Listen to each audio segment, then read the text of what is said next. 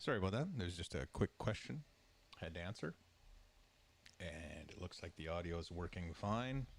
Maybe bump it up a little bit. There we go. Now we're into the green on the levels. So, ladies and gentlemen, welcome to the Hotshots 10 Ball Open. There it is. Some of our competitors on the screen there today. You're going to see Randy White versus Mike Isaac, Mason Mackey versus Mike Silvius over here at the Slow Roller Room. The other half of the event is going on at the garage. I will post the challenge bracket in the stream if you just give me a few minutes.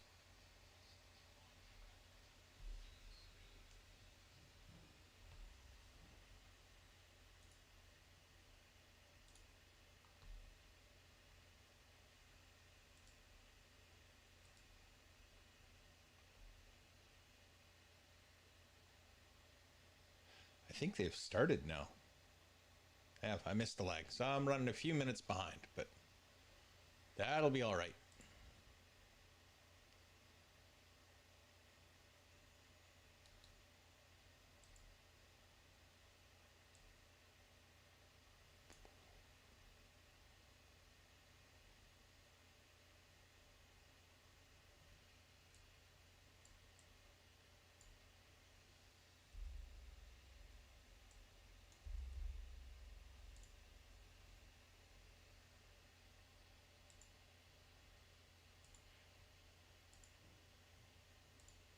Just doing some quick housekeeping here while they're getting all busy.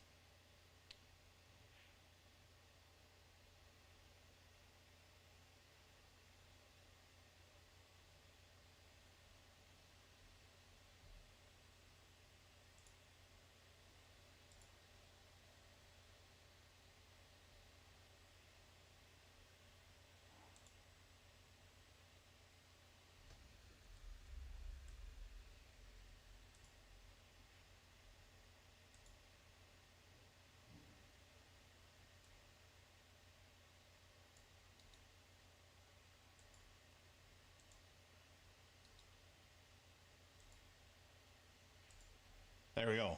Link to the bracket is in the comments. We'll close that, close that.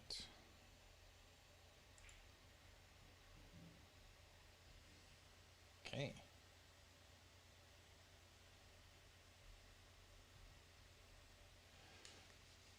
All right, so on the bottom table, table number 2, that's Mason Mackey and Mike Silvius. Table number 1, Randy White, Mike Isaac. You can see the Fargos up there.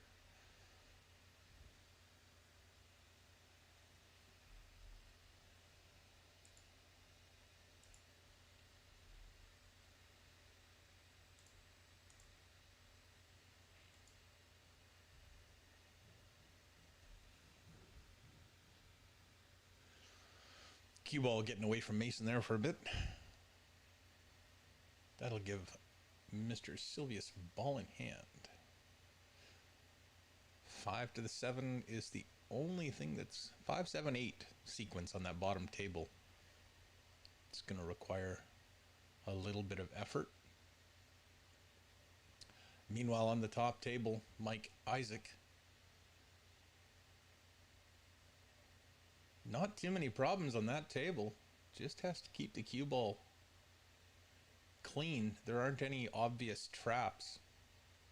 The only thing you might have happen other than just a miss is not coming far enough down table for the 9. He's facing the wrong way off the 7, so he may elect to go around the world. 9 and 10 could come into play that way. He might have to just kill this and just take the angle on the 8.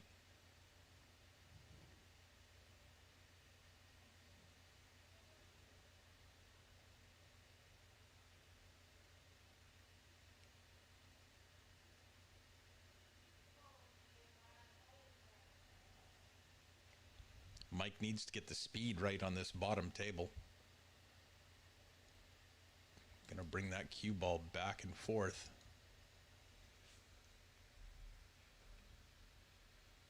Looks like he's done a good job of it. That should work. Should be able to come 2 rails now, maybe 3 for the 8.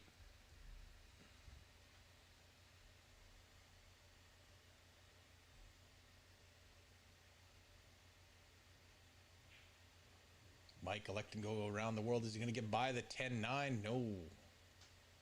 That was always the danger on that one.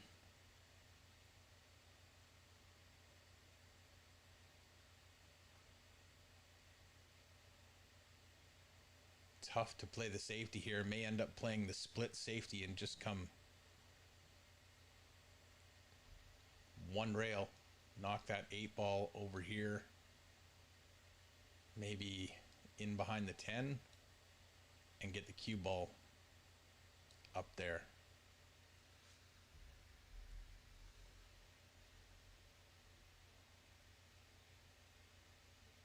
Oh, he's elected to bank it long, use the 10 on the side. Is he going to get there? It looks like he's done a fairly good job. We'll see how Randy is with the jump cue.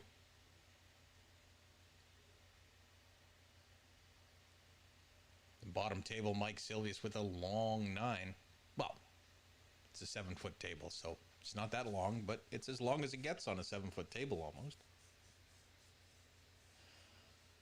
I think the table pockets are pretty standard, the 4.5.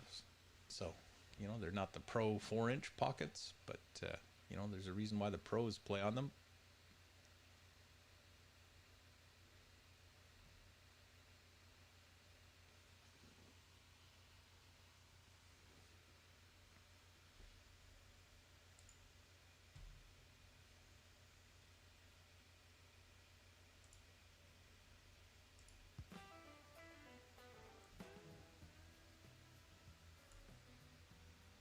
Randy going up and over. Trying to make the 8 and bring the cue ball 2 rails back out for the 9, either in the side or the corner.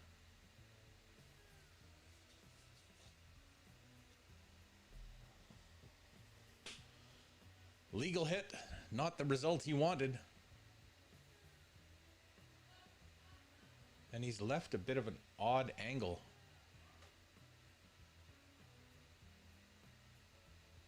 Stuck to the rail or close to the rail like that's going to give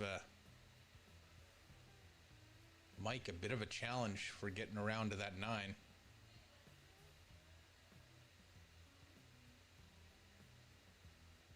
Early 10s are allowed. 1 in the front, 10 in the middle. The rest don't matter. Used to be you had to put the 2 and the 3 in the corners, but they've kind of got away from that now. Mason breaking leads Mike Silvius 1-0 in this race to 8. It's double elimination today, A and B side. Everybody who makes it to tomorrow will then face off in single elimination. The races are a little longer. I believe they're a race to 9 and the finals are a race to 10.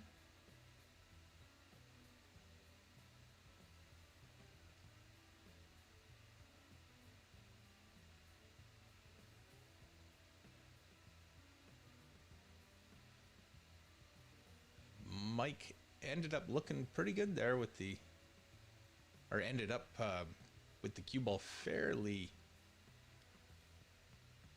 I want to say safe, but it's not really safe. He can cut this in. It's just the cue ball's going to run a bit, so it's a little bit iffy as to whether he's going to land nicely on the 9 or not. 10 ball could come into play if he just tries to go straight up and down. If he puts a little bit of left on this, he'll make the cube, the object ball a little harder to pot.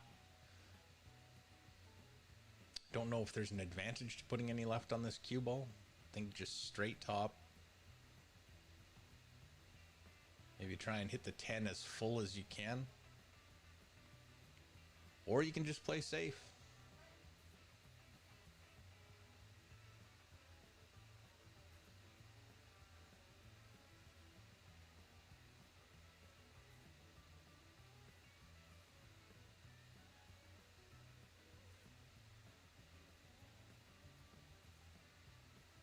Overcuts the 8. He's going to end up fairly well positioned. This is going to be a tough position for Mike Isaac. May elect to bank that 8-ball. I'm not sure what that angle looks like. He may have to worry about the double kiss, but it looks like the cue ball's going away from it.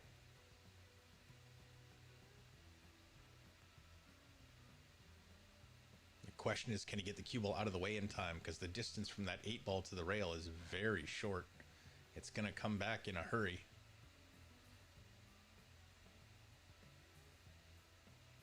He's going for the bank. You saw him indicate that bottom left corner pocket.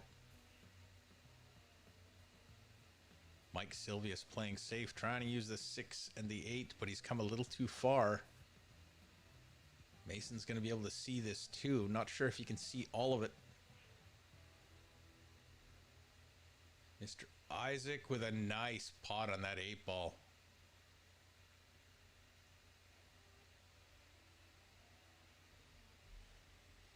For the 9-ball, he doesn't want to just come across, because landing on that 10-ball straight up to the top right-hand corner pocket's going to be tough. He's going to play this as bottom right and try and come back across the center line to play it in the side. Makes the 10-ball a lot easier, obviously, but it eliminates that scratch possibility if you don't get straight on the 10.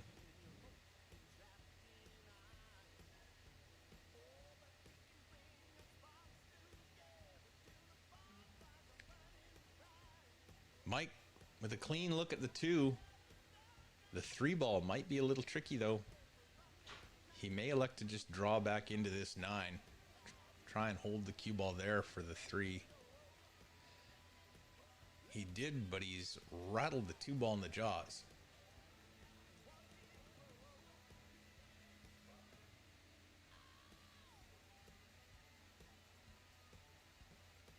Mike leading Randy White 1-0. Only 2 points separate those two in Fargo, so.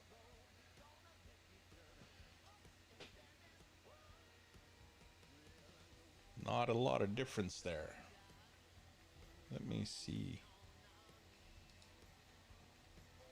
That's right.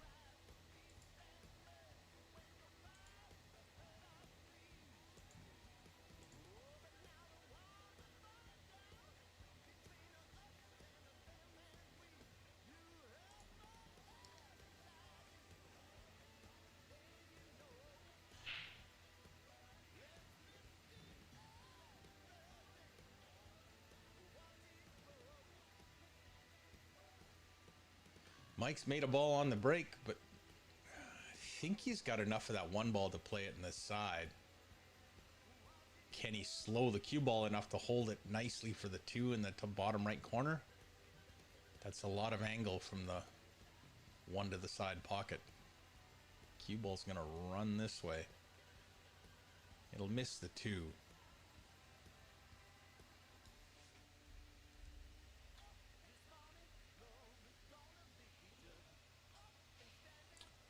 Live on Facebook and YouTube. Quick search for Kickin' Billiards.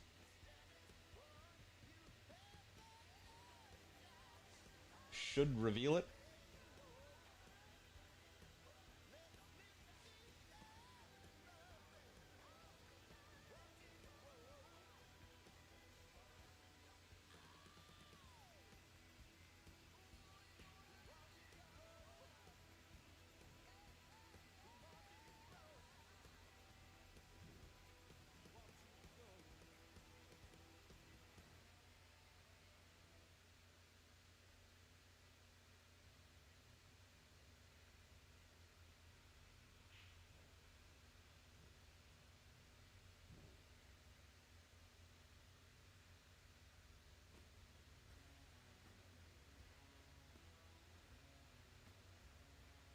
There we go. I was just checking to make sure the feed was working on YouTube, but it was only at 144, so I had to change my phone to 1080p. Looks a lot better that way.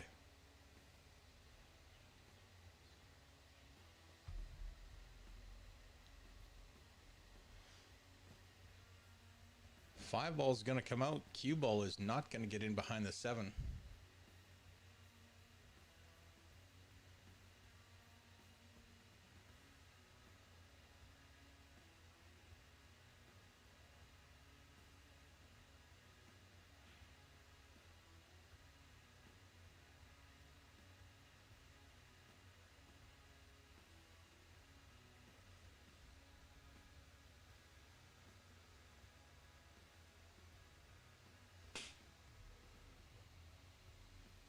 are streaming on the Slow Roller Room, or the Slow Roller Stream Facebook page as well, but I may have to stop one of the streams just to save bandwidth.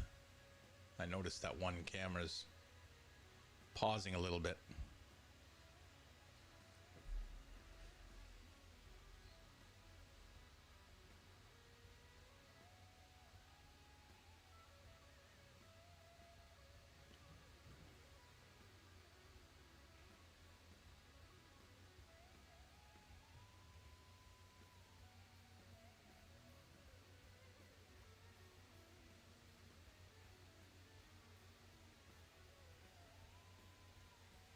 It's been a while since we've done a stream. We've got a few more coming up soon. Jason doesn't want to go too far on that 8. There is room for the 8 to pass the 10. Might want to roll his cue ball a little bit forward on this one so he can draw into the center of the table. Doesn't really need to come that far, but it would be perfect in the center of the table. Right where he is to shoot that 10 would be great. He's gone a little farther than he might like. I think he wanted to go about half that. Be almost straight in. Now he's going to have to draw. I think he's going to have to come all the way across the table into the side rail, and that always brings the side pocket into play.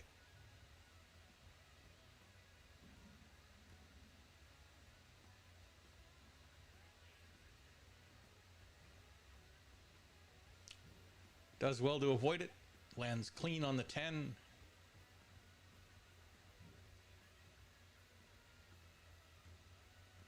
Randy on the 3.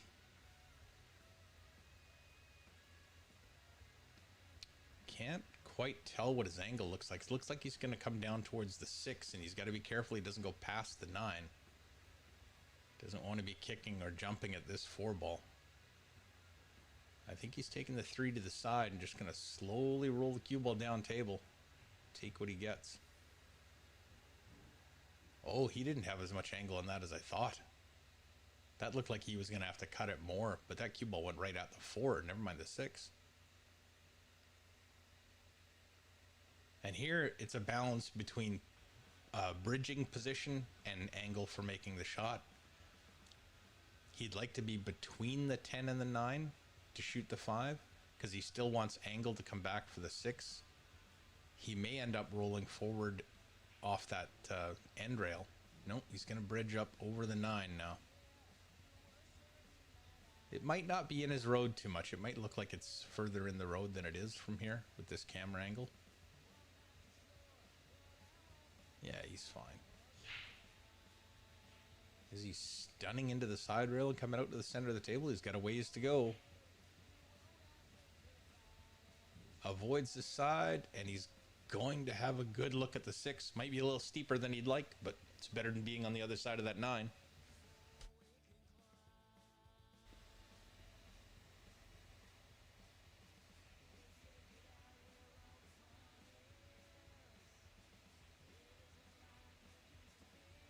Gonna go into the 10 here, or is he gonna miss it? Always tough to tell from these angles. Into the 10, has to avoid the 9. He's rolled up in behind the 9. I think that's gonna be so close. I think he's hooked on the 8.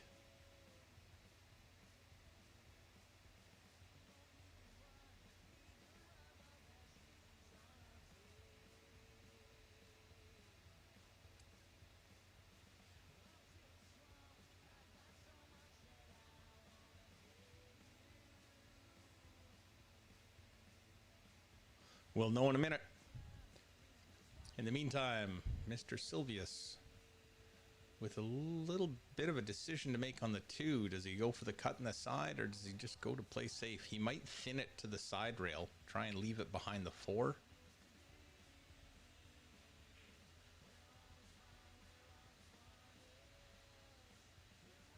Well, I'm not sure if that's what he was trying. It looks like he was trying to make it. He almost got there. This isn't as difficult as you might think. Mason can just kick at this 1 rail. He's got a fairly large target. He does have to be careful he doesn't hit the 4 first, but virtually any contact on the 2 will make it and leave himself a shot at the 3. So just avoid the 4. That looks good. Oh, wow.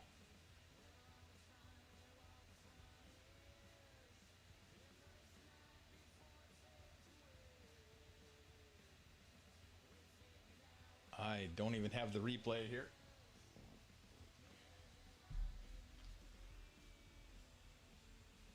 Should call the ref beforehand, I guess. That's pretty much the only way you can handle those.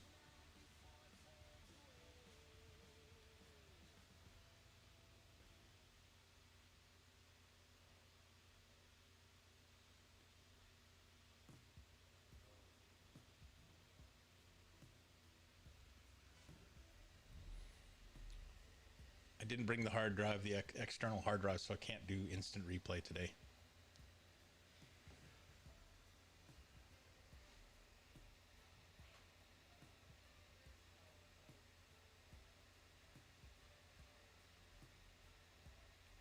Thin cut on the 4 to the side. Cue ball's going to have some speed on it here. Can he avoid the 7 and the 9? He's knocked the 9 into the row to the 5. Might still have the edge. He can play a safe here, but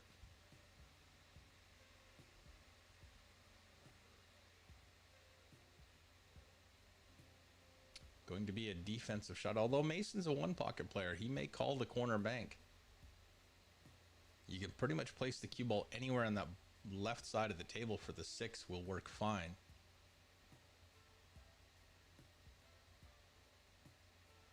I didn't see him indicate anything, so I'm not sure where he's going with this. May just be playing safe. No, he went after that corner bank. And while he may have sold out the 5, he's disrupted the 6. That's going to be a tricky positional play for Mike. He may elect to go for the 10 ball after this. He's going to have too much angle. Oh, maybe not. That might be perfect. He might be able to just thin the 6 and clip the 10 in the corner without the double kiss. I can't really tell. He's got to hit that 6 so thin, though. And just with how thin you're going to hit the 6 and the speed at which you would like to play this, if you do miss the 10, you're probably going to leave the 6 into that bottom right corner pocket. Mike Isaac looks to close out rack number 2 on the top of your screen. Oh, Mike went for the corner bank. He avoided the initial double kiss, but then the cue ball got in the road halfway across the table.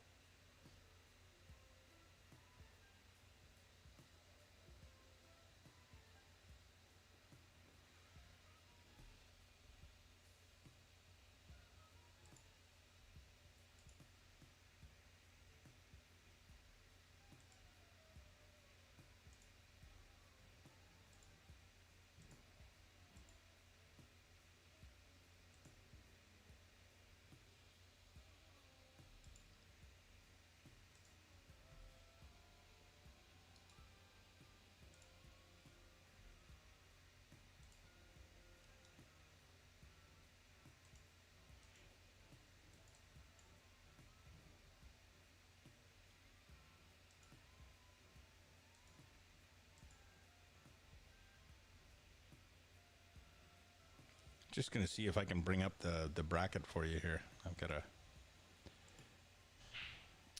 add it in.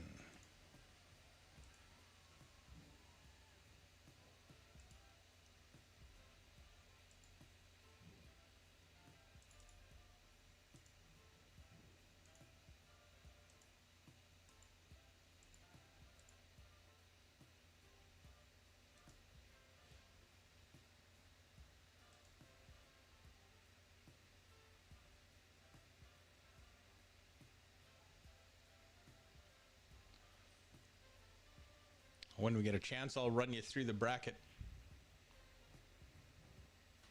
in looks like Stan Tarancho, who should have been playing at 12. I don't think his flight gets in until 12, so he's forfeited his first match against Leto.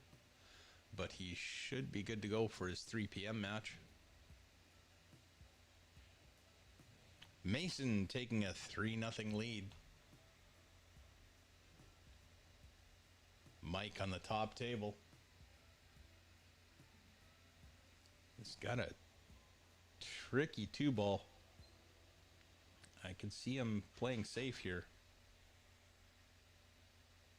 Well, maybe he can make it if he can pot it from there. Actually, that looks makeable on second glance.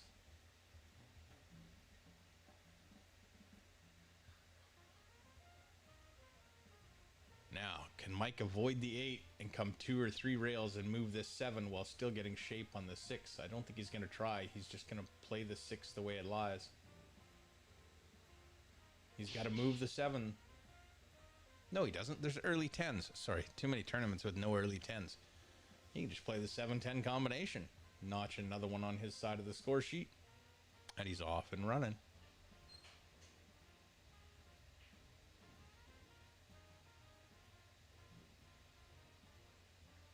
One set of rules would be nice, wouldn't it? Just that's how everybody plays.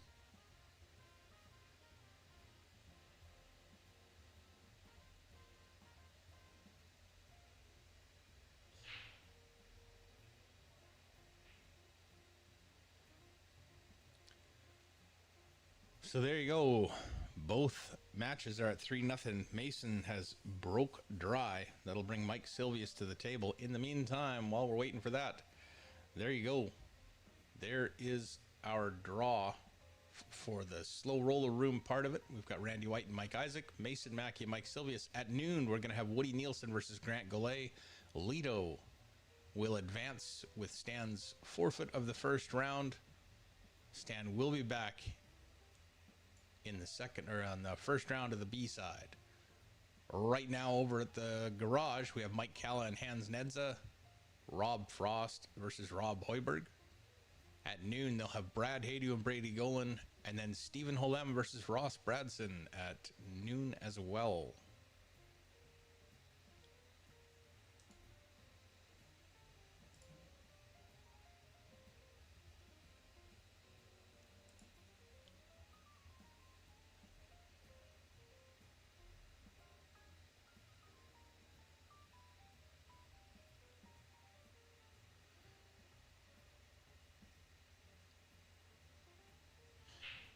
Mason taking a long look at the angle he's got in the 2.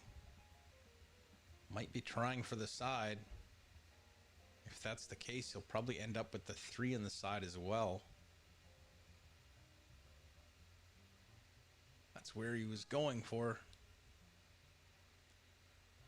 In the meantime, top table.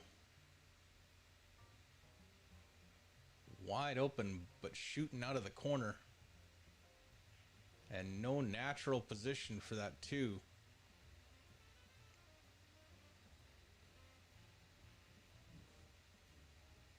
He cheated the 1 into the right-hand side of that pocket as we look at it, just to get by the 5 and get a chance at the 2.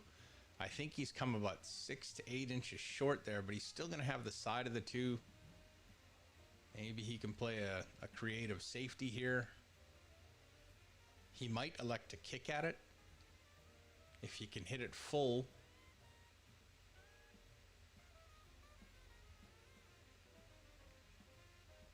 Mike keeping control of the table, kicking or playing safe, knocking that 4 ball on the other side of the 6-7, and at the same time bumping that 5 ball out so it's a little bit more accessible.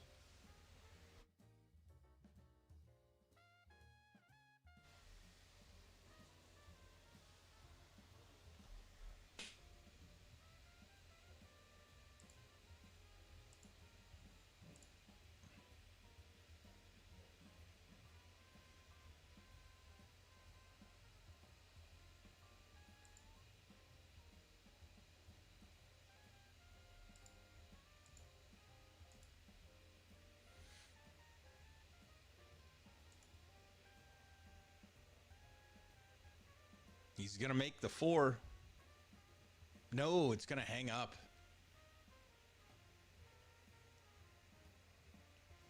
Don't think he called it there anyway. Oh, great kick. I think that looked okay. No, they're going to call it a foul? No, I don't know. No, he's still at the table. So close.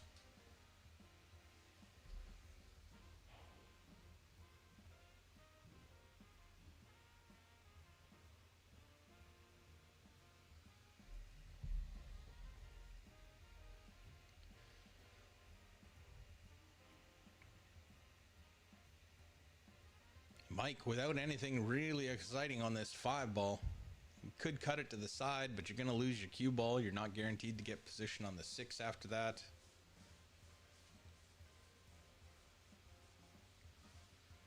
He may elect to thin the 5-ball into the 6 and just run the cue ball to the rail. Looks like he's looking at the combination right now.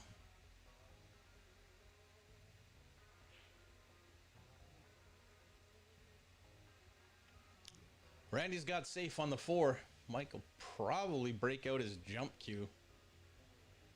He might have enough room to kick at it, though.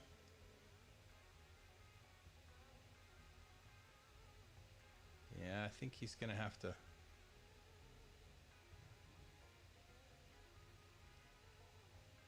open that up a bit.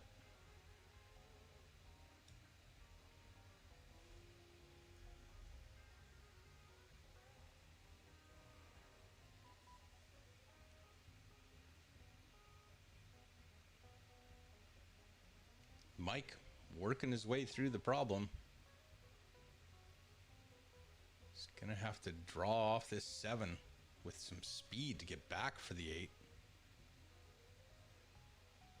Yeah, he did a good job to get back for the 8, but wasn't able to make the 7.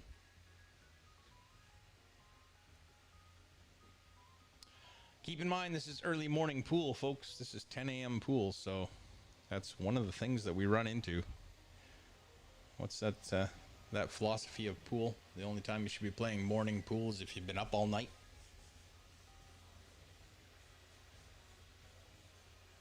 Unfortunately, we got to make use of the hours of the day. Actually, this is a really interesting tournament. The last match is going to get played at 4:30 today, and then we'll be back. I thought they said they were going to play the rest of it at the garage, but it might, or the slow roller room, but I don't have confirmation on that. So whatever we do, I'll be doing what I can from home tomorrow.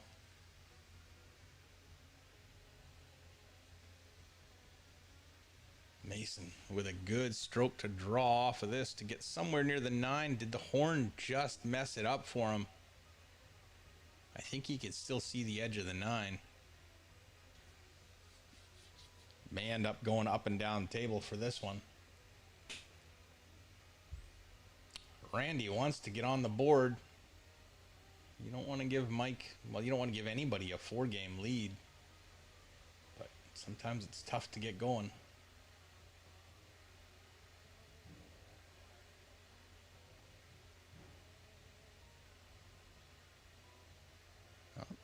That could have worked out worse for Mason on the bottom table. You missed that 10, you go running down table, you got basically a spot shot, cut shot.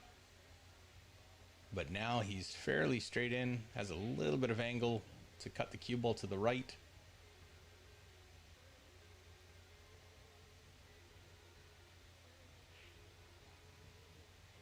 For nothing.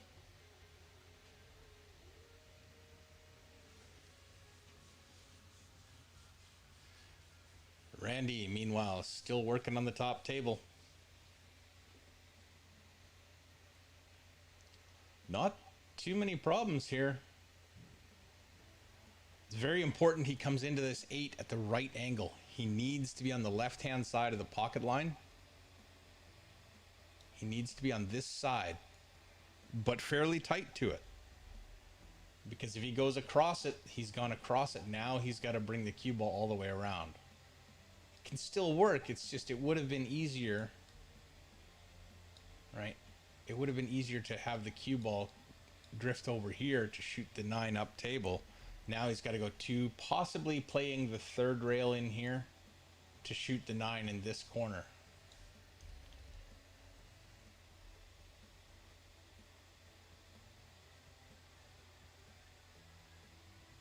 Just got to get the weight right and not so hard that he scratches in the corner. He's got the 3rd rail. This is going to work out perfect. I say perfect, but it's going to work out well. He probably would have liked to have been straighter so that he could just bump into the rail and float towards the 10, but now he's kind of in that midway range where he can float towards the 10 or come across. He might end up going right at the 10, just like that. Still going to work. More than capable of this. Mason trying to play safe, get that cube 1 ball up on the other side of the 2, but it's come a little short. And there it is. Randy's on the board. Trails by 2. Going into rack number 5.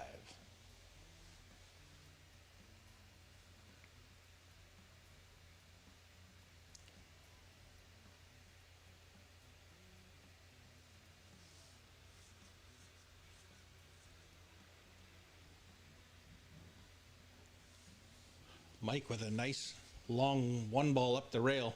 He's on the 2 ball clean. Can he get up for the 3 though? It looks like he's going to draw, try and cheat the pocket, draw between the 9 and the 7.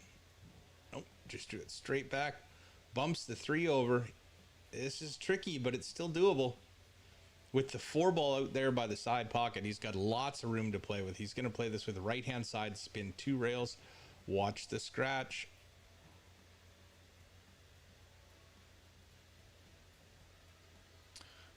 If I remember correctly, when it comes that shallow off of the rail, that means you hit the rail first and then the ball. And then it just didn't have enough spin to take it to the side rail. Tricky. Because you're supposed to hit the rail and then the ball. That's how that shot works.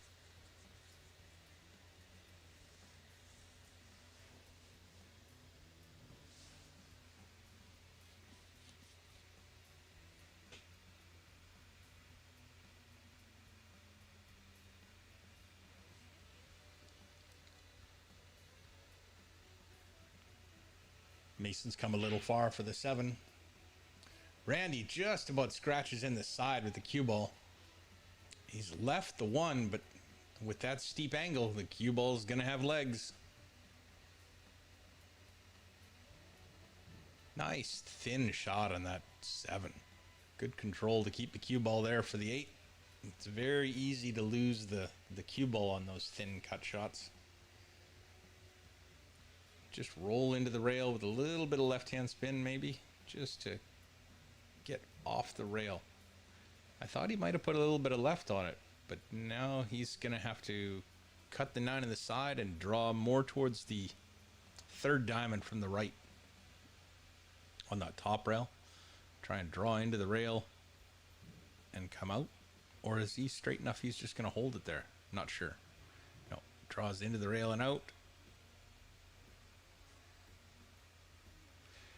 This is all easier said than done. If we could all play and make all the positional shots we wanted to, there'd be a lot more people in the world with Fargos over 800. I think there's about 34, 35 people right now with over 800.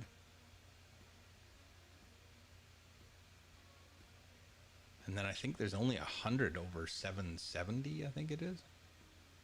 I could be wrong.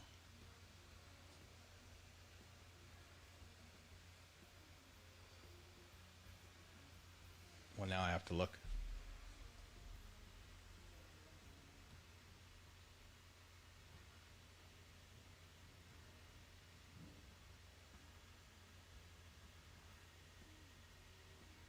$775. There's 99 people with a Fargo 775 or better. So there you go.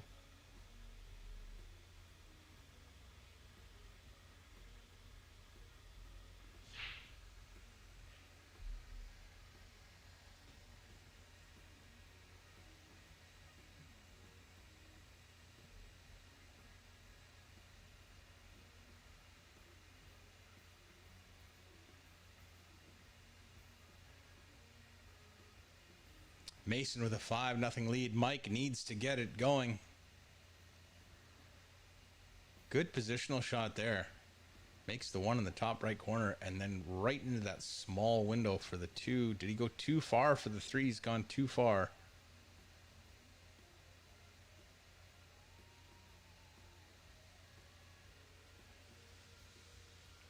Pretty sure the 4 ball goes by the 8, but no, he might not go now. But that's going to be a foul. Ball in hand for Mason.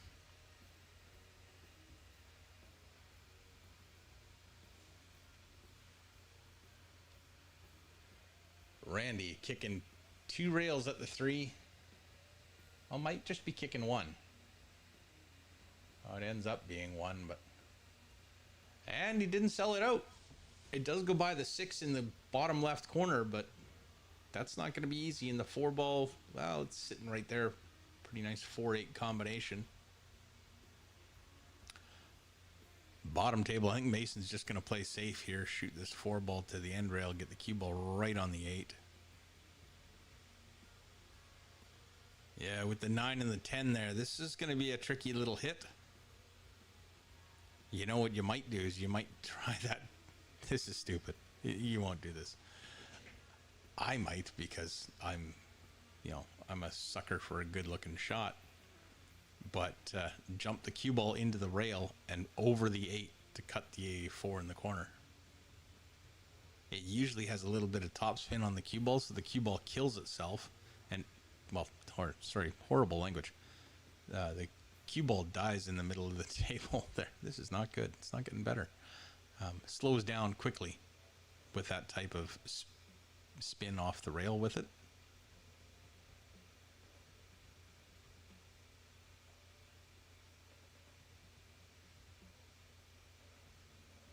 And you won't run away and have nothing on the 5, being up by the 9-10 or something.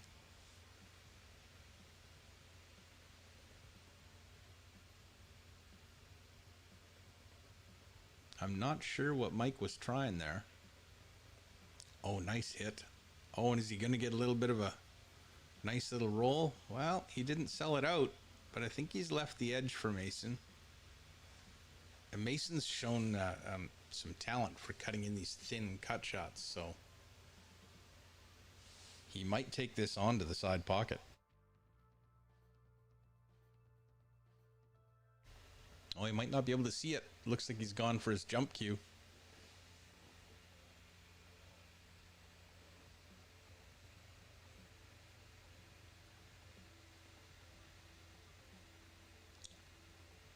Randy playing safe, and he's got there. Using the 5 ball to take up part of the target away if you kick at it off this bottom side rail. Mason going airborne. Nice legal hit on the 4. He's going to give Mike a great shot on the 4, but it's better than ball in hand.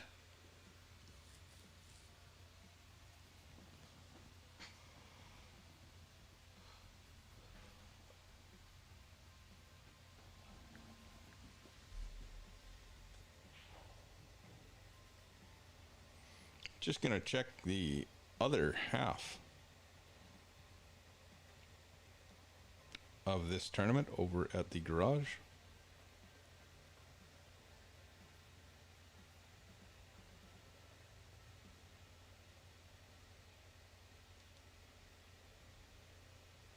Let's see what they have for scores going on there. Mike Calla up 5-1 over Hans.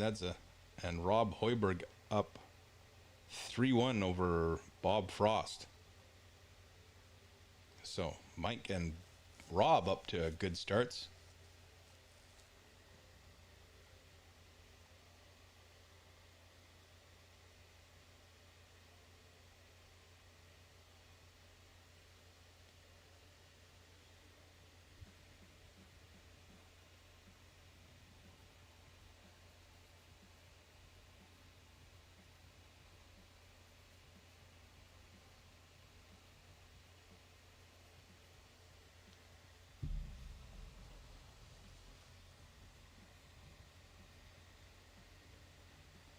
Randy with the long three, he's going to have to put some power into this to get back up for the 4. This will have some speed on it.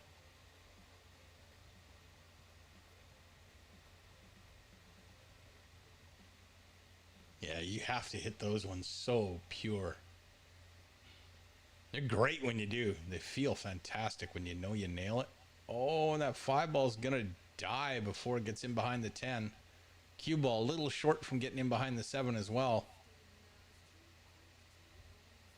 Might be a little straight for Mike to get down for the 6, but he does have some angle. He might be able to make this 2 rails coming down for the 6. He's going to have to put some speed onto this himself.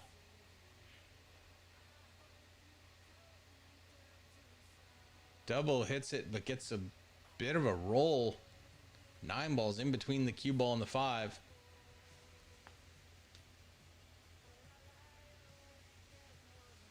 So a couple of fortunate turn of events in this rack for Mike. So keeping him in rack number 6. Mason working on his yoga, getting the cue ball airborne. I can't bend like that. Nice hit. Might have gone a little far, but still gets the legal hit, keeps the cue ball on the table. And now Mike has to jack up over the 7 to play the 5 and somehow get enough speed to get back over to that top side of the table. This is going to be a tough one.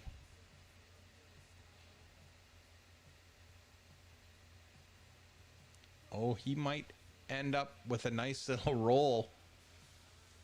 Overcuts the 5, probably due to being jacked up over the 7. It's always tough to hit that cue ball dead center so you don't get any masse at all. So I probably hit it just like a millimeter right of center on that one, and it just twisted a little bit to overcut it. Oh, Mason tried with the old reverse spin to check the cue ball back. He's given up ball in hand, but he did tie up the 6. So it's not going to be just a simple tic-tac-toe out for Mike. He's got to make something happen.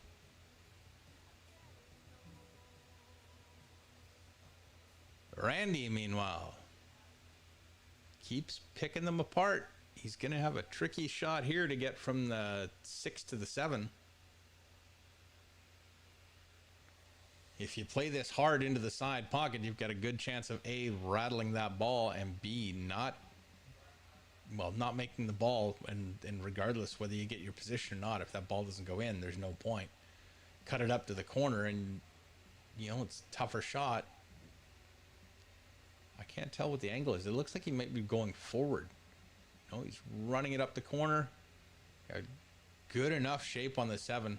Not easy to do. That's well done. Mike, meanwhile, trying to get one on the board here. Oh, and the 7 drops. I thought he rattled another one, but that one, he got it to go. Convinced it to go to his home. Randy coming 2 rails off this 7 for the 8. That's by his cue joint. He's got to get in between the 10. Got to hit the 10 hard enough to move it out of the way, and it's not going to happen. So 2 rail kick at the 8 coming here, I think.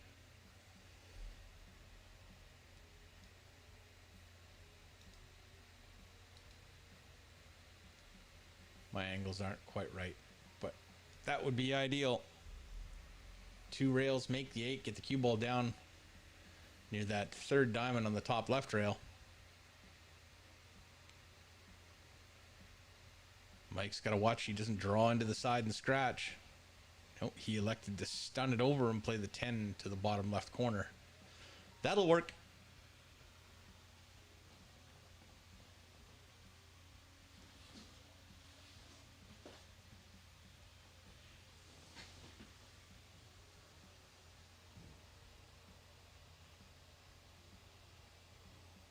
Mike with his first of the set. Big difference, down 6-0 and 4-1 or 5-1. Might not feel like it at the time, but You're on the board. Randy with a long 9 to come back up table for the 10. He's got to avoid the scratch in the side. Shouldn't be too difficult. Should be pretty routine. Oh, that came a lot closer to the side than I thought. Tough to tell the angle when with this camera position. I mean, it is what it is. Still a good looking shot, but. Randy to get back within 1.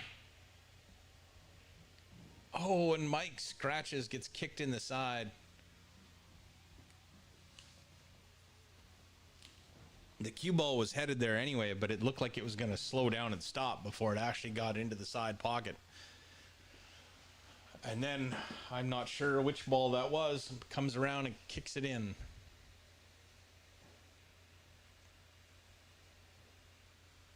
No real problem balls on this table. 3, 4, 5 sequence is the one that's key. It's usually 2 or 3 balls out after ball in hand that you mess up your shape.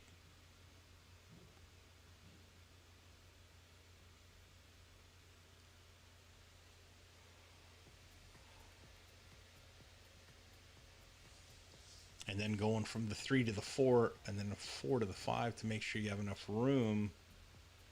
See, there's 3 balls in and he's a little bit shy of where he'd like to be. And he's taking an extra moment to think about it, but he's got angle into the corner of the 4 and no real good way to get out. He may try and draw off of this 3 into the 10 and get across that way. Nicely done. Now, if he can just bring the cue ball right back into the center of the table, right here, that'll work for him.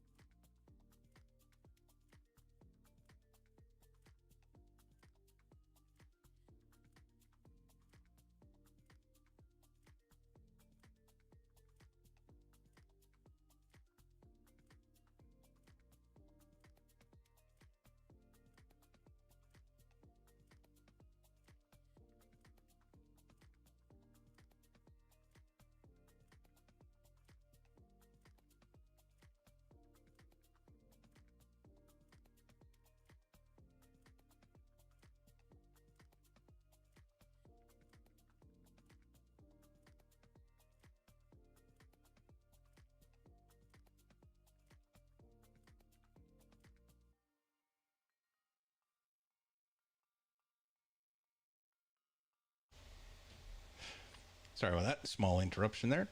Mr. Haydu, one of the tournament directors and a competitor in the event, had a question or two.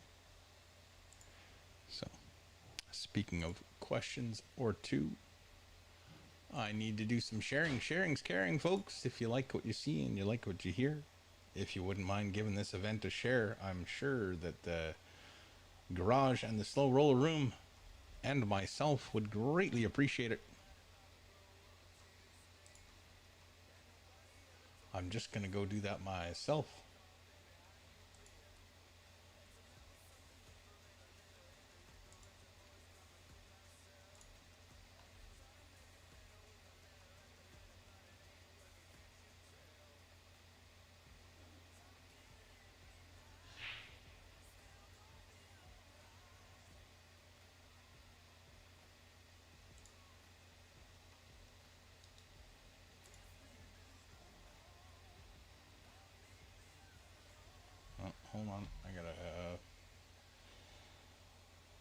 pick up a whole bunch of stuff here.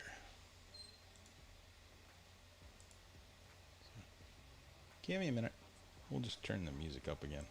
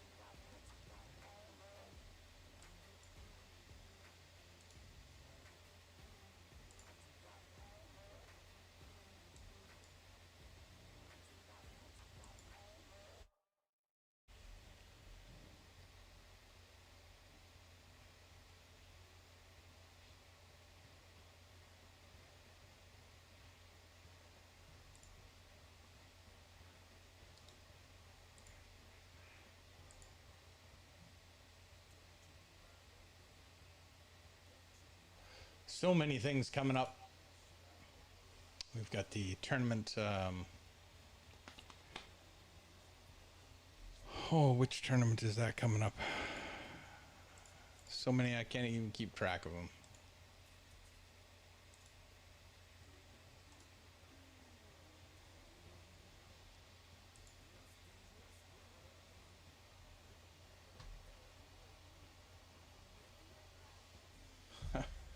Oh, I'm drawing a blank. I got a tournament next weekend that we're streaming.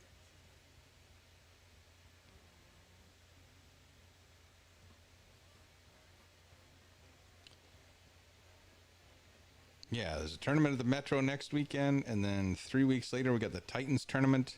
In August we may have the BC Senior Games pool division.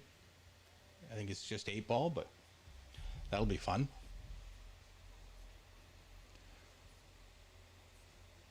Lots of work to do. Mason probably going to play safe on this one. Just get the cue ball right up on the 2. Get the cue 1 ball away from the corner. This would be a heck of a jump shot. You're going over basically 4 balls. You got to clear the 10.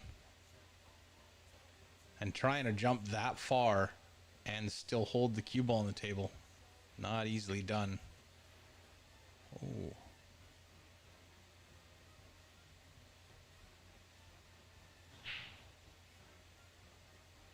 I think Mike just gave that rack up. Oh, because of the 3 foul rule. Right. Probably. I wasn't paying attention. I apologize. Meanwhile, Randy has come back and tied at 3-3 on that top set.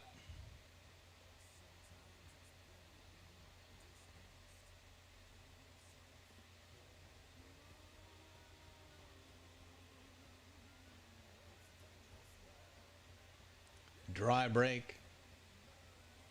So Mike looking at his options. He's looking to see if he can kick and stick that 1 ball on the other side. If he can hit the 1 ball into here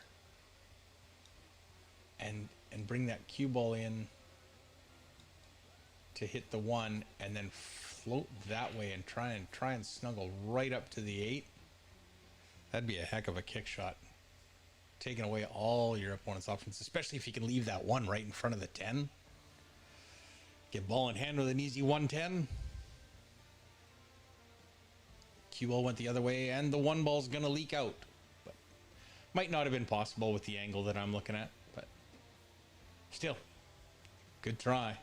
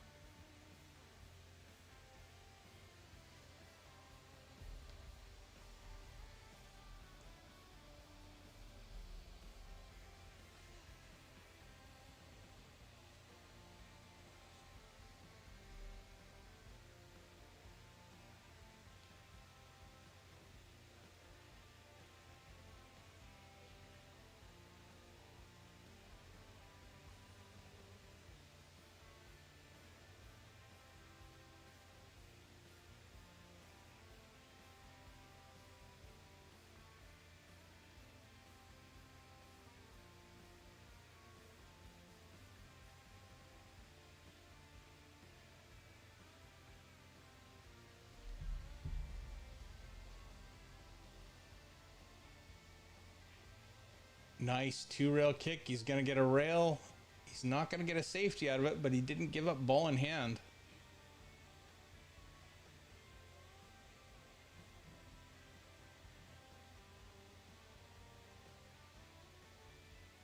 And Mike's made the 2 on the bottom table, but he's unfortunately pushed the 7 over top the 3, so now he's kicking at the 3. Does go by the 7 into that bottom side pocket as he's indicated.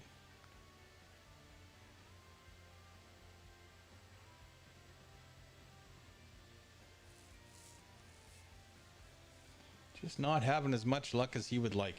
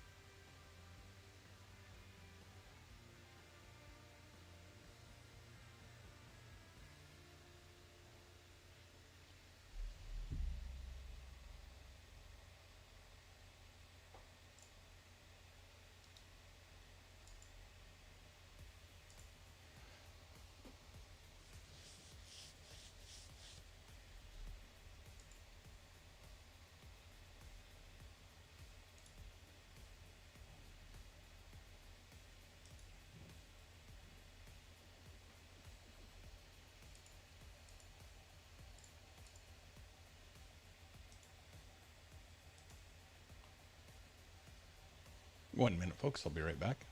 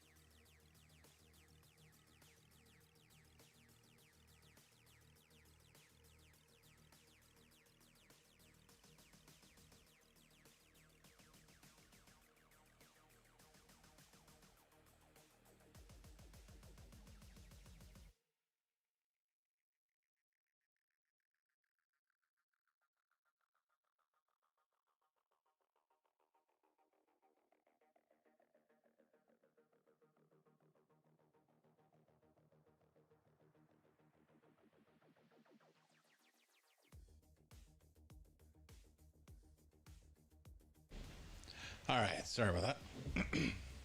We're back. Mason leads 7-2. He's on the hill.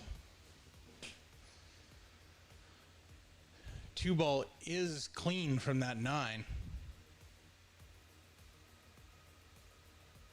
The difficulty here is going to be keeping the cue ball on that side of the table. You've got to get the speed and the spin right.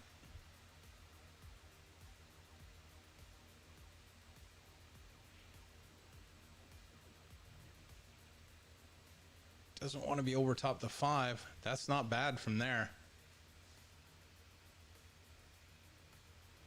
Mr. Isaac with a tough cut on the 1, trying to get over for the 2. Yeah, he was jacked up a little bit and used a lot of left-hand spin, trying to come around the 10, and it just massaged a little bit on him.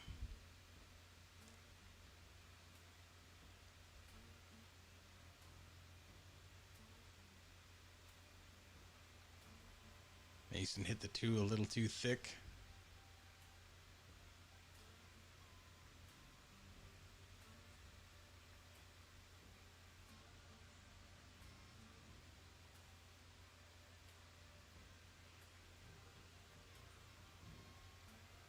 Mike runs right into the 9. Double kissed it. He's still going to have a shot at the 4, but he's going to let the cue ball go here. He'll pick up the rack. Doesn't want that changing any lines or anything. Although he's got to watch. If that rack is over the edge of the table and the cue ball hits it as it goes by, that's a foul.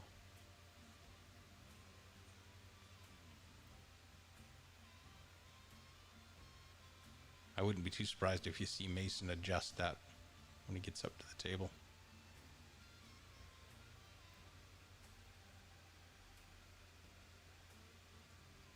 Oh, maybe it's not over the edge. Maybe it's just my imagination.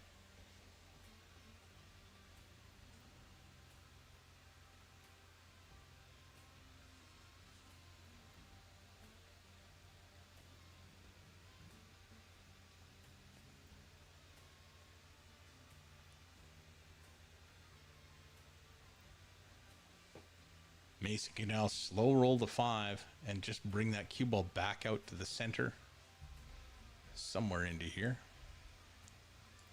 Well, not there. It's not going to be there. Let's be serious. Somewhere in here.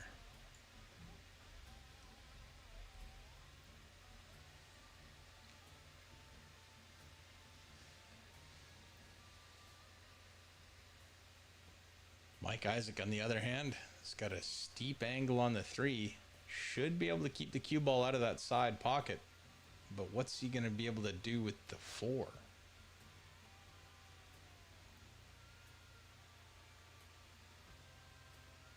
Mike, smart. He's going to give up a look at the 5, but it's not a high percentage shot to make.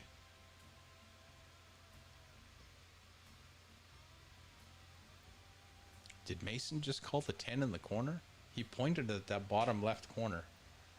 He may go off the 5, off the rail into the 10 and try and make the 10. Oh, he made the 9. Not sure that's what he called. He may get it back though. If he didn't intend to make the 9, then Mike will probably give this back to him if he can't see the 5.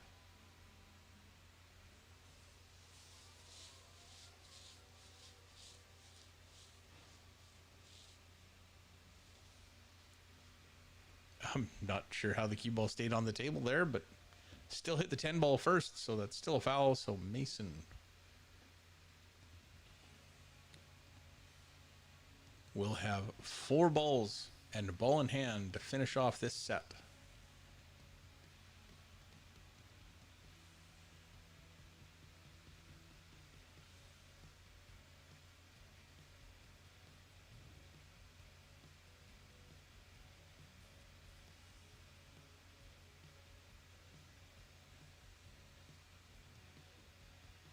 He might elect to just draw straight down table and play this 8 ball in the top left corner pocket. Or if he doesn't have enough angle, which I couldn't tell from there, that works as well.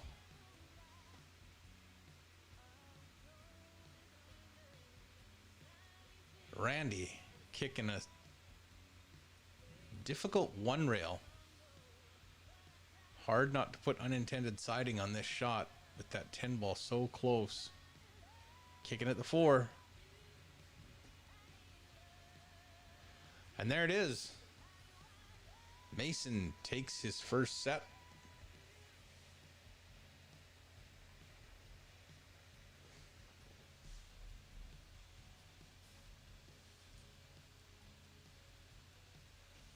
So we'll switch over to Randy and Mike on one table.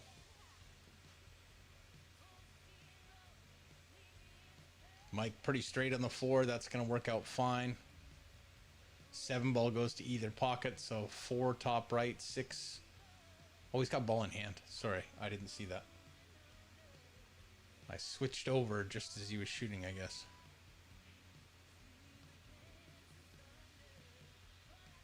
Well, that's a bit of a funny angle. He's going to play it to the side and draw across the table. Trying to get to here. Anywhere in there would work fine.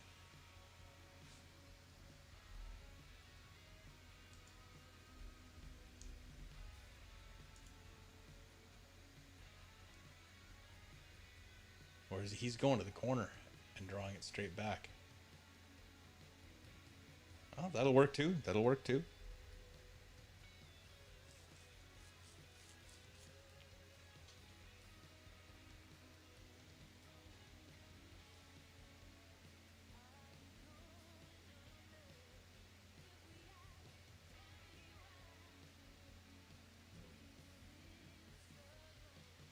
Might be a little straighter than he'd like, but should just be able to draw straight back, trying to get as close to the line that he's on now.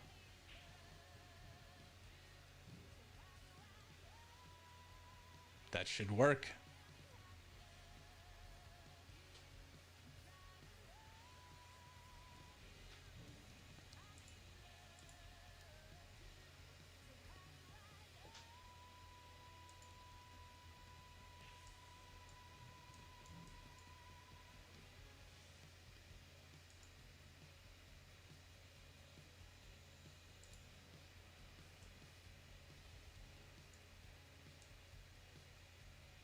That puts Mason through with a score of 8-2 over Mike Silvius. Mike Silvius will face the defeated party between Randy and Mike. Up next, starting at noon. What time is it? 11:17. So we're probably going to have a restart at noon when Woody and Grant play. Lito and Stan were scheduled to play, but due to a flight issue, Stan was unable to make it, and will be here for his second match, and he'll play the loser of Woody and Grant. So right now, over at the garage, we don't have any results for you. We can check in though.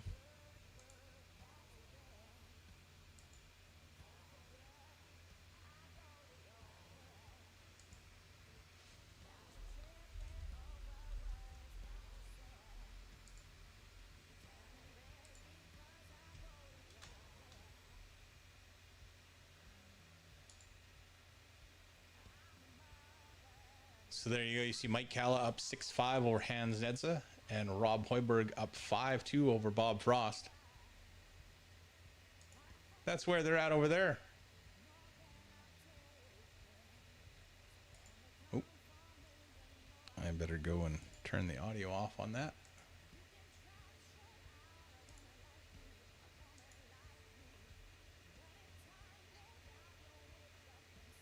I think they're just having a quick washroom break.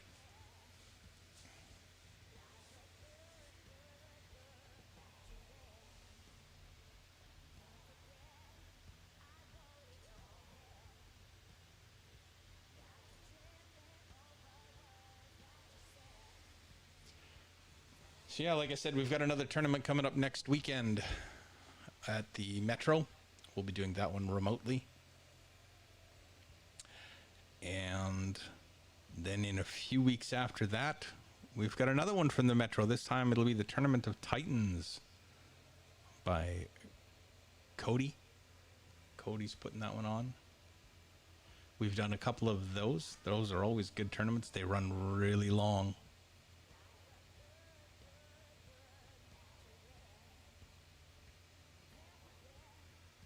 But they're a lot of fun.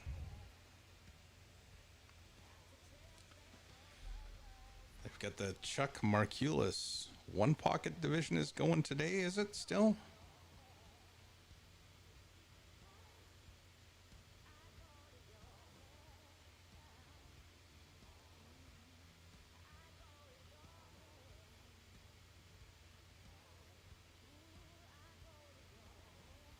Let's see if we can find it. While we wait for these guys to come back.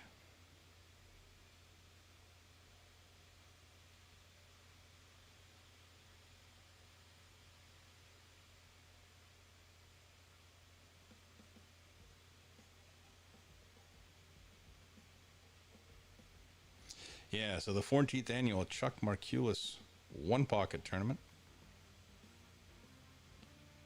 Almost done. That means they got to be in the B-side final or even in the final.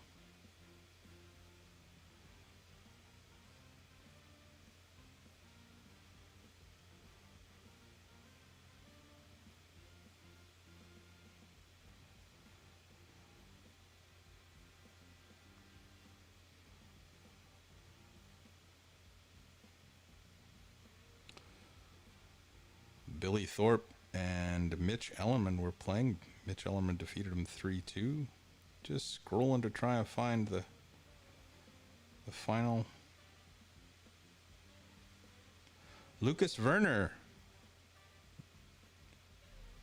I think he's a fairly young fella. He's in the final. He defeated Mitch Ellerman on the A side. Just seeing if I can find the B side.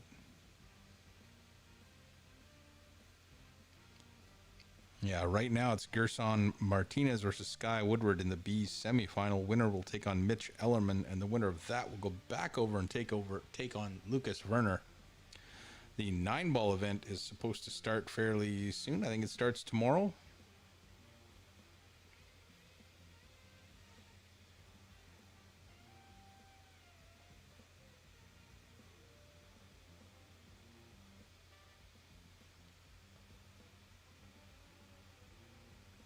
I'm not sure what the delay is here. I thought this wouldn't take that long, but there's 147 players in the Chuck Markulis Memorial 9-ball tournament starting tomorrow. Nope, starts today, Saturday the 10th. So that should be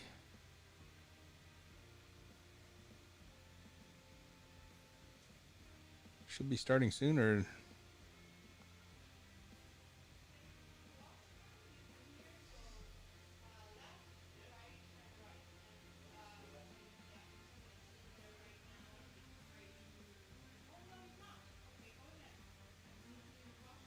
Yeah, it's just getting underway now. They've just called the first round of matches, so that's where they're at. I'm gonna go check and see what's taking so long. I'll be right back.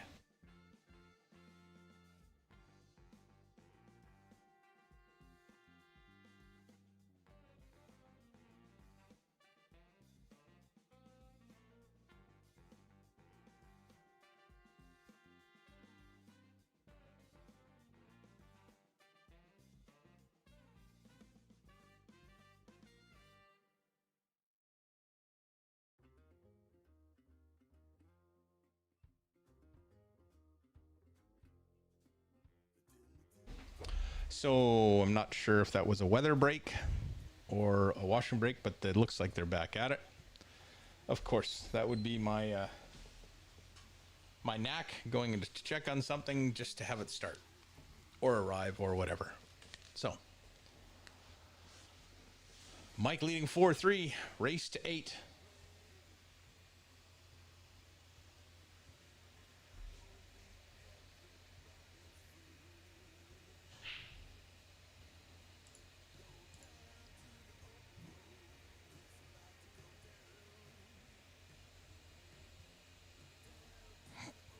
Excuse me.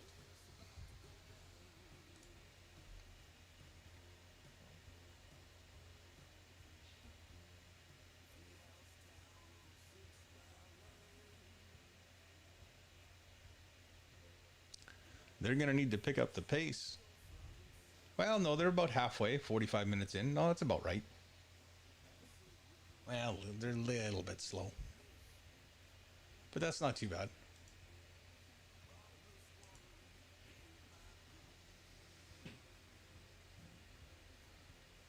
It looks like Mike's got some angle on this too, so he may be able to run the cue ball to the end rail and back out and just try and get a little less angle on the 3.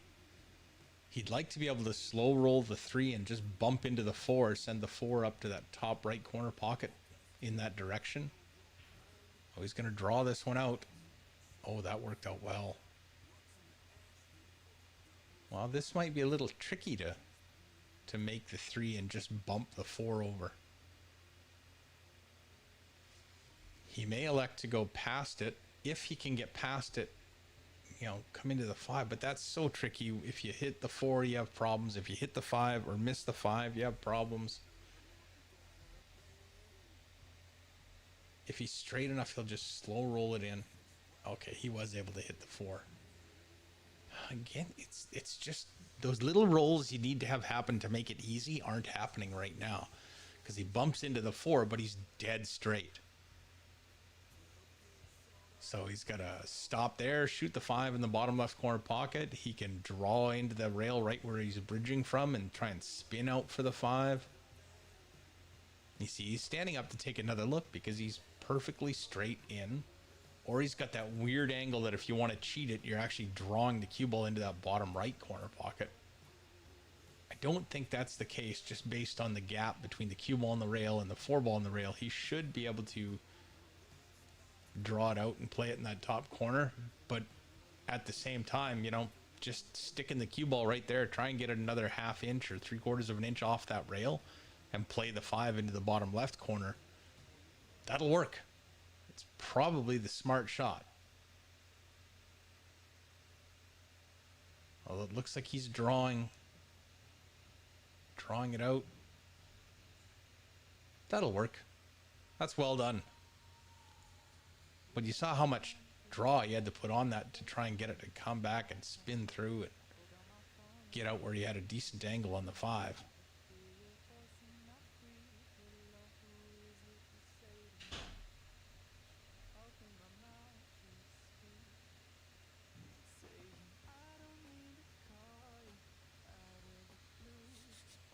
If you don't have this shot in your practice routine, it's one you need to start. You just want to go from that diamond to this diamond. Right? You want to avoid the side pockets. You've got to come close to it within diamond, but you've got to fall short and then just come off the rail. If you go around on this one and 3 rails, I think you bring the other side pocket or the 9 ball into play, or you go too long. Okay, see what he's looking at now is trying to get just 3 rails and just end in here. So that's just basically straight right-hand siding. Nicely done.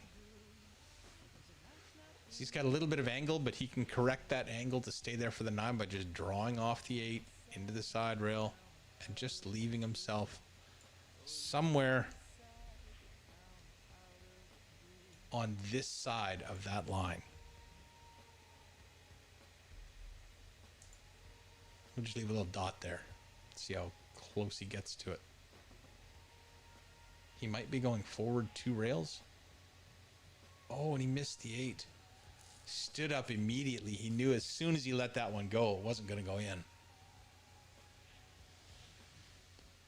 Sometimes their timing's just off. And then funny little things like that happen.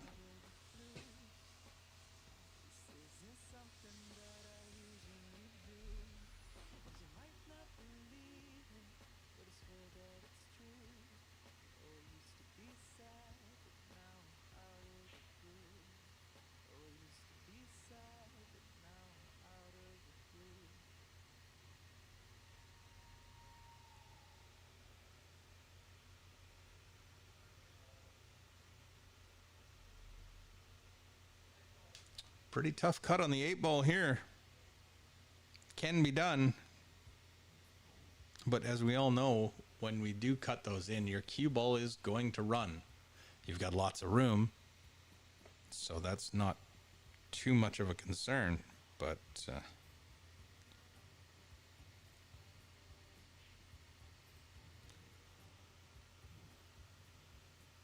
might elect to go for the safety. Any safety here is going to be dangerous. You don't have a lot of room. The simplest one is probably just the open look split safety, get the cue ball to the side rail, the 8-ball to the side rail, and make your opponent bank it. You could play the 8-ball 2 rails towards the 9 and try and get your cue ball back in behind the 10. But that's risky. You have so many things that can go wrong there. So many ways to sell out. I expect he'll either go offensive and long bank it to the bottom left corner, or he'll just play the split safety. Or he can play the really hard safety. Oh, he is going for it. Oh, he did a little differently, but I think that's going to work. Oh, beauty. He's got the safety. I think, unfortunately for Mike, there's still this window. And I think Randy can play that 8-ball 1 rail. It's going to be close.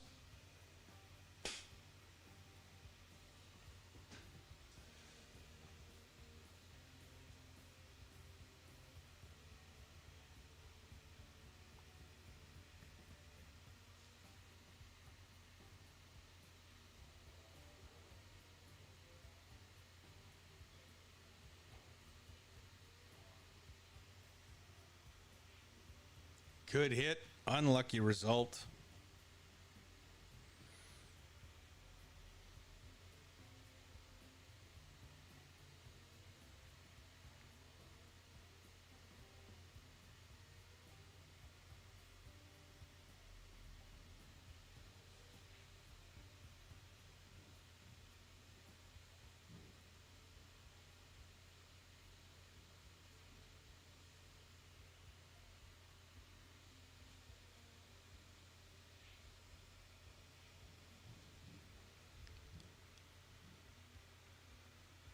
Mike working his way through the last 3 balls to go up 5-3.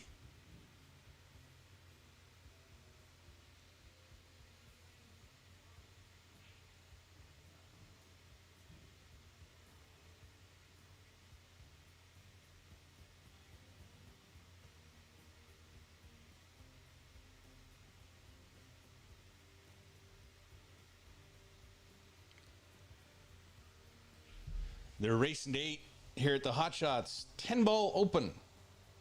$275 entry fee. They got a full field. Although one of them's late, Mr. Stan Trancho. He will be here in time to play the B-side match.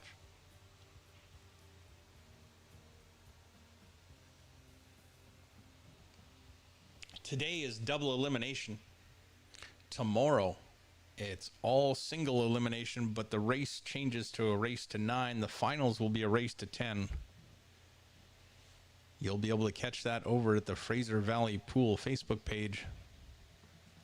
I'll probably also steal their stream because I want to watch it and add my own commentary and chat away. Although I did hear they might be moving it to the garage, just for some reason. I can't remember what he said, but regardless, watch the 7 and the 5. Mike's going to try and pop one of those in the side. 2 and 3 will race around and maybe go 3-4 rails to the corner. 7 and 5 miss. 2 and 3 actually connect at the other end of the table, so they're not going to go. That'll be a dry break. A dry break with nothing nice for Randy. He's going to have to push out. The only option here, or the biggest question here, is where does he push out? Where he gives Mike fits and either gives it back so Randy can play something strategic, or it goads him into a miss.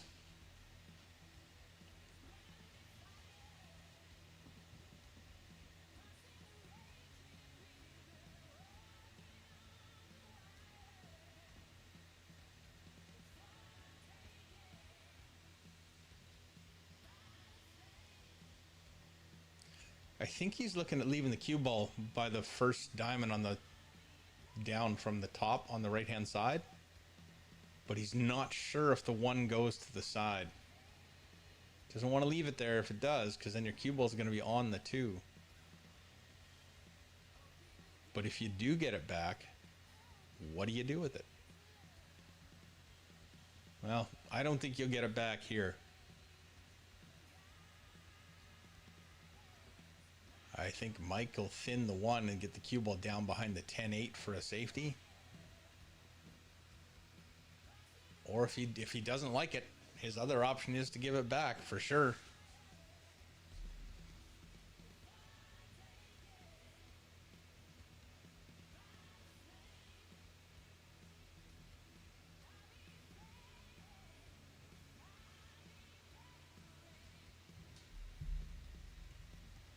Well, he almost got safe. Ran into the 10. Looks like Randy can see the whole 1 ball, but he can't see enough of it to cut it. So I suspect he will just play safe, knock the 1 ball 2 rails, maybe 3 in behind the 6-7, and try and get the cue ball up on the 3-5. Pretty sure he can't cut that 1 past the 2, but well, maybe let's take a look. Yeah, that's going to be a little tight. You'd have to swerve it a little bit, I think.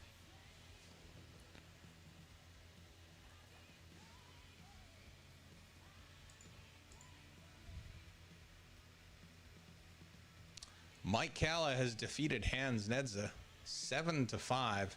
He'll wait for the winner of Bob Frost and Rob Hoiberg.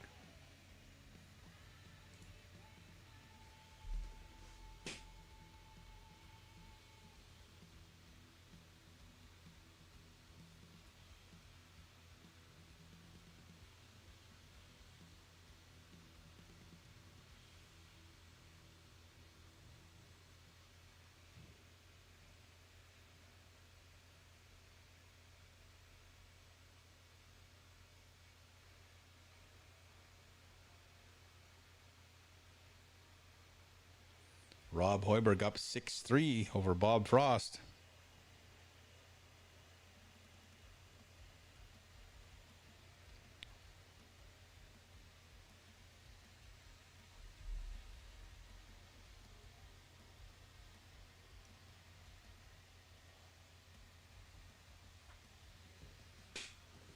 Mike going airborne. He's going to have to try and come back for the 2. Easiest way to do this is to hit the left side of the 1 into the rail and come back between the 6 and the 2. Not too difficult to do with a regular shot, but when you're jumping it, that can be tricky. The only good part about this position is he's got a long landing area, so he can jump the 3. He's got to get up and over it fairly quickly, but the cue ball has room to settle down. And if you can hit it clean, you can make this come right straight back between the 6 and the 2 and land virtually back where it is now.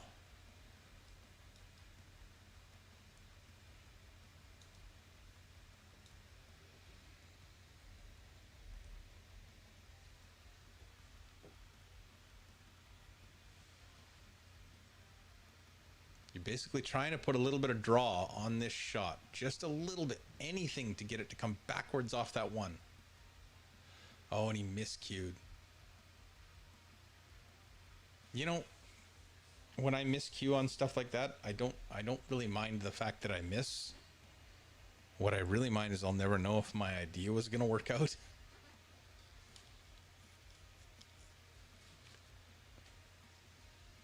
So Randy trying to get back within 1.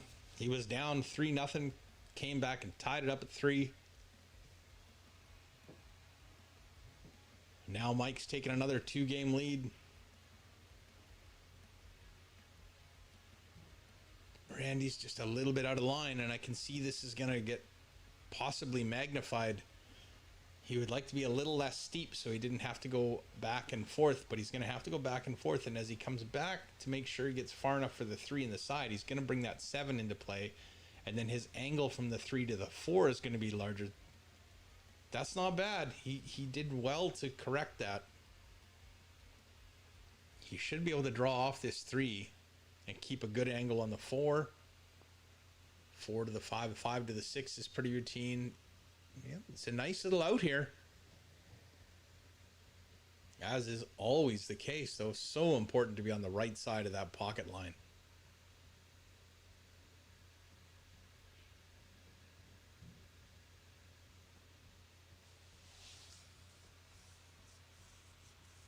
If he gets good on the 5 here, no funny angles, and he can get right over to where the 6 is without too much fuss, which I believe he'd like to be like here, because then he can just come straight over and he's off to the races.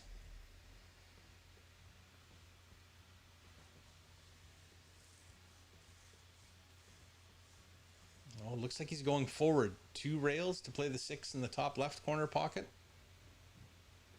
Nope, just 1 rail. He's a little shy. It might still work for him, though. He could just draw off of this, or he could go 1 rail up and through. That might be the better way of doing it. The problem with that is you'll have angle away from the 7. Oh, he's straight.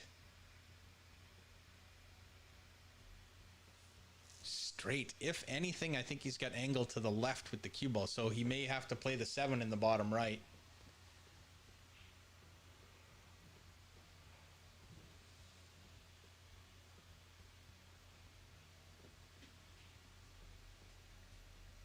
Nope, elected to just back it up a little bit. Now he'll probably run this cue ball 2 rails, trying to get on the 8. The only thing you have to avoid here is the side pocket. Well, I guess there's 3 things to add on every one, isn't there? The miss, the scratch, and the weight. Oh, that's going to come out. Well, that'll work.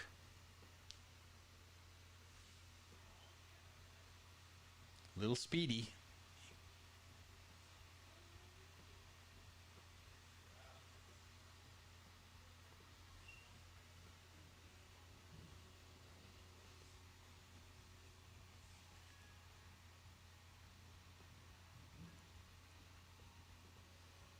A little bit of check siding there to keep the cue ball from going up table.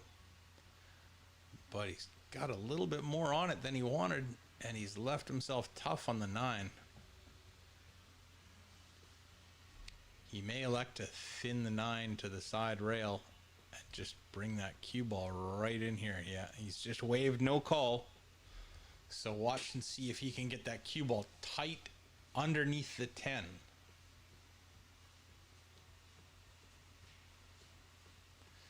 Nope, he's going to send the 9 ball that way.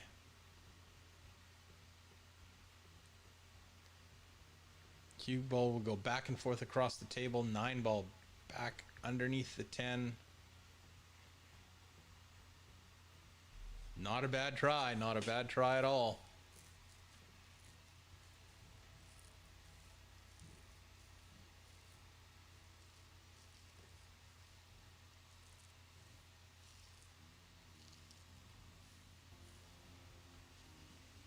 I think Mike can just thin the 9. What's he trying to do there? Is he going to try and kick at it 2 rails and make it in this bottom left corner? It's a little risky.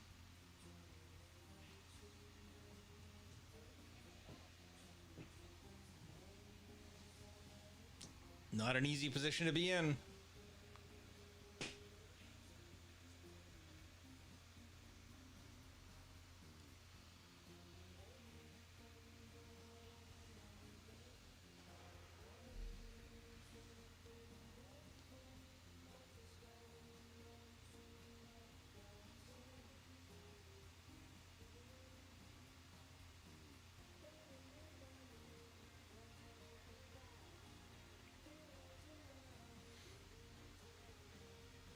Need to hit this super thin.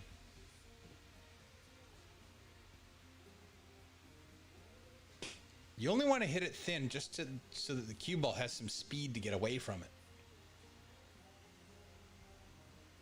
And if you hit it thin, the 9-ball can't get loose. Right, your problems here only come when you hit too much of that 9.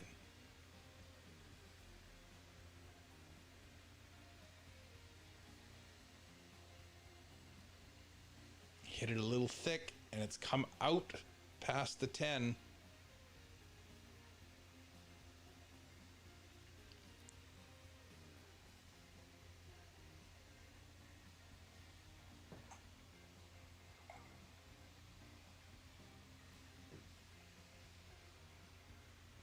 Straight top should do it. Maybe a little bit of right, just to try and get around that 10 better. But trying to put spin on it when it's around there can sometimes cause you problems, but that's going to work. So as soon as this gets down, Randy, back within 1. If you're just dropping in, this is the tournament today. The Hotshots Open 10-ball tourney. It was a $275 entry fee. I think first place is taking down $2,000.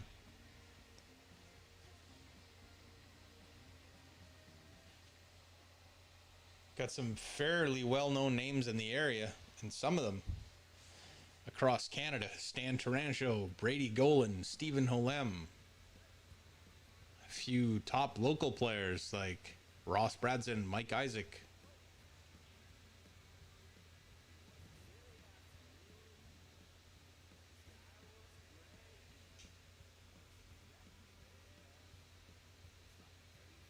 All fairly decent players.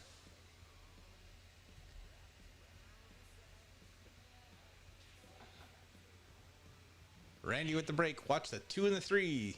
2 off the horn. 3 goes long. 8 balls down. 1 ball's in the middle of the table. 3 balls tied up. 7 has problems with the 10. Not sure what their issue is, but they got problems.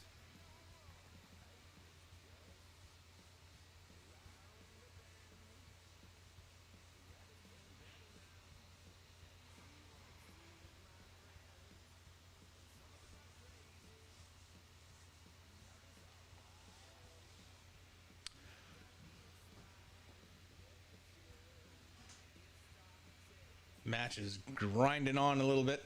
It's been a bit of a dogfight.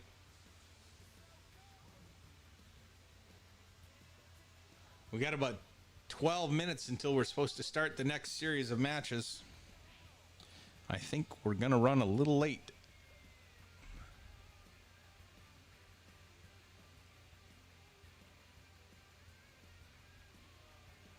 It's a good thing we had one that's not going to get played, because that'll still keep us on time. Woody Nielsen should be out there already, along with Grant Goulet. Probably getting ready to go. I should double check if they haven't already started.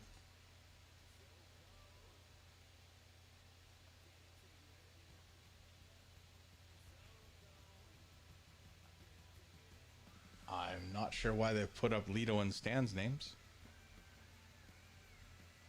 We'll get that changed. I'll be right back.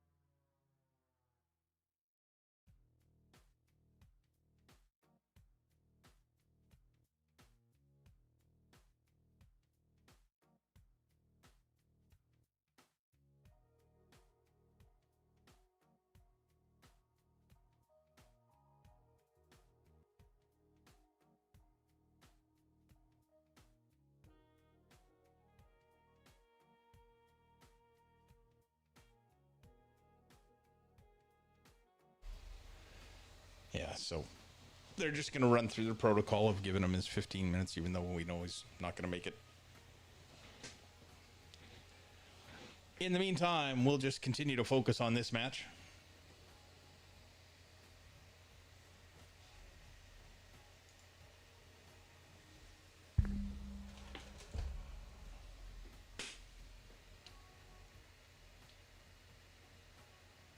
He's looking at how thin he has to hit the 2 and whether he can get back up there for the 3. If he can avoid the 7, he could. This would be so touchy. Coming off the 2 into the rail, miss the 7, and come right back up here.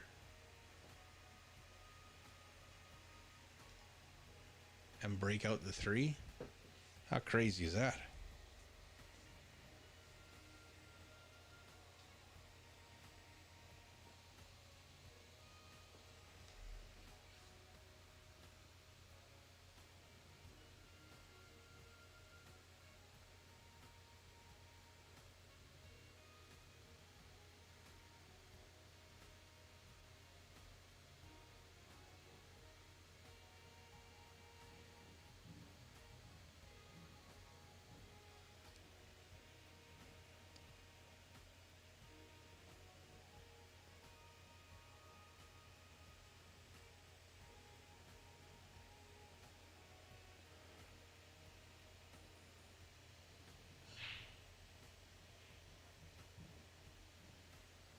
Looks like they're just on a break over at the garage.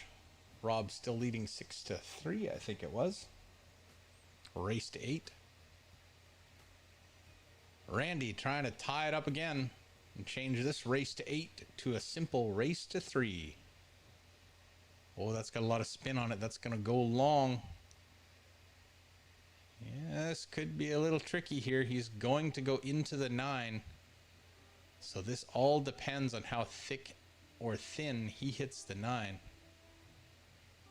He's got a little bit left on this. Is he trying to miss the 9?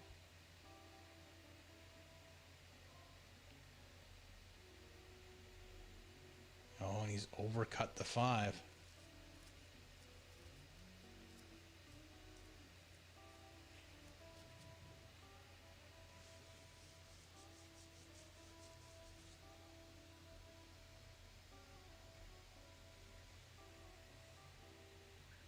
Mike with a pretty simple roadmap to get out here. Gets the cue ball up for the perfect angle on the 6.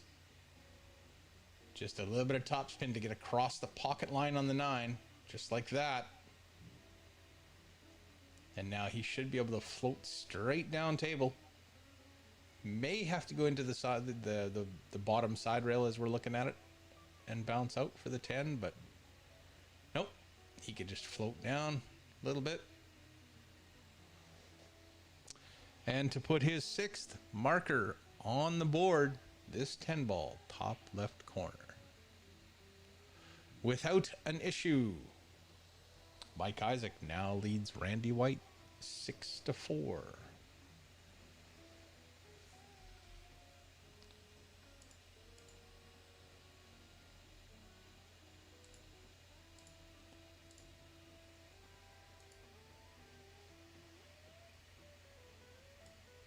So there we have the Slow Roller Room's end of the division, Group B. Mason advancing, Lito advancing, or will advance. Mike Calla past Hans Nedza. And Rob Hoiberg leading Bob Frost 6-3 last time I checked. It's now 6-4. So Bob getting one back. Mike breaking. I heard something go down and it was the cue ball. Oh, wow. So Randy with ball in hand. The 5, 6, 7 is going to be a little tricky. He's going to play that 10 ball in the corner. Just stop the cue ball there or run it up on the 7. That's all you want to do. He's looking at it like it's a little tighter than you think. That's not an easy combination. It's not the worst one in the world, but it's not easy.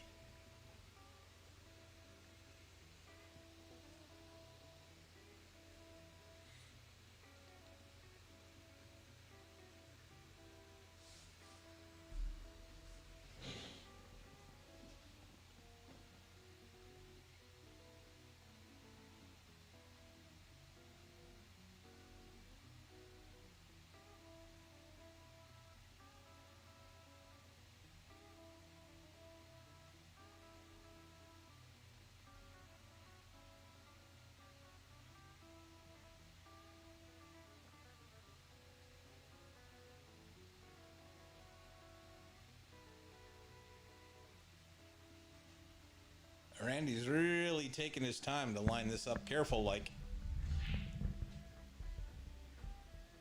If you do it right, you've got a very good offensive chance and a lock-up safety. Oh, wow. I didn't think he was going to have a problem with the 7 there, but he's ended up looking pretty good. I don't think he's going to get a ball in hand out of it, so the obvious 110 combination from there is probably not going to be a go. Mike's pretty good with the jump cue, and as long as he doesn't miss cue like the last time, then he should be able to pop over this with no issues.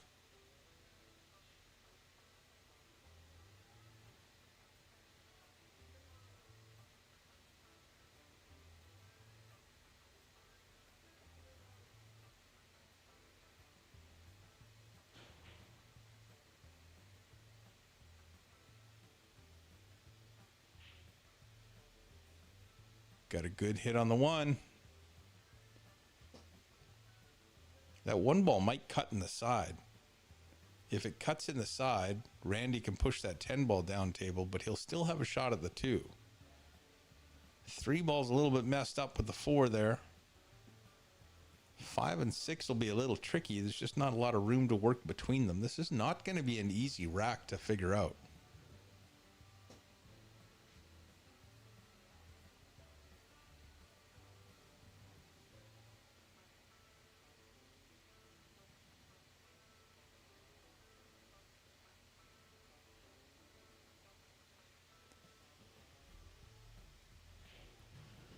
Undercuts it, puts the 1 into the horn. Again, though, hasn't really sold it out. It's still sitting there, but it's awkward.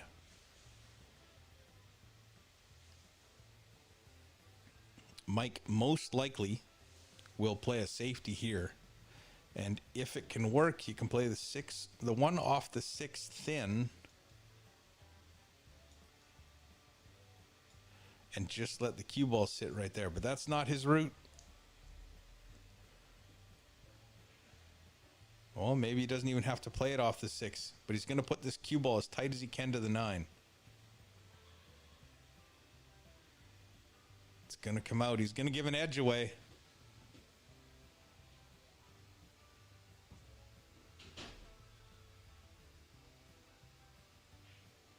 Randy's problem here is going to be getting the cue ball out of there.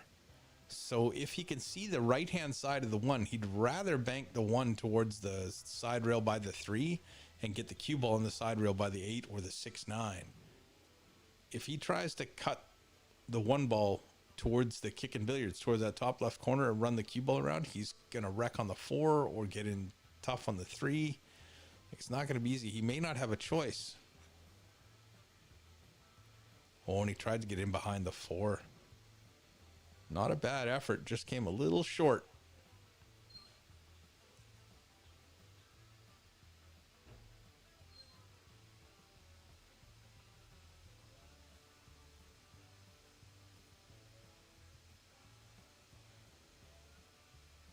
I don't know if that 1 and 8 are dead to the 6 or not.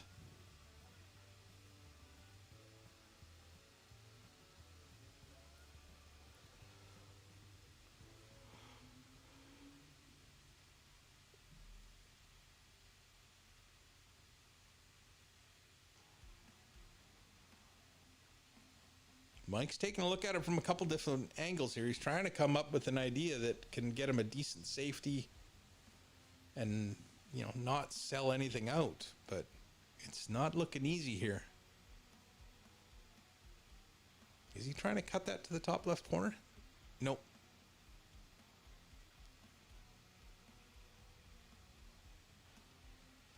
Well, now he's left a 1-8 combination for Randy. Could bank side the one, but I don't believe that offers a whole heck of a lot. If he can make the 1-8 dead on, dead solid, then going from the 1 at that position to the 2 isn't too tough.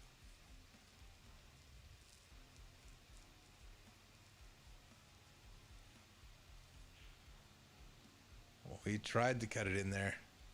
He's got the safety, and the 8-ball being there, I think, takes the 1-rail kick away. This could be tricky. I think Mike's only opportunity to hit this is by going this way.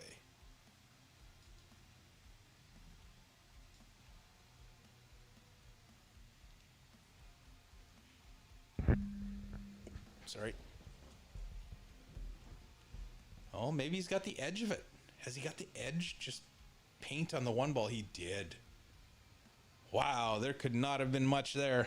And I think he hit all of it.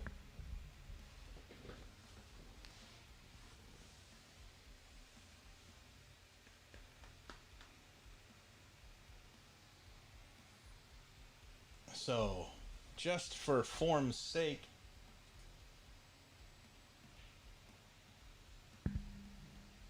I think Lito and Stan's match has been called, but Woody's just practicing on the table because Stan is not going to make it here in time for the match, but we'll call it anyway, get it underway, and then we can properly forfeit that first match.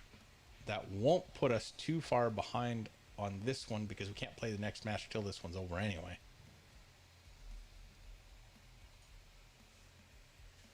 Like I said, Stan's flight was delayed. He was just unable to get here in time, but he should be here with plenty of time for his 3 o'clock B-side match.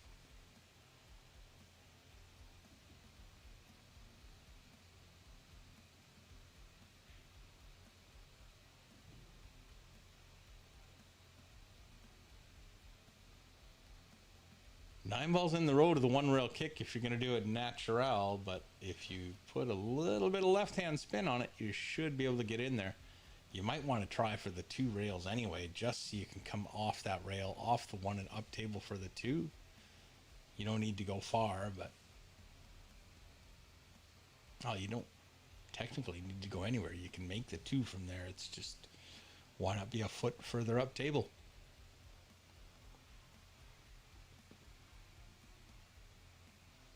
Good try. Stuck Randy in the corner.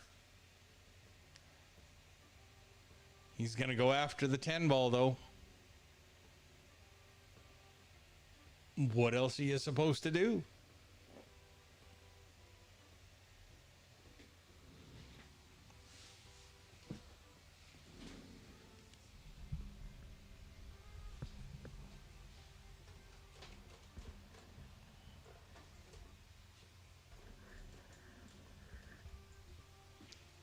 Running the 1 ball up the rail.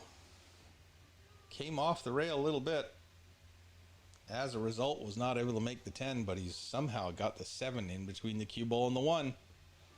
Mr. Isaac going airborne again.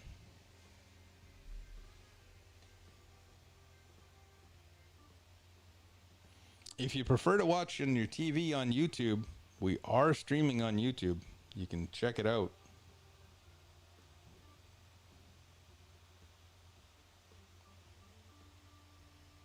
Of course, Facebook works too.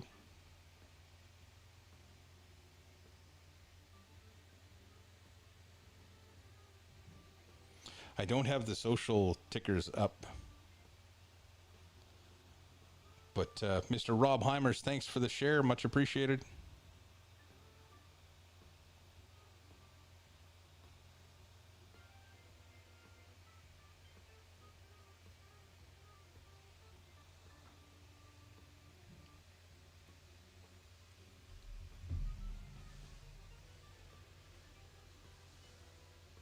Randy's got enough of the 1 ball. He could cut it in past that 8.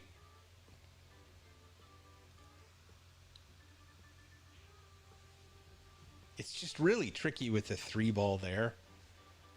Because you don't want to make the 2 and try and break the 3 out with the 1. Or you don't want to make the, or try and break out the 3 with the 2, right?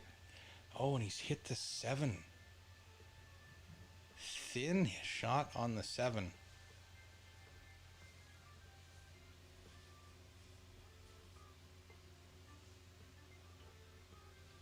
If I'm Mike, I might be going for the 3 foul rule here.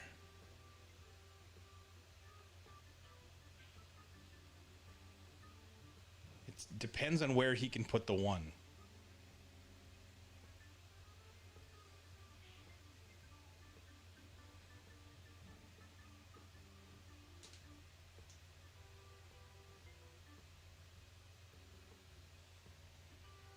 He's going to go for the run out, which isn't a bad idea at all.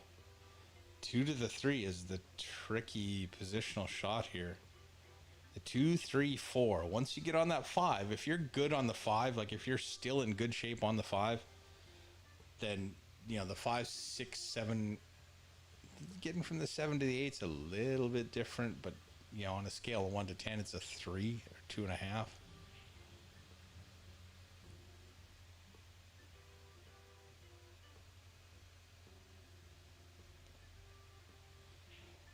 But this sequence here, the 2, 3, 4,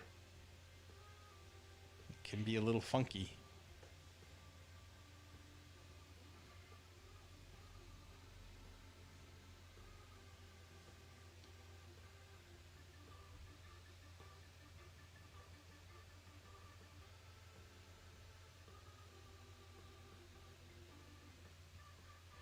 Mike's just double checking things. I think he's going to play this with top right hand siding and run 3 rails off this 2. The danger with that is if he cheats it too much, he can go too flat into that first rail, and then he'll never get past the second diamond on the bottom right. Oh, no. I didn't expect that either. Great opportunity for Randy to draw back within 1.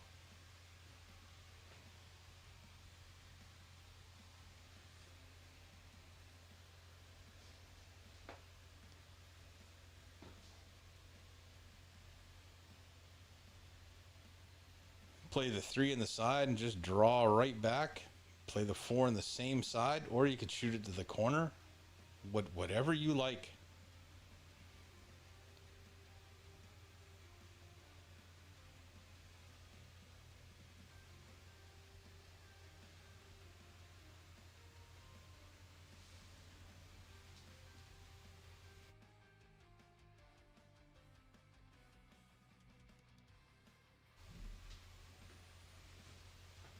That'll get you started.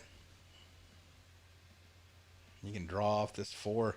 You don't want too much angle going from the 5 to the 6, but you do need some. It's a little bit more angle than I think he wanted, but he should still be okay. He might go up past the R on the slow roller room, but he's going to go all the way to the end rail and back. This could be tricky. Easy to go too far, easy to fall short. That looks like it's going to be a little shorter than he'd like. Yeah, you would have liked to get to about halfway at least, but he can still cut this in and just run the cue ball back and forth. Looks like he's putting a little bit of right on it. Oh, he's just playing safe. Oh, and he's left the cut, although that's a pretty ridiculously thin cut. Definitely not the same as the other one.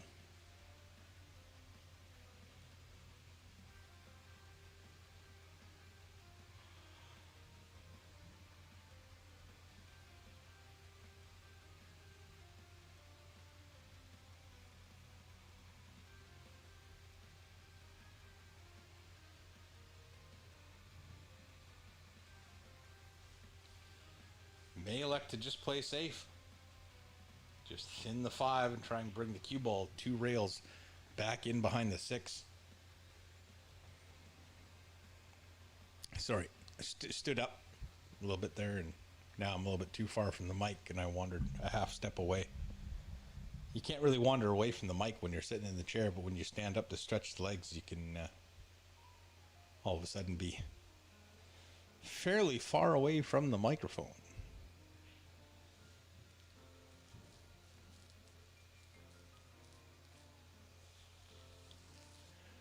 Randy thinning the 5, trying to bring the cue ball 2 rails, get the 10 and the 7 between them.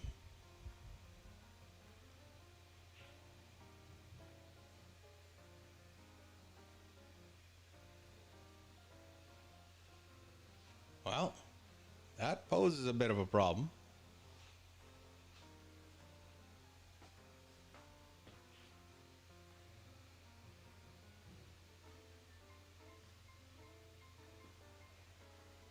He's just trying to figure out where everything's going to go when he kicks at it. He's going to kick at it off the side rail.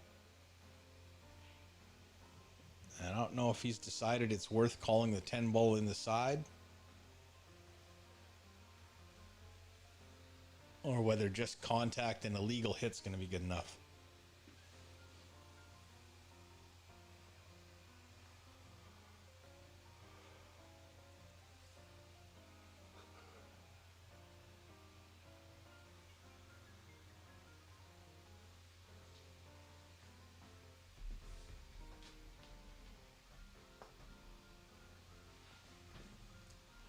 Taking his time, just trying to figure out exactly where he's got to hit it, how the cue ball's going to react.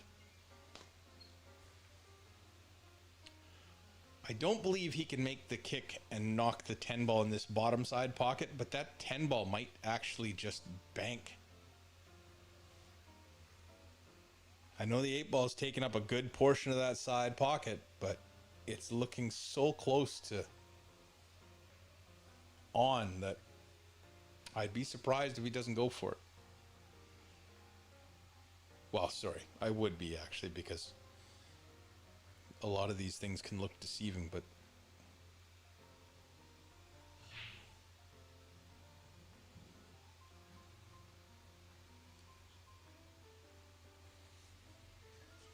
going for the kick. Has not indicated the 10 ball anywhere.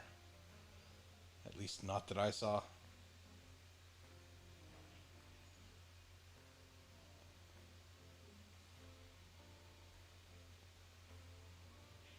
Nice kick. Didn't sell out.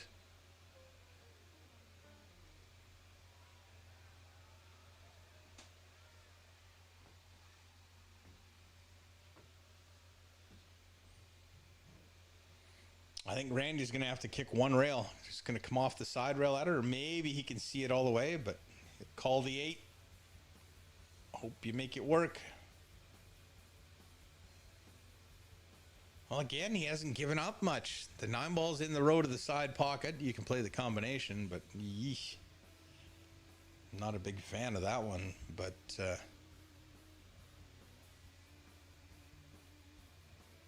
it's not a sellout.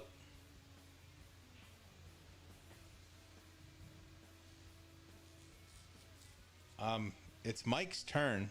I'm not sure where he's at. Oh, there he is. He was just off screen looking at it.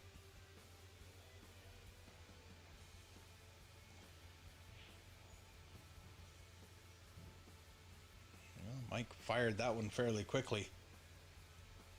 Didn't end up where he wanted it to, though. So Randy will step up and try and drive that 5 ball bottom right.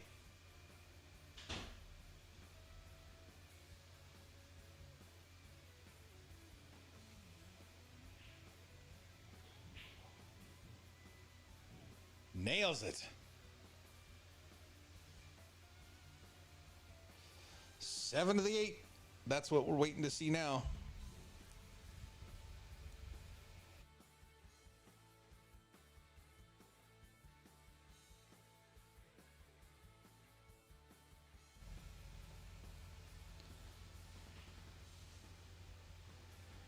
He's looking pretty straight. Straight isn't always a good thing.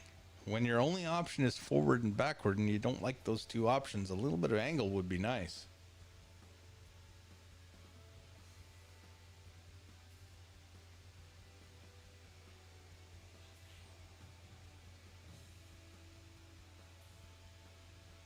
I think that'll work.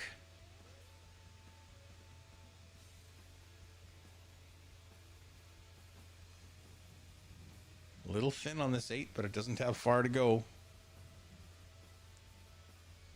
I still think I'm playing this with enough weight to go up and down. Just like that. Just like that. Well done, sir.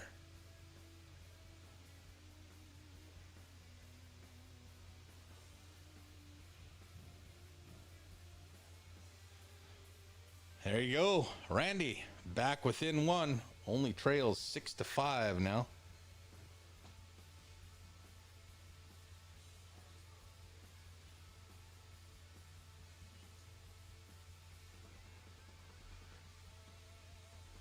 I think the clock is up. I'll just go double check and see if they're going to start right away. Grant Goulet, Woody Nielsen.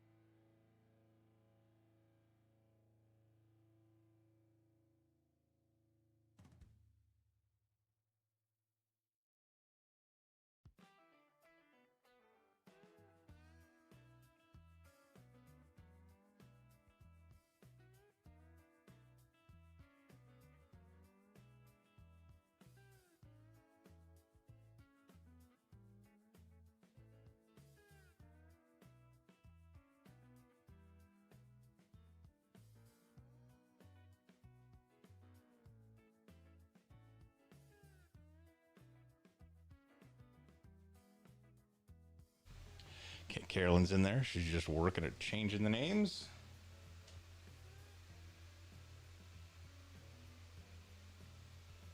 She'll just be a second, but Woody Nielsen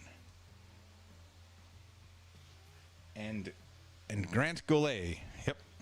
Woody won the leg, so he'll start us off.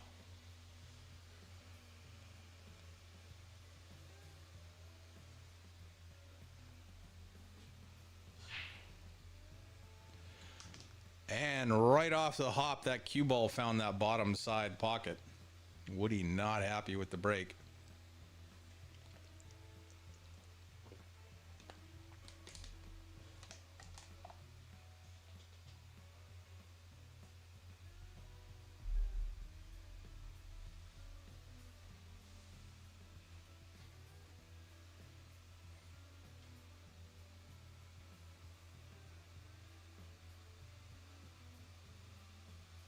Grant with ball in hand.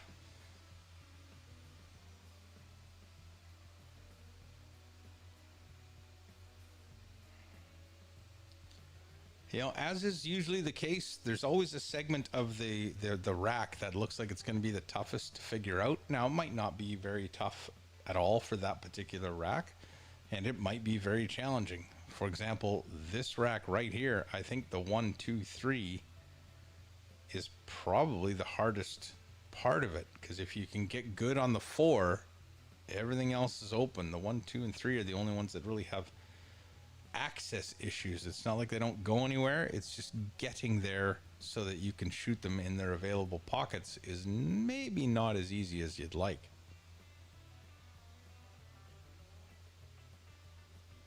Mike with a long 1 ball to start him off.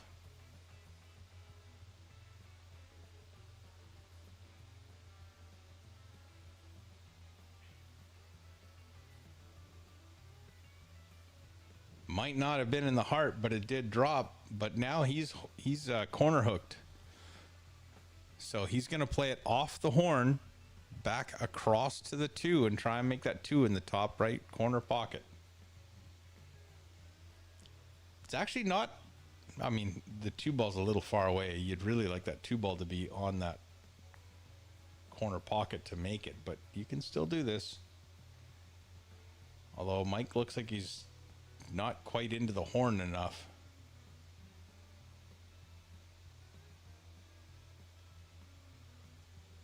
This could come back and double hit. Nope. Not a bad attempt.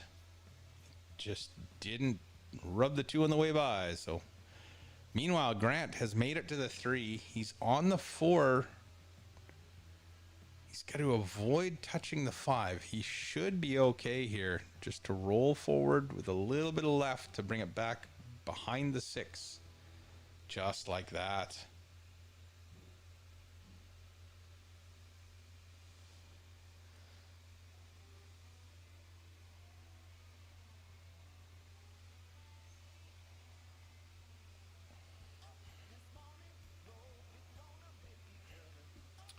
Randy White with ball in hand on the top half of the table, top half of your screen. Just wants to come out for the 3. I think he's planning on playing the 3-4 combination, but that plan might change now.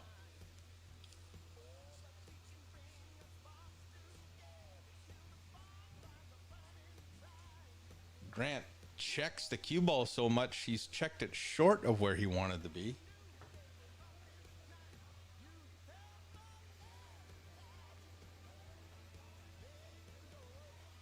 Not easy to do, but he got it done.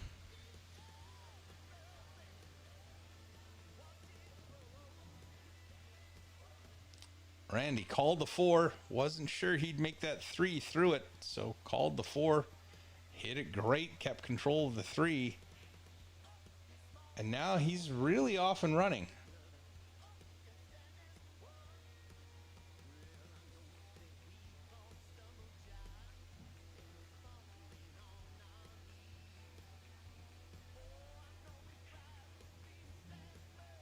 Needs that cue ball to just bump the 7 out of the way. It's done so.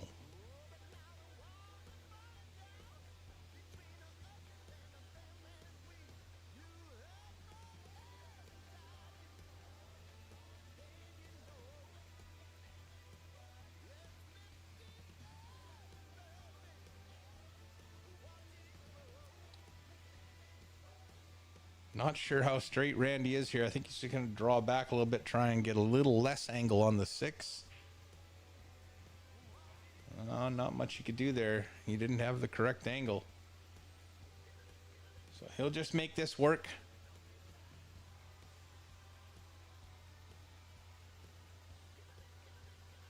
Just getting that cue ball to the other side of the 7 to play it into the top side pocket. That's the biggest challenge for him right now.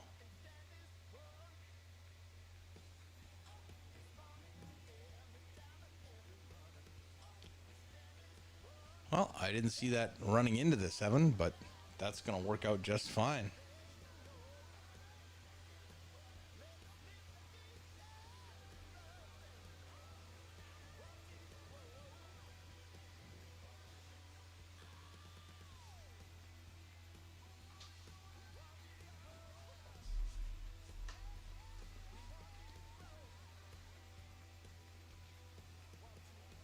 Randy's worried about scratching in the corner.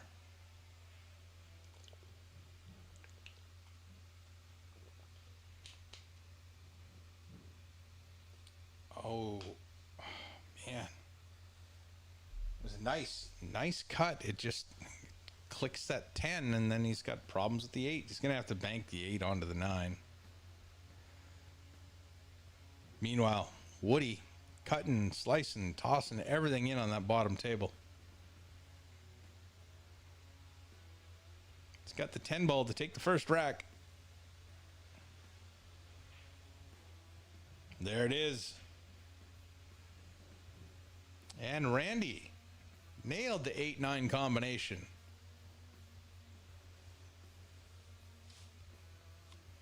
Your 8 ball to 10 ball shape doesn't get much simpler than this. Just come off the end rail, or you can just draw into that top side rail. All depends on how much more comfortable you feel with it. Oh, and the 8 ball rattles. Oh no. Mike's going to be able to play this rail first.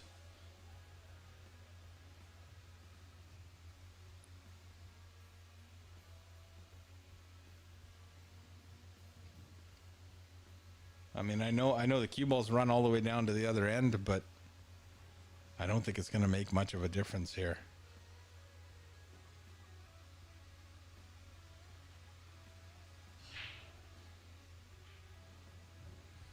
There it is. Mike on the hill leading 7-5.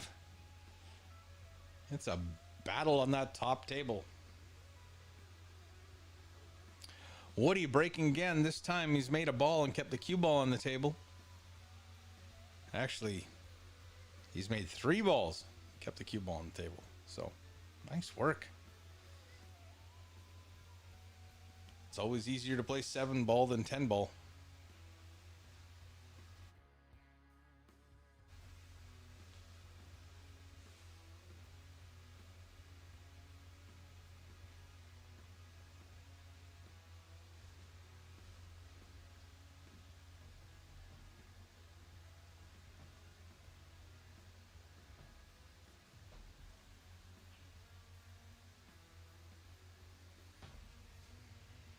Woody's stretching out to cut the 7 in, trying to come 2 rails around to shoot the 2 ball in the same pocket.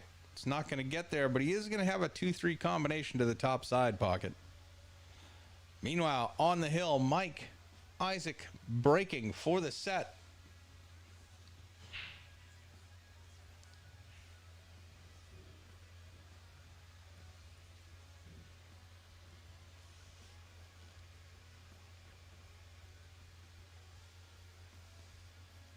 He's made the 3 ball.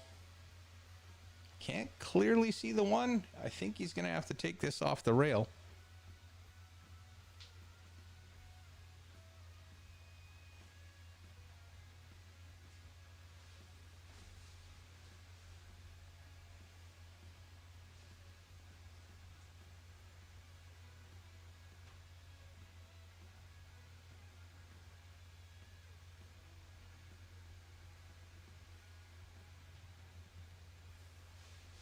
Woody's checking out the position on the 6.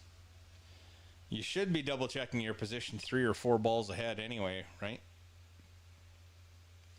Because then you know what your options are, whether you still have the same options you thought of when you thought of the run out, or whether they've changed, whether you have to accept some different leaves.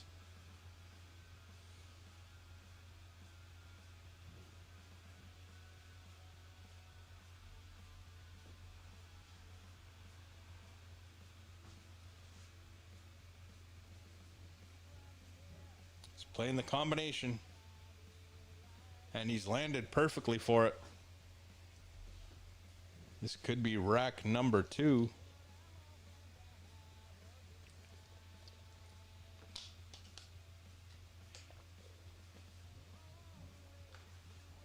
There it is. Woody wasting no time.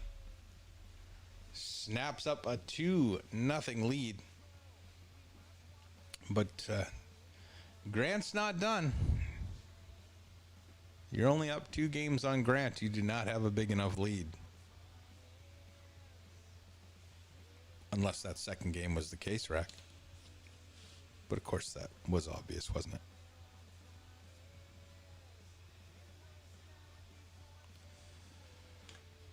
Okay, Woody racking him up already. Meanwhile, Randy, he's got a funny 4 ball. Not sure what he's doing there.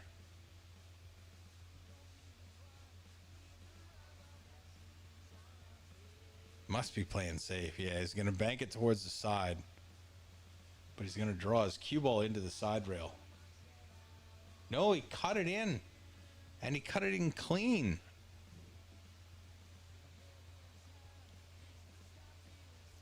I had the impression that that didn't go. Tough to tell from here.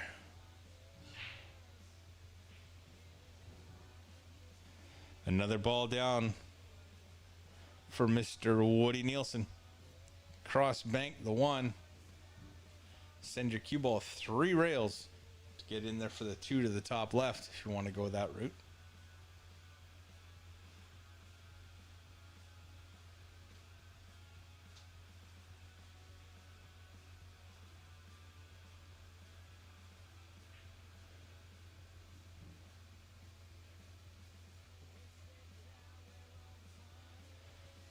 Pretty sure Randy's going to run this one up to the corner and just try and bounce that cue ball off the side rail, a little bit of bottom.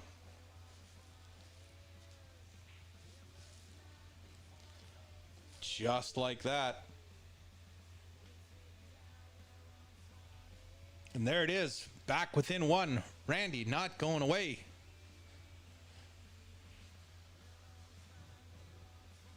Woody with a nice bank on the one, frees up the two. If that two ball goes by the four, as a matter of fact, it doesn't matter if it goes by the four because he's going to play it to the side and draw the cue ball out to play the three in that bottom left corner.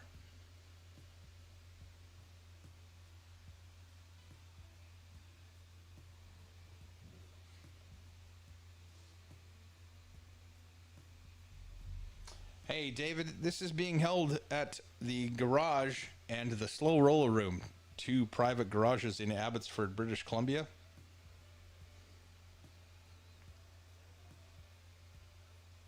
And so far, everybody's still in. It's just first round. So the first day is double elimination. Second day will be single elimination. Race to 9, and then the finals will be a race to 10. Today is a race to 8. Hey, Brenda Willis. Congratulations, neighbor. Ish. I think you're out in the same area. Ish, aren't you?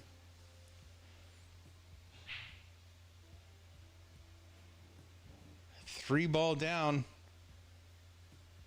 He's got to look at the one. He's not going to be able to do anything but play safe with it, but at least he's got to look at it.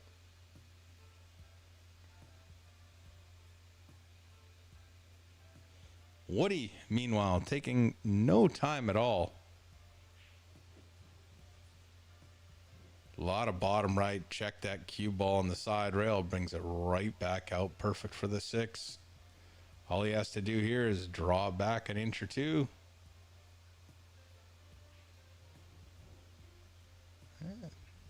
Floated it to the right and drew it back a little bit.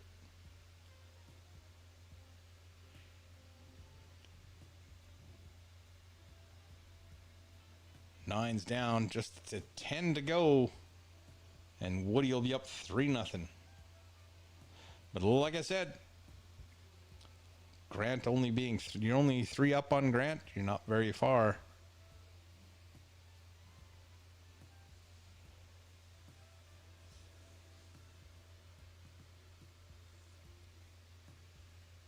Oh, I was going to check and see.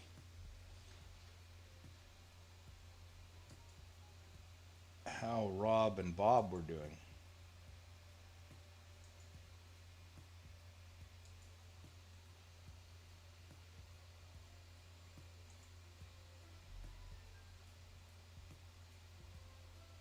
Oh, not over yet.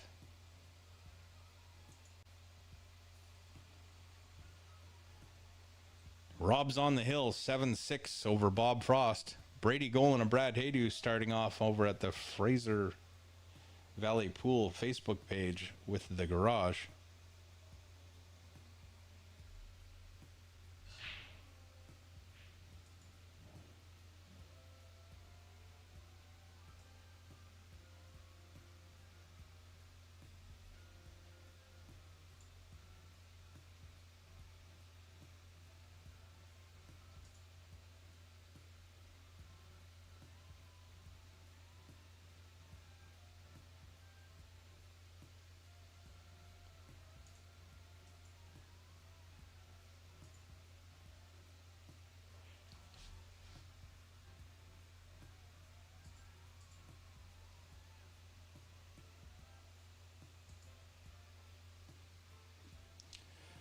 Randy playing safe on the 2, trying to get that cue ball 2 rails up in behind the 10. Just leave the 2 ball in the center of the table. He's going to be a little short. He's going to leave the edge of the 2, and the 2 might actually feed between the 8 and the horn and go in the side pocket.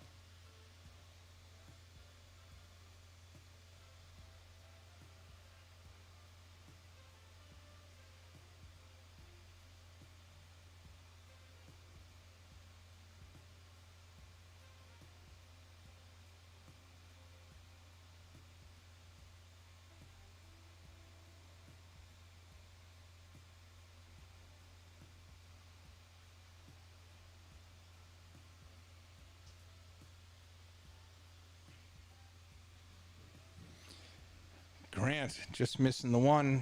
He's going to leave it wide open for Woody now.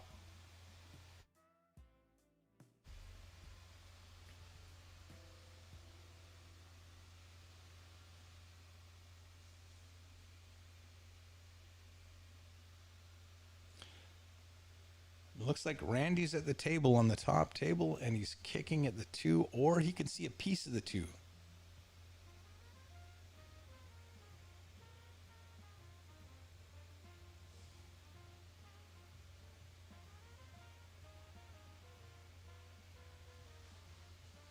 Just trying to keep an eye on the match between Bob and Rob. Bob's at the table trying to get to the hill. Make it a hill match. He's ended up a little short on his 10-ball shape, but can still make this. In the meantime,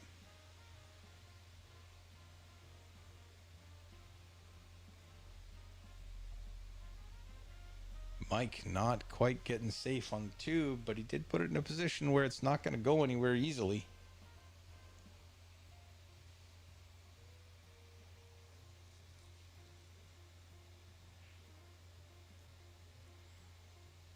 Oh, Woody banking the 1 ball 3 rails and around, and then drawing the cue ball up to the backside of the 6 for a nice little safety.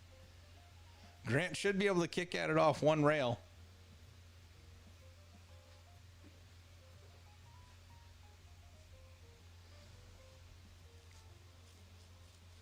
After Randy and Mike's match is done, I'm just going to see if I can grab something to eat.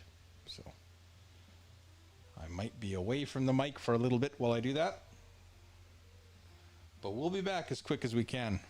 And there it is, Bob and Rob, hill. Bob Frost breaking. He's made 2 balls off the break.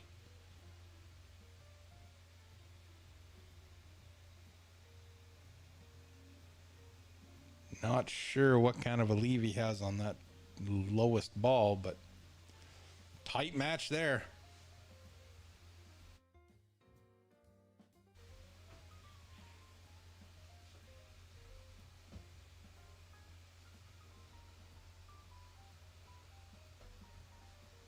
Woody taking his time on that bottom table, trying to find the out.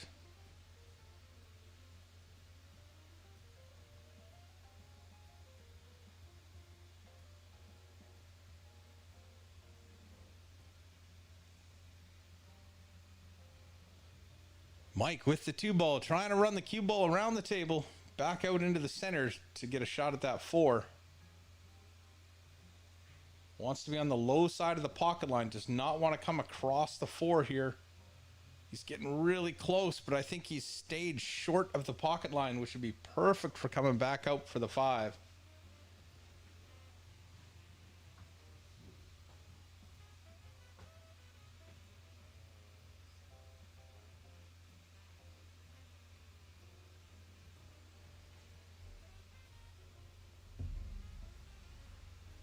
Woody just checking to see where that 3 ball goes. He's pretty straight on the 2, so his options for moving it around are limited with how much he can cheat the pocket and really push the cue ball to move. I suspect he's going to play a safe now, bank this towards the 6, and somehow get the cue ball in behind the 9. Keep the cue ball in behind the 9.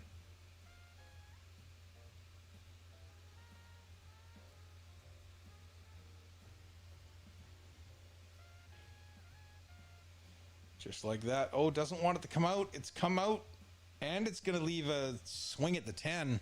Really nothing else there for the 3.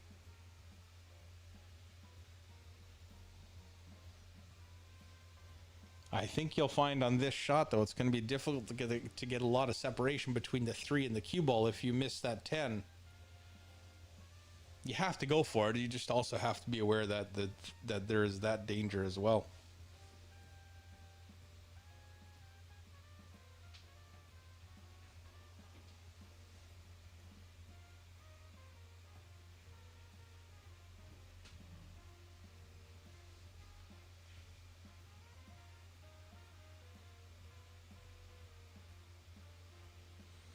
Well, that'll work.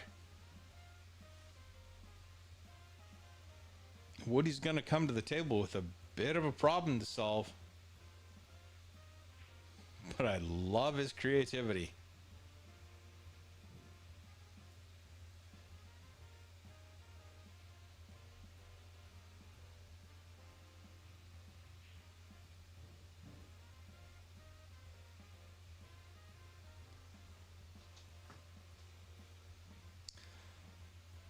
I think he's trying to see if he can kick out at one rail and punch that 3 into the 10, maybe make that 10 top right. The only problem with that is your cue ball is going to come in there and possibly keep going and scratching, but we'll see.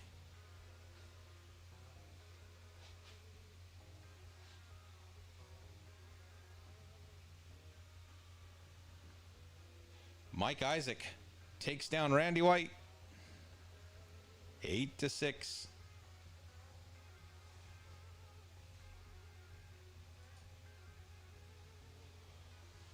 So we're going to be with Woody Nielsen and Grant Golay for the remainder of this morning. Where's the schedule here? Hold on a second.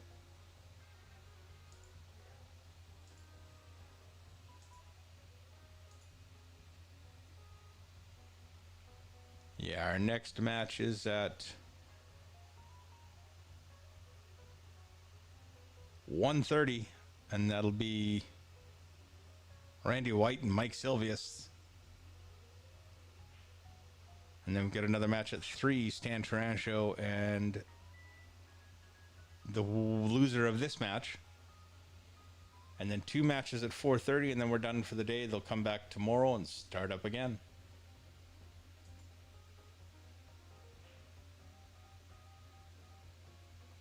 Oh, wow. Grant rattles in the 5. I'm going to take 2 minutes, folks. I got to get something to eat here. I'll be right back.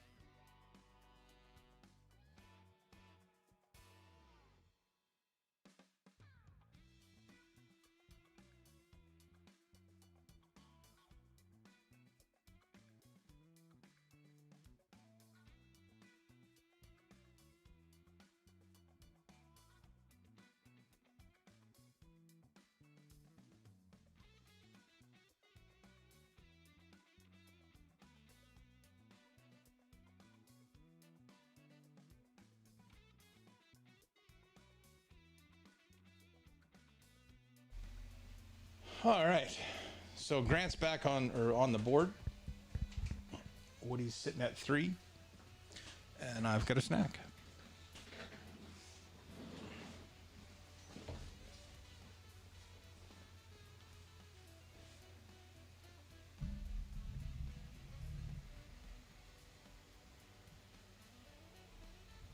Brady Goins leading Brad Haydu 2-0.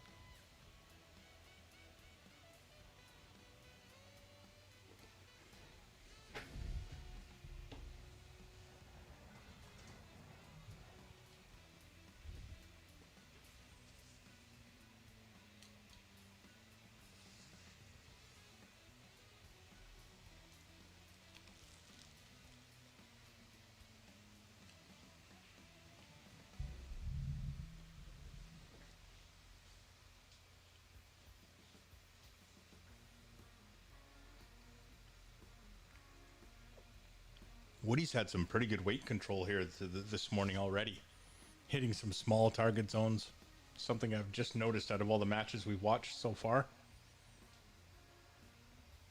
It's going to be tricky to stay on the 4. He's got to back this up a little bit. So depending on how straight he is, he may go into the rail, come out towards the 9. Oh, he elected to go the other way. Now he's going to have a look at the 4. Oh, you know what? He's going 410. Yeah.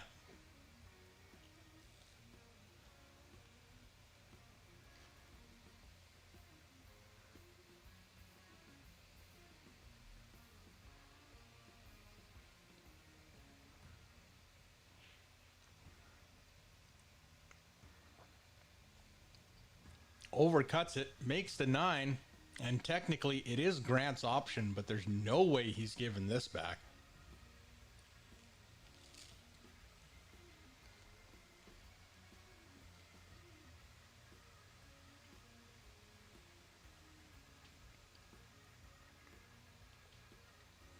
One rail out for the set 5. Would love to be fairly straight in. Oh, doesn't want to go too far. That'll be perfect. So close to his work, though, that any discrepancy in weight is really magnified. He might have wanted to come back a little bit more for this, but we'll see. We'll see what he does here. I suspect he'll roll forward, come 2 rails out for the 8. That just avoids the scratch.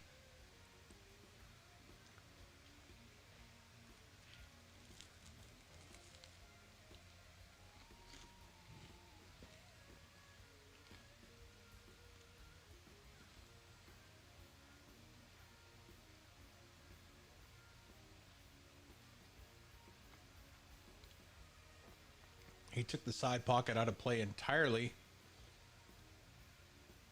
But then, for the cue ball position by shooting the 8 there. But, you know, side pockets on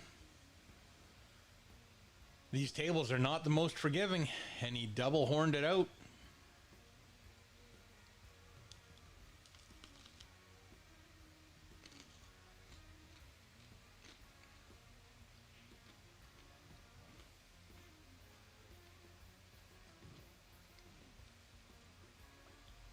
And Woody ends up on the 50-yard line here. He can take it to either corner. I suspect he'll take it to the top right corner pocket, and he'll just draw that cue ball into the side rail.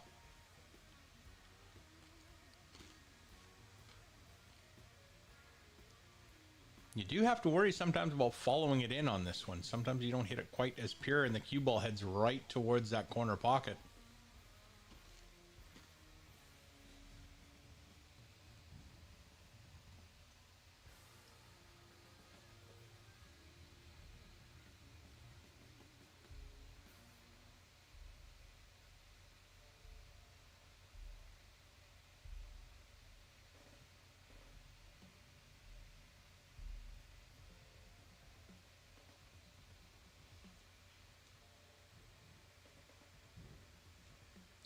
Grant, with a couple of nice shots, finishes that one off.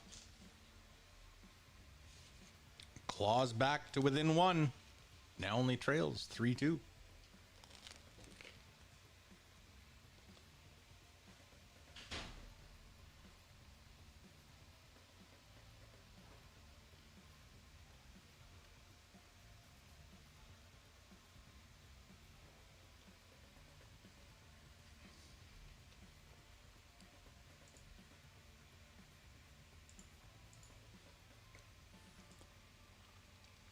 So there are our first round winners: Mike Isaac, Mason Mackey. Those guys will square off at 1:30.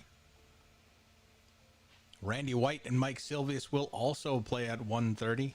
That's the first round of the losers bracket. And then at 3 o'clock, it will be Lito Attendido versus the winner of Woody Nelson and Grant Goulet. And the loser of Woody Nelson and Grant Goulet will also play Stan Taranjo. Provided he make it here in time, but he should be here shortly, actually.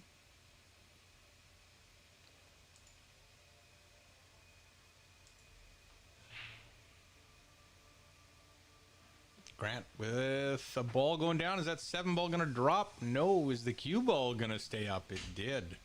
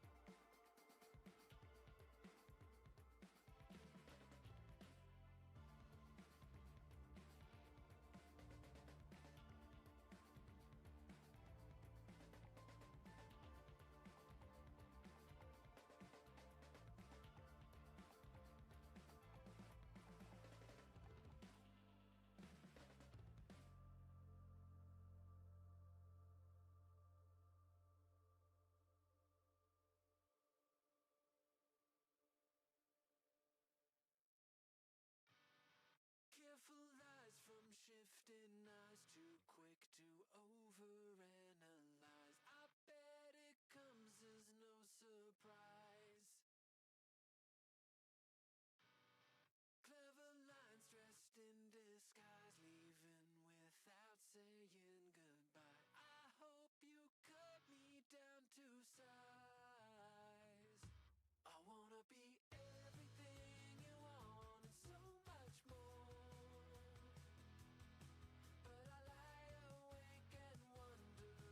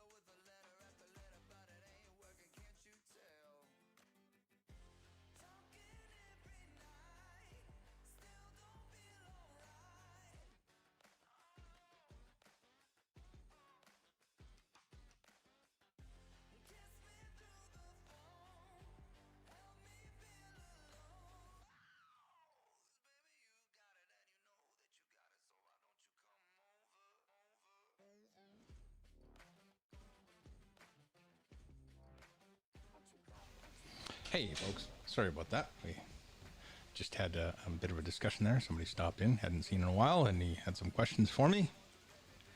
But we're back again. Still tied at 3. Grant just needs to get past center on this 6. It needs it to go and stop now. It's a little close to the 6. He's going to have to cut it in the side and avoid that top left corner pocket.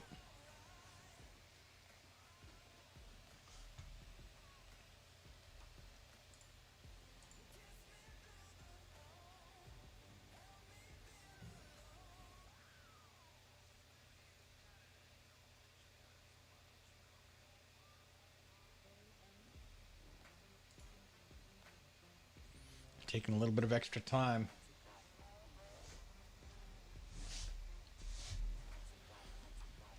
Not thrilled about his position. You can see he stood up a little bit there. Might have needed to stand up and just completely avoid this situation. I'll be honest, I didn't see that happening. I thought he was going to come far enough to this bottom side of the table that he would have been okay. And now he's really going to watch the double kiss here. That cue ball is going to come across that 9. It's got to get out of the way. Top spin is the way, I believe. He got the cue ball away, got the weight right, but the line was wrong, and he's left it over the hole. 2 balls for Woody to clean up and get his 4th rack of this match.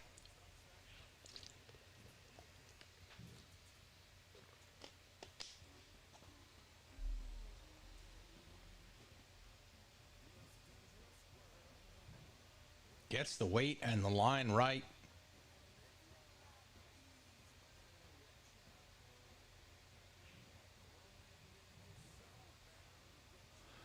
There it is. Halfway point for Woody Nielsen.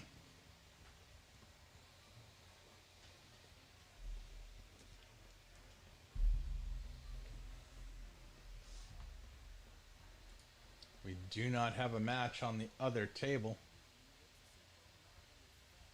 Well, hold on a second. I guess they are going to go. It's a little... Oh, no. Lito's just practicing. They've just got to set up for the next match. Okay. All good.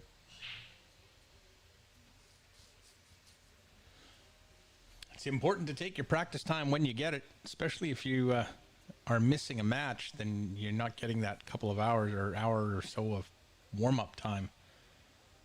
So, with Lito taking on the winner of this match, that person's going to be ready to go. 4 ball down, 2 over the pocket. Woody's going to have a look at the 1. Whether he cuts it in the side or banks it to the side, he may actually cut the 1 onto the 2, but that does bring the 6-9 and the side pocket cluster into play.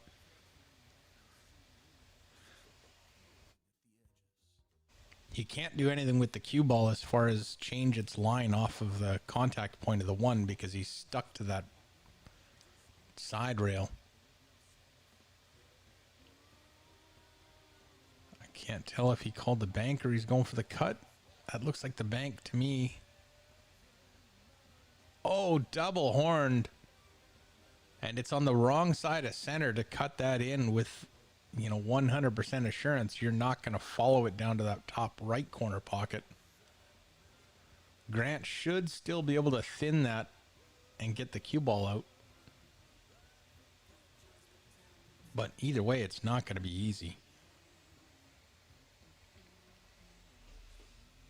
Hey, folks. Gus, thanks for stopping in. Jazz. Cindy, thanks for stopping in. It's been a while since we've done a stream. We got another one next weekend with the Metro 10-ball tournament. I think it's 10-ball. We'll be doing that one remotely.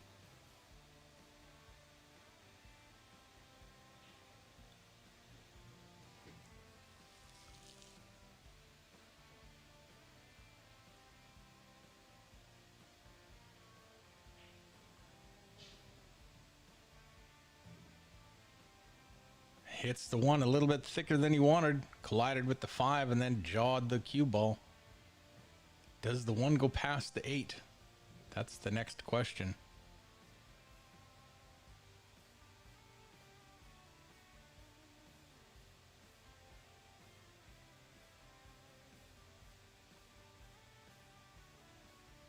Woody's taking a good look at it.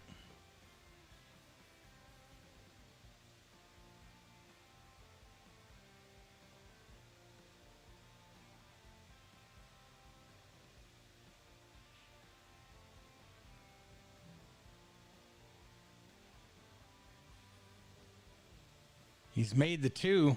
That was the call because he's not stepping away from the table.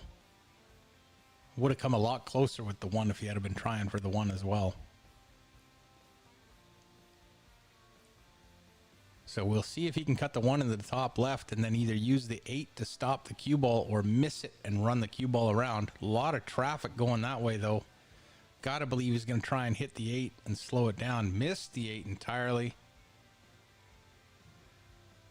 Ends up with a look at the 3. One good shot to get in line on the 5 here. And he could notch his 5th rack of this set. Oh, that's got a bit of speed. It needs to slow down. Cuttable either way. 50-yard line here. Corner or side. Gotta believe he's going to take the corner.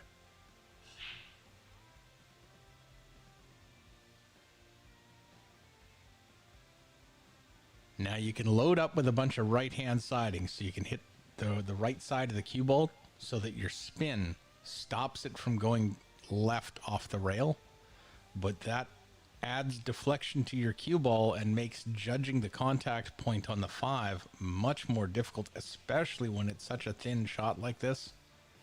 Very easy to put so much right on this, you actually miss the 5 ball entirely.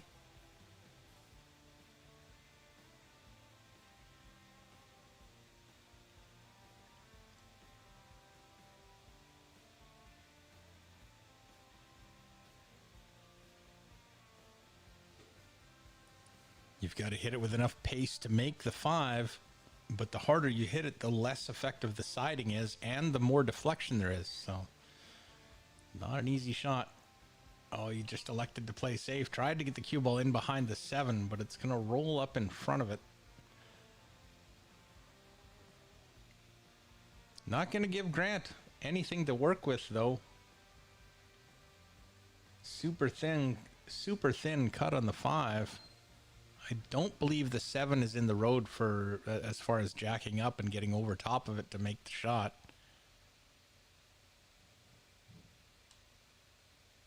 You may elect him to try and play safe. You may see him elect to try and play safe into this area here and just knock the 5 ball down table.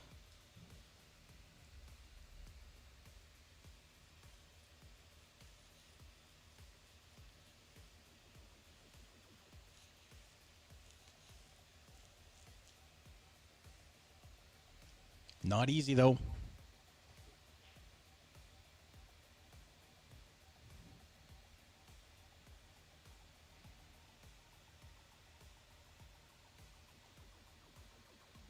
He's taking another think of it.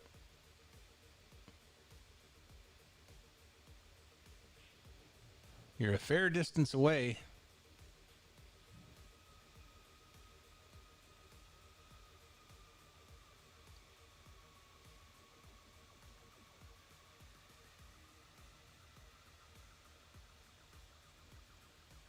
Well, even though he didn't get safe, it worked out fairly well.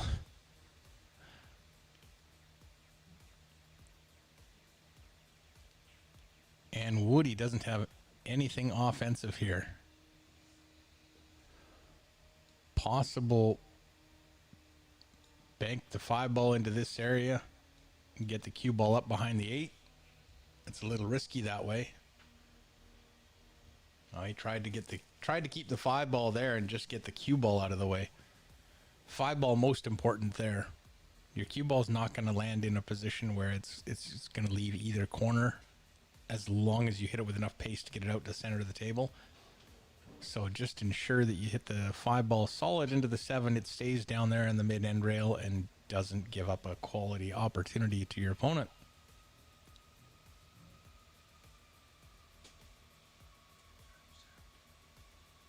Split safety. Cue ball up by the 7. Oh.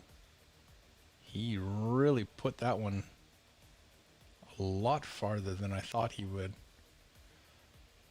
That's going to give Woody a pretty open look at this 5. Great opportunity to finish the rack out. In the corner top left.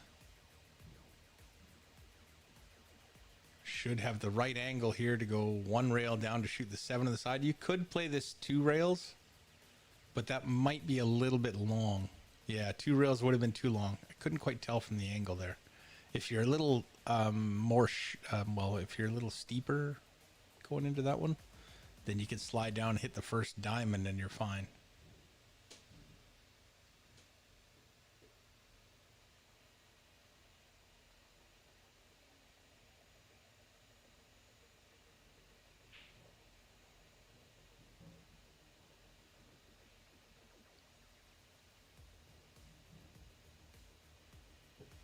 Smooths the 8 in. Not much left to do here. You can see he's putting a little bit of right-hand spin on the cue ball just to straighten it out towards the center. Without the right-hand side on there, he comes over to here, and that's just a little tougher.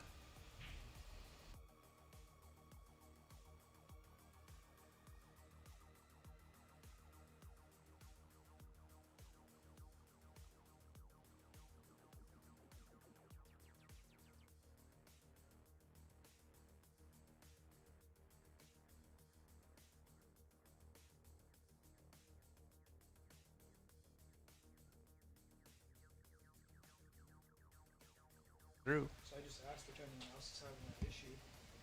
No one- Anybody else having any sound issues? says like Ian, welcome to the stream.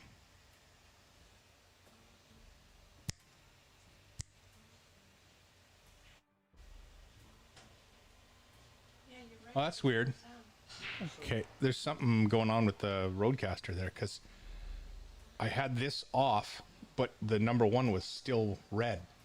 And it's not supposed to do that. But now you should have sound. Nope. Testing 1 2. Testing 1 2. she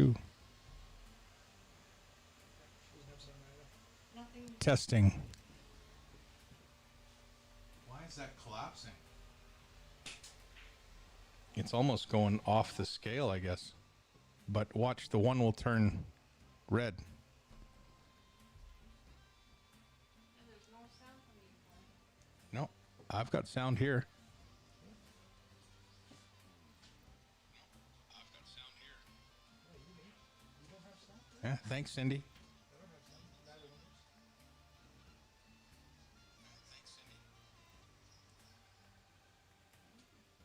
Is it because we're on iPhone and you're on an Android? It must be. Is it? No, I have no idea.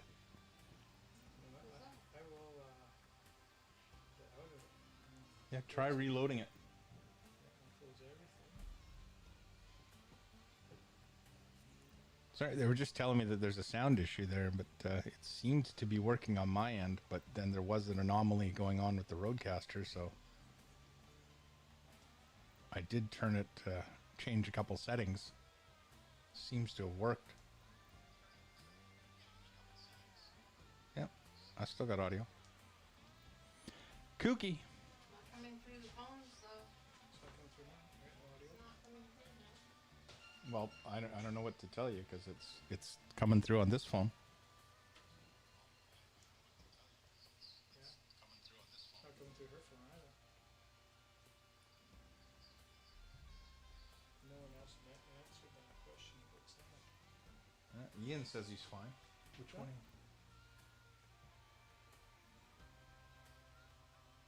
Oh, which one are you watching it on?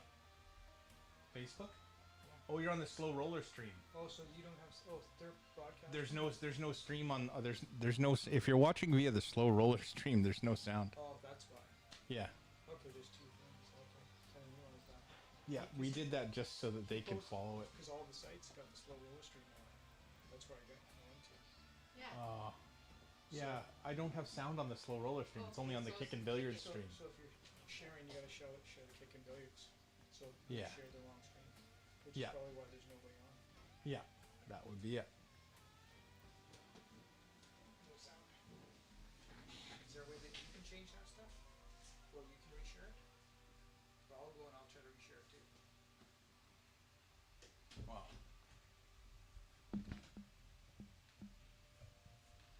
I could do this and see if audio's coming through.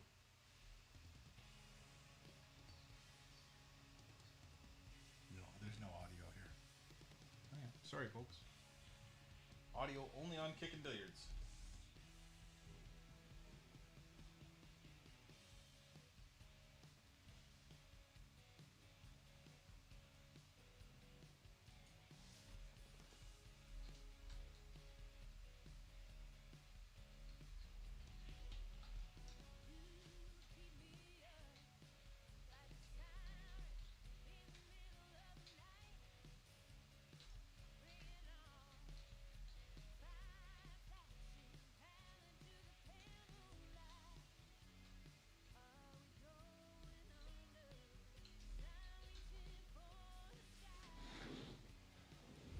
Yeah, that would be the confusion.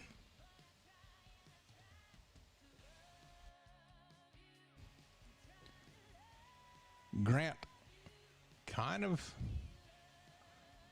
on the 50-yard line of the 8, but you're definitely cutting it to the top right, so maybe it's the 40-yard line.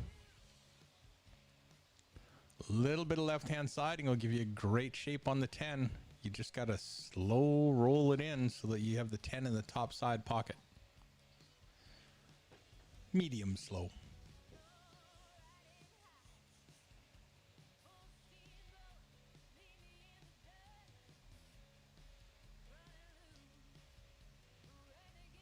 Oh, that's a little heavy. 6 of one, half a dozen of another. I think I take this to the side. A little bit easier to avoid the scratch, I think.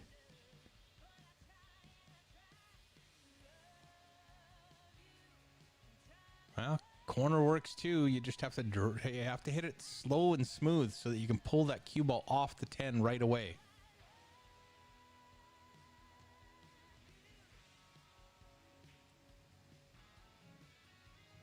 Grant getting to 4.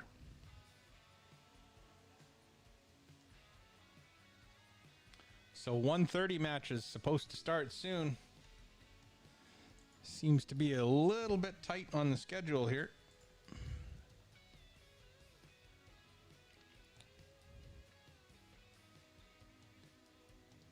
Mike Isaac and Mason Mackey going to start fairly quickly, I think.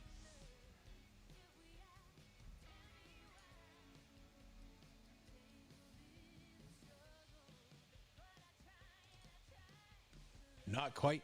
And they'll have to renew the tablet to get the scores up.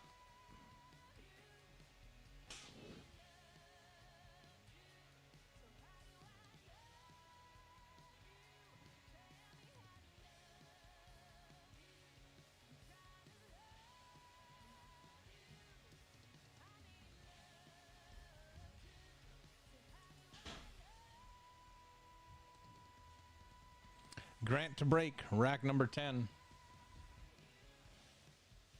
And I think they're taking a quick little break.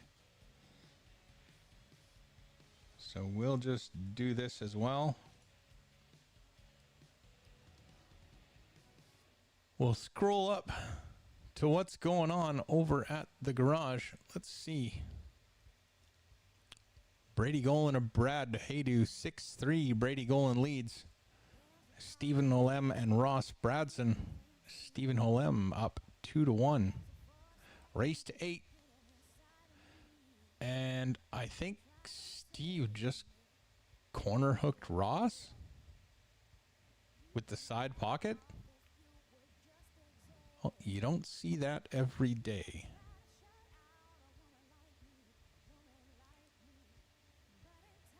But if it's there, it's there.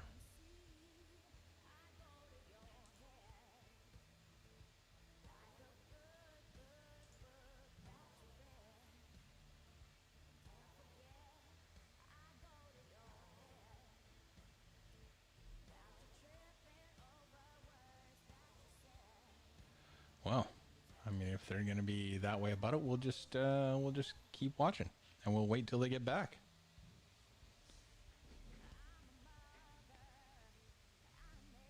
Of course, I guess I have to press play, don't I?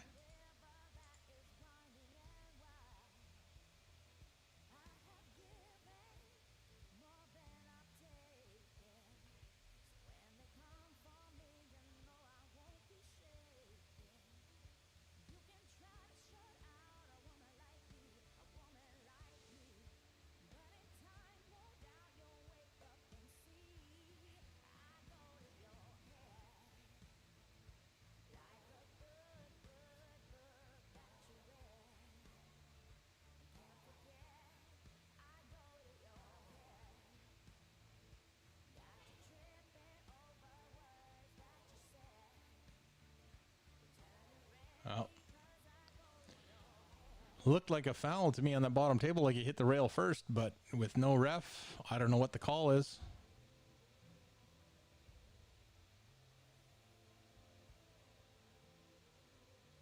You kind of have to go with it, but they were also closer, so just because it looked like that to me doesn't mean that's what it was. Oh, and he tried to corner hook him with the horn on the side again, but that's not going to work twice.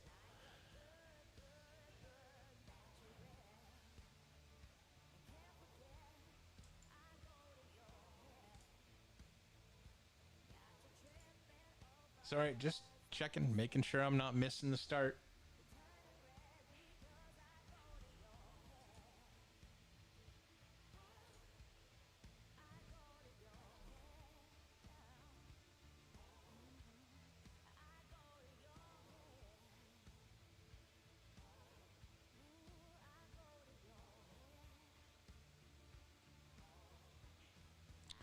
Ross is a pretty decent player, so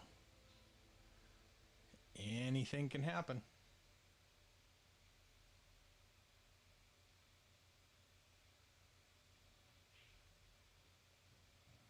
I think that put Brady on the hill 7-3, did it? It did.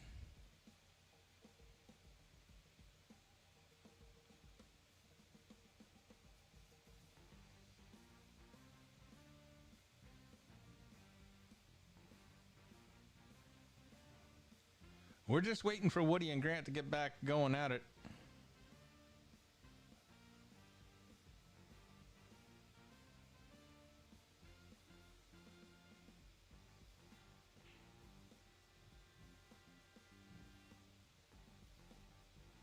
And while we're here, we figured we might as well check in and see what's going on at the garage.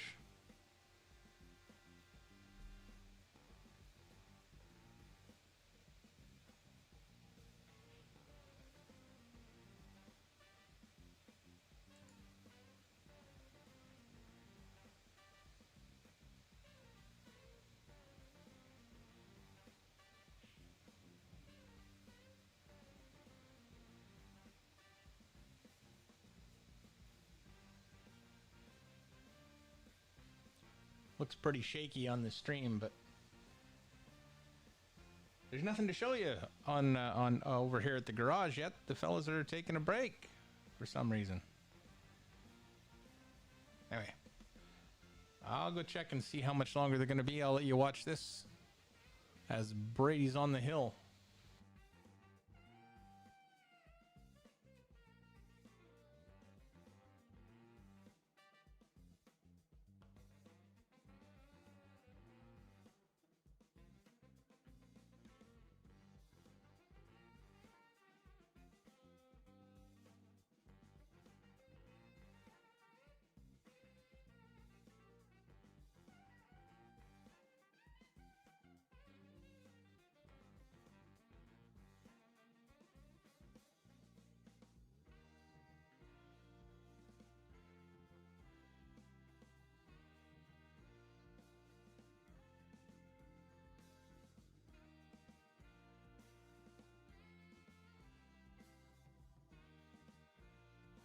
No worries. They'll be back at it right away. They just needed a minute or two. In the meantime, Mr. Haydu kicking at the one. Didn't miss it by much. Unfortunately, missing it at all when you're playing Brady is probably going to cost you.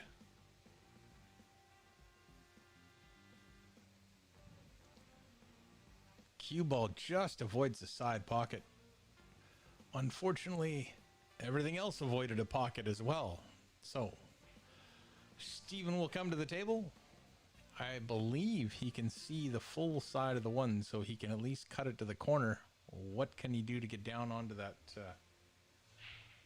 Oh, and we're back. Hold on. Let me switch us over. Bum-ba-da-bum.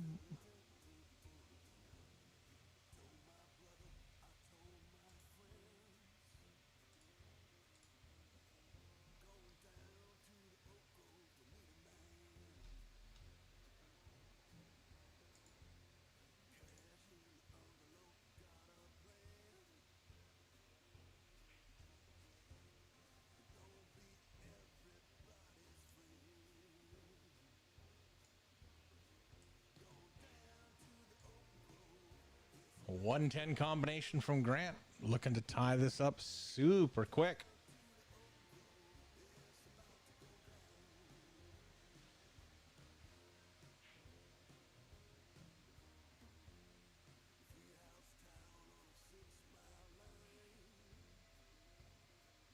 Puts it off the horn.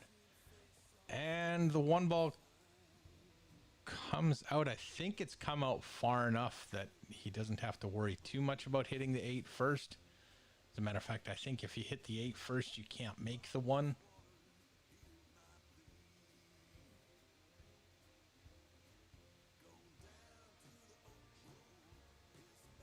The 3 ball is going to be a little tricky. I believe it might go bottom left corner. It does go top left corner. It doesn't go to either side.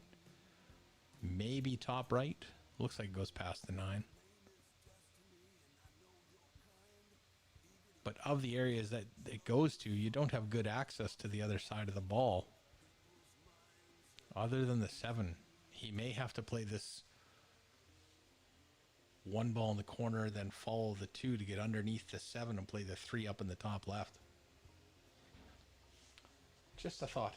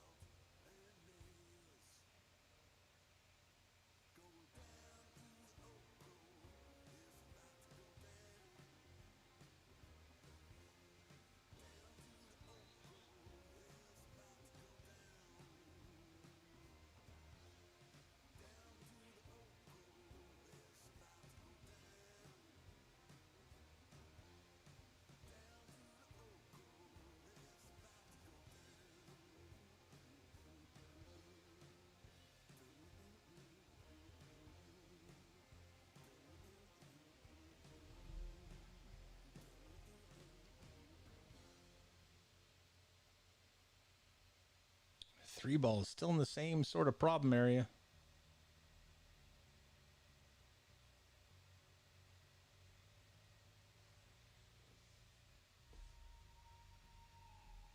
You were on my mind today for the first time in a long time. And I pulled out my phone and I hope you don't mind. I hear your voice and I freeze. Hello, who is it you say to me? I open my mouth to speak, saying I don't mean to call you out of the blue. This isn't something that I usually do. And you might not believe me, but I swear that it's true. Oh, I used to be sad, but now I'm out of the blue. Oh, I used to be sad, but now I'm out of the blue. Well, he's got an opportunity to cut the 3 past the 9. Everything, we both changed in the best ways, and this could turn into anything. As we wind down, you say it's nice to hear from you now, and I swear that you could hear me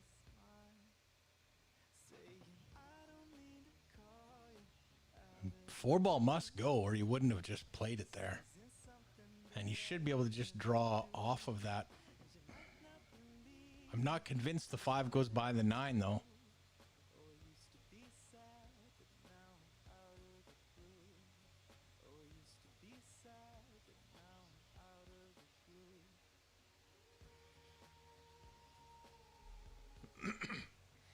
Hey, Cindy, thanks for the stars.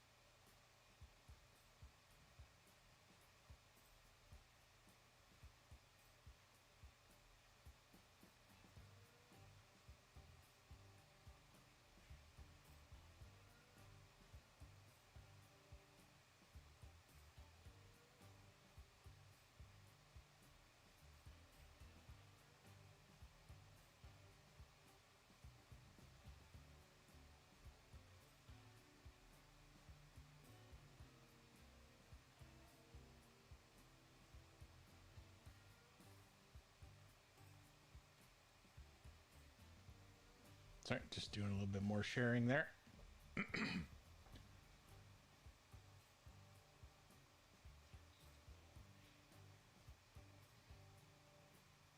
Ran it to the corner in an effort to keep the cue ball closer to the 7 so you don't have to run the cue ball across it. A little steeper than he would have liked. Could have hit that softer. 5 ball had a lot of pace going into the corner pocket, but may have hit it a little thinner than he intended, and that's why it's out a little bit. Can still do well to control the cue ball here. Take the 8 into the side, or if it goes long to the same corner as the 7. Needs it to run a bit. That'll work. That'll work, won't be a problem.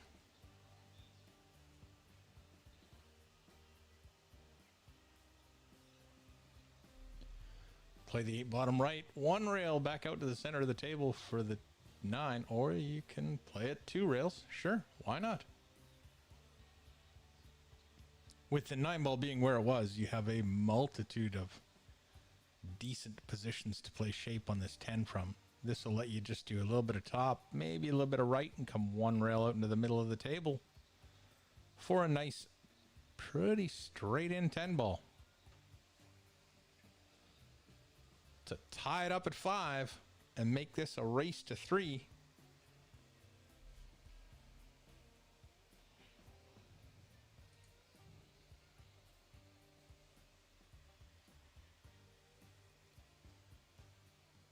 It looks like Mason and Mike Isaac have started.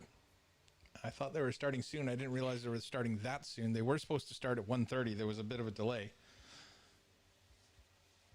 So I thought they were going to wait a bit, but they're off and running. Mason's leading 1-0.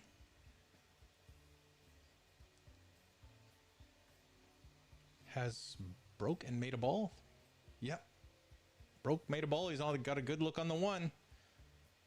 In 10 ball. That is a cause to smile. Grant and Woody tied at 5. It's a race to 3 now, folks. Mason, John, the 1 ball. Mike should have the entire ball, so he should be able to go past it and come out.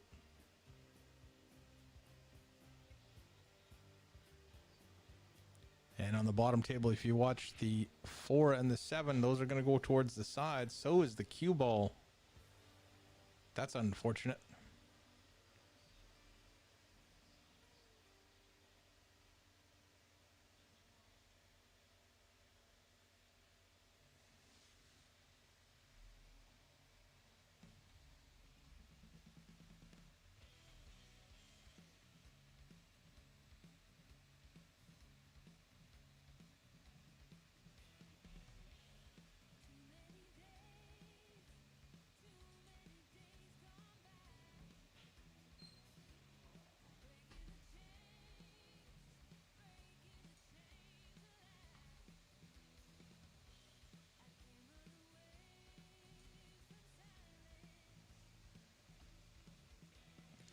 Let me just see if I can adjust something here.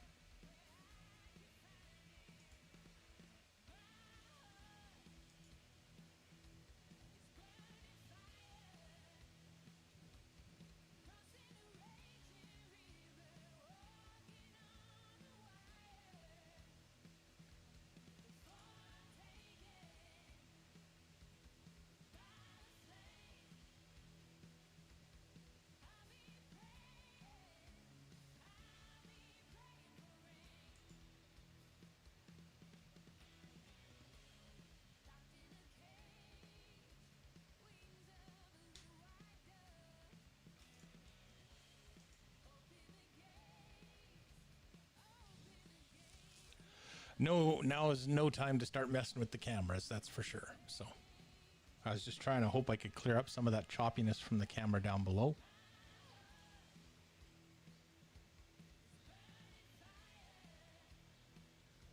Grant was standing so still, I thought the camera froze again. I thought, oh no.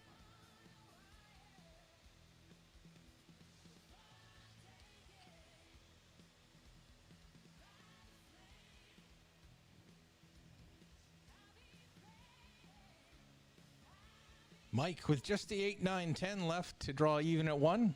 Don't want to let Mason get a lead on you. I know his Fargo says 598, but I think he's a little undervalued.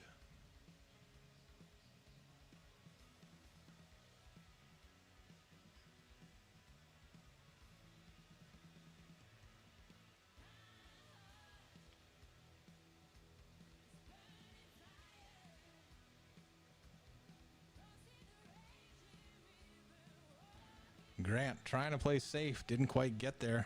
You might see a little bit more successful of an effort here with Woody.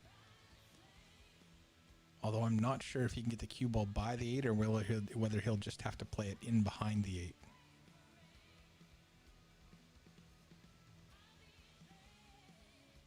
Well, he would have loved to have been on the other side of the 8, but he did get the 4 in between them, so.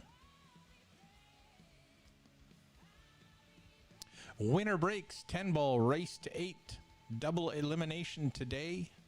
Tomorrow the tournament will continue, but it will be single elimination, race to 9 with the finals of race to 10.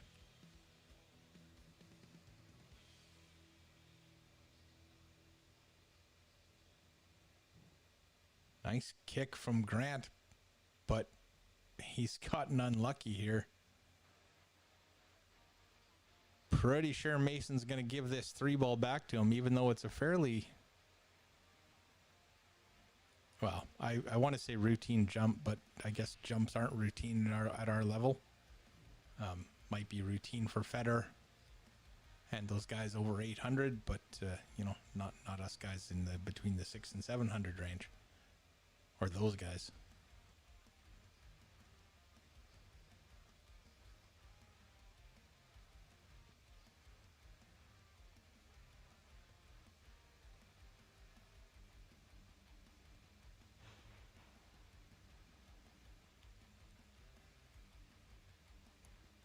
almost worked. Just couldn't quite keep the cue ball on the table. So Woody stepping up, ball in hand. Again, by the time you get to the 5, the table's usually open enough that you don't have too many problems. So it's just getting to the 5, and this looks pretty routine to get there.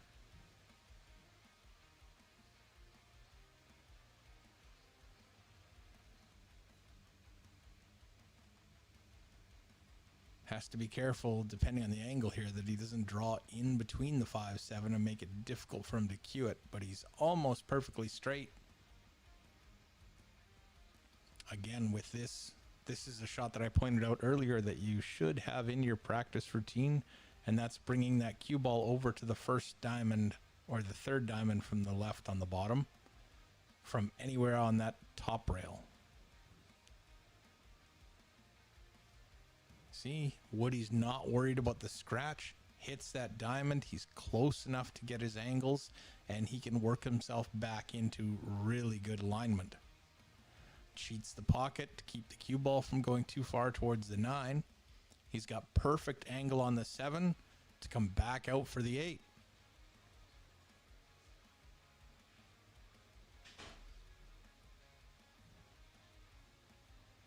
Should be able to draw straight off of this. If you're worried about the side, cheat the pocket and bring that cue ball right back to that first diamond again, or the third diamond from the left.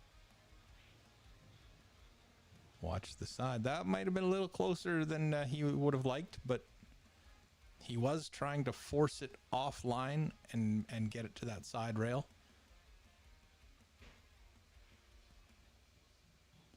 And just draw off the 9 for the 10.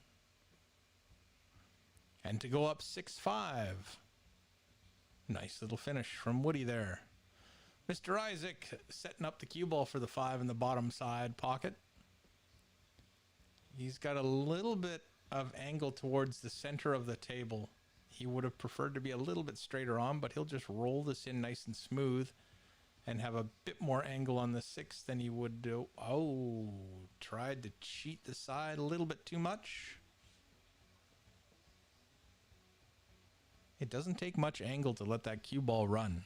So any little millimeter you can squeeze out of it to keep it under control is usually well worth it, but it does make some other aspects more challenging.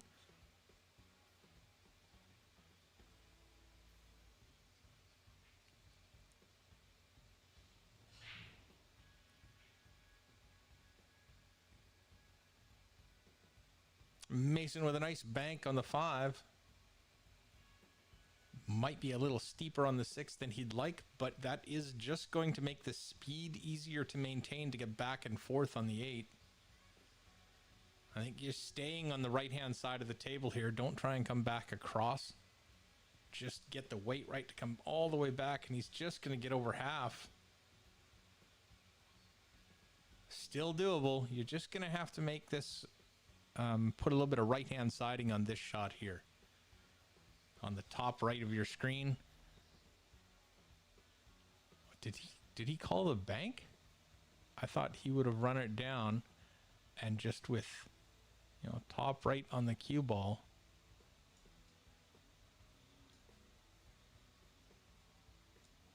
Bring the cue ball in like that. But he may be more comfortable with the bank. I'm looking at that bank thinking it's a double kiss, but he does play a heck of a lot more one pocket than I do, so his banks are probably a little bit better.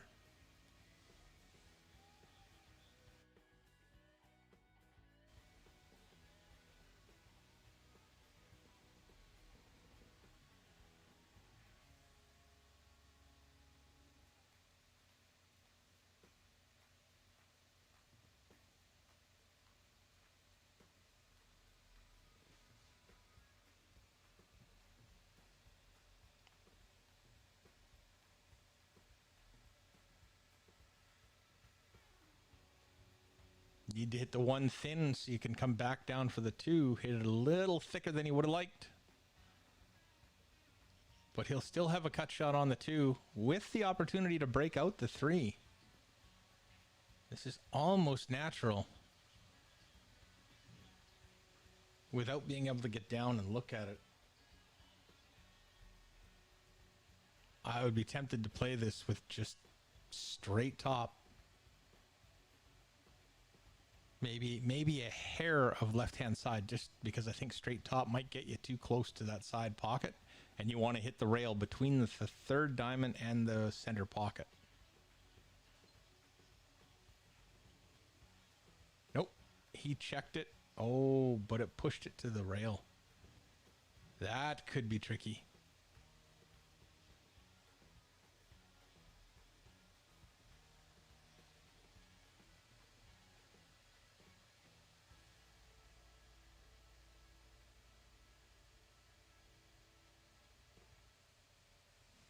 See, now this is the type of shot I'd love to take a picture of and go practice it and find out what I can do with it, because I don't know the shot here. I mean, you have a ton of options, but which one's the best one? Do you try and just roll past the 3 and get a safety with the 5? That's pretty touchy. Those balls can bounce off the rail pretty easy. Mike Isaac, meanwhile, getting the second one in a row to take a 2-1 lead.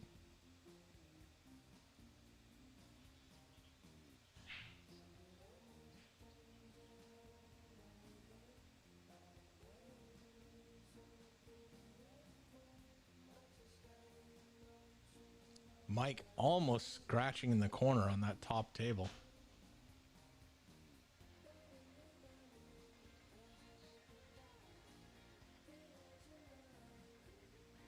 Just a push shot trying to tie up the 3-4. That's always an option with the push shot as well, right? If you can't find a good spot to push to, well, tie something up.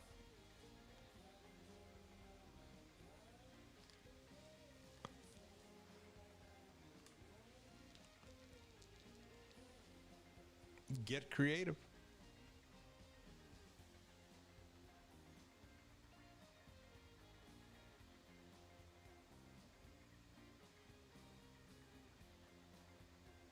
I think he's going to go for call the 5 in the corner, because it's going to head in that direction. There's not much you can do about it.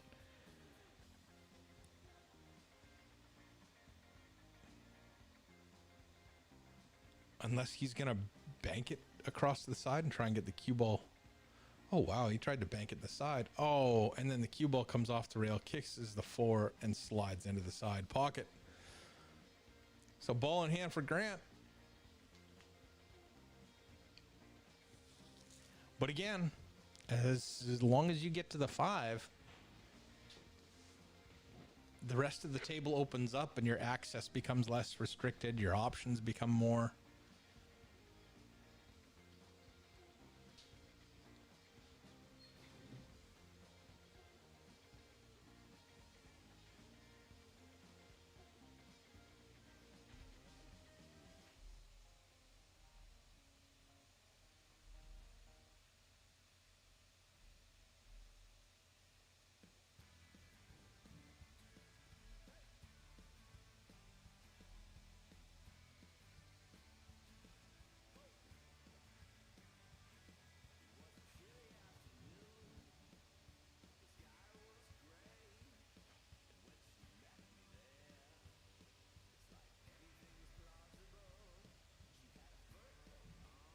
Mike's a little straight on that 4.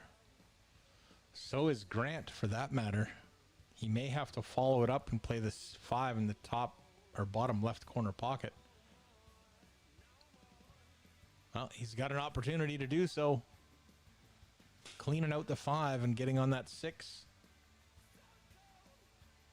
is the last hurdle I think he's got before he can really feel confident that the rest of the rack is just a tic-tac-toe. And he's put himself in good position to get there. Oh, it's going to rattle.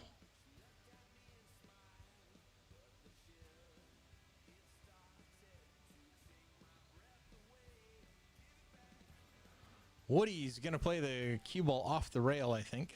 Unless he can see part of that 5, and then he'll just draw out of there. Oh, he can see that whole 5. Seemed like. Definitely didn't have any issues coming out of that corner.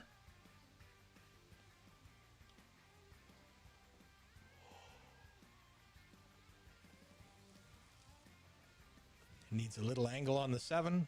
That should work right there. Just needs to draw out into the middle of the table again. Right into here.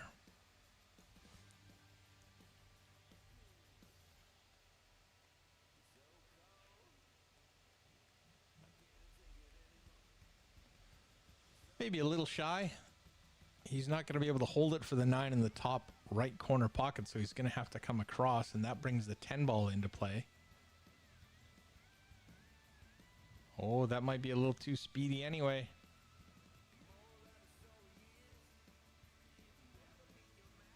Yeah, may elect to play safe.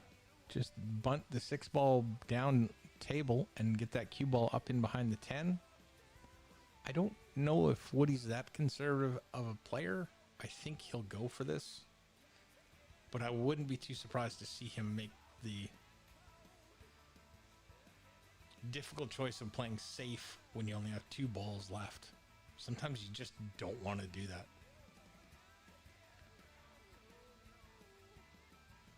But he's done a good job to not let the 9 leak out and to put the cue ball in a position that doesn't guarantee a good opportunity on the 9.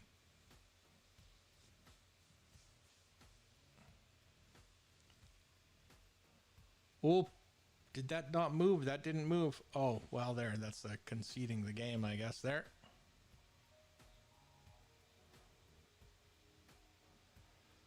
Woody's on the hill.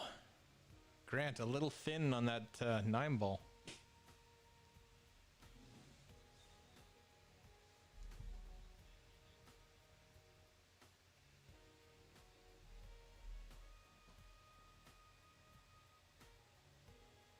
Mason almost left that 7 ball hanging in the corner pocket.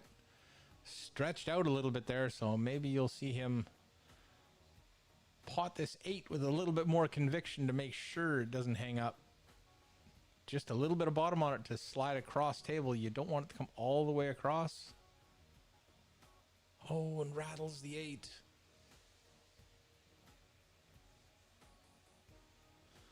So tough to play this game when your confidence isn't at 100%. It is so tough to play this game.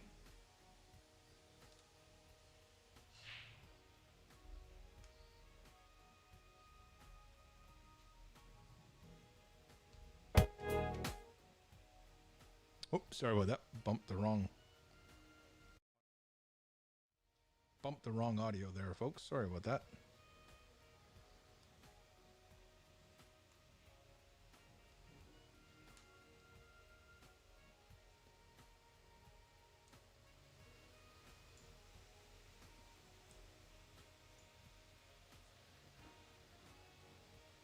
Mike Isaac to take a 3-1 lead.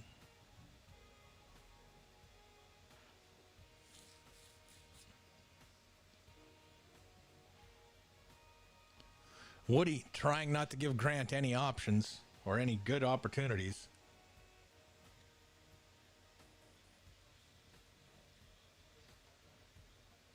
Grant, he's only 2 down. Needs all of the last 3 to win, but plays pretty good. He can make it work.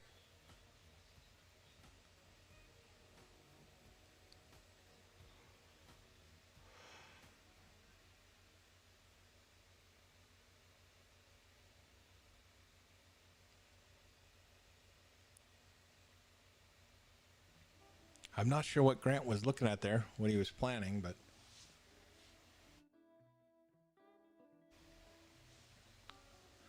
I think he was looking at a safety here. Just thinning the 1 and putting the cue ball 3 rails in behind the 7. Or 2 rails. I think he's left a window, a 1 rail kick though. I mean, anytime you leave a 1 rail kick, you're really not that happy with your safety effort.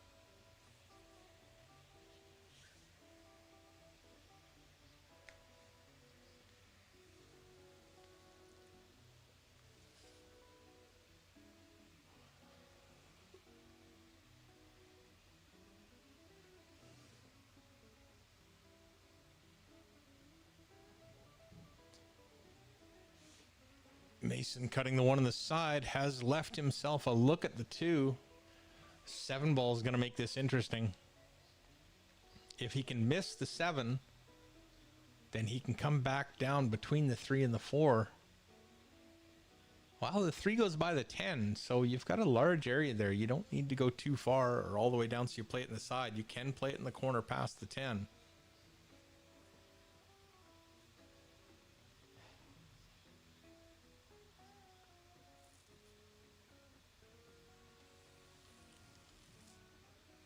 Hit the 7 ball so full. That was always going to be difficult to avoid.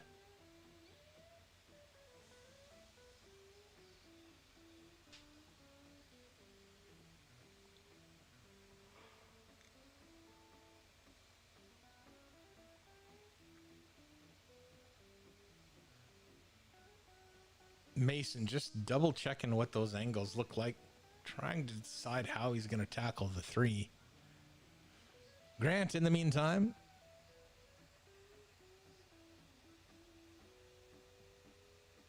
looks like he's going to take that 1 top left corner pocket and draw the cue ball in behind the 2 again.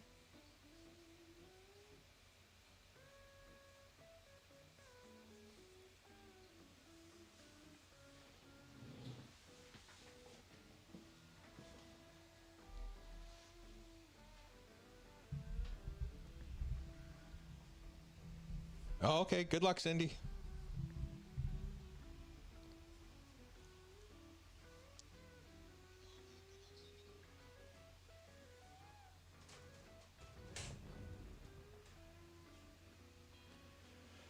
Grant just playing the roll-up leave.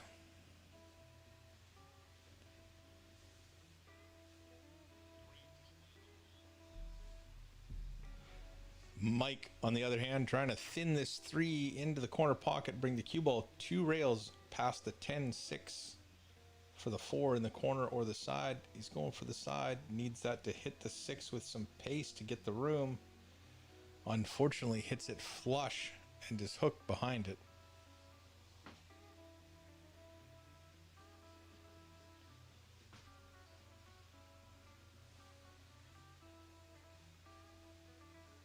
It does open the table up though, so if he doesn't hit this, oh, even if he hits this but leaves a makeable shot for Mason, it's going to be a dangerous opportunity that you don't really want to give up.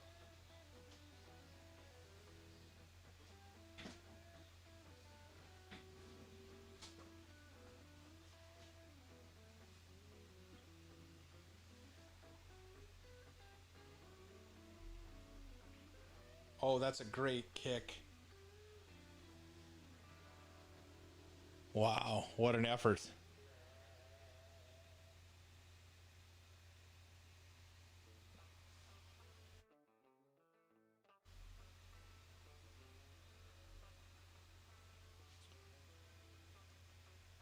Oh, Mason does good to slide by the 9, just barely, not touching it, and then getting the rail and snuggling up to the back side of that 9. He's taking away the 1 rail kick with the 6 ball. Not sure if Mike has a 1 rail kick between the 3 and the 7. He might have a 2 rail.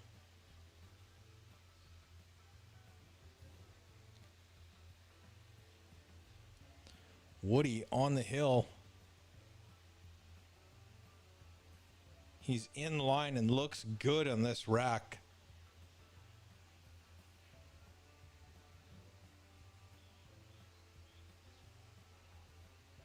Nothing crazy need happen down on that bottom table.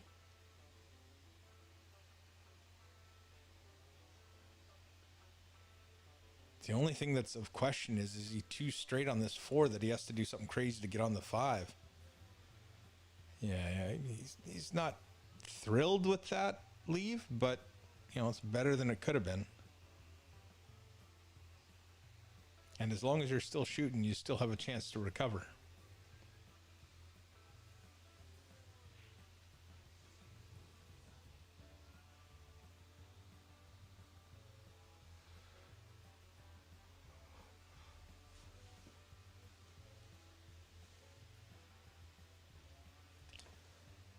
Seems to be getting it done. Mason looking to thread the needle on this 4. Get the cue ball up and down the table. Maybe go around the 6 rather than between the 6-9 twice.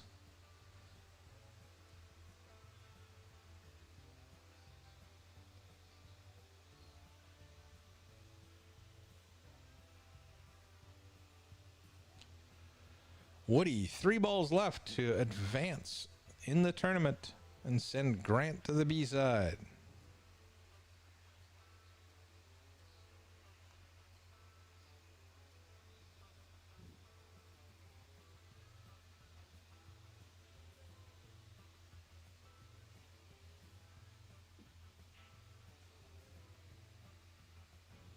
He would prefer to not be on the rail like that, but sometimes that's what you've got to deal with, so you deal with it.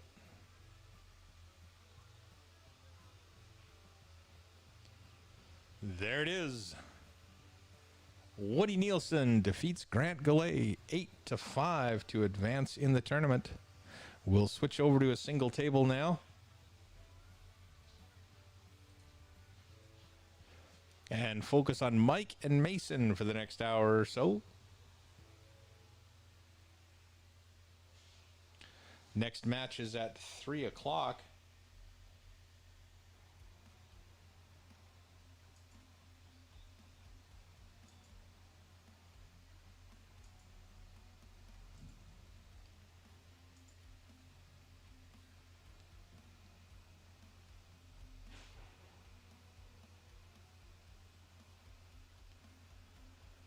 So next match is at 3 o'clock, and that will be... Oh, actually, we get another match starting right away. Randy White and Mike Silvius. We're going to leave it on the 2-table stream. Just simply because Randy and Mike have got to start playing right away. They're already 40 minutes behind.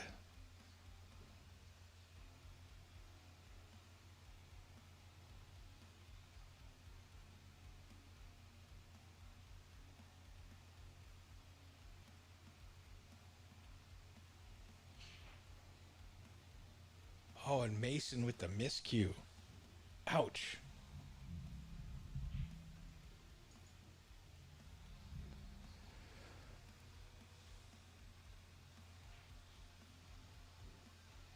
That's a huge missed opportunity.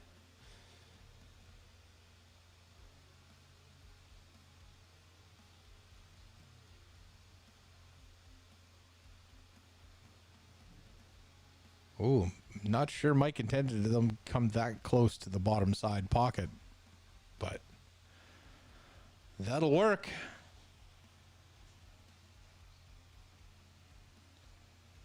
Okay, on the bottom table, Randy White, Mike Silvius starting up. Looks like Randy's gonna get that one.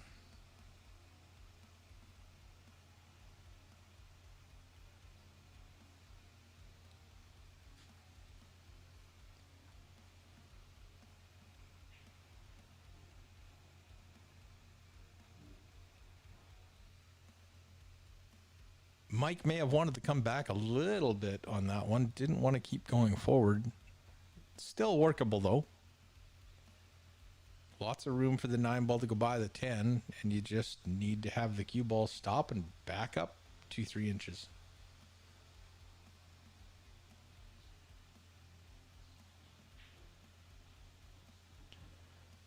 It rattled but dropped.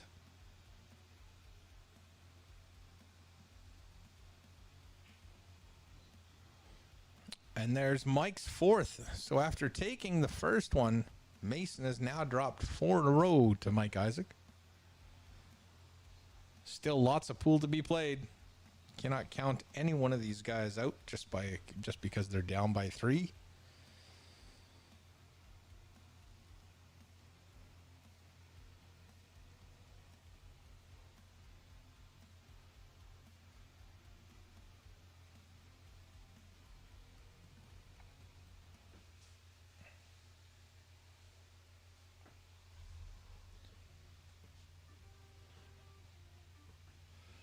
Randy to break. Watch the 4 and the 5. Don't ask me which one's what color.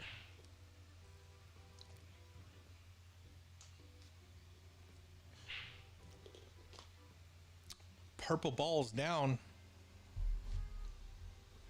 I think actually on this set of balls, that's the 4. I mean, I know it is. That's the way we've been calling it all day, and that's the way they've been shooting them. So.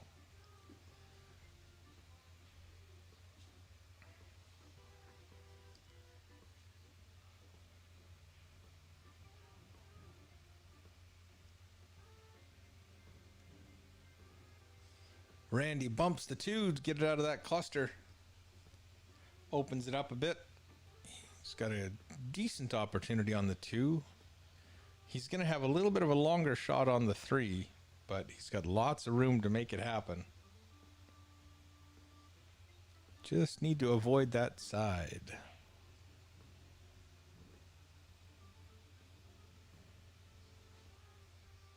And that's well done.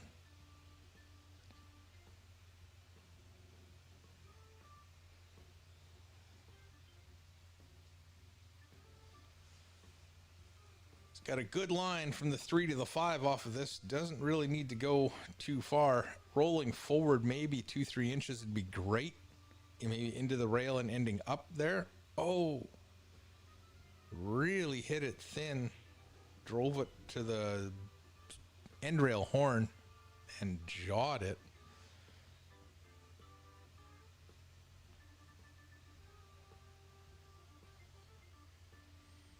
But that'll bring Mike Silvius to the table. We'll get to see how he's doing after his first round defeat. See if he's recovered.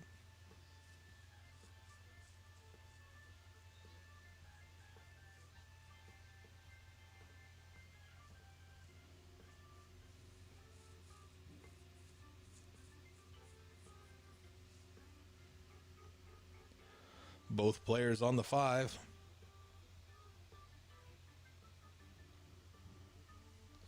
Mike to the side, but leaves that cue ball on that 50-yard line position.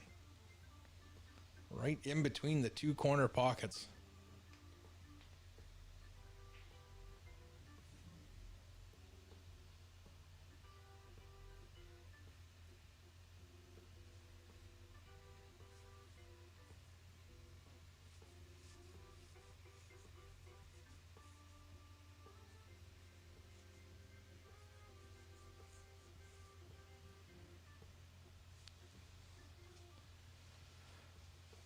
Mike, bearing down, wants to get a little further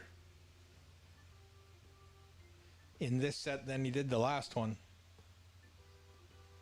Doesn't need to do anything with the cue ball here, but stop it. It'd be awesome if it popped off the rail a couple of inches.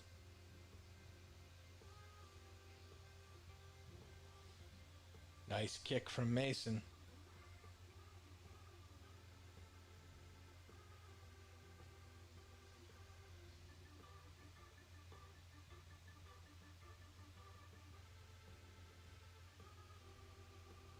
Mike with the 8 in the side, running the cue ball up and down.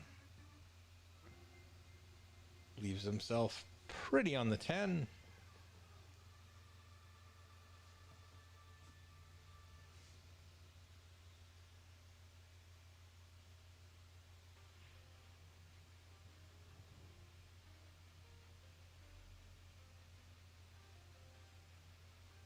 Mike on the board. Whoop. You don't get 3 for that, Mike. Just 1. There we go. Sometimes the screens can be a little touchy.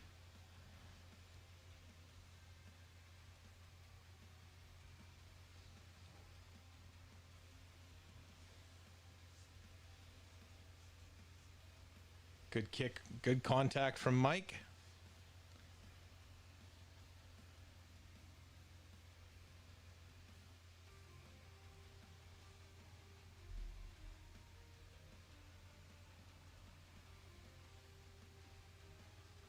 Mason trying to play safe, thinning the 6 ball in behind the 10. Needs the cue ball to get up on the rail for behind the 8. But did it get there? It did get there. Mike with the appreciative tap on the table, acknowledging a good play from Mason.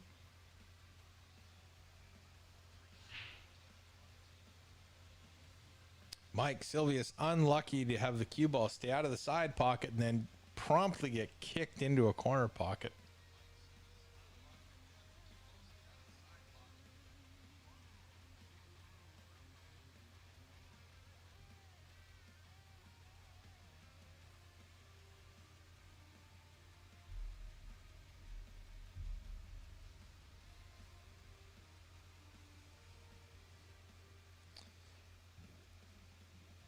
Randy needs a little bit of angle on this too. He's got a tiny bit, but I think he would have liked a little bit more.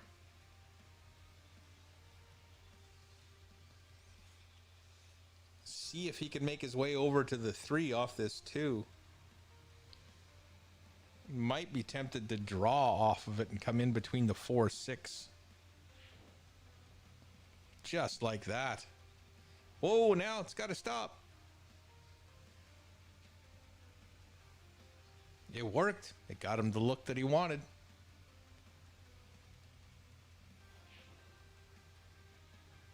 Finds the window. 4-ball, top left.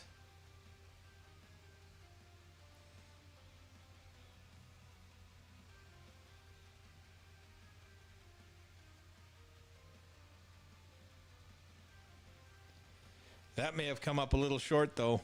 Not sure if he can see the edge of the 5 that he needs.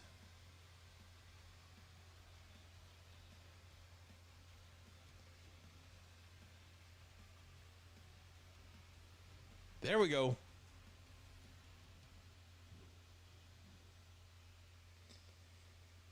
Randy looking to get on the board and tie this up.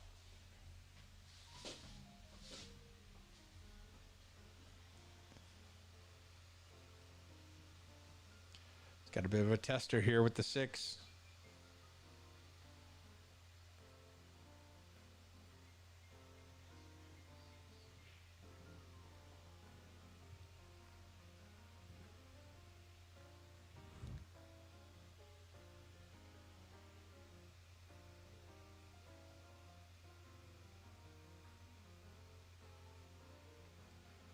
Randy's still got a good opportunity on the 7. Drawing back for the 8. I think that's his goal, but we'll see. Maybe he'll play it differently. Mike, meanwhile, no real problems on his table either.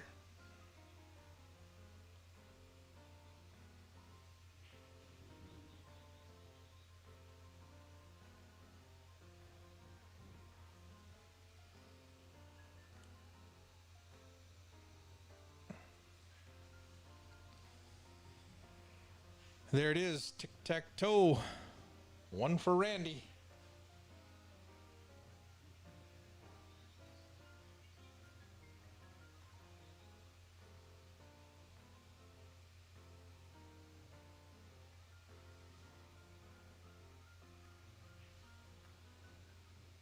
One minute, folks. I'll be back in a minute.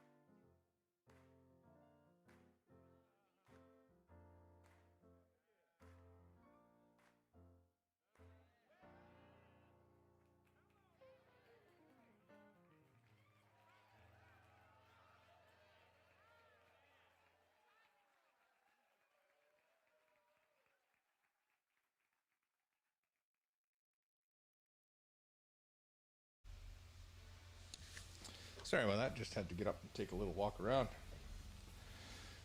There's not a lot of movement doing commentary, if you can believe that.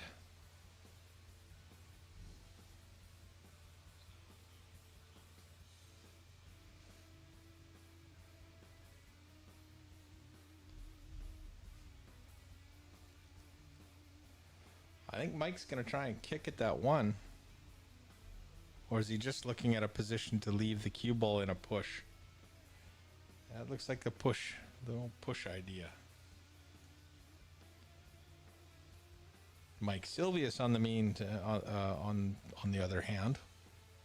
On the mean hand? He's not a mean hand. On the other hand.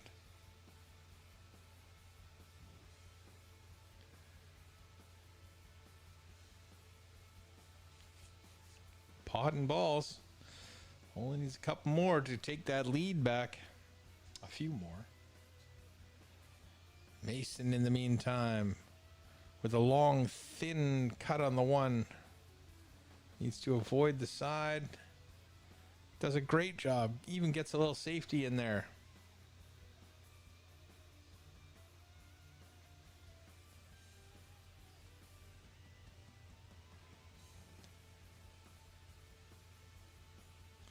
Mike with another long pot has left himself fairly decently on the 9. Could be okay here.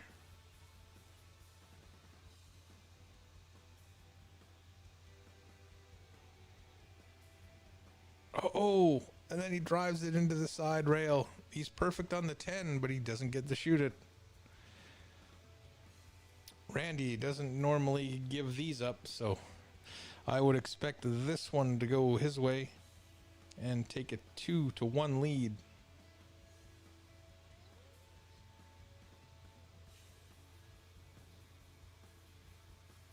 A little under hit, but not much. He can still work with this. Straight top, you'll avoid any scratch.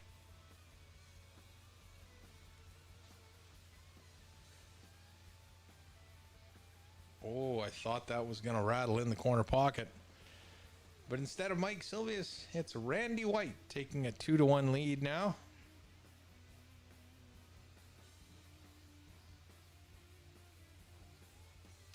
If you wouldn't mind, folks, giving the stream a share, I'd appreciate it. So would the slow roller room.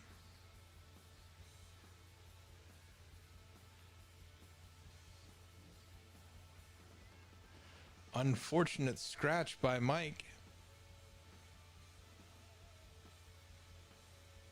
Mason's not going to mind that too much, though.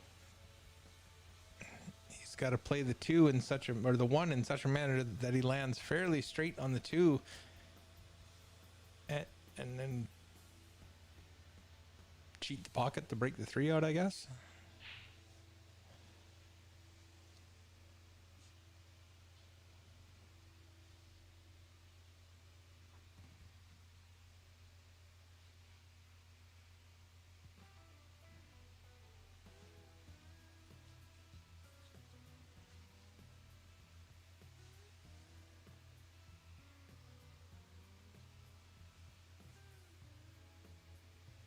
One on the side, run the cue ball up and down the table for the 2. Is he going to get a view of it? I don't think he did. Oh, maybe he does have a piece of that 2. He can cut the 2 into the 9, call the 3. That'll work. 2 ball now goes by the 9, so he can thread that cue ball through that traffic there and come out for the 4.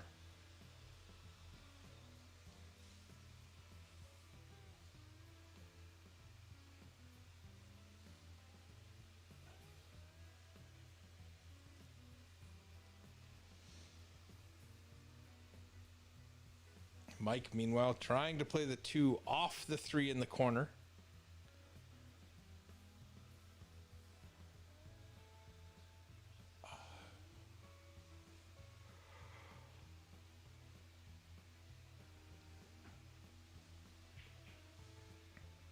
Oh, he played the combination.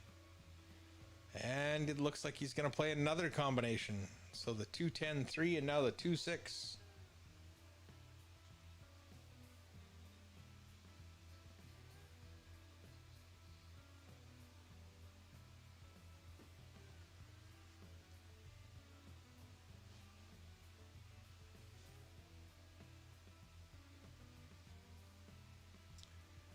In another half hour, we should be starting our next match at this venue, but it looks like we're going to be a little bit delayed.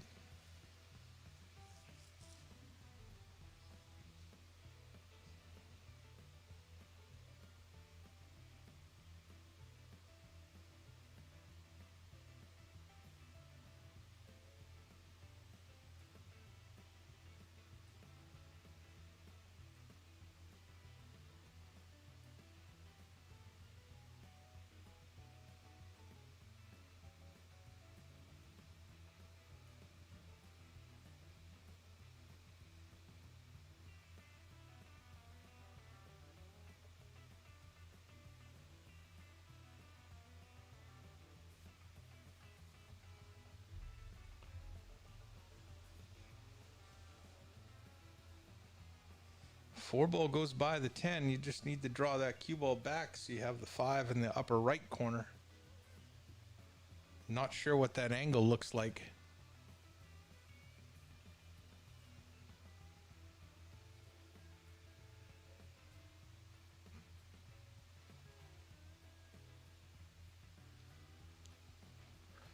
Kicking at the 2 ball.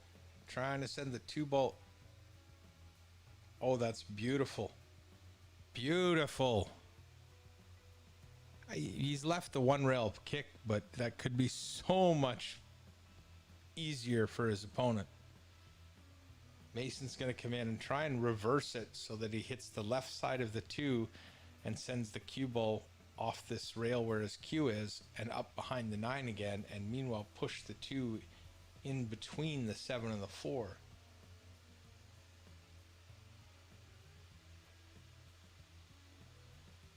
Oh, he hit it a little thick. He's giving up a combination, that's all.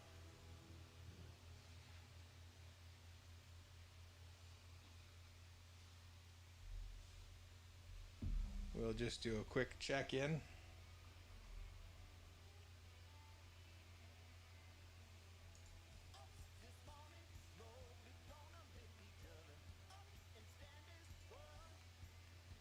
See how the scores are going on the other tables. Looks like Mike Calla and Bob Frost are playing. Bob Frost leading 5-2. And Rob Hoiberg and Hans Nedza is just starting to square off. It's 0-0.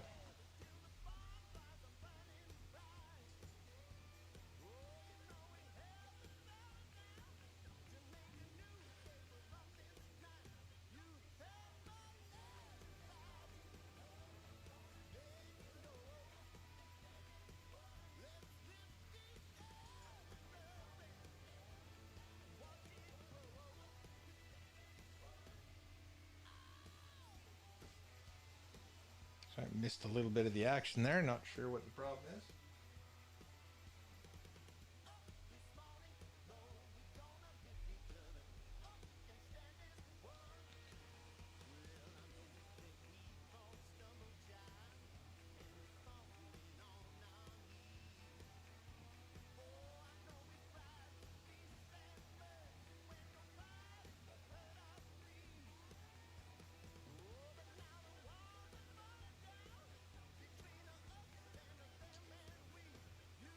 Not sure what Randy's trying to do with the 7 here.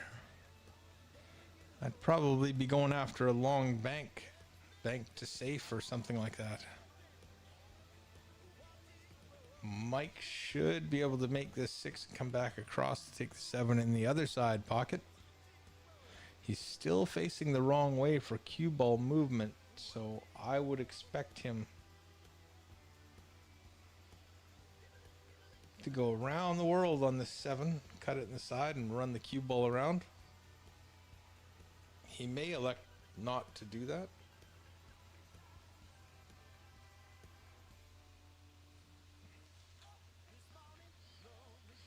Mike with a fairly nicely executed save, not giving anything away.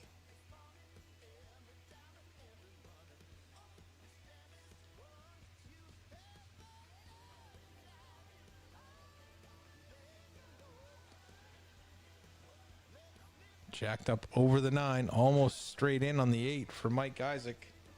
But to take a 6-1 lead, he's got to finish off these three. Nails the 8.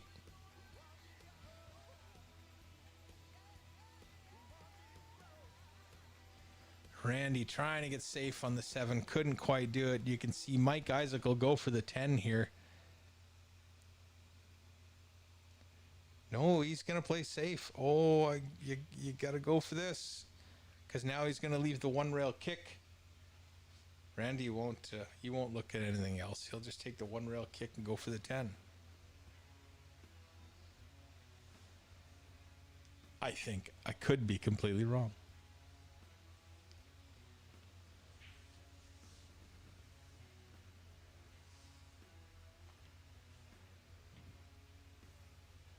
Yep, here he goes. Between the 2nd and middle diamond.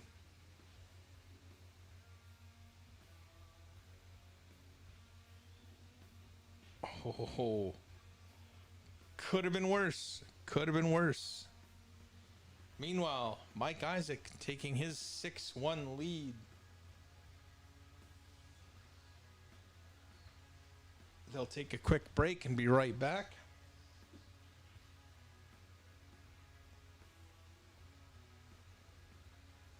There's Mike Silvius playing a nice containing safety on the 7 ball. May even get a ball in hand out of this. He can't jump it. It's so close to the 9.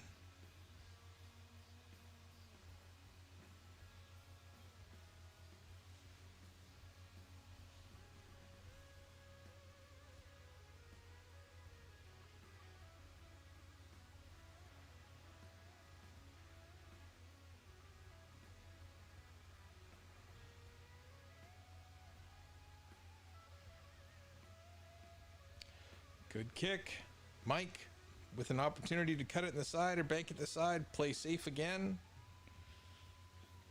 I don't like the safe just simply because the angle is not always there for that one.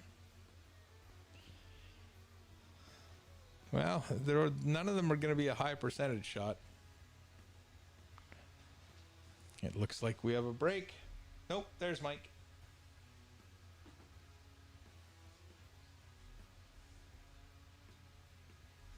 Hey, Julian, the race is to 8. So Mike just needs this one to get on the hill, this next one to get on the hill, and Randy and Mike have just started.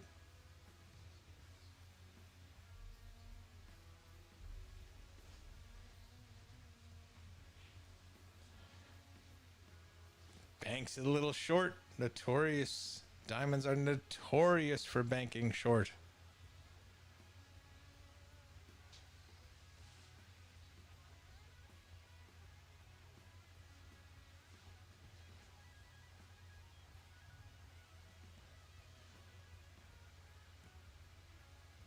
Randy slices the 7 to the corner. Doesn't leave anything great on the 8. He can cut it into the side, but it's going to be a lot of work on that one.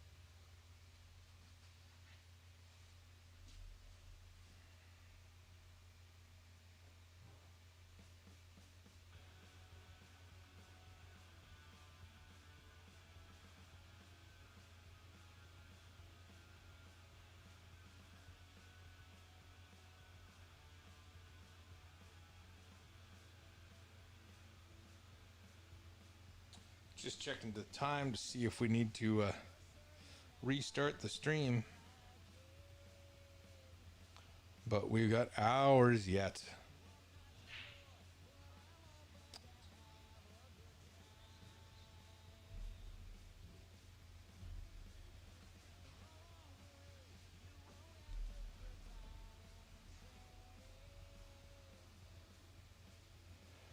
Scratch on the break from Randy. Going to give Mike ball in hand, and it's the fairly easy opening sequence. 7 to the 8, depending on your initial position, might be a little challenging.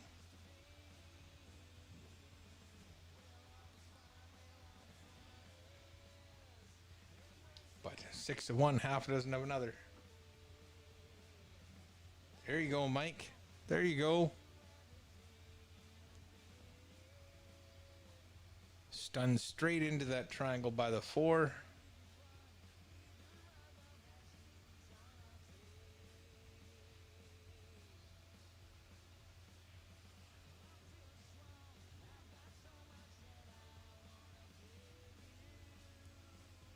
Well, jacked up over the 8 now. This could be a little tricky. I'd switch to one table while the other guys take a break, but I don't know how long they're going to be, and sure as heck I'll miss the first rack. And that could be the one that sets them on the hill. So I don't want to do that.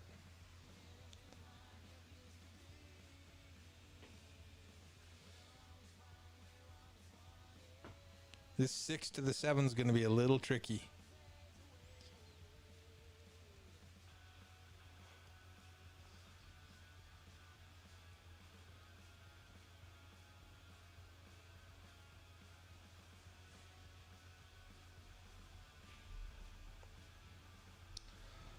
That's a well-struck ball. Is he going to get rewarded for it?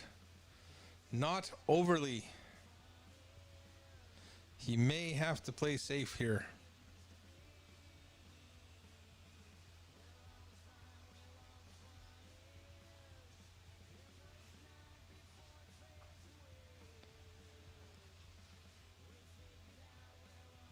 He's trying to play safe, get the cue ball somewhere where you can't see the 7, but he's just overcooked it a little bit.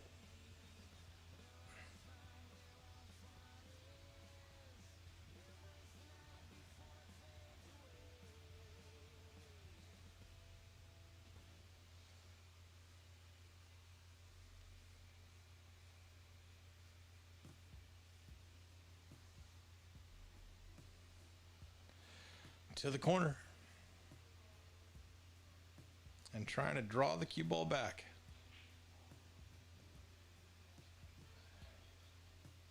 Accurate. Just didn't have the power to draw it back.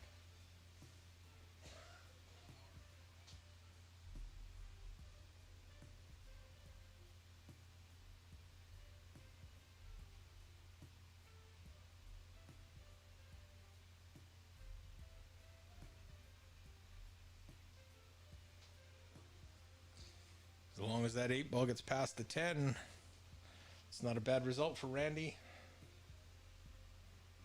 And Mike and Mason are back again.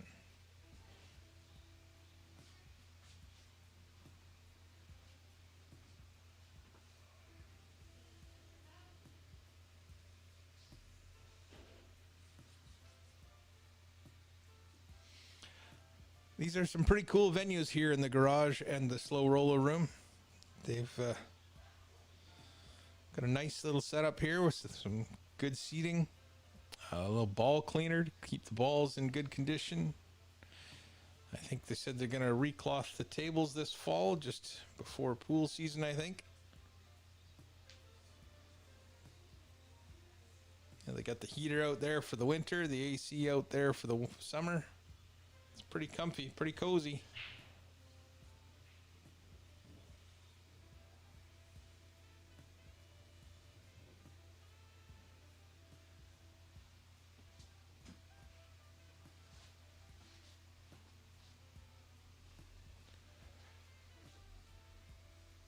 Mike's made a ball on the break.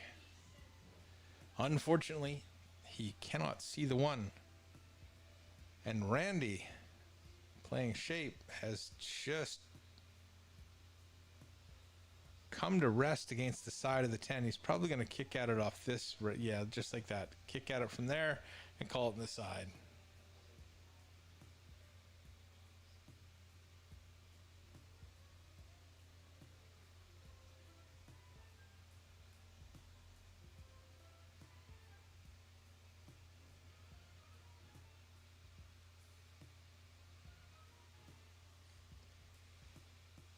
See, the problem here is you're trying to push the 10 ball just a little bit. Oh no, he's not going to push the 10 ball. So he's just okay. So that makes it a little easier. You're just playing the one angle, the one no timing shot. You know, if he misses, he probably doesn't scratch there.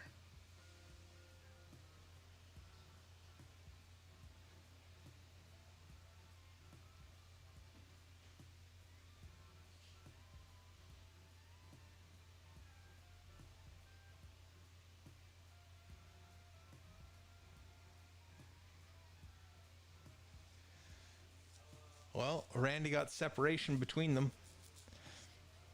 That's part of the game. If you can't cut an angle off or hook them, at least put distance between them.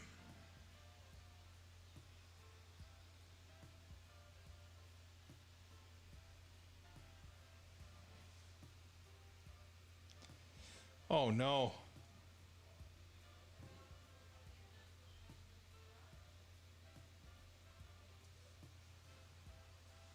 Mike with an unlucky scratch on the 10 ball.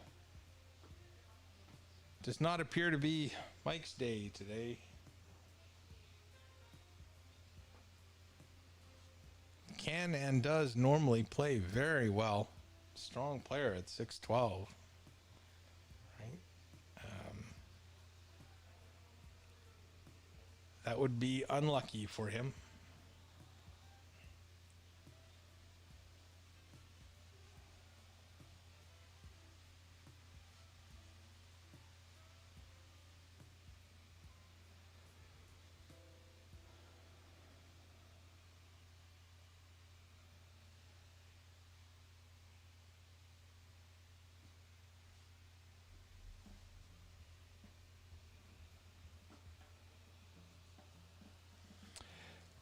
Oh yeah, I'm a little surprised it's not closer too. But when you're not getting the rolls and you're not potting the balls, you know you can. It's really tough to stay with somebody who's got a little bit more confidence and is shooting well, right? I mean, they probably are a lot closer together in skill level, but there's not much you can do when the other guy's just shooting great and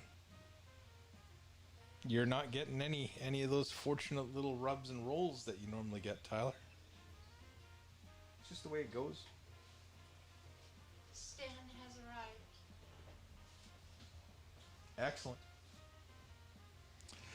Stan Taranto's in the building. Yay, he made it in time for his match.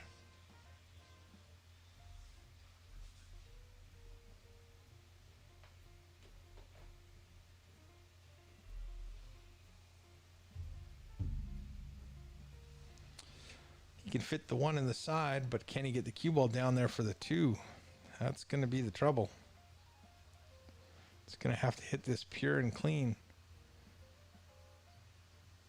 Nope, just going to take the safety.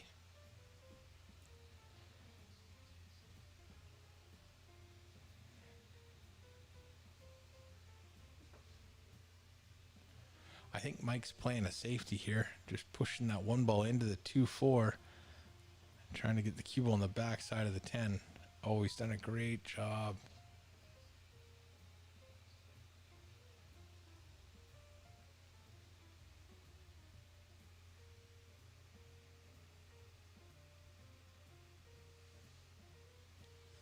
Mason trying to find a way to kick at that one. Strangely enough, same as Randy. Or was that Mike? No, that was Randy. Randy's made his. Mason's going to have... I don't think Mason made a call. He's just trying to hit the one and not sell out.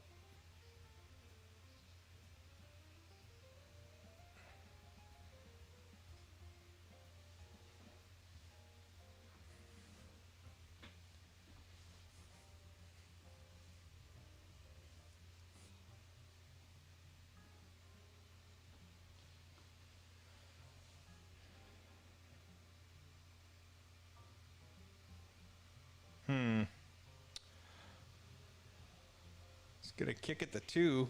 Might be able to get a safety out of it. Mike's gone a little too far on the top table. Maybe he's going to go far enough to get a cut shot on the 2. I think he's got a shot at the 2, although his body language would suggest that maybe he doesn't.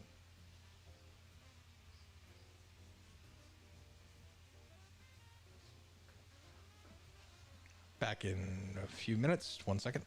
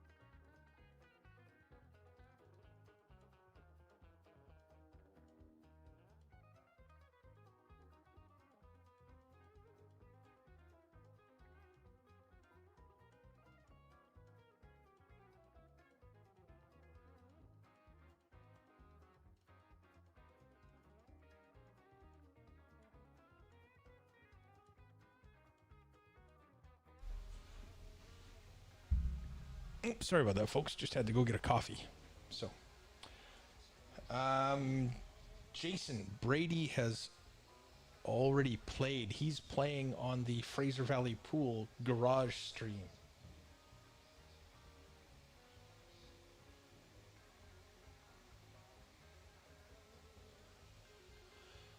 In the meantime, why are we down to one table?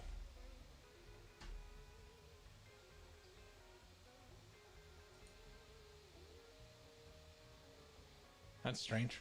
Don't know why somebody would come in and do that.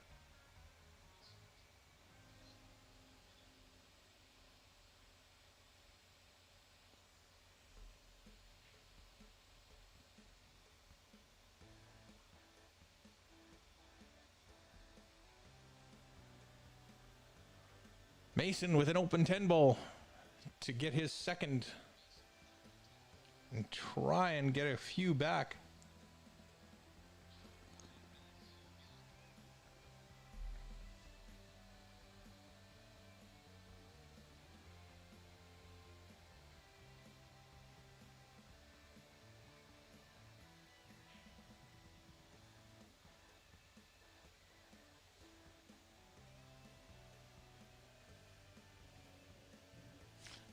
It drops in, so it spots. It's not a foul, so Mike has to make this to win. A little bit of a fortunate roll for Mason that time.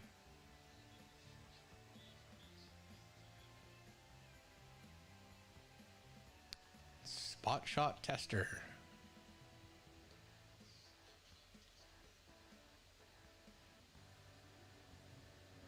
Mike up to the task. Gets on the hill 7-1.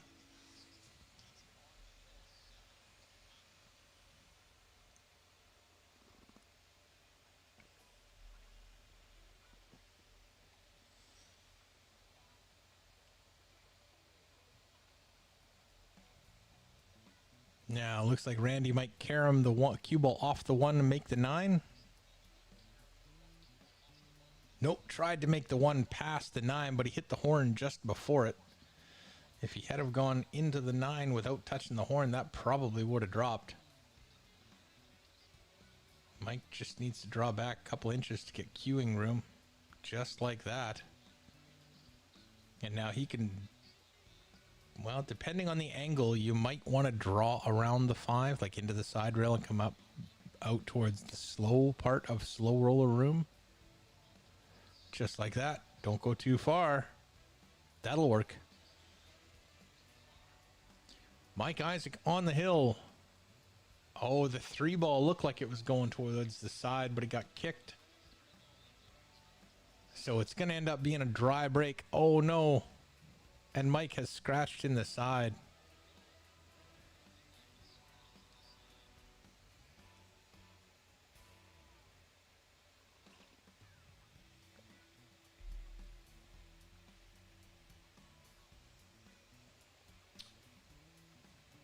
Thanks, John, for throwing up that challenge bracket. It should be pinned to the comments.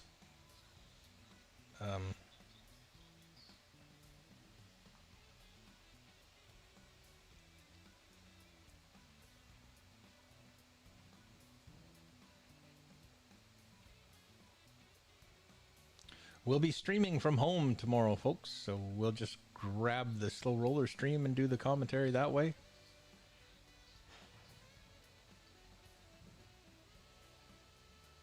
So far, things have been running fairly smooth. Running a little bit behind, but that happens in pool tournaments sometimes, right?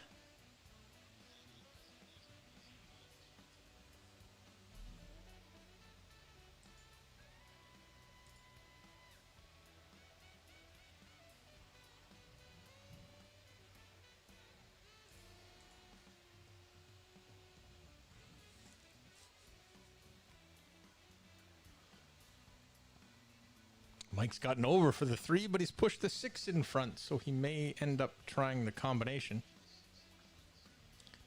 These aren't too difficult when they're right in line with the path you need to take to make the ball. You can still miss them, though. Just like that. Kind of overcut the 2, push the 6 into the rail a little bit, and it just magnifies.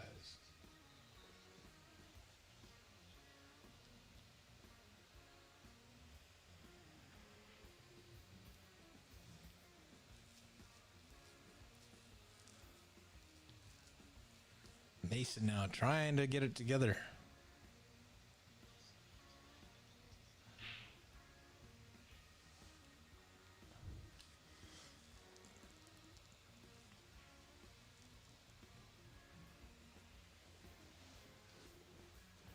That's a nice pot.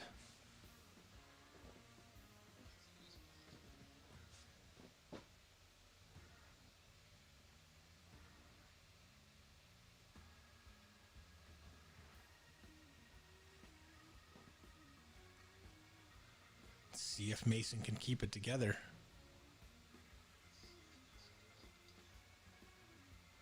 He's looking good here.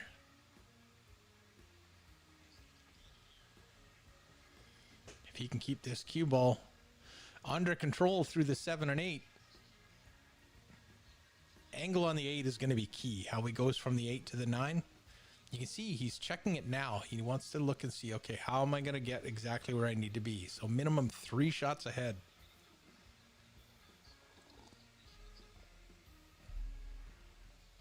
Minimum 3 shots ahead.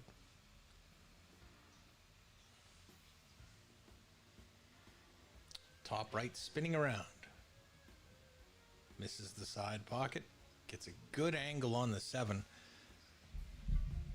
From here, he can play the 7 and bring the cue ball 1 rail fairly accurately up towards the 10 and the 8.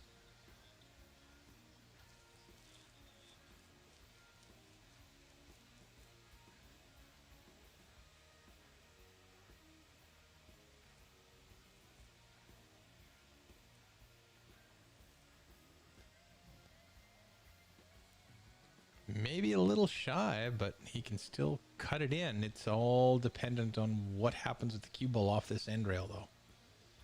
If it picks up a little bit of right-hand siding, he could be in trouble, as it could come down past the 9 and past the 10 and get the 10 between the cue ball and the 9.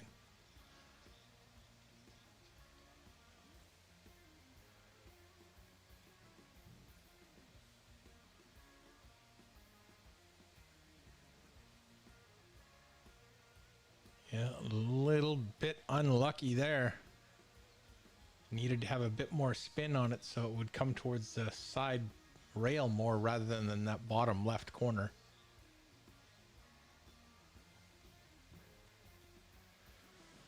Your opponent's on the hill and you're hooked on your second last ball. It's a tough scenario to work through.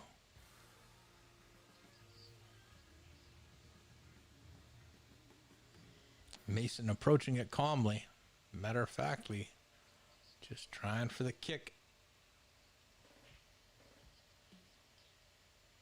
Oh, that would have been a beautiful roll if it comes down to the end rail, but it goes off the horn and almost sets up perfect over the side pocket on the other side of the table. Unlucky.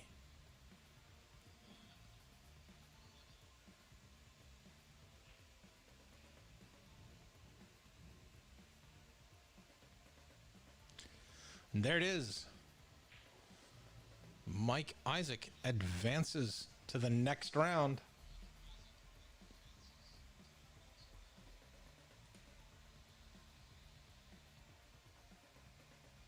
And that next round, that next match should start really quickly.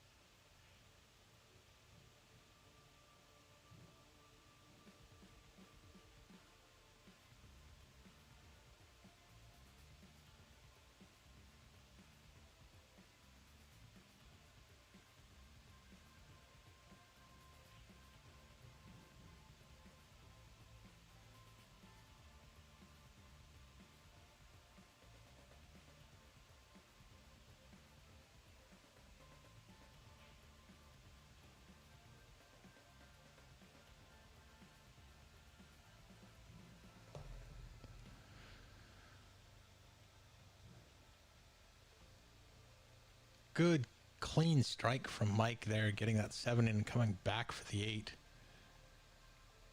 It's a little bit of a different angle here. He's going right at the 9 off of this, so he wants to go a little longer. No, right at the 9. So that could have ended badly. As it is, he's got a nice little cut to the side, come 3 rails, just right-hand siding. Oh, slow down, slow down. Oh, I thought that had a lot more speed on it. I thought it was going to go to the head spot, but he ends up perfect on the 10. Mike trailing 5-3.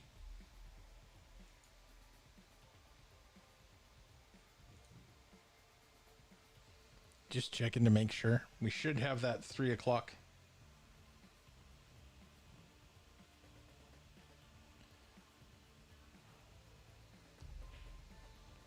Should have that 3 o'clock match starting soon. That will be...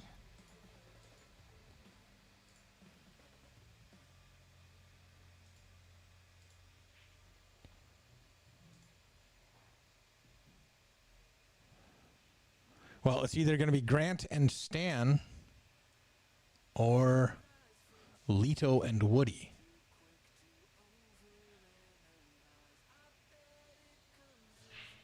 Those are the 2 matches that are supposed to be starting now. We are going to be starting one of them. It looks like it's going to be Stan and Grant. So, glad to see that Stan's made it. Too bad he couldn't have made it here for his first match, but stuff happens. Not much you can do about it. You're at the mercy of the airline.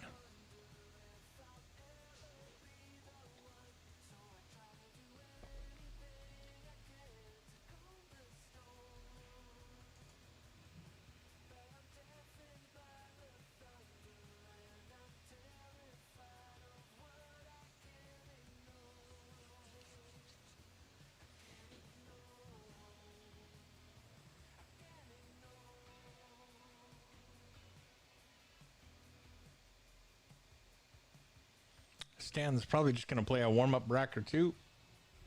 So we'll let him do that. And we'll focus on this match for a moment or 2.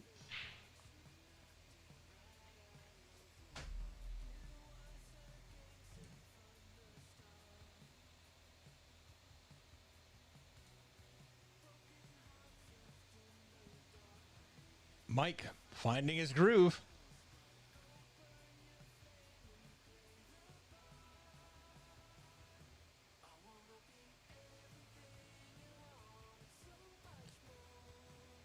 Trying to keep your composure when you're down and you're just not getting the rolls and you're struggling a little bit can be so hard to do. Like some days that stops 2 inches earlier and you're not worried about cueing it.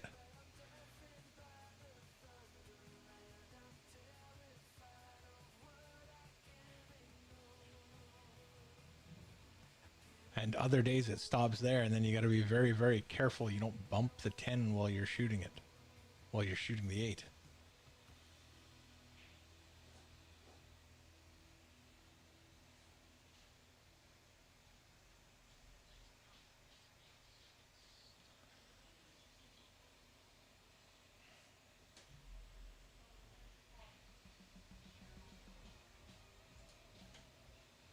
Can you help me for a minute, please?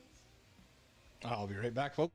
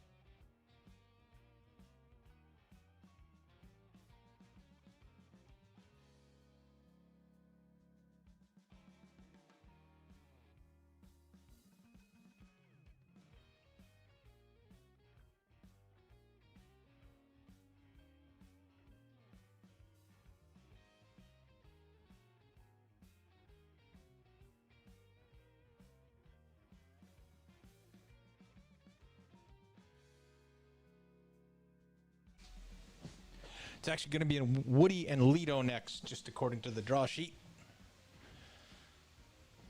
And, I mean, Lito's been here since, you know, whatever time he showed up.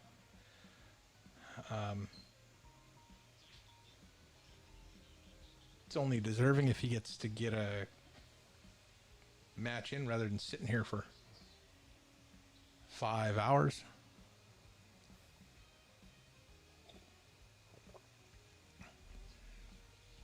So Woody and Lito will be on table number 1, the top of our screen. Mike Silvius finishing off that rack to bring it back within 1.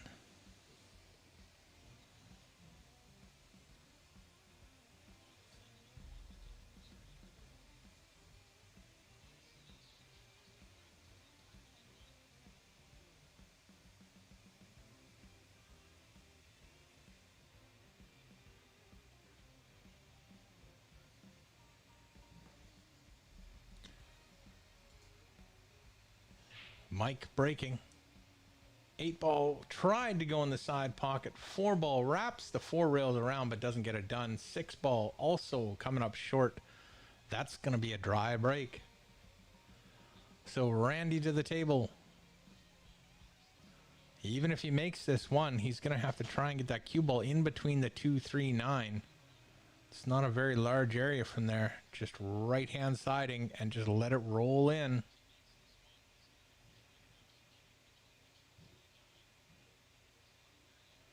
You know, that's not bad from there. That's not bad from there at all. Can he do anything with the 3, though, even if you make the 2? I doubt it. That 4-ball's kind of in the road of... Well, no, you kind of have to miss the 4 to get in on the 3. But you're going to have to punch the 2 up in the top left corner and bring that cue ball back and forth on such an accurate read to get in there on the 3. This is going to be a hell of a shot.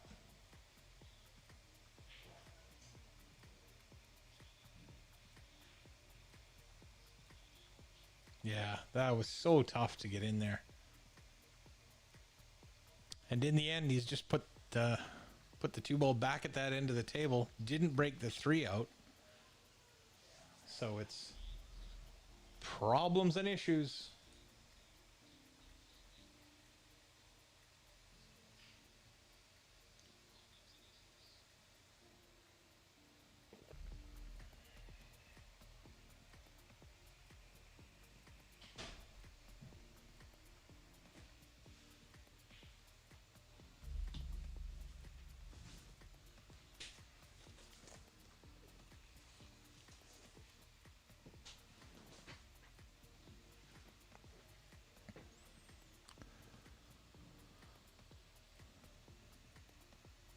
Randy misses the 2. And now the table's open.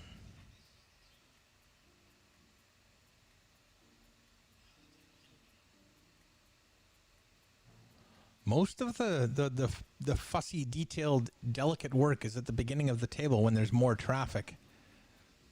In general, as you get closer to the end, you have more room to work with, more patterns available to you. That could be tricky. He's going to be very straight on the 4 here.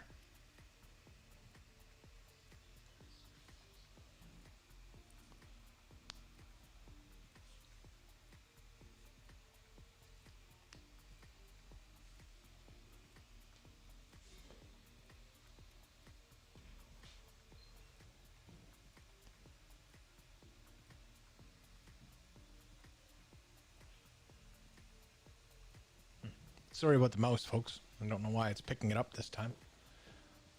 It's probably a setting I can't remember that I have to look up again and click.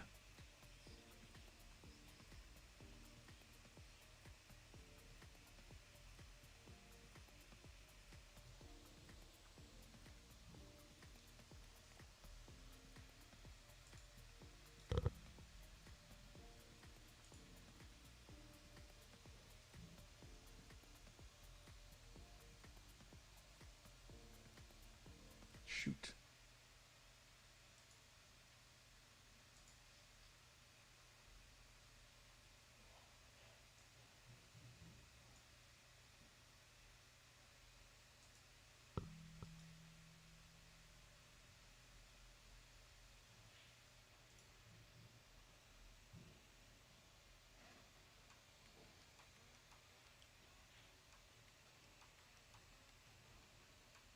Just a little bit of right hand side and bring that cue ball right back down along his cue towards the 7. Oh, he's trying to thin it between the 8 and the 9. Or he just underhit it, which, you do that sometimes, right? Sometimes you think you're going to hit it this hard and then you let it go and you're like, wow, that wasn't even close to what I was thinking.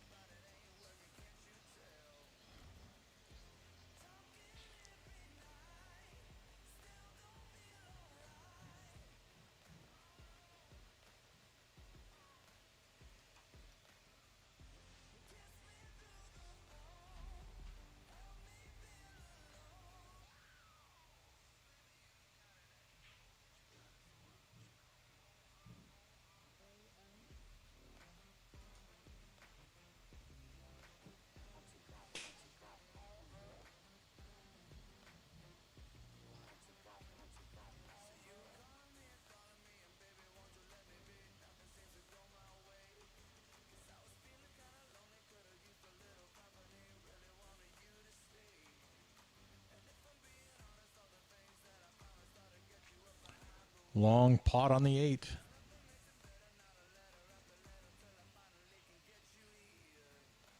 Right in the heart of the pocket. Randy trying to get the 6.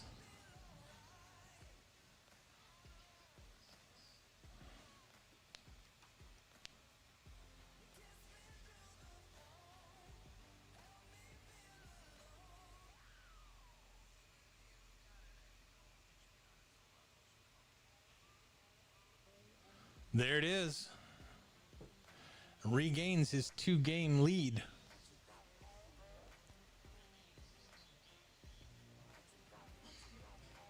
Lito and Woody are just about ready to start. They're going to lag for the break here in a minute.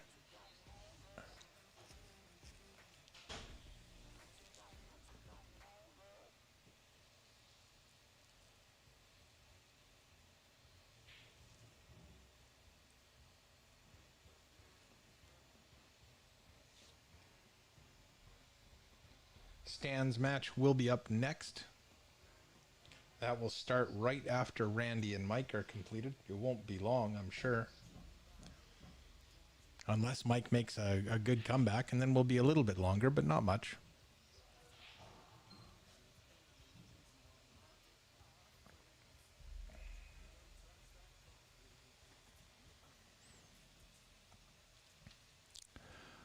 Randy's got a ball down, but that 2 ball is tied up.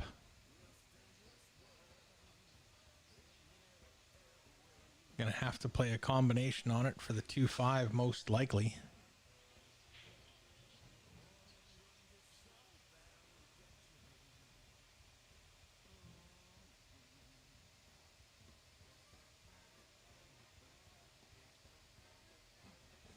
I was initially thinking he would get down into this area, but I think now he'll just try and come into this area here.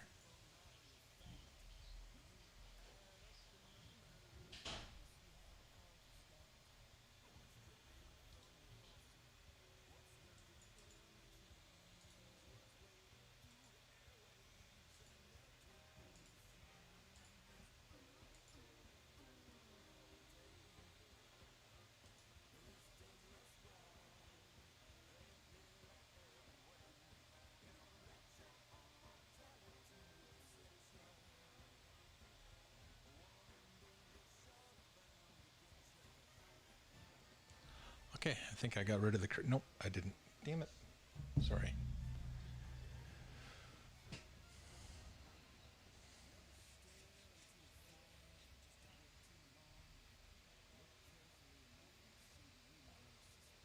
Mike's just trying to figure out how thin he has to cut that 2 to get that cue ball around the 3 and keep going.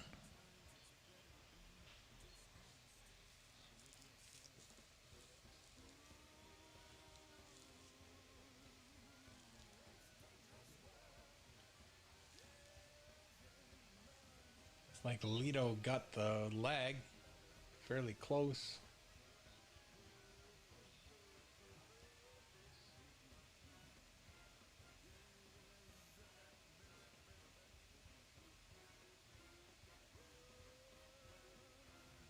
Well, they're actually discussing it. I'm gonna go out there and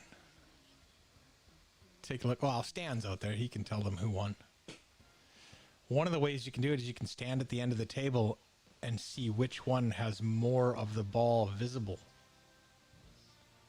Right? If you get down and kind of just let them peek above the table edge. They're still discussing it, so I'm not sure.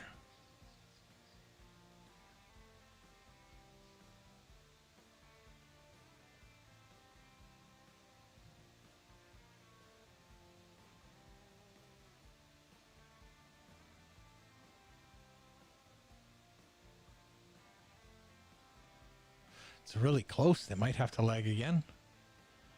Just initially for me, it looks like the red one's closer, but that could just be the camera angle that I have. There, Stan's coming over to take a look.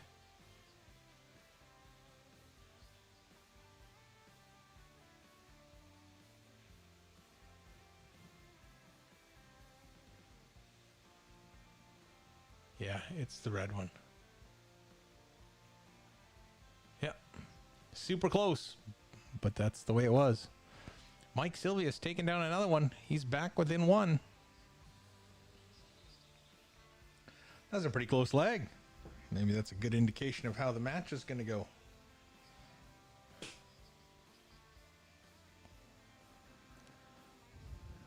Commentating on two games at once is a little bit difficult sometimes. You miss a lot.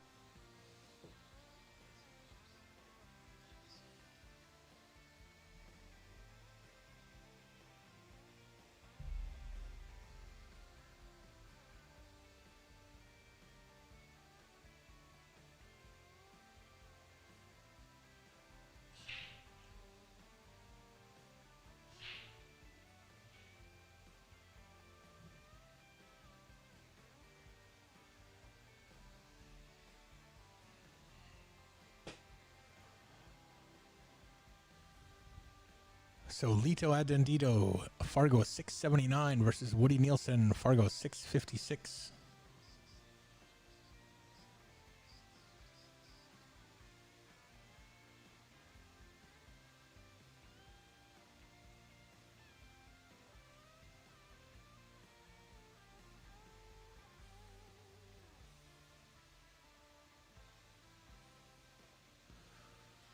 A scratch on the break. Gives Woody the first crack at this rack with ball in hand. Needs to contain or maintain an angle on this two ball so that he can come right back to where he is and shoot the three. Well, that's not what I expected. I guess he was going to shoot the 3-5 combination. He's going to kick it in the side now. Very little hope of getting on the 4, even if you make this 3. I think he's just kicking for contact and hoping he gets safe. Nothing wrong with that.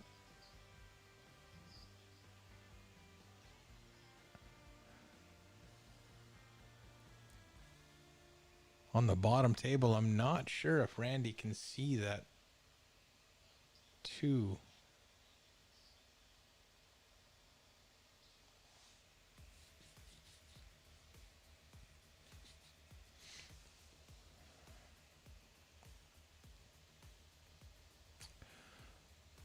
Oh. Drove it into the 5. So Mike coming back to the table, trailing by 1 rack. And it's pretty open.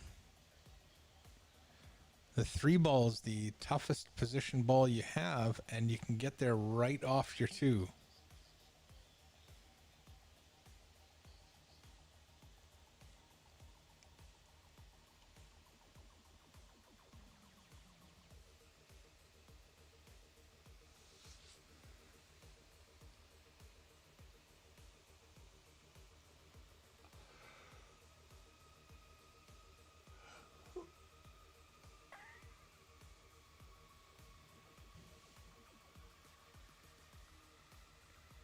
perfect position on the 3. Lido playing safe. He's going to give up the edge of the 3. That might be enough for Woody to make it, actually.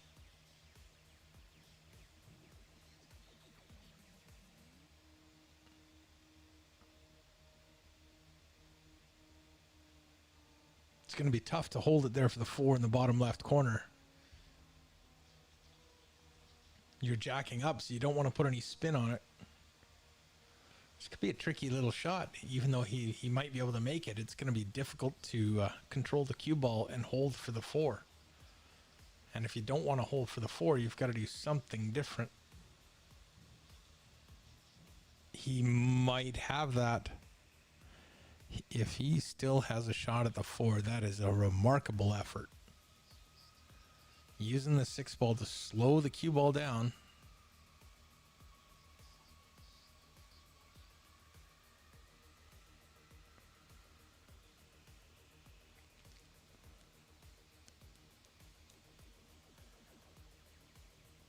Mike slides the 5 ball in the left side of that corner pocket. Used every inch of that.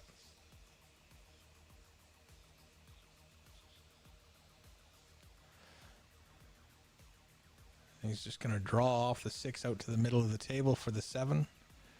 If he's straight enough there, well, that's a little too far.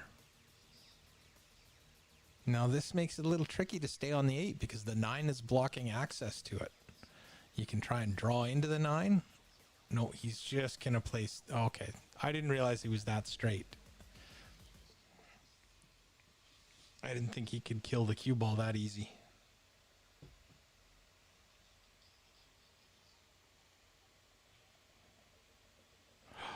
And then he drove the 8 into the end rail. Just stood up partway, or at the end of that stroke, just stood up a little too fast, maybe. Realized it wasn't on.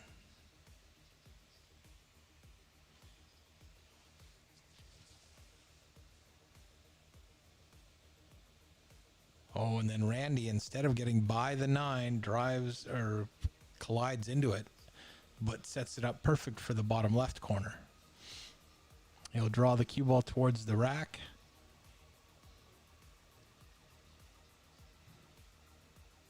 And voila. Randy White on the hill.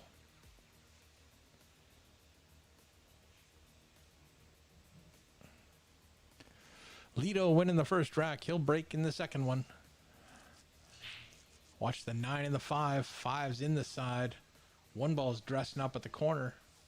7 ball's playing a little bit of a spoiler role there, though. So, but Lido should still be able to get that cue ball to roll through, or the 1 ball to roll through there. If he doesn't, he could go off the rail off the 7, or he can just carry him off the 1 and make the 7 directly.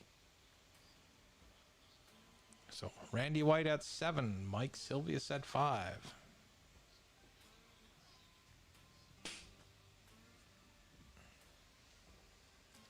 I think Lido's going to carry him off the 1.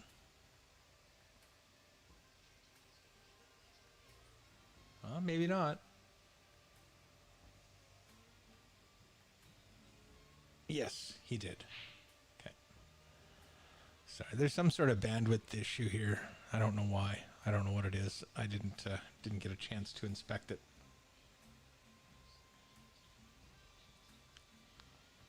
Frankly, it worked perfect in testing, but not in real practical life. Big surprise.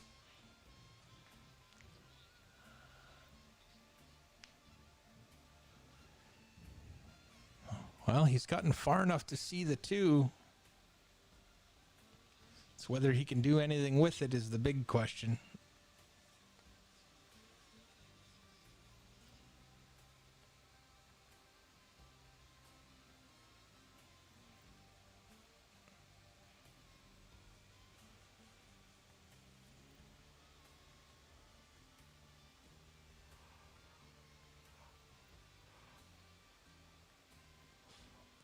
Woody coming to the table, kicking at the 2 ball. Just checking to see if that 3 goes by the 4. Looks like it does. If that's the case, he's going to want to hit the second rail and come 3 rails and out. got to be careful he hits this correctly, because you can put a lot of topspin on this and really bow the reverse angle and arc the cue ball out of the way. That'll work though.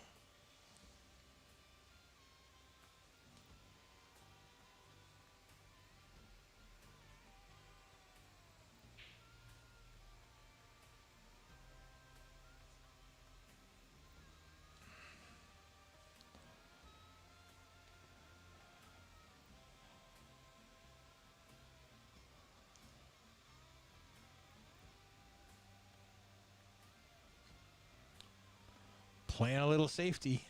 Does a good job of it. Lito's a crafty player. Mike's gonna kick at this 2-ball. Well, he might go airborne. Yeah, he's going airborne. And cuts it in. Nicely done. Did he call it? And is he gonna have a shot at the 3?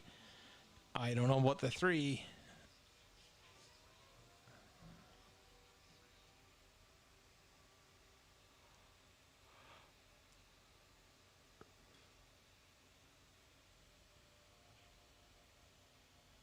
Kicks the 3, but that's going to come out to a point where Lito can get at it, or sorry, Randy can get at it. Lito's at the table on the other table.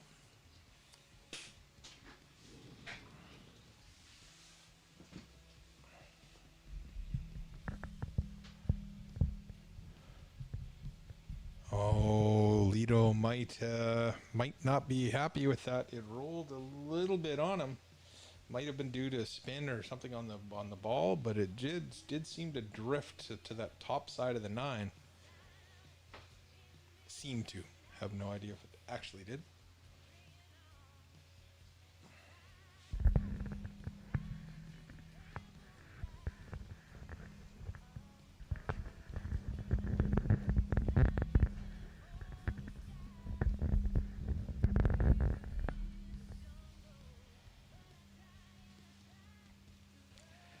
He's going to kick at it. I think he called the 10.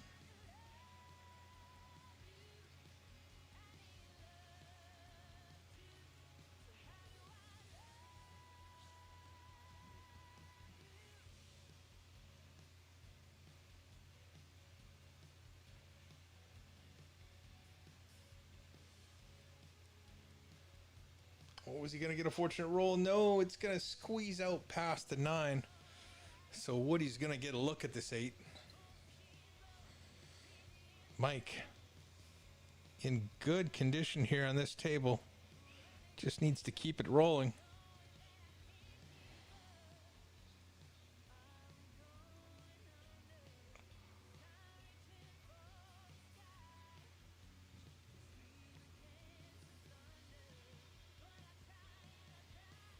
Well, 7-ball on the side. You can play the cue ball down to the end rail and back out for the 8. Danger is getting short on the 8-ball though. Nice cut from Woody. And that's a pretty good shot from Mike as well to come out and ensure he's got the 8. It's very easy to leave that short.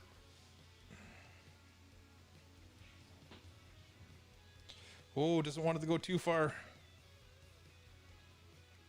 Really caught all of that one. Cued it exceptionally well.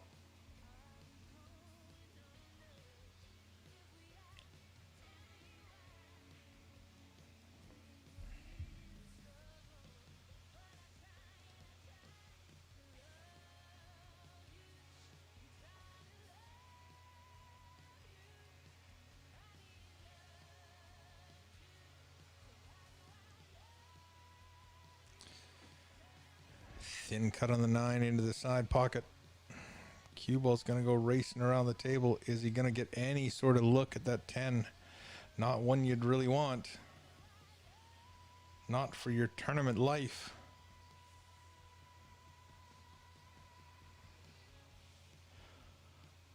But when you got to go for it, you got to go for it. I think you just called the long bank.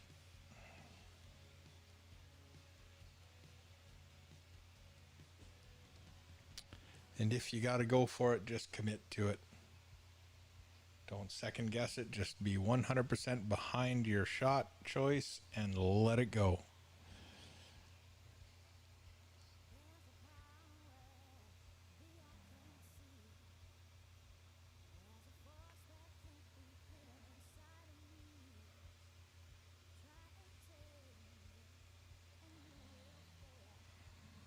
Come on, Mike. Keep it alive.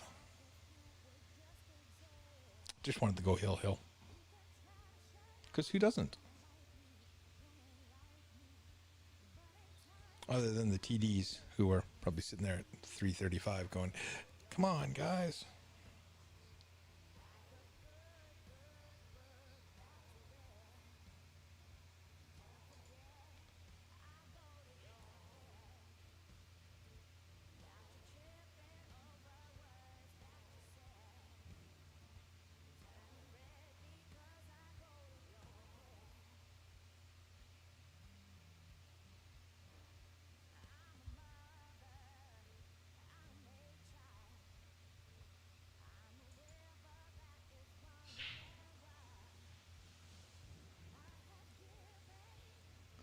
Mike, staying alive.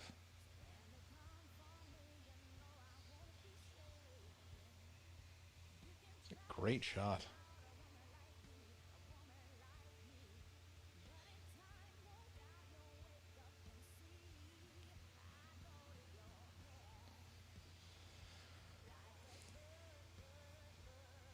Lido and Woody still at 1.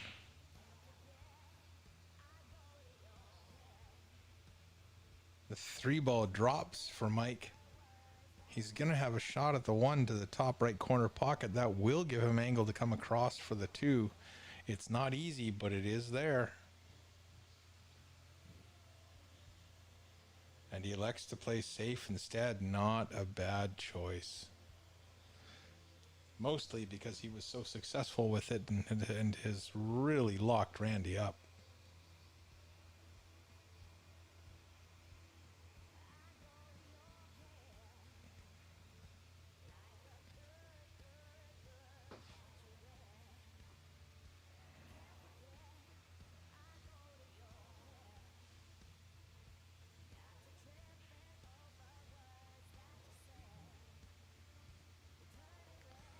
Lido in perfect on the 3.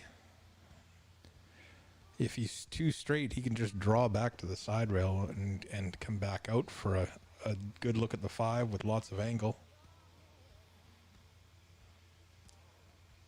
Mike was successful in his bid to get ball in hand.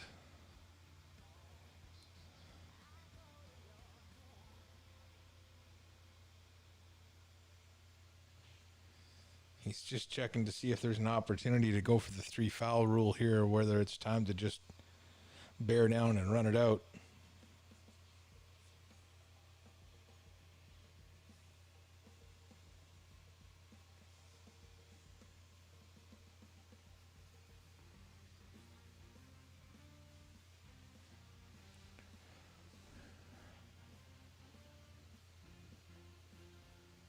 Lido looking pretty comfortable there. Mike. Oh, just overcuts the 1. Happens sometimes. It just happens sometimes.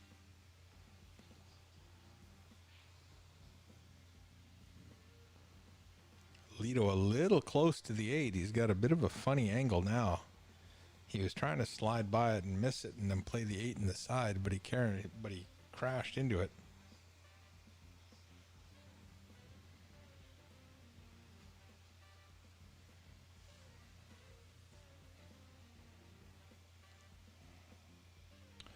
Randy's a little straight on this. He's going to have to just draw back and play that 4 in the top left. You saw him indicate where he wanted to be. Come and check the line, check the angle.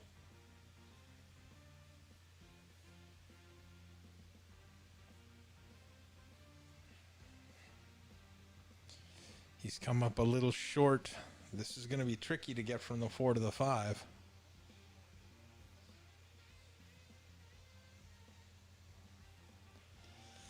Lito in the meantime Still working on that rack. Looks like he's going to get his second.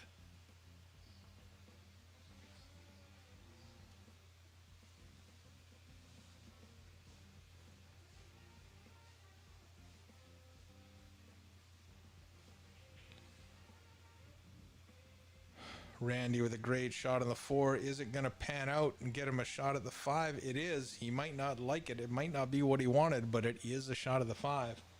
And Lito with his second rack leads 2-1. Right back in a minute here, folks.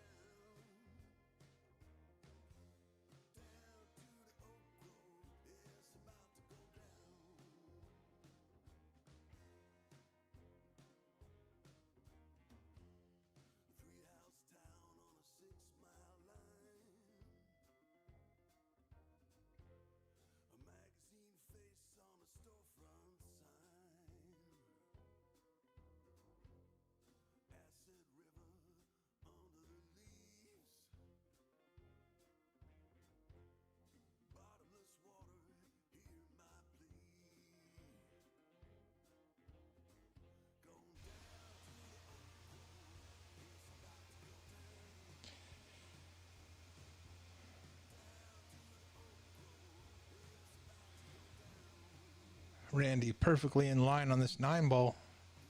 Should be able to float straight up for the 10 in the corner and put this set away.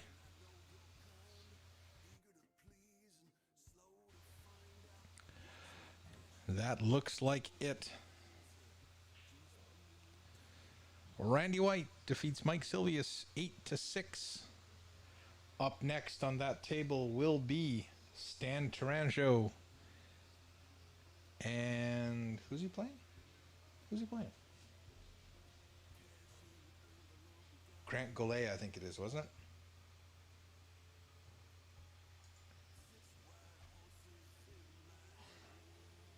Yeah, Grant and Stan.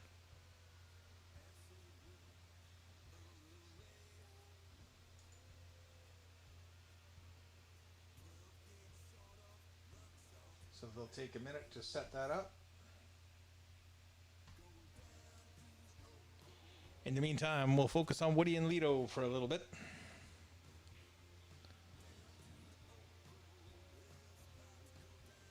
Well, not sure. It doesn't look like that 2 is potable, but at least from here, Woody can play a decent safety here.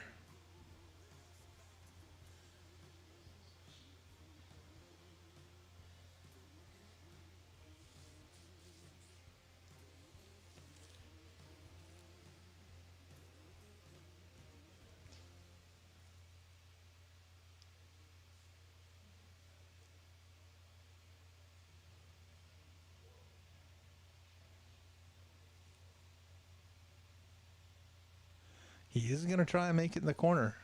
So it looks like it can go. It's very, very close anyway. A little bit of draw, and that will ensure it bumps the 7 out of the way, and he doesn't get in on it. That looked okay to me. I'd have to double check, but anytime there's any doubt, you got to go with the shooter, and I didn't see anything that was definitively wrong with that shot.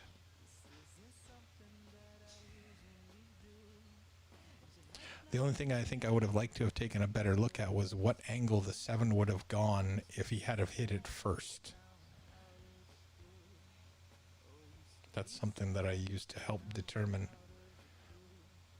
whether it's a foul or not. Although I hate refereeing. I hate being the referee.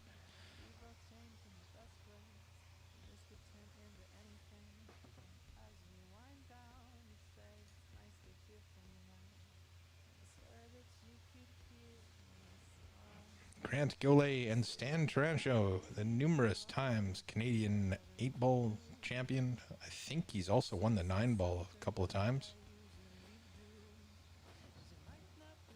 You know, I think the only thing he probably hasn't won is the snooker championships, because I don't think he plays snooker.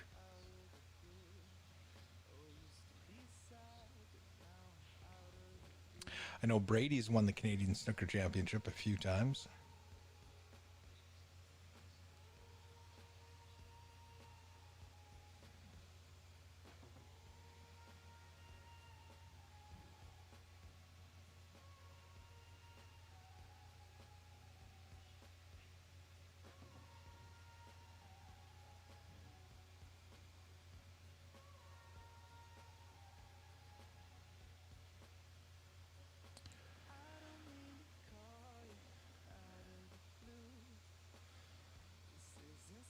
Woody eyeing up the 5-9 combination for after this 4.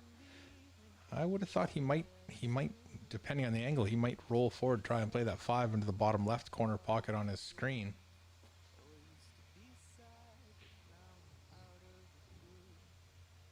He's a little shy.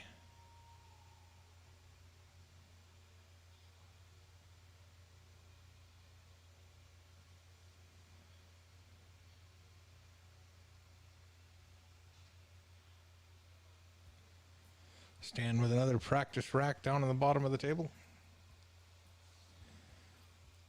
He hasn't had a chance to hit a ball yet today, seeing as how he missed his first rack. You'll notice that 5-ball pop in the side right off the rack, nice and quick. That was the second ball. Very common ball to make in 10-ball off the break.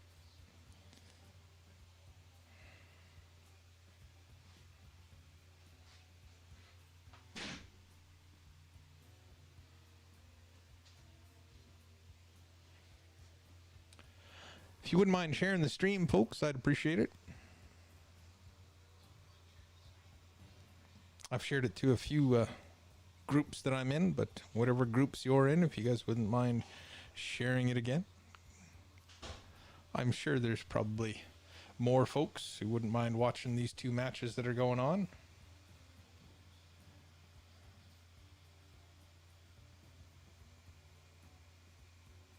Almost 2,800 Fargo on the screen right now.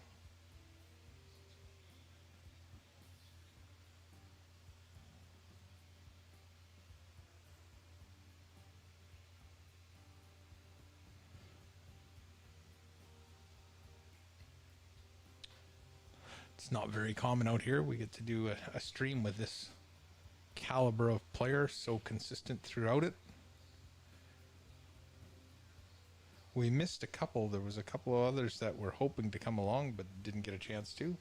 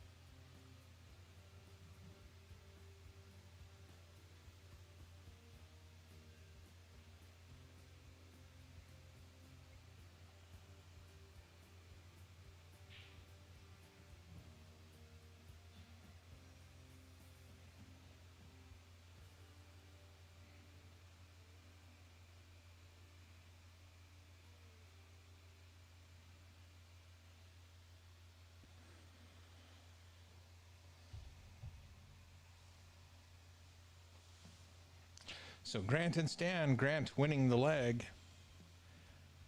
And Woody getting another rack to tie it up at 2.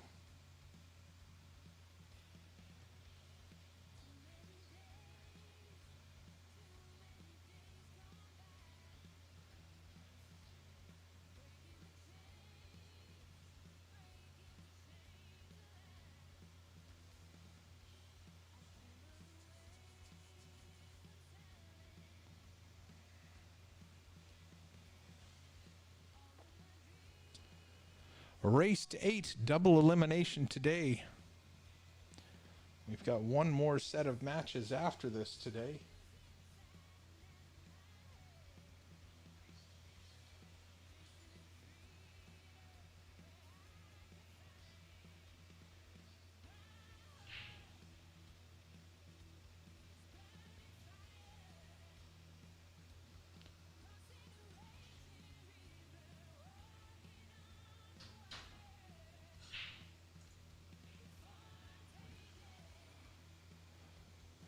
Two, 3 balls down for Woody, and a look at the 2. Wide open table. Just needs to come with a good pot right now on the 2. Somehow come around for the 3. Meanwhile, Stan just trying to hold there, draw it up maybe between the 7 and that top left rail. Keep the angle for the 2. Oh, it looks like he had to jump over the edge of the 3. I didn't realize he had to. I thought he could see enough of it. I thought he was just doing that to hold the angle. If he was doing that to hold the angle, the cue ball would have come back behind the side pocket, but it went ahead and just about scratched. It's fortunate not to have scratched there. But the 2 ball sits in the bottom right of our screen there on that bottom table. Stan looks like he should be able to, well, I can't tell if he's playing bottom right on this or not. It looks like he's playing topspin. Coming around 3 rails for the 3. Probably a better choice because he gets to come onto the right side of the pocket line and now come into the 9. He wants to hit the 9 as full as he can.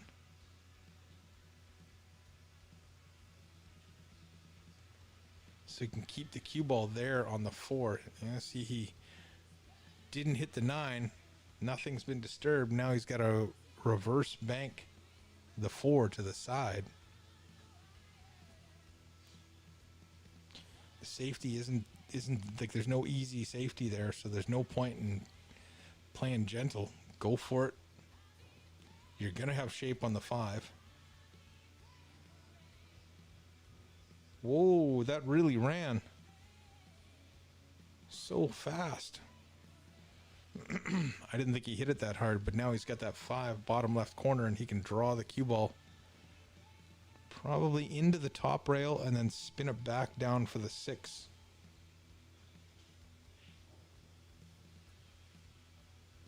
Just like that.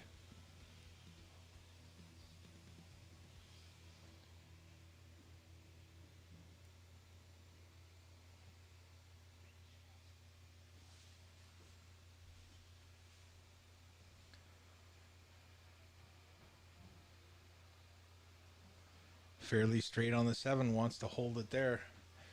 Meanwhile, Woody also fairly straight on the 3.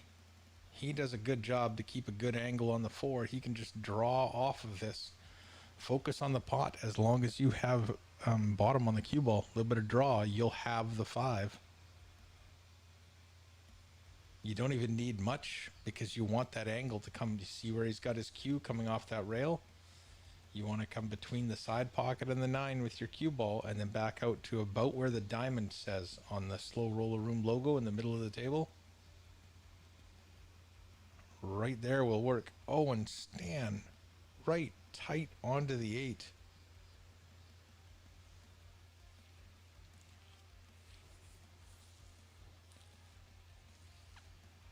And now he's going to try and put the 8 difficult on the 10 and get that cue ball to the side rail. I think he was hoping to get it up and tight to the 9, but it didn't quite get there. So Grant looking at a long combination.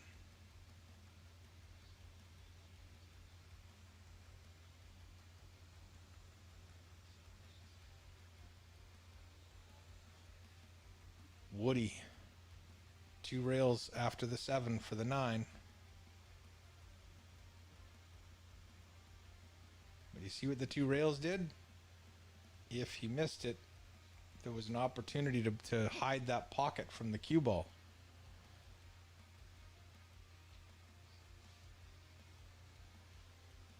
I'm not sure he actually got the safety on the 7.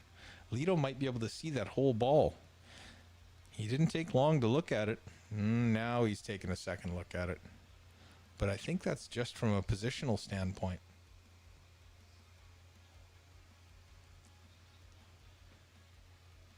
Oh, he can't cut it in. He's just called the 7 2 rails past the 9 in the corner.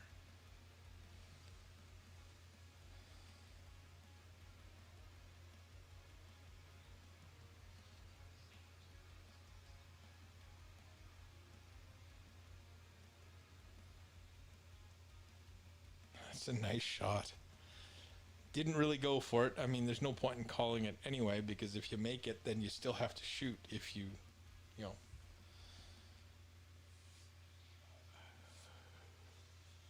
And you're going for the safety, you might as well just go for the safety.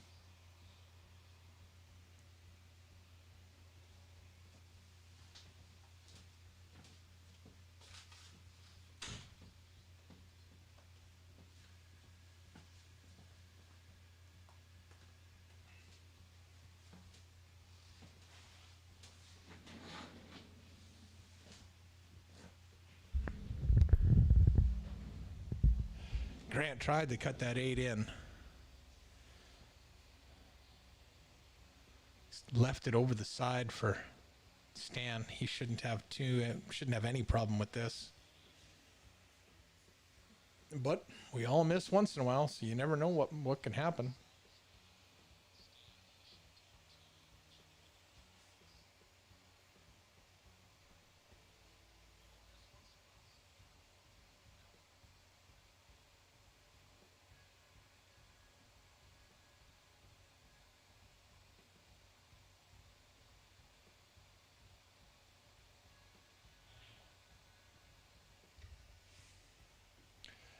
Oh, didn't expect that.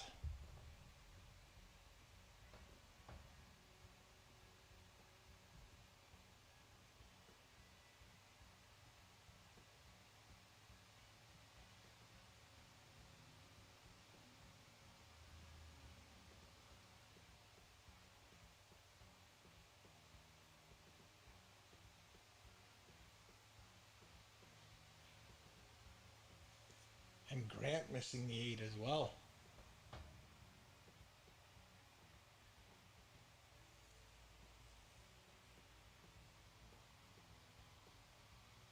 Well, I think Stan will take this down to the corner and just draw the cue ball into the side rail for the 9. Just like that. And just another tiny little draw shot. Well, you could even stop shot that. That's not going to be a problem.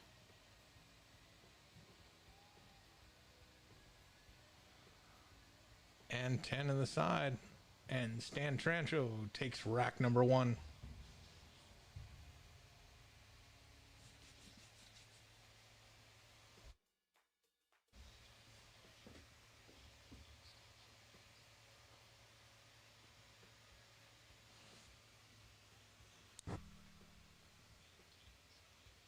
Lito, meanwhile, able to drop the 7, and he's landed perfect on the 9. These can sometimes be a little tricky because you want to follow through, but the cue ball is going to stop for a split second after it hits the 9. So you can't use your full follow through on your stroke to get the top spin on it. It's a little bit jabby.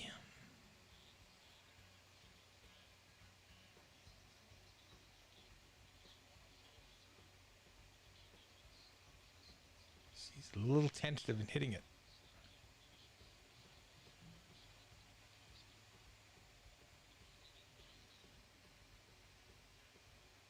That looked a little weird.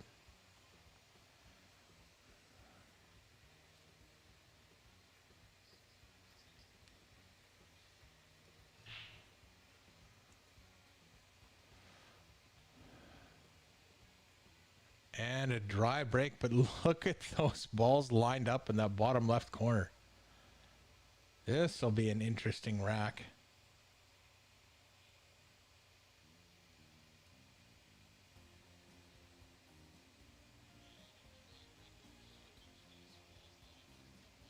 Can you even get at the one to carry him into the 9, or are you just kicking the one ball out of there? I think you're just kicking the one ball out of there. And there goes Lito with the bank side on the 10 to get his third rack. It's 4 o'clock, so we've got another half hour. And we should be starting the last of the matches, but I think we're going to be a while.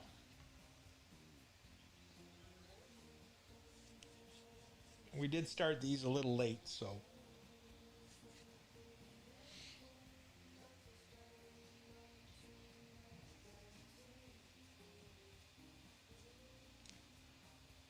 Grant didn't call that, but there's no way Stan's giving this 2 ball to him.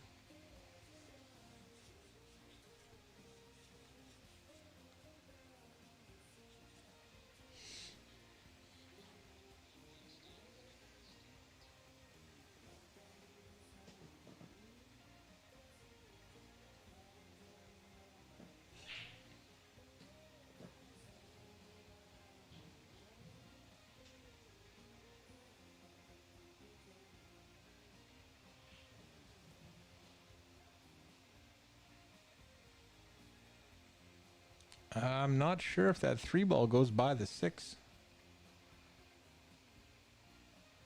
We'll see what Stan looks at here. It must. He's looking at it like it's right there, so he'll just roll right past the 6 or into it with the cue ball. Clears it out of the way, gets on the 4. Lito, meanwhile, just going to stick around where that 1 ball is because the 3 ball is right in line. A little bit of top. He'll come back out to the center of the table for the 5. Would love to keep an angle on it. Just like that. Stan with the 3 ball combination, 5, 7, 9. He's got to keep control of the 5. A little fortunate to have it hit the 8 and stop perfect for the side. It's going to be a little tricky for him to play the 6. He may have to draw off of this and play the 6 in the top left. It's always a little nerve-wracking when you're drawing towards a side pocket or towards any pocket. Tendency is to underhit it a little bit.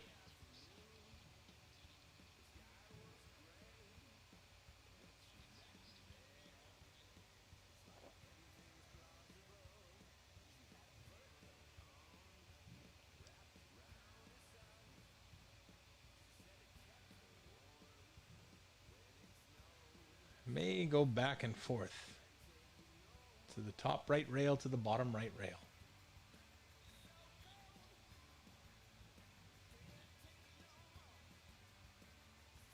Would like a little bounce.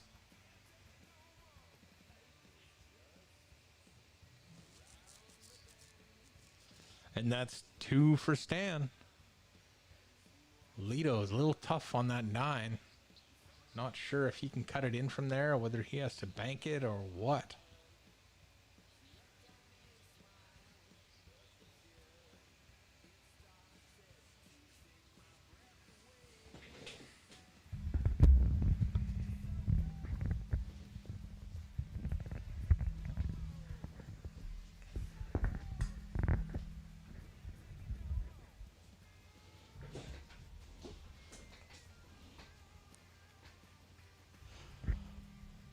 Rack number 3 on the bottom table. Still not sure what Lito's going to do with that 9 ball. He might try and bank corner it.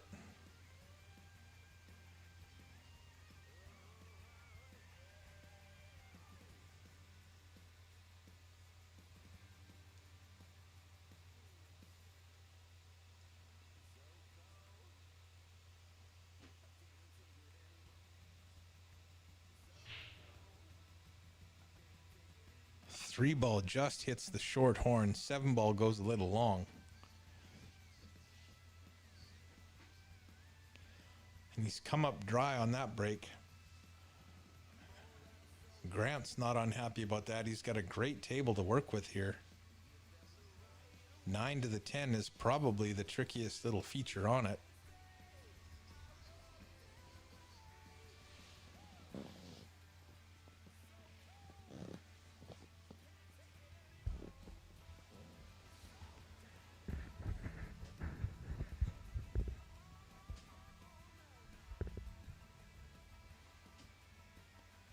Just doesn't want to have the wrong angle on the 2. He doesn't want to be facing up table to where he is now off of the 1.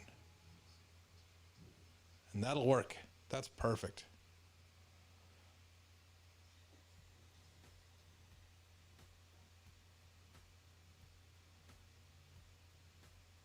I mean, you're not going to be, the only thing you don't want to be here is straight in on the 3.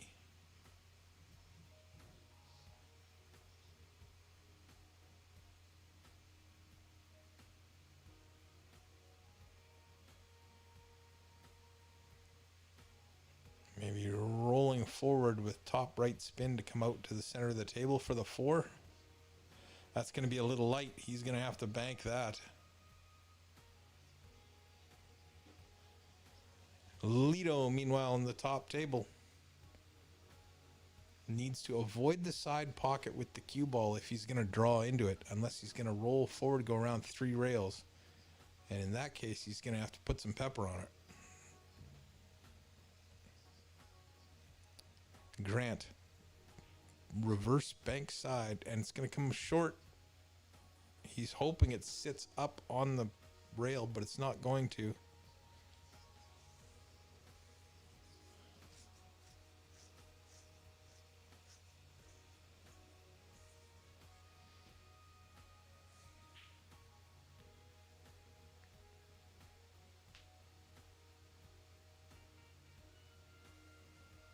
Well, he's missed the 9, but he has not sold the farm because there's nothing there. No idea what Woody does here except for play safe. Try and leave the 9 in behind the 10. Don't leave it dead wired.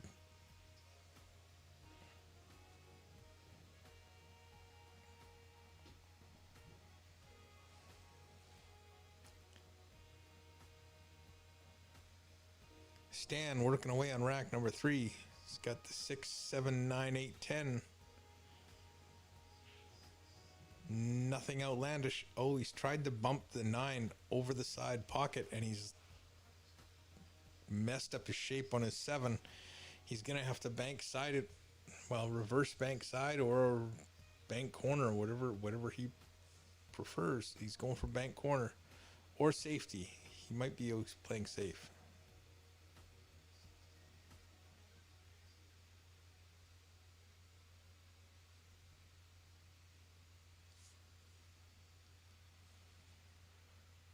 Woody playing safe.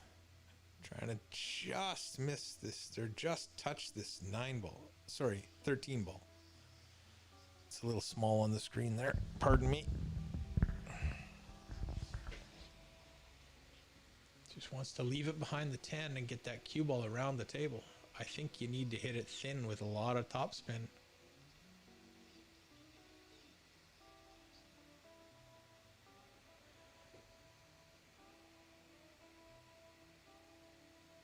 Unless you're going to bank it down table. No.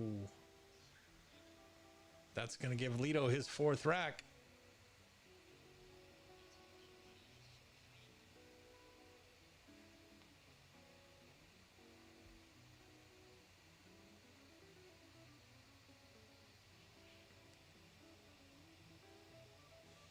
Well, I guess he's going for the bank side then. He's been pretty consistent at these.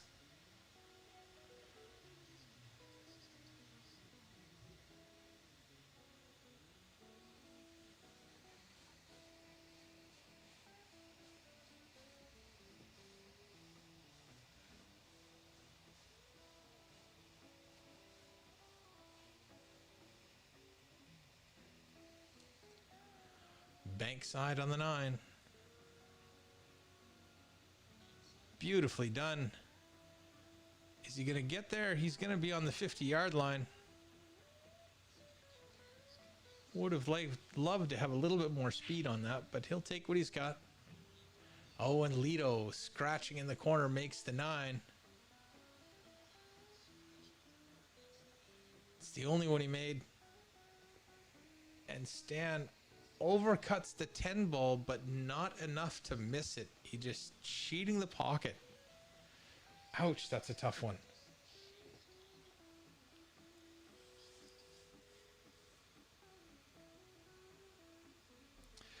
I love the template in rack. It's made racking so much easier for me. I'm brutal at racking. I just, try and do the same things everybody else, but if there's going to be somebody slow in a tournament, I'm going to be down at that end of the speed for racking.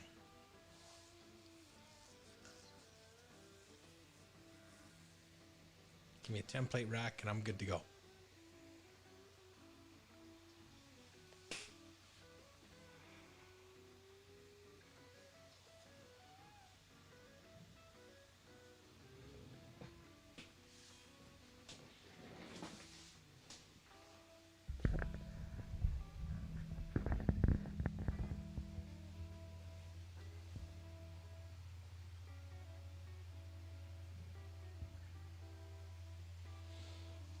Lito making quick work of these racks here.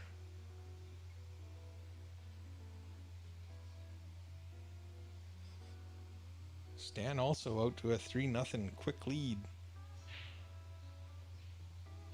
Makes both second balls.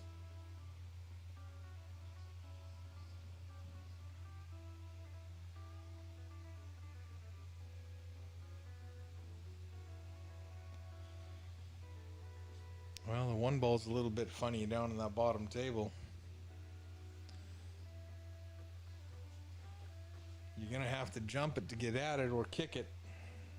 You might be able to thin it down table, but you're not going offensive if you thin it. You're just playing safe.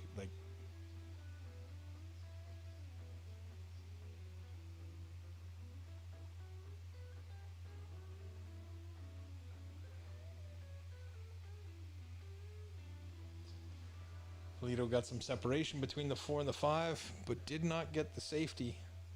I could see I could see Woody trying to bank this 4 onto the 7 into the side. The 7 ball makes it a much bigger pocket.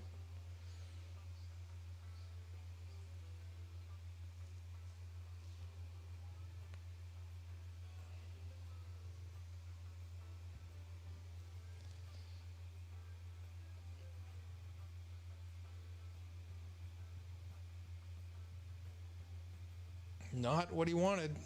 He wanted it to come straight down table, get in behind the 10 and the 8. But it does make it a little tougher.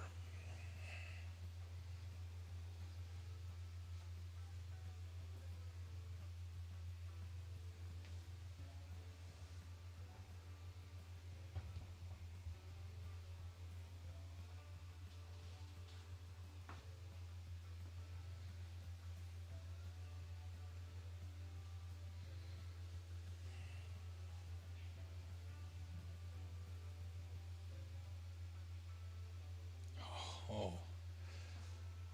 Lito not rewarded as he knocks the 5 ball away from the side, so it makes it a little tougher. He's going to have to run the 5 ball all the way down table. The good news is he should come back across the table, so he should have a decent cut on the 7.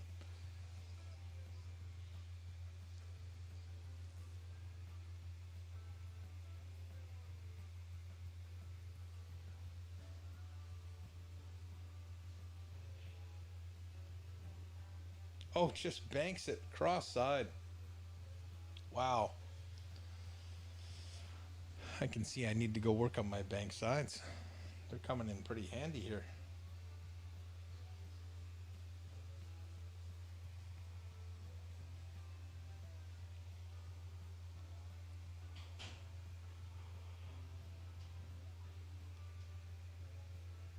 He's come up a little short on the 8, but That will just give him lots of natural speed to get back down for the 10 ball bottom left, I'm going to guess. He'll play this bottom right.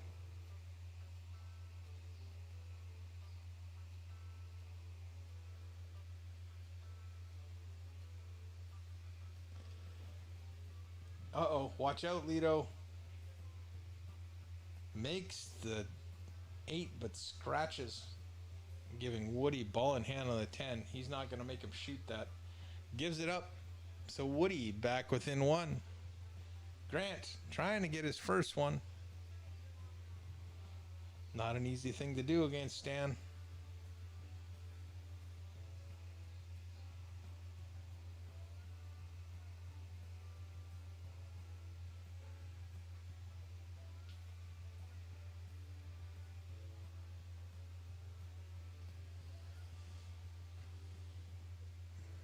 Grant trying to kick at that one. Nice hit.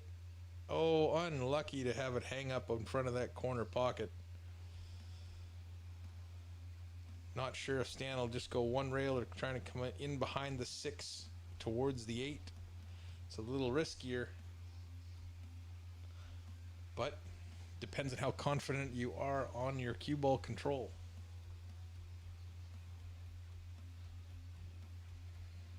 Pretty confident, Stan says.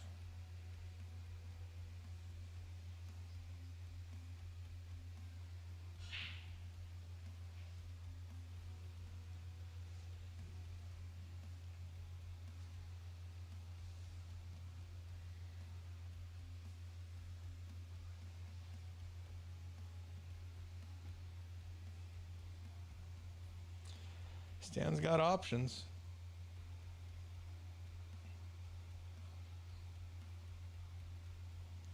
Well, that's a little farther than he wanted. He may take this to the top side pocket and just slide the cue ball down table. He's trying to play this pocket weight. He does not want to come in fast.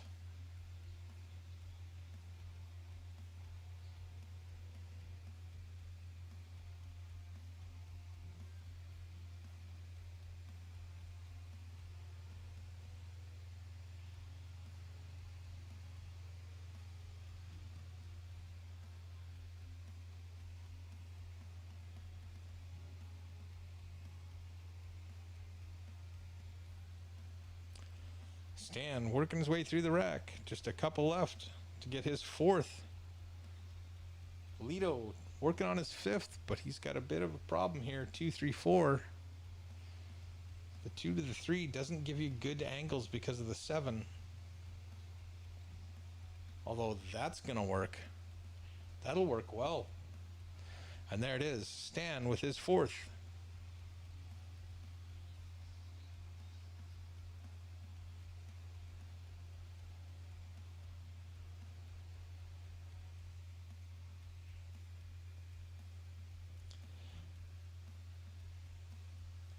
Lido just a little too heavy on some of these. He's leaving himself some little bit of off angles.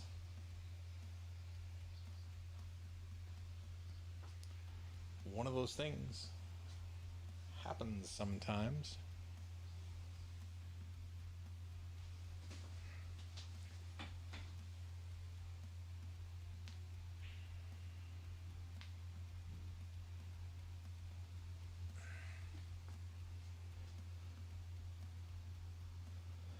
Nowhere to go off this 5. Just need to stop basically right there so you can play the 7 in the top left corner.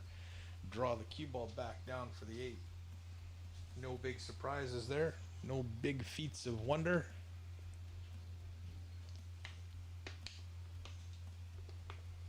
Or you could play it that way too. A little bit of top left, slide past the pocket line onto the left side of the pocket line for the 7.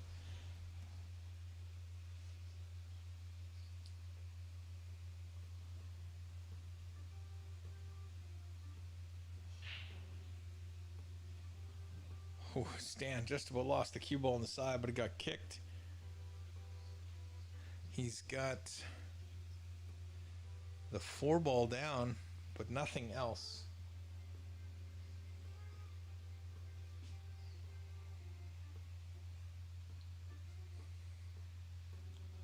Not sure what Stan's looking at.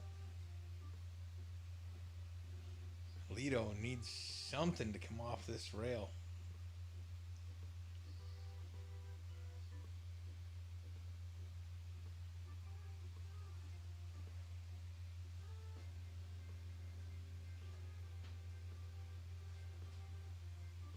Gonna have to play this rail first, I think, and draw it off of it. So fairly close. Oh, well, he played it rail first to get the angle out, but he didn't draw it back.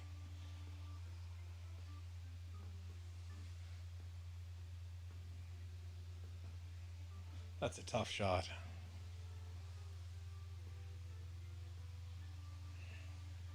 Oh, he's hoping to miss that 3 so he can shoot the 2, which he's done. He may try and draw into this 8 and punch the 8 away from the 3. I don't think he can draw right off of this for the 3.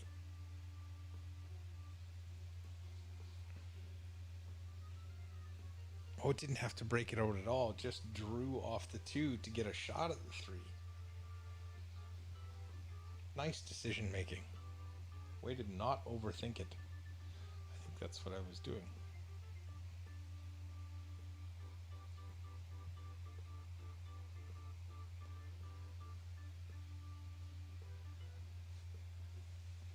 Lido for his 5th rack.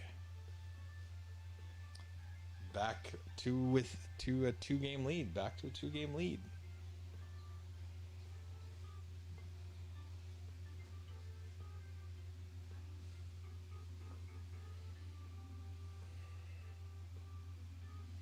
So Lido leading 5-3.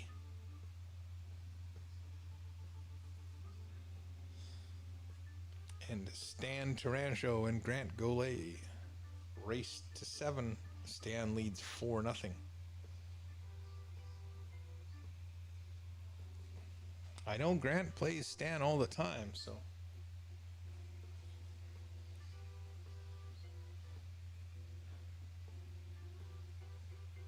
it's not like he's unfamiliar with his levels.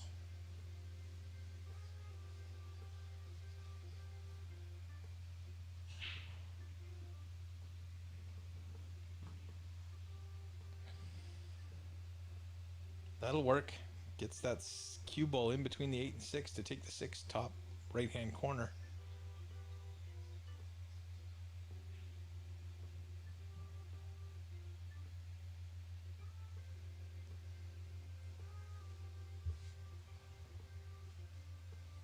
Just needs to get the cue ball off this bottom rail. Lido gonna pot the 1, try and come back out past the 2, but he wants to be close to it. Ooh, that's too close. Meanwhile, Stan perfect on the 9 ball now. He'll just go into that top rail and bounce out. If there's any angle at all, there is no angle at all, so he's just stop right there.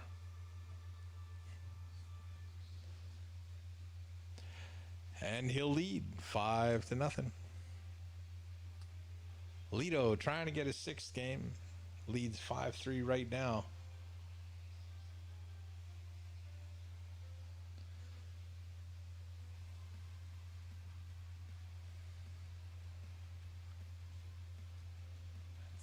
Two ball's a little bit of a tough one. You can't really cut it into the 10 hard enough to get the 10 to go.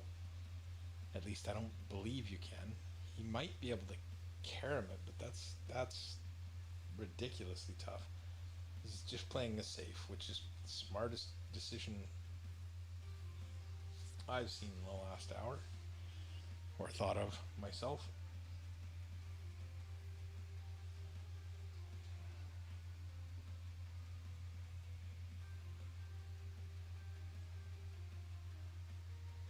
Stand to break, rack number 6. Watch the 6 and the 8. Ooh, the 6 ball didn't come out of there very well at all, but the 8 ball did. Didn't go though, so that's another dry break.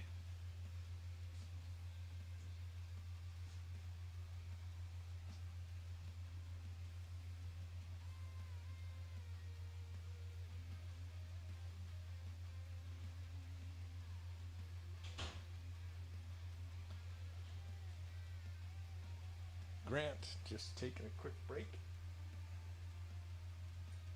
So we'll focus on Woody and Lito.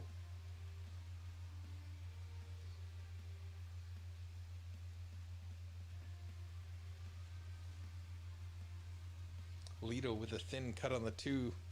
Gonna have to go back up and down, somehow stay on the 3.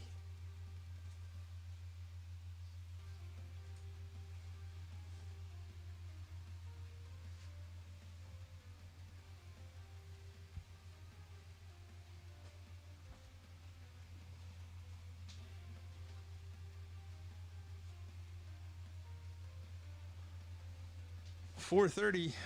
We're gonna be a little late finishing.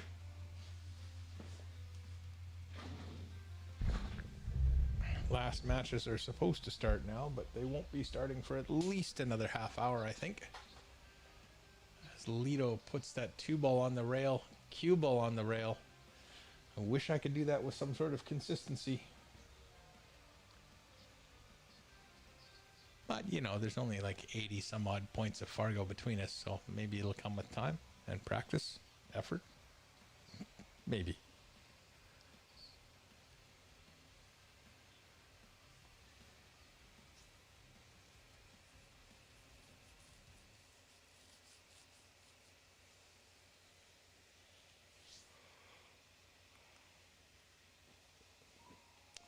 Woody with his jump cue out, that's quite a distance to go. He does only have to go over the edge. And is he going to get to an angle where he can make the 3? I think that could work.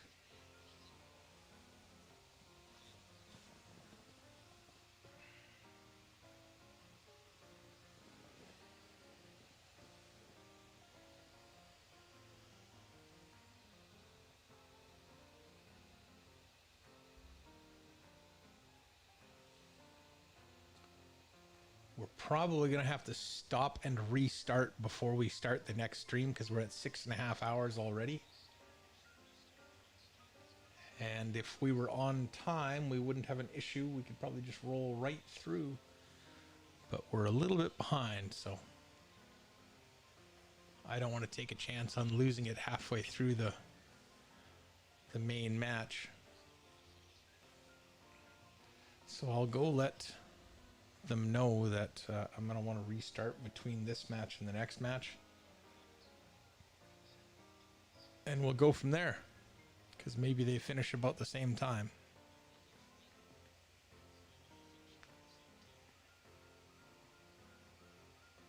I'll let them know in a minute.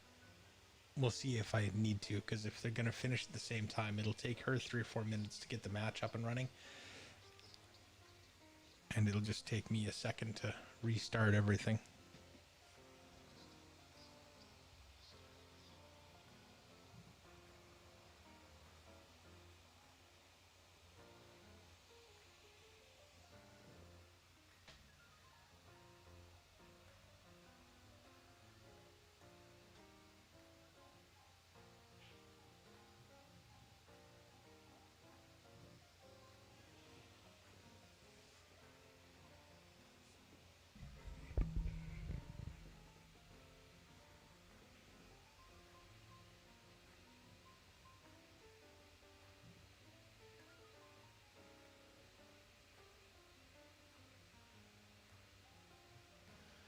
Woody knocking that one down to stay within 1. Now trails 5-4. I'm not sure what happened to Stan and Grant. Maybe one of them had to use the washroom. I'm sure they'll be back as quick as they can.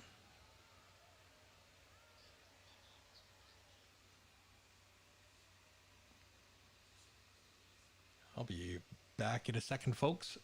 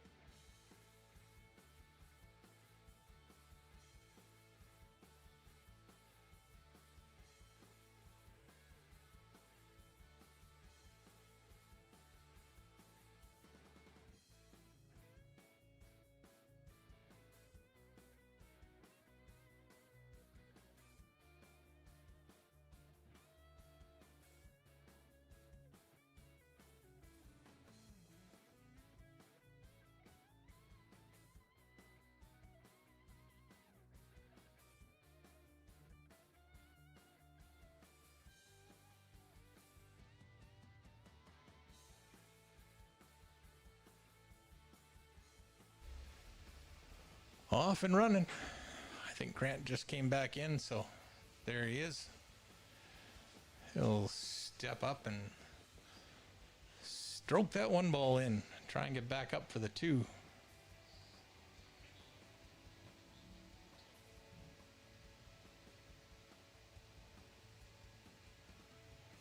In the meantime, Woody and Lito still going at it. Two ball is available.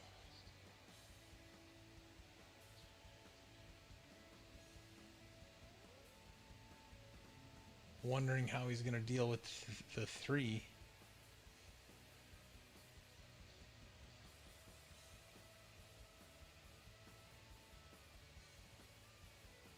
Well, that makes it interesting. Now all he's got to do is get to the 6, I think. Because I think you can play the 6, 8, 10 carom. 6 off the 8 into the 10, 10 on the side. Now, you don't really want to, but you got to move the 8. Because I don't believe you can... Well, you might be able to make the 8 in this bottom side pocket.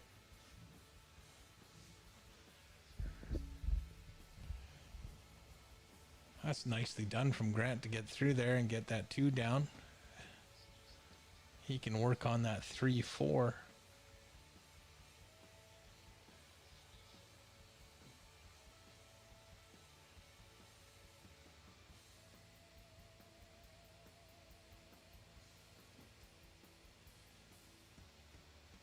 Grant's just trying to see if he can draw inside the 7 or whether he has to go around it. I think you'd rather go inside the 7. There's no guarantee you'll get around the 7. So coming inside it like that, well, you don't want to hit the 7. This could be a little bit costly.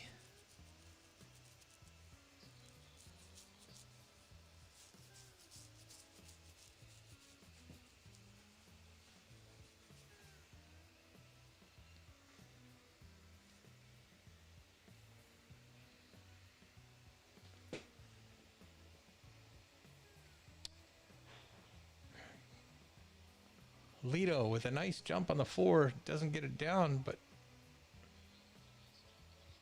Woody's okay with that because he's going to come back to the table and he's just looking at that 6, 8, 10 carom.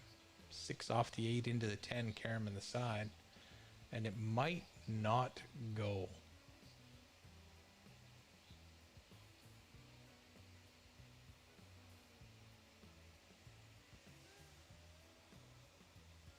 Grant's still not liking the 4. He's taking his time on that. He's down 5-0, so you don't want to really rush it and just, give up. He'll fight till the last ball is down.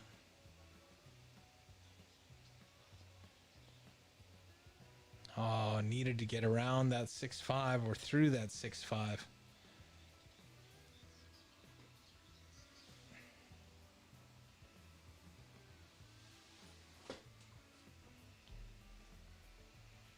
Stan coming around for the 5. Is he going to bump it and get free? He is. Just a nice little roll there.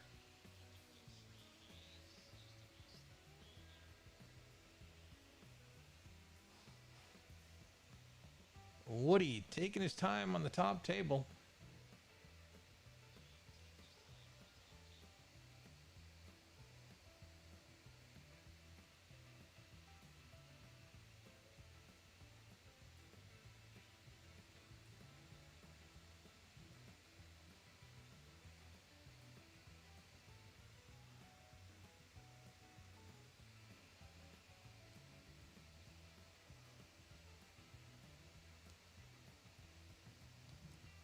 Woody's trying to figure out if he has to break out the 6, 8, 10, and can he do it off of this 4 right now?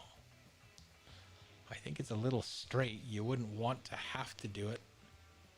You could do it, but it would require a very powerful stroke, I think, unless he goes around it with top right.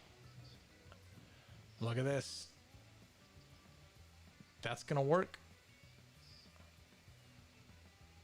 I mean, you're not playing for the 6 now. You're playing for the 6-10, exactly how he's lining it up. And there you go. Stan Trancho, 6-0 over Grant Goulet.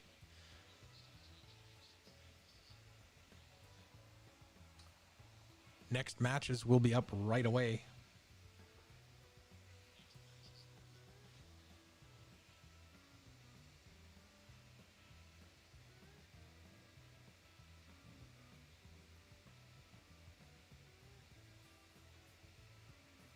You gotta watch the cue ball here. You're gonna go and hit that 8 after the 6, and you don't want to put enough on it that you scratch in the top left corner.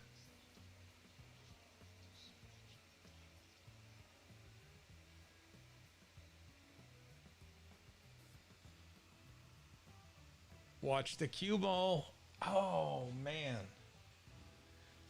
That was always going to be a tough one.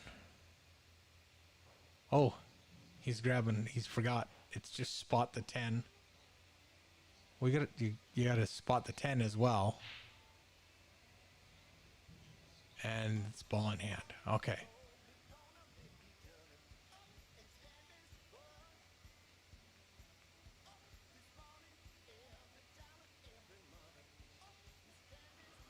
So Lita's going to roll the 6 down table, get the cue ball right into here. That's too big of a circle. It's going to be a lot smaller than that, but... Oh, I'm not even right. That happens more often than I'd like. But no problem there. You just roll forward gently and play the 9 afterward.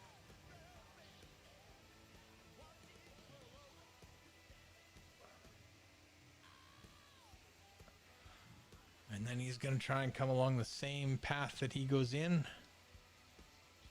Into the 9, into the rail, and then a little bit different path out, but fairly similar. Stan looking to pot this 7, come around to get on the 10, to get on the hill. Lito on the halfway mark. Stan a little over the 50-yard line, more like the 30-yard line, 25-yard line. Both guys more than capable. Lito's is down, Stan's down. So we're at 7-4 or 6-4. Lito leads Woody Nielsen.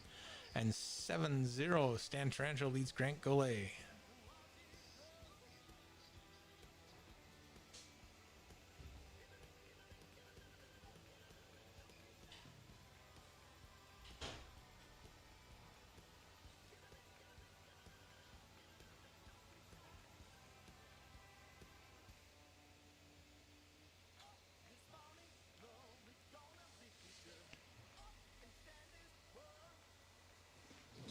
Stan should have 7, should he not?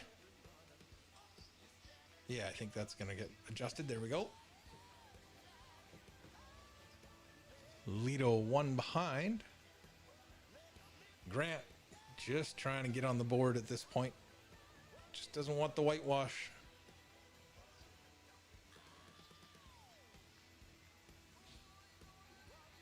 No one wants a whitewash.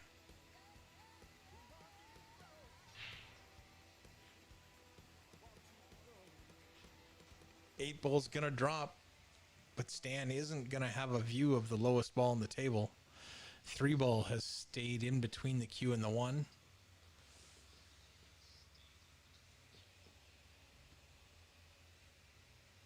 Lito breaking.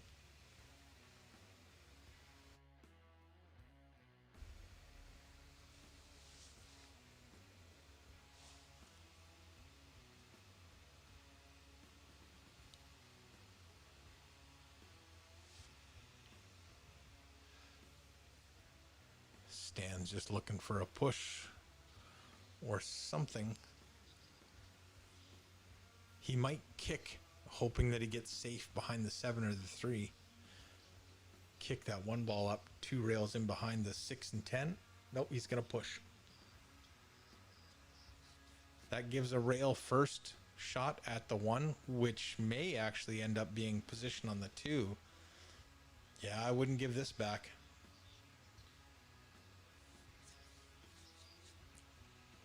You might go around the 9, but even that works because then you're between the 4 and the 5. Oh, it looks like he can shoot at it. What's he doing?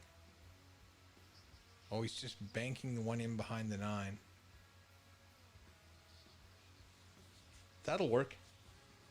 That's well done. Stan tapping the table in acknowledgement there.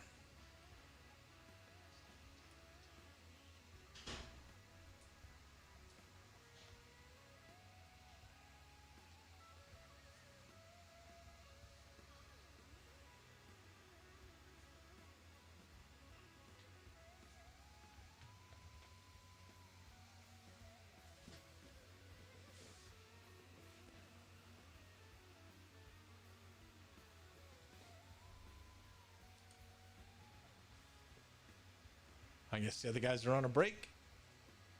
So Stan kicking 2 rails between the 3, 2, 7 at the 1. No, cooking 2 rails. Oh, I see. All right. Good try.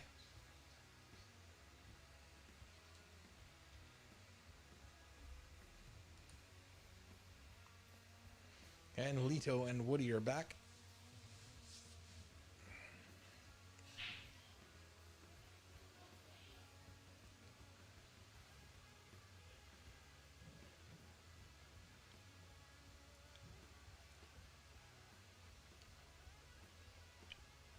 Grant's pretty straight on the 2. He would have liked to have had some angle on that. As it is, if he draws off of it, he'll probably hit the 9. If he draws hard enough to come into this side rail and back out for the 3 anyway.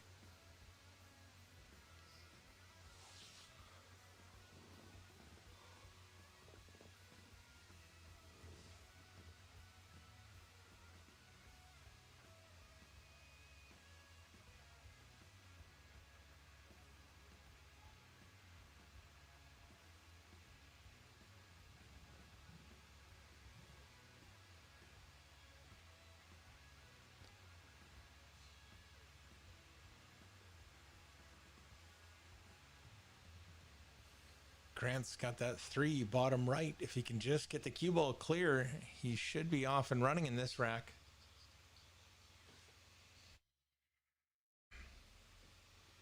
Meanwhile, Leto on the top table. Looking strong as usual.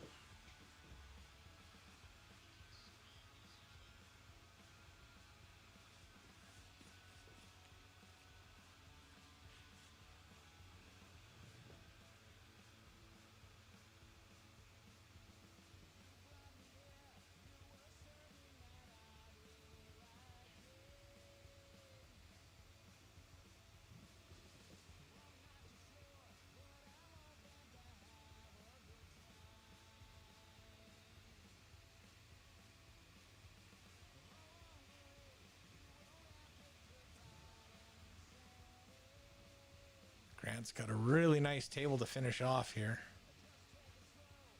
The only thing that would make this better is if the 9 and the 6 were switched around. But a little bit more cue ball movement, but it can still work.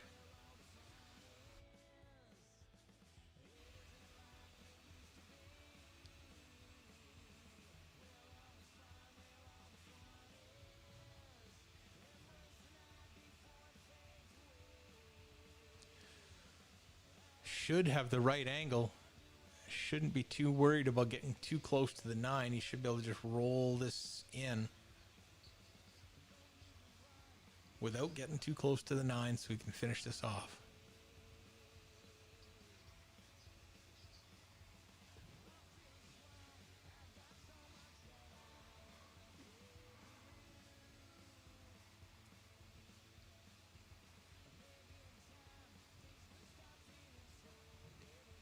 And Grant to get on the board.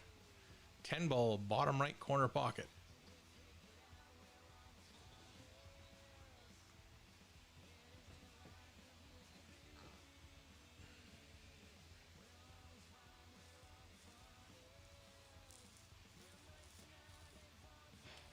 There it is.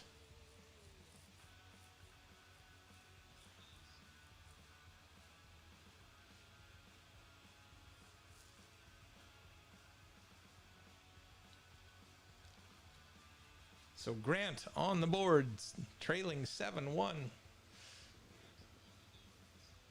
Leto trying to cut that 6-ball top left. 7-ball, 8-ball, all easy after this. All you got to do is pot the ball. Maybe he's banking it.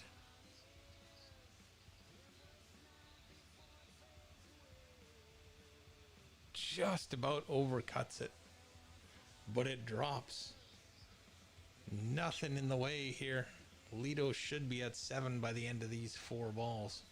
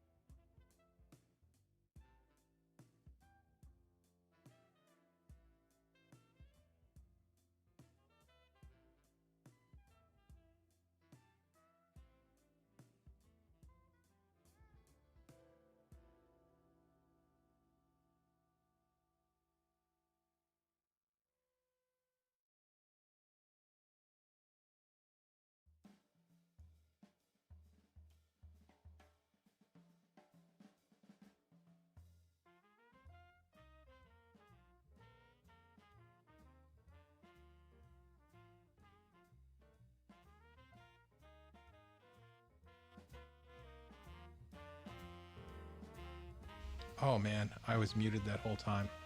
I'm sorry. Anyway, as you probably noticed, those two matches finished with Lito winning and Stan winning. So it's now Stan versus Mason and Randy versus Woody.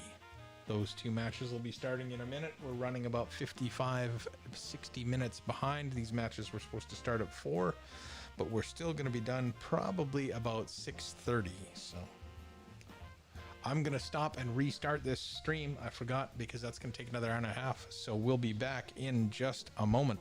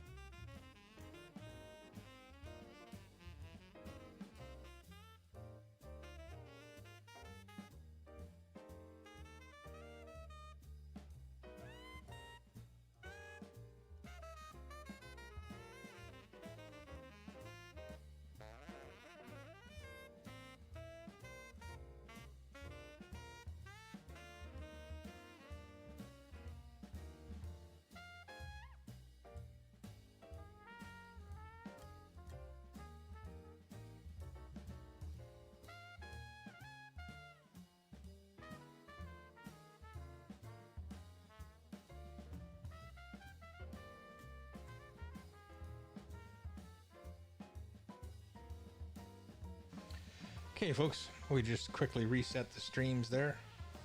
Just double checking that they're all up and running.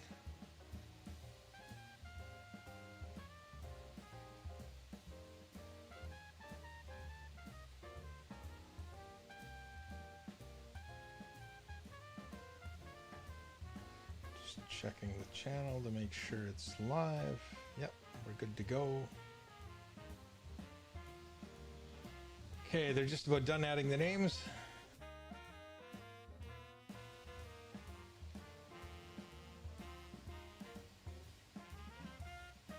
Looks like Jorah stopped by. Messed me up there for a second.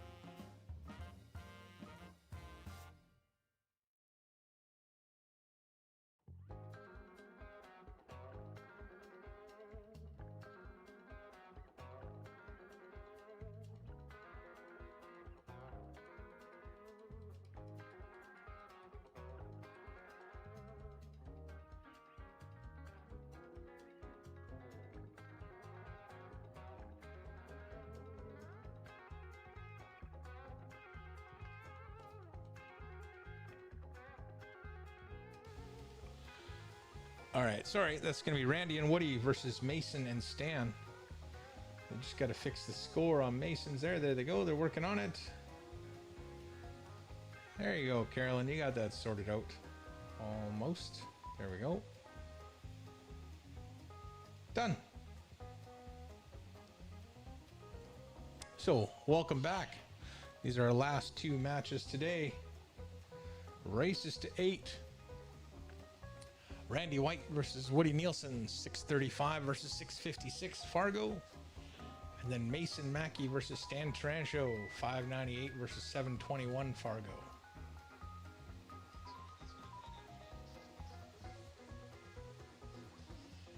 If y'all wouldn't mind giving the stream a share and a like, I'd appreciate it.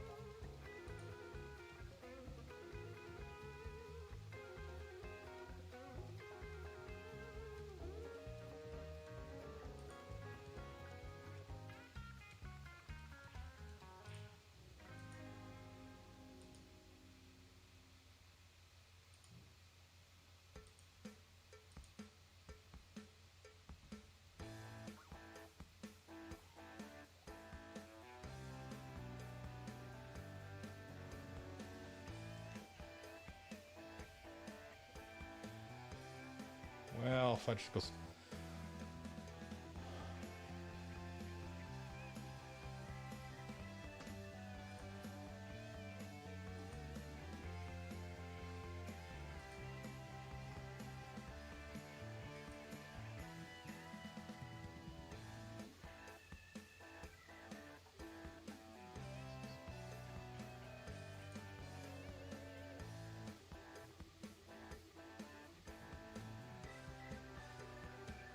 Yeah. Okay. Well, for those of you who are on the Slow Roller Room, the Slow Roller Stream webpage, Rob has it set up a little differently than I do, and I don't know what he's done. So I tried to restart it, but it's not going to restart. So you're going to have to watch this one on Kickin' Billiards, and I'll just share it to the page. There we go.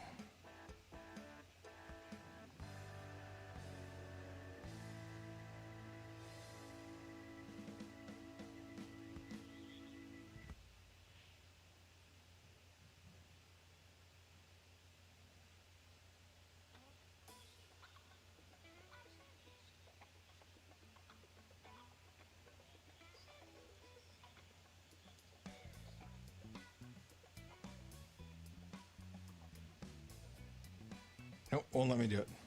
Oh well. It is what it is. Sorry, boys.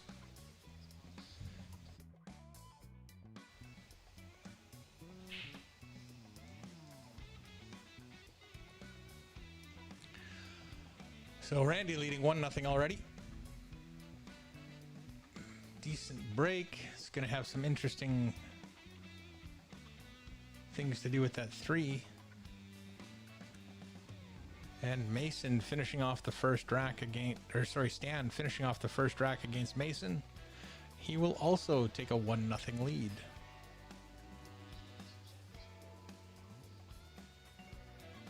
Watch that cue ball. Don't let it get in behind the 10. It's actually going to work out fairly well. He should be able to spin past the 8 into the rail, clip the 3, and maybe make the 6. I'm not sure if that'll go or not. That's a bit of a tricky one.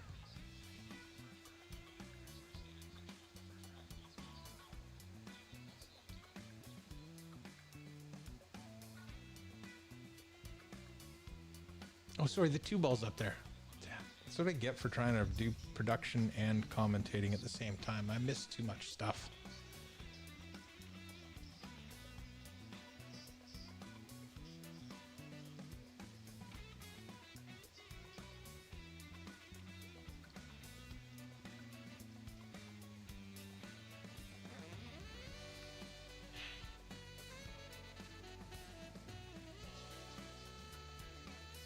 He's made a ball. Cue ball is going to be clear. You can see the 1. So Stan off and running. Only dropped 1 game in the last set. We'll see how he does in this second set, or this next set.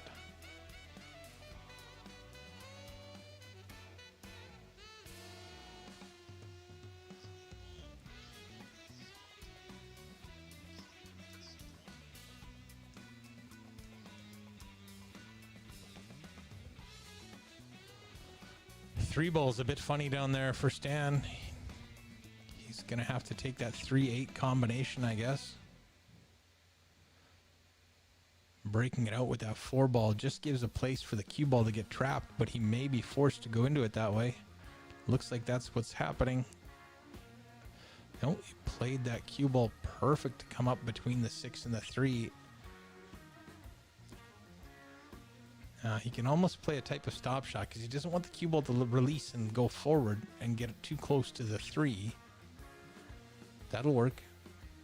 Would have liked a straighter angle so he didn't have to run the cue ball around to make the 4, but he'll probably draw a cross table.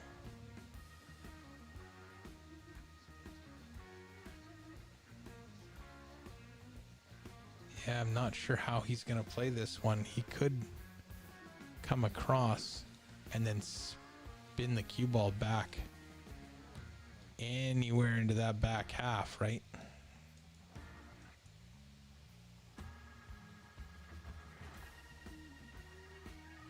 He may be able to draw between the 6 and the 7 as well. Oh, he went between there. Watch that side. There it is. So Mason with ball in hand in rack number 2 gets an opportunity to mark the score sheet on his side. Looks like Woody took rack number 2.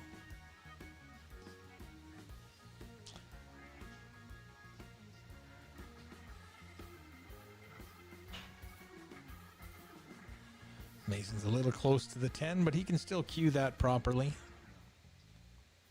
No real worries. A little bit of left-hand side to come out past the 6 and the 7. Wants to keep coming. It's got to keep going. Well, in reality, this isn't that bad because he can just play the...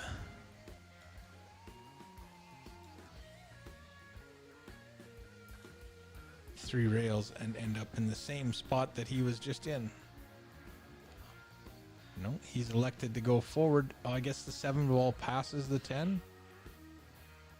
Oh yeah, loads of room.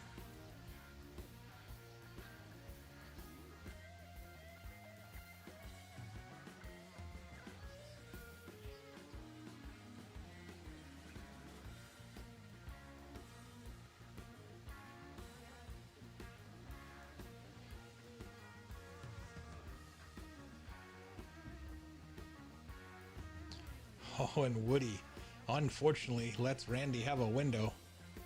Mason tying it up at 1. So, 1's across the board.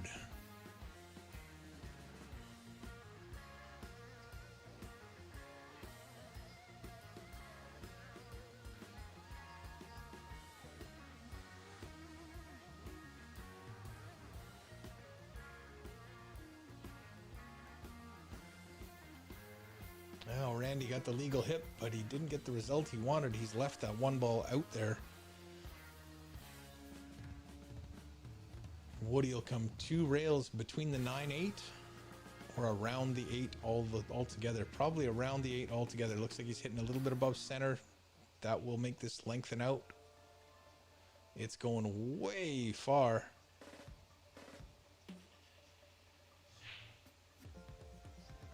Now Randy's going to try the same type of shot, but I'm not sure he's going to have the same angle. This is going to be closer to the 8, I think.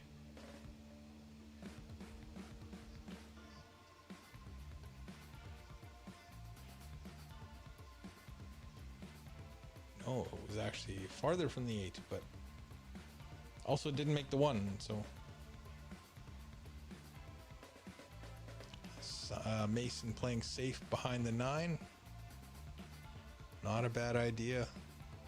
You see how he kept that one ball on the rail rather than taking a chance of popping it off the rail and say splitting them and leaving the cue ball here and the one ball here?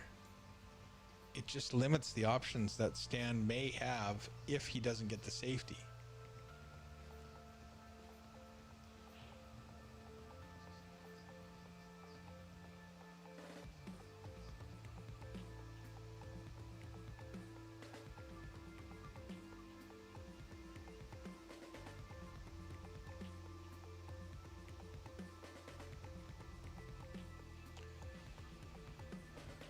Looks like Stan's going to go up and down between the 10 and the 3, or does he have to go around the 10? If he's going to the right side of the 10, he's going to put a lot of left-hand spin on this.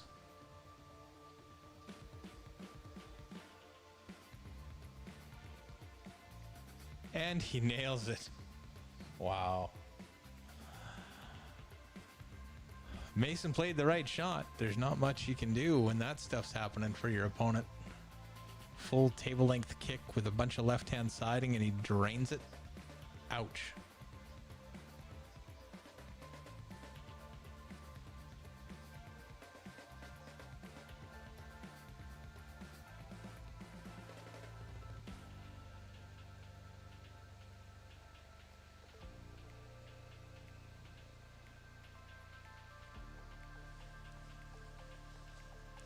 Stan's on the wrong side of the 3 here, but he's got to wait for Woody to cut the 3 in.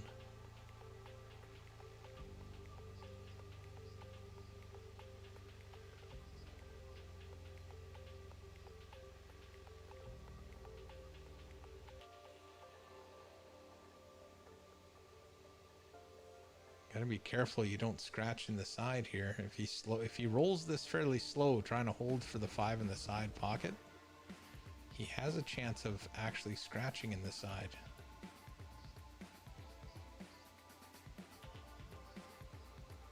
Didn't roll it slow, went a lot faster than I expected him to.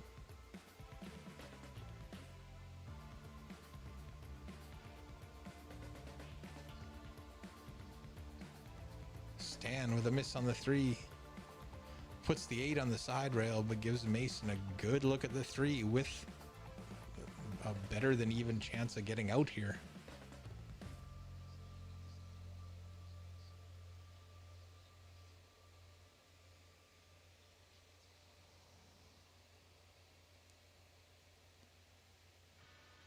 Careful eyes from shifting eyes, too quick to overanalyze. I bet it comes as no surprise. Clever lines dressed in disguise, leave Mason getting exactly where he needs to be. you cut me down to size. A little bit of angle so he can move the cue ball around. Doesn't have to pound the ball too hard. Had to hit that last one fairly hard just because of the angle involved in trying to move the cue ball as much, but he's right in line now, so, you know, medium weight gets it done. Oh, and Jaws the 6. I even stopped looking at it because I thought it was in.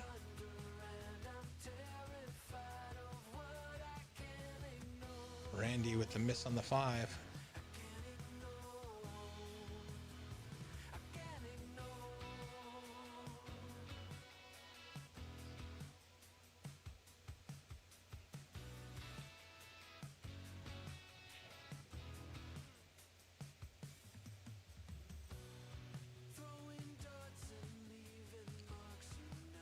Stan just coming up across the table to shoot the 9 in the same pocket.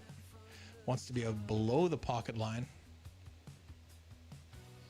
Might have wanted just a little bit more angle, but he should be okay with this.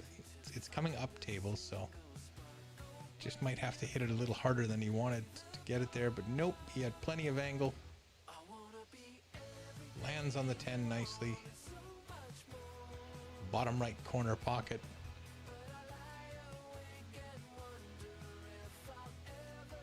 And stands up 2-1.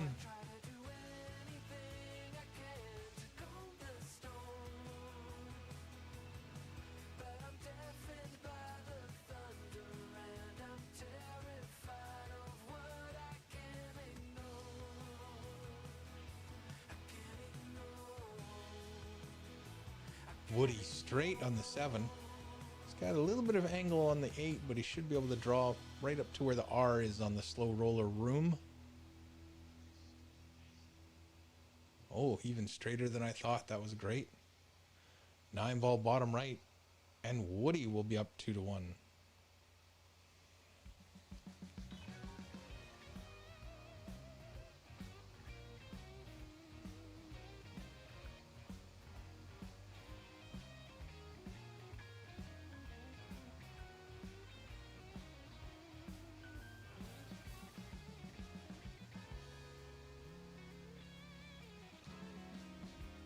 Template racks make it so much faster and easier to rack.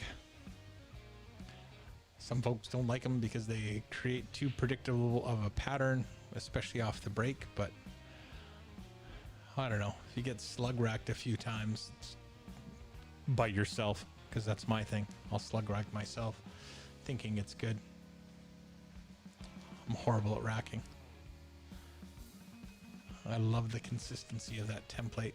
I'm not good enough for it to be a huge determining factor in my run out percentage being at 50%. 10 would be amazing.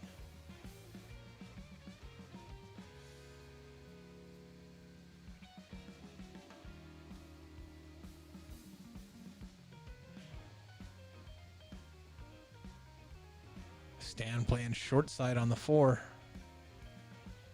Yeah, not everybody can do that. Most people would have, tried to get to the wide open side, but sometimes you got to play that short side just because that's what's there. A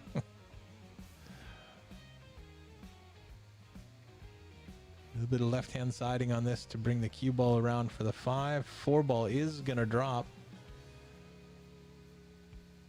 And now Stan's going to have a little bit of work to do to get the cue ball in between the 9 and the 6. Because I don't believe it passes the 9. 6 ball's going to have to go in the same pocket as the 5.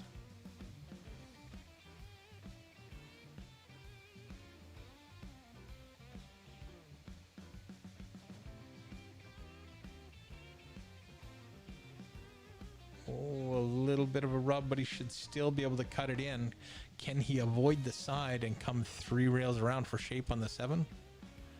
Oh no, he's just going to play safe. Nothing wrong with that. Why take the crazy shot when the safe is dead simple?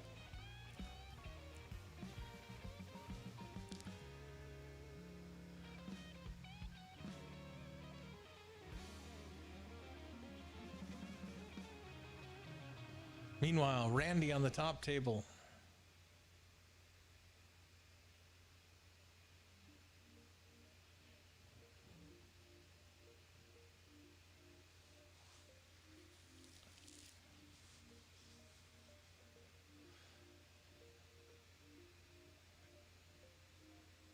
He's going to have an interesting positional shot on the 4. I think he's got the right line. He can just draw straight back off this 3 and play the 4 into the side as well. It's going to be close, though. Well, not sure if he's playing it to the side now, but he might play it to the bottom left corner.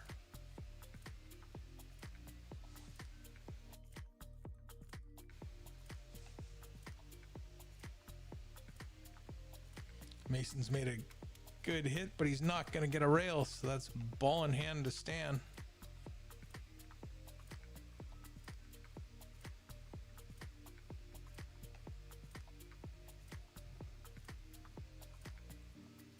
He might just play safe and call the 10. Nope, he went bottom left. Oh, and it didn't go.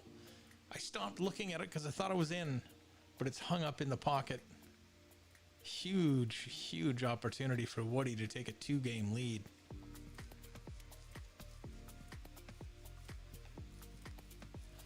Only 21 points of Fargo separate these two guys, so any lead could be quite large and quite difficult for the other one to get back.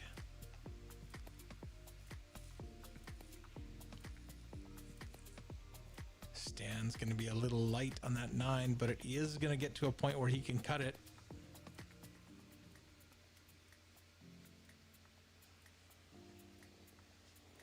Up and down table here.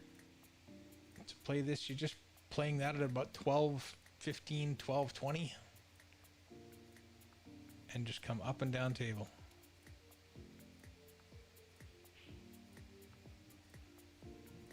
Stan getting the weight right again. 3-1. Woody taking out the 7.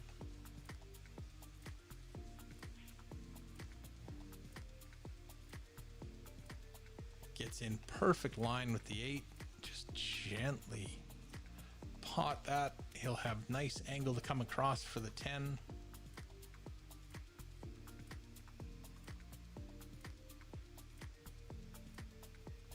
Oh, and he's hung the 9. He cut it right into the horn. So Randy feeling fortunate to get back to this table after he hung the 4 ball, I think it was. Difficult to play these balls that are deep in the pocket. Yes, you're going to make the ball, but are you going to get your shape? It can be really tricky sometimes. Randy's done a pretty good job there. Stan breaking rack number 5.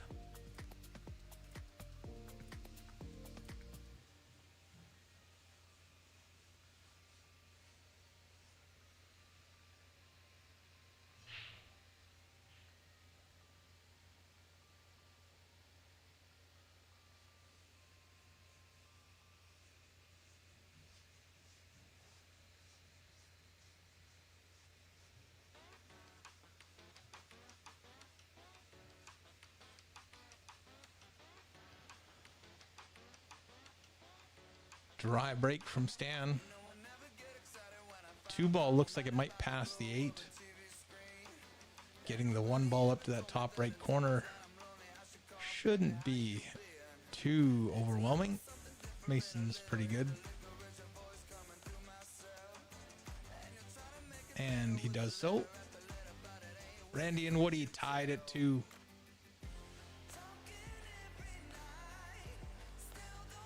Mason trailing Stan by a score of 3-1. Well, maybe that 2 ball doesn't go by that 8. Mason's taking an extra long look at it now.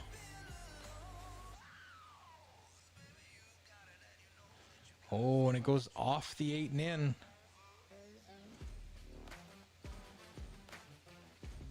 Just roll the cue ball into the 3, bump the 4. You just want the 4 to go to the rail. You don't want it to come off the rail. The further it comes off that rail, the harder it's going to be because there's not going to be a lot of room there. Ooh, I kind of expected the cue ball to roll forward on the 4, not come back.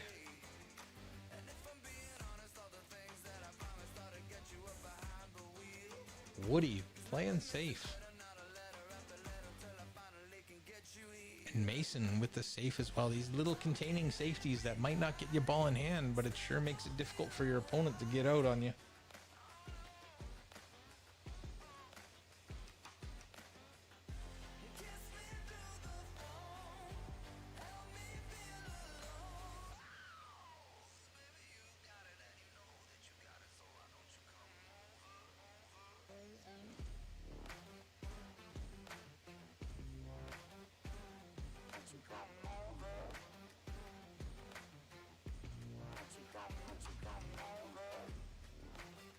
Oh, and Randy just missing the 1 ball. I can see another safety coming up here.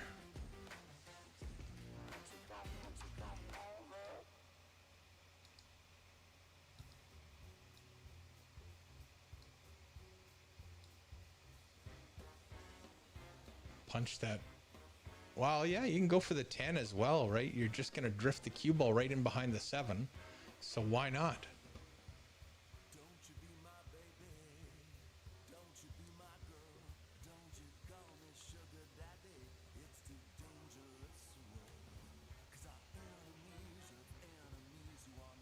Oh no.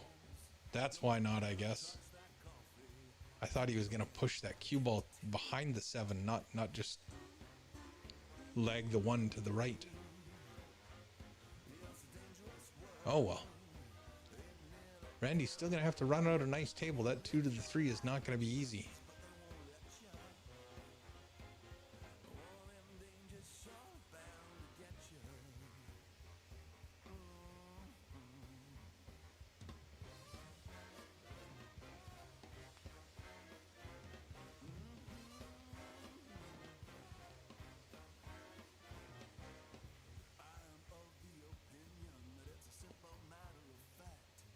Oh, Randy trying to get in behind the 9-6. Didn't do it.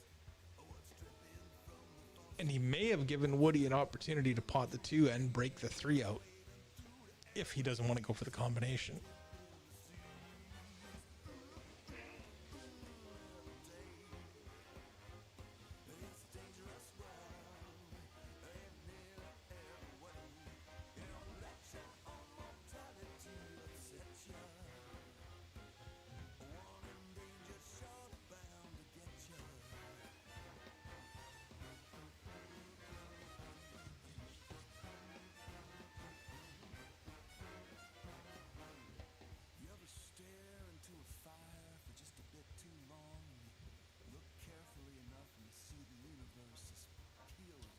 Stan with a routine out from here, drawing up towards the side pocket.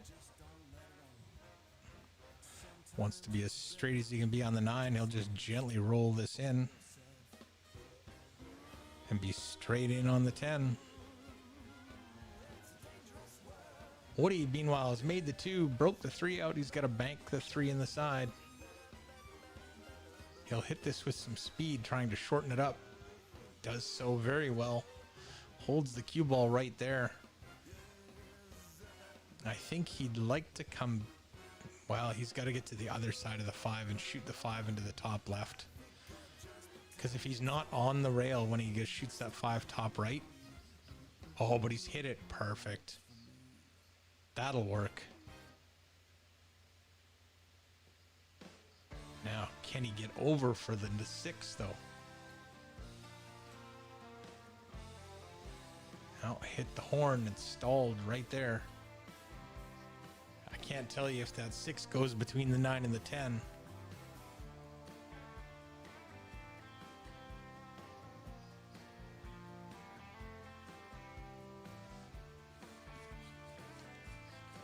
If it does go between the 9 and the 10. Oh, he cut it the other way. And scratched. Oh no. Unlucky. Crazy result. Stan breaking rack number 6.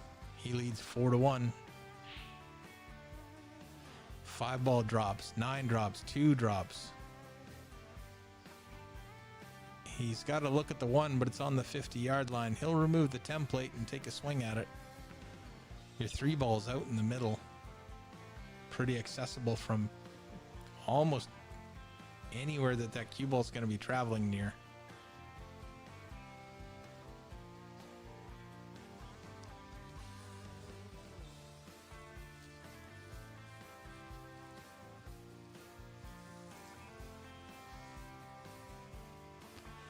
Bottom left corner. Randy takes a 3-2 lead.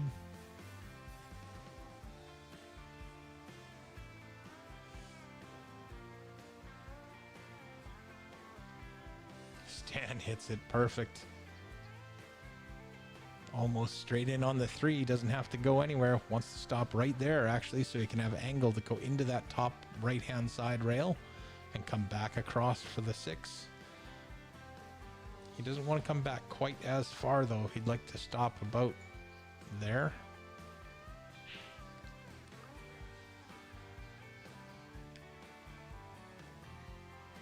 Well, there you go. And now he has a little bit less angle than he'd like, but enough to get across for the 7 without too much worry. Oh, he underhit it. Underhit it. Immediately knew it. He didn't move. He knew he underhit that. Still has a cut, though. It's going to have a little bit of speed on it. And it's got to have a little bit of spin, so a little bit of right to get to stay on this side of center for the 8 ball. But it's going to go 3 rails out to the center of the table. Nope. He's banking it.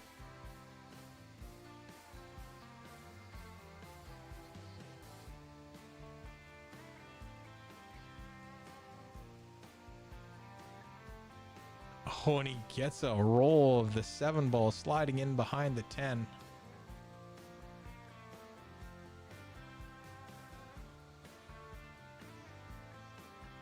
Woody on the 2.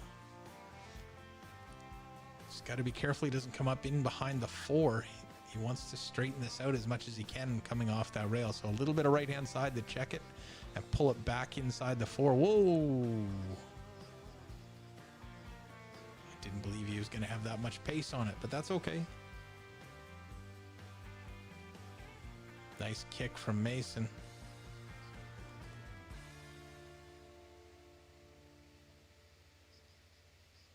Oh, and Woody misses the 3.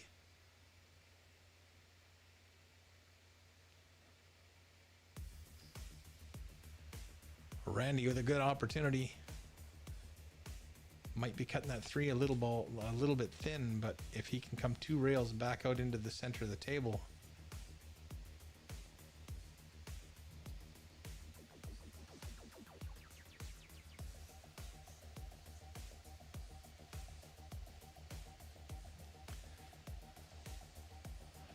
Stan looking to go 5-1. Oh, sorry. Cue cursor in the middle of the road. There it is. Stan up 5-1. 3 more to victory. Meanwhile, Randy White leads 3-2. Trying to get the 4. I think he's cutting this. It looks a little too thick. No, he's banking it. Oh, nice. Hit it perfect.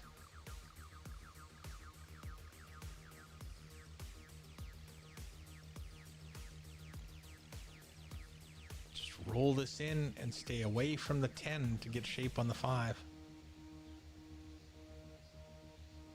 Oh, off the horns.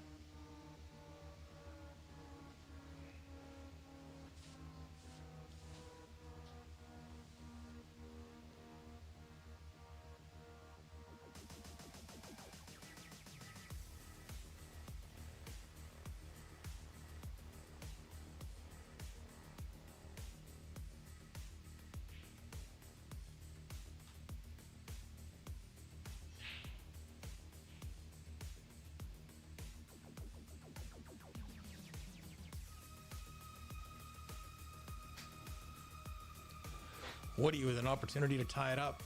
He's got a difficult 6 here, though. He's going to have to cut the 5 in and bring the cue ball back across center.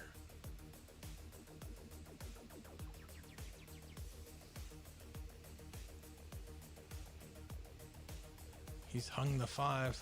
Well, not really. It jawed out, and he hasn't left it over the pocket. So Randy's got his work cut out for him here. Stan, in the meantime, cutting this up in the top right corner pocket, trying to draw the cue ball off the side rail for the forward, this bottom side. Needs it to stop. In behind the 5. Too close to jump, so he'll kick at it. Still going to call the side.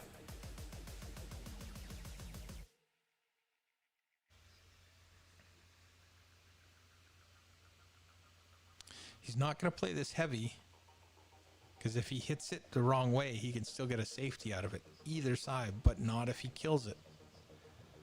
Oh no, he's made the 4 and somehow squeezed by the 5 and scratched in the corner. That's crazy.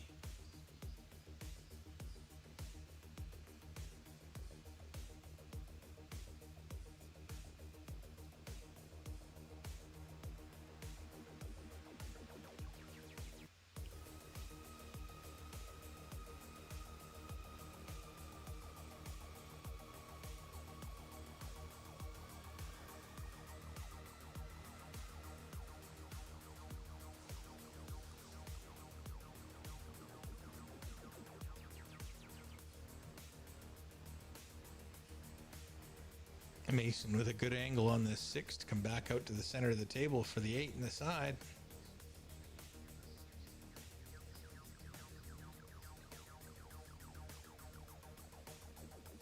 Oh, and he's pushed the 6 to the end rail.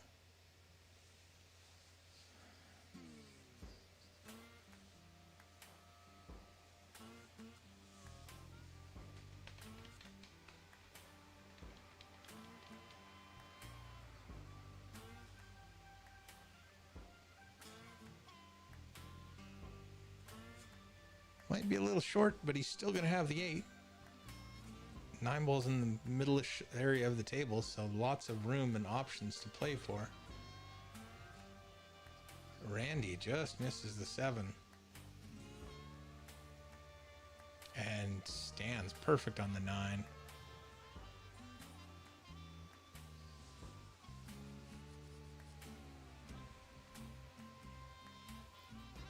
Six-one, Stan Trancho. You can't miss too many times against Stan. He will punish you for it. And Woody. Super thin cut on the 7. Looking really good to make this his 3rd win.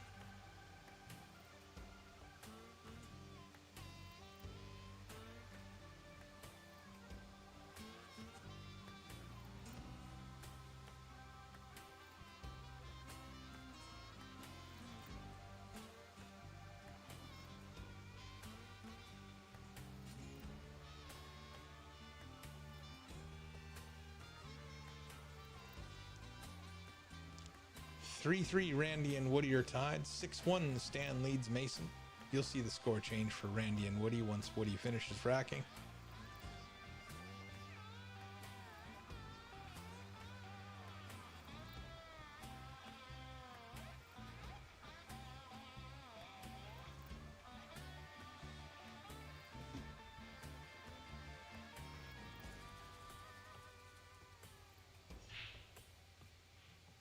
Five ball in the side, 9 ball just missed, and he's dressed up on the 1.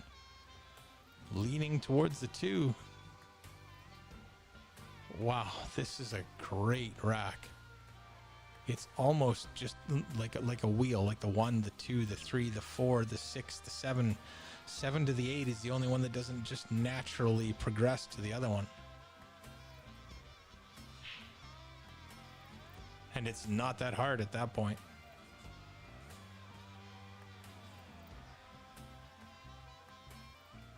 We'll see what happens, though. Everybody plays them slightly different. Oh, that 1 ball's got to go. Well, right off the bat, it looked a little bit slow.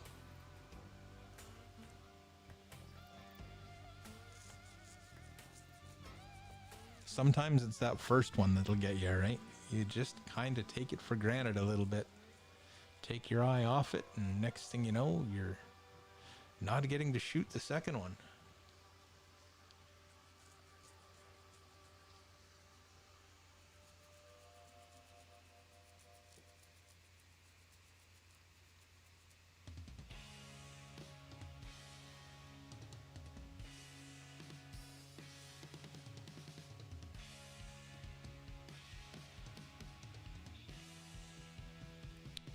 If you can just stop the cue ball there, he'll be fine. Probably can't stop it. It's going to roll forward a little bit. Oh.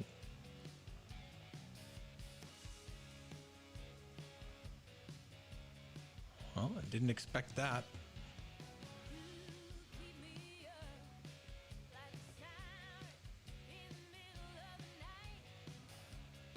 Not a lot of offensive opportunities on this sleeve. Could bank the 2 long bank.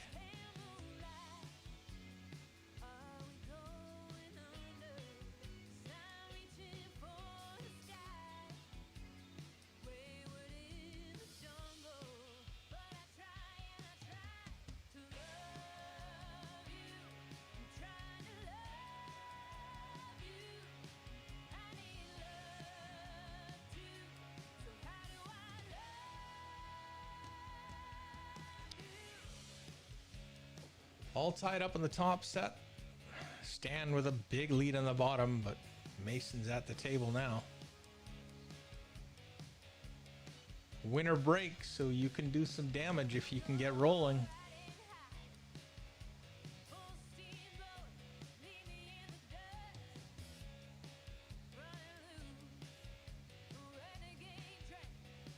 If that 6 goes by the 9, I like Mason's chances of getting out here. If the 6 doesn't go by the 9, it's going to be a little tricky.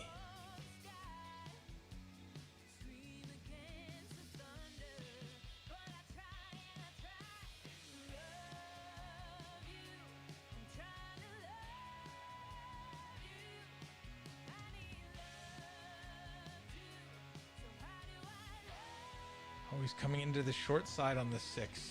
That'll work. That'll work great. Obviously doesn't pass the 9, so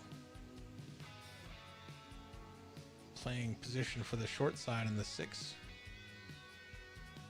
gives you a nice wide open pocket at the other end with natural shape to the 7. Just have to play straight top.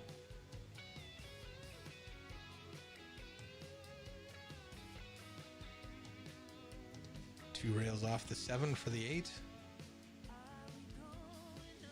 You'd like to get onto the other side of that pocket line. So you want to be over here a little bit.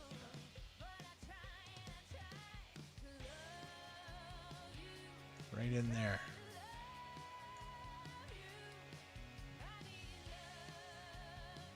It's going to be a little slow, but he's still on the right side of the pocket line, so that's fine.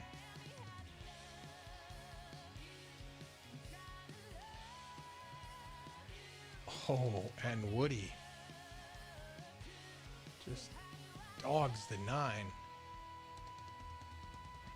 Perfect for the 10, but oh no, and Randy short strokes that.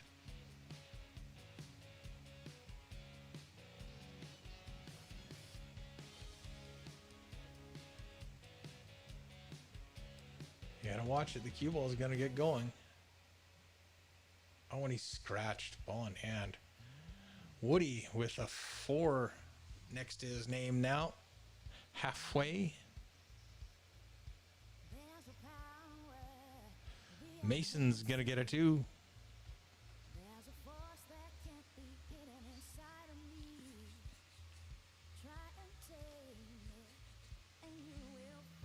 It's been a pretty good day of pool. Couple of stumbles. But for the most part, some pretty good shooting.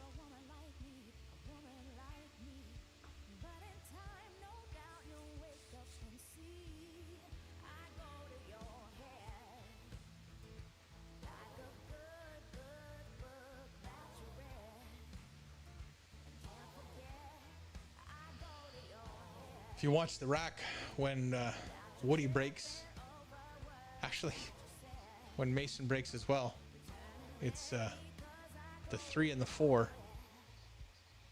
The 3 and the 4 should both go towards side pockets. So there, the 3 just misses short, the 4 just misses long.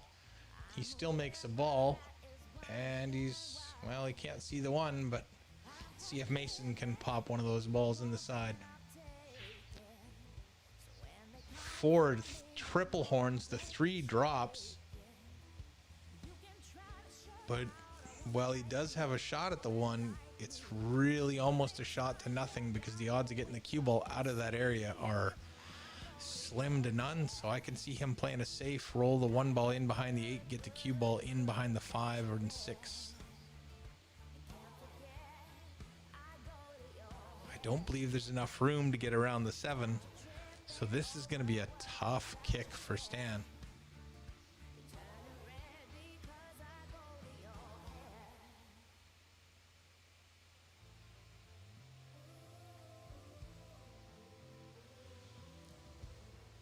Woody, on the other hand, may go to the jump cue and hop over that to just take, wow, there's no point. You can't get down to the 2 from there.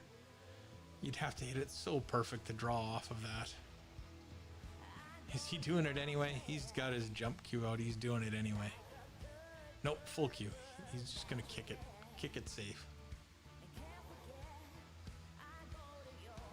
That's a much better shot. Look at this. Right up in behind the 10. Oh, and it leaked out. Oh my gosh. That would have been a fantastic shot if it comes up and snuggles up on the backside of the 10 and doesn't give Randy anything.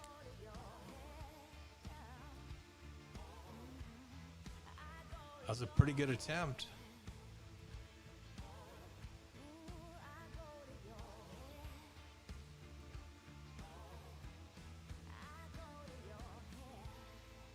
Now Mason will try and tuck this one a little tighter in behind the 7 and get the cue ball up by that corner pocket in behind the 2-10-9. It's not very often you're going to 3-foul Stan. Oh, and that's going to come out. All right, well, it is thin. Stan only has the edge of the 1, but it's not that thin. I still expect him to fully hit this and maybe even tuck the cue ball in behind something else. Maybe the 1, maybe all the way, or sorry, the 8, maybe all the way back up.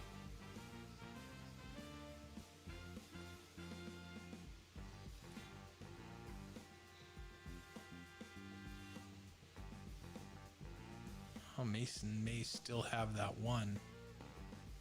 It's going to be tight next to that 5, though.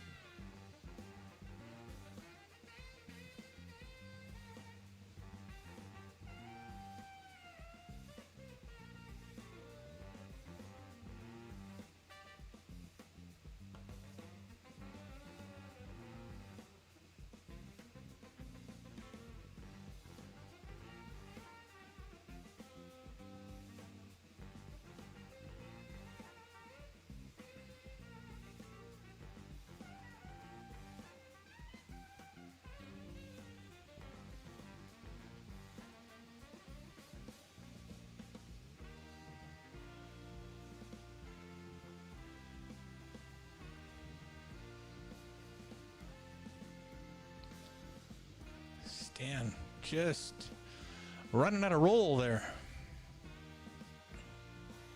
Just gotta figure out something to do with the 4.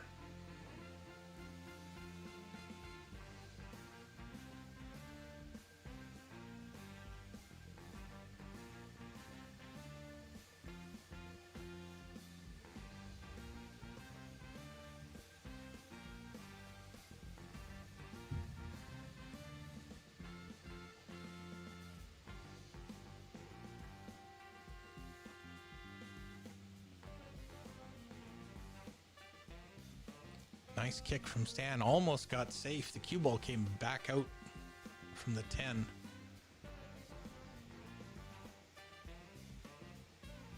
Mason's going to have a tough one here to make this 4 and then break out. Well, I guess doesn't need to break out the 4, but...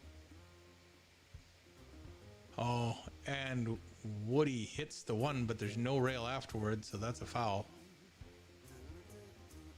And he's on 2.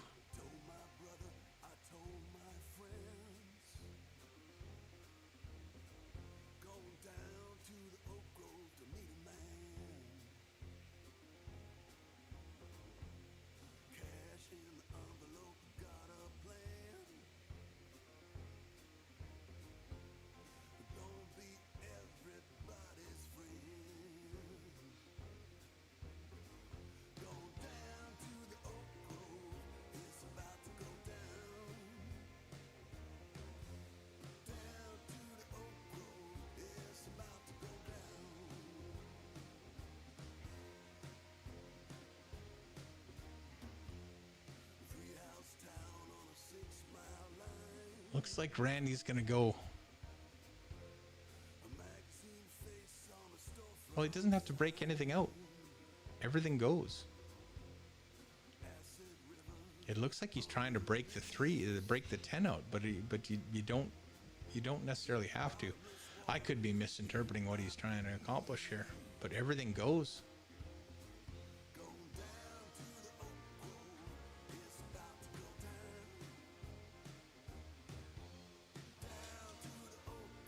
Oh, Stan got that cue ball in nice behind the 10.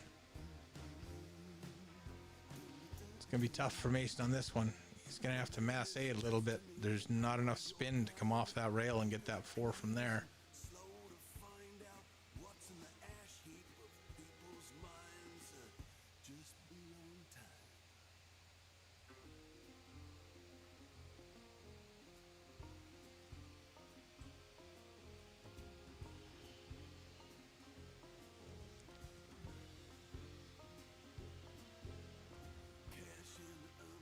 Mason with a good hit, but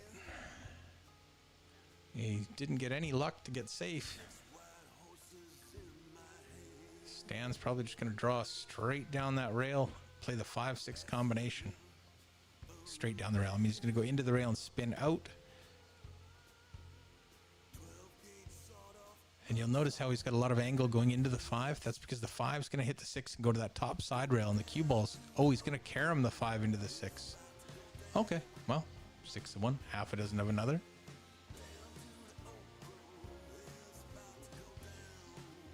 Shoot the 5, bring the cue ball up to the SR on slow roller, somewhere in there. That'll work.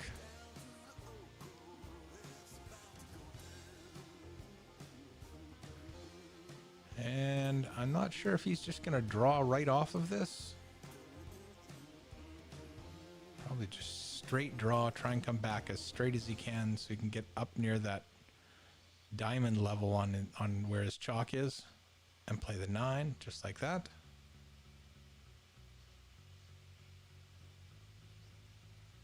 And stands on the hill. You were on my mind today for the first time Woody in a long time. I pulled out my phone and looking to get to 5. don't mind. I hear your voice and I freeze. Hello, who is it you say to me? I open my mouth. Well, he kind of under hit that one. Saying I don't mean to call you. I would thin this, try and thin this 8 to here, and bring your cue ball. I don't know what he called. He called the 9. Okay, so he's still going.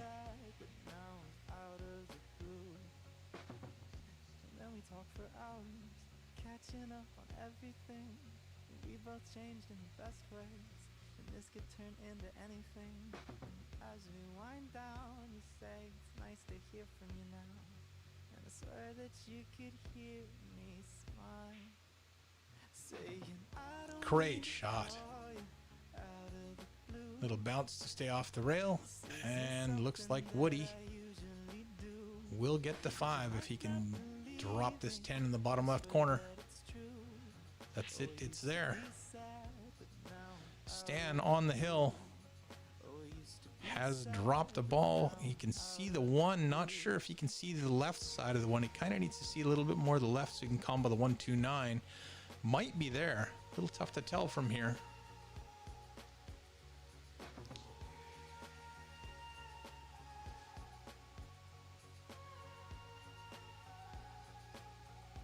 If he does play the combination, he's going to have to put a little bit of speed on the cue ball to get it back out so he can shoot the 1 ball. Nope, he's just going to play safe. Does he get that cue ball in on the 4? No, sir. Not quite there. So Mason will come to the table trailing by 5 racks. You might not believe me, but I swear that it's true. Oh, I used to be sad, but now I'm out of the groove. Oh, I used to be sad, but now I'm out of the groove. Woody's scratching on the brake. Made a couple of balls too, so unfortunately he won't get to capitalize on that. But that does give Randy a great opportunity to get back within 1.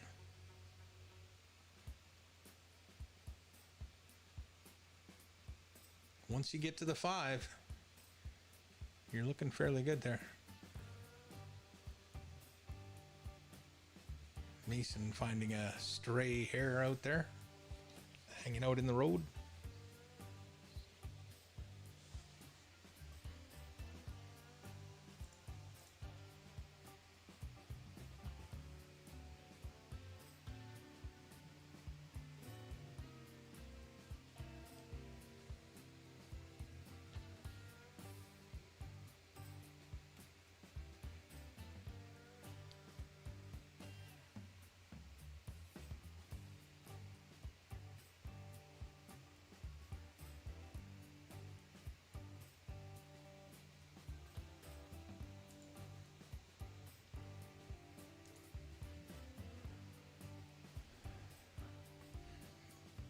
Mason's got to play short side on that 4, either to the side or the corner.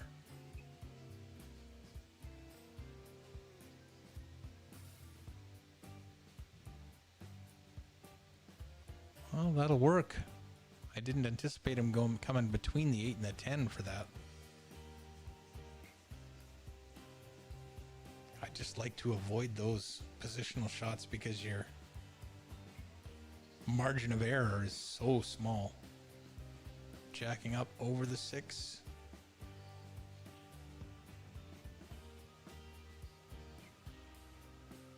And now, unfortunately, he's very straight on the 5.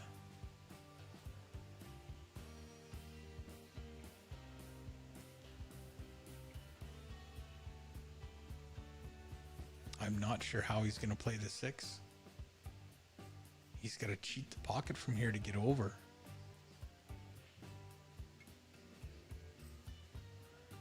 Okay, I like the idea. Play the 6-7 combination. It's just, you know, not always easy to draw back from that distance, but didn't really have much else. So, took me a second to see his plan.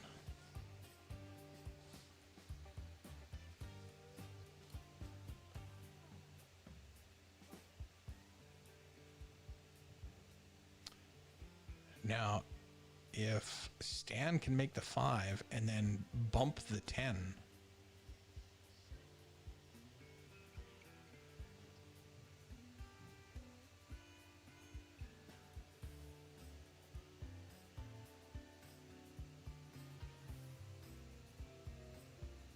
oh no, oh yeah, of course, he's playing shape to the center of the table so you can play the 6 down in the bottom right corner pocket. Makes sense now. Why didn't I see that before? Because my Fargo's not that high.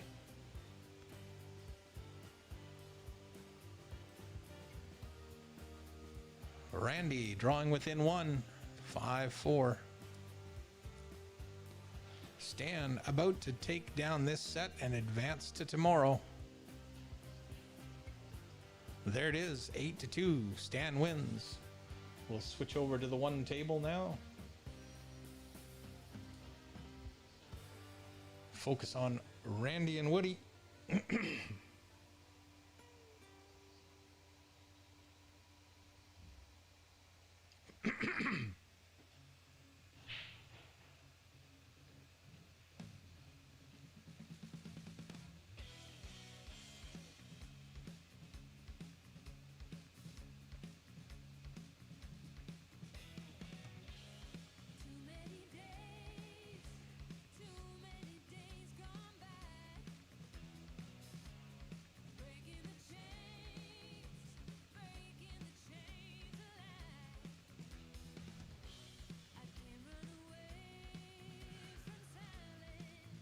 Randy's got the 2-6. This isn't that bad of a combination because even though the combination's a little tough, your next shot is going to be okay because the cue ball is going to go to that top side rail and the 2 ball is going to head towards this bottom left corner. So you're going to have something after this as long as you don't kill it. You've got to play the weight right, pot the 7, and you should be back in line 2, 3, 4, 5, 9, 10. So this shot right here, key shot, make the 6, and he's going to win the rack.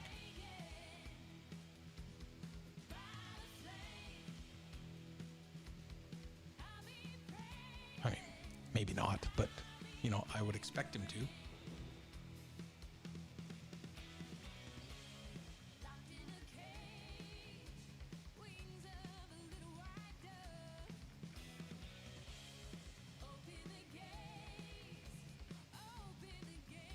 Just got to hit it fairly soft. See, if the 6 goes in, he's on the 2, right? So.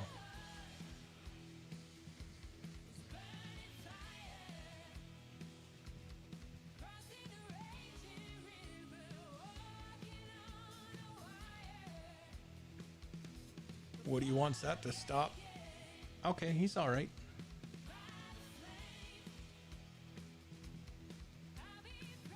He's got to shoot this a little slow so he can play the 4 in the same pocket. But just a little bit of right side to check it. Oh, that's going to go right in the drink. He knew it as soon as he let it go. He's like, that's too heavy.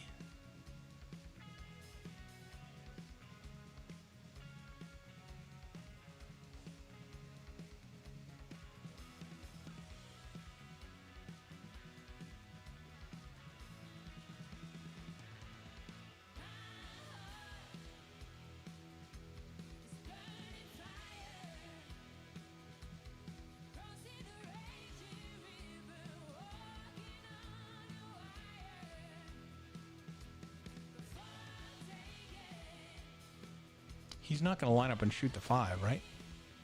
From where he's standing, it looks like he's going to tackle the 5 right away, but no, he's just looking.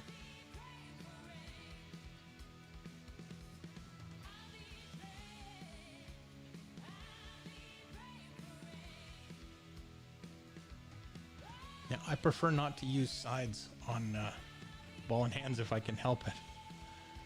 I mean, you have to be comfortable using all of them, I'm sure, I know, but, you know.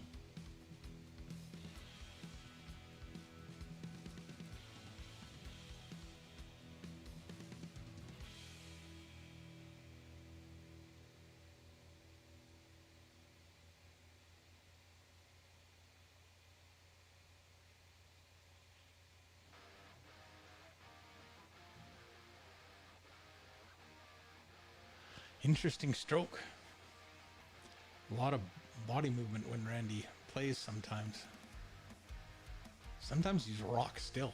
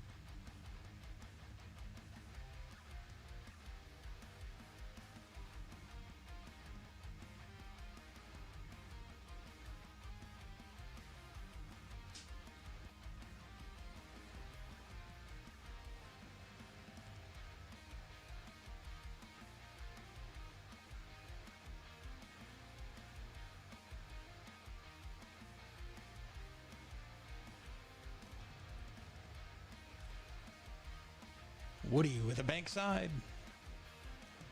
to get within 2.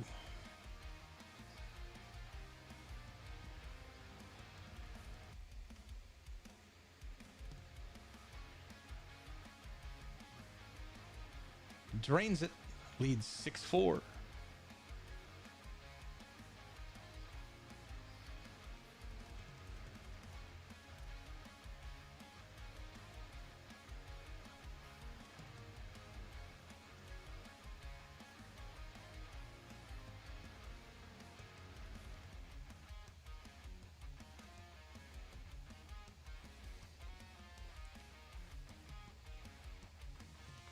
6-4.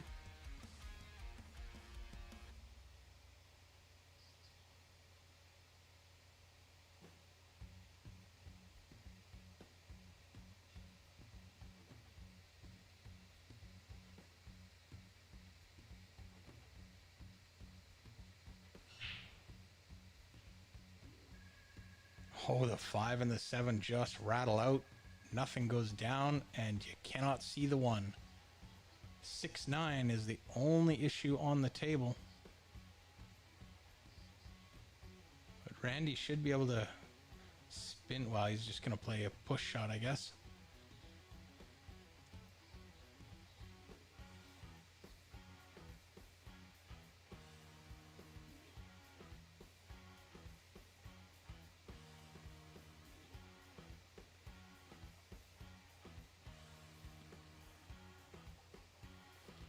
Just leaving the edge of the 1, and then you're setting yourself up for a safety, getting that cue ball down behind the 3-7, leave the 1 ball in behind the 9-6. There's a lot of areas that it could leak out, but you know, the cue ball goes too far, and maybe you can use the 10-4 to hide it.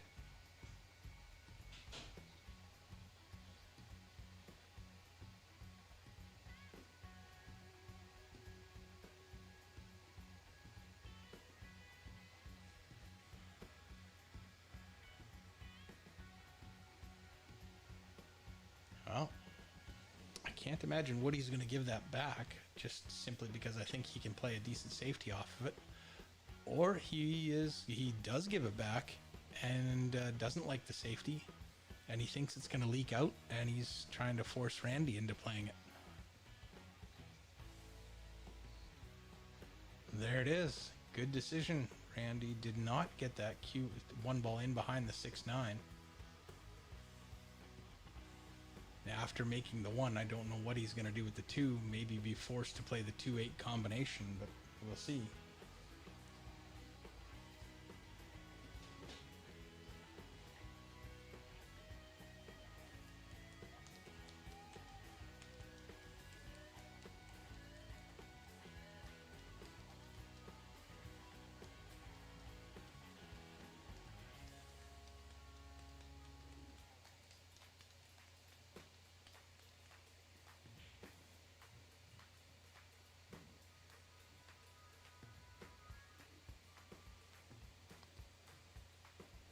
Well, the 2 ball is still a puzzle. You could cut it over, you could bank it.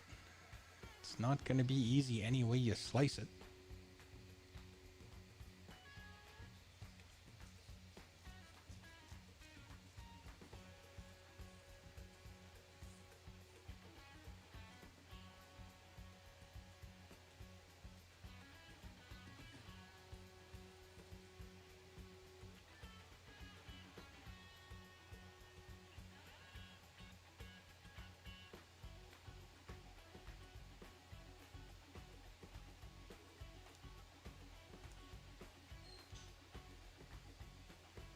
Long bank on the 2.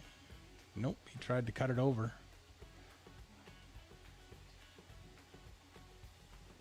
That was not part of the plan, so now Randy gets an opportunity to try and claw back within 1. Excuse me.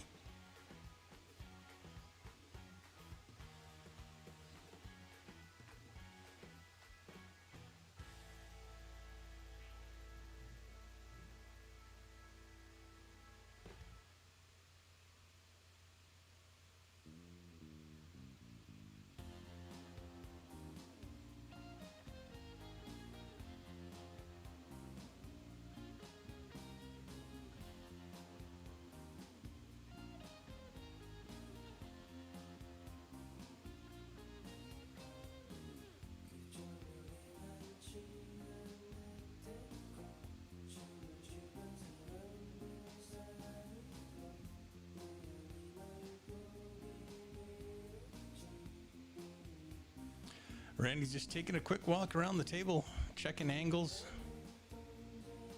making sure everything he thinks goes where he thought it went. It's an important part of the puzzle. I don't know how many times I thought a ball would go, and then by the time I play shape for it, I realized that, oh, it doesn't go. I have made a bad mistake.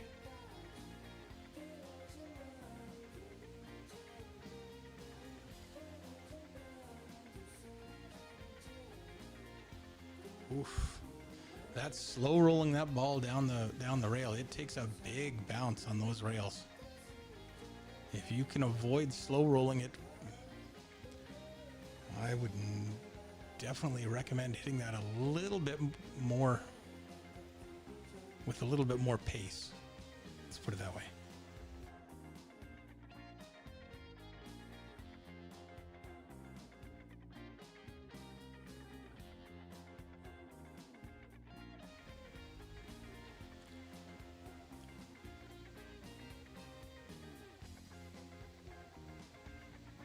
Oh, that's gonna run.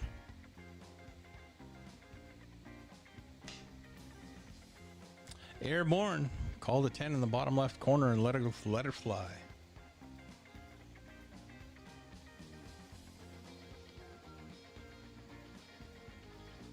Balls that are deep in the pocket like that are so tricky.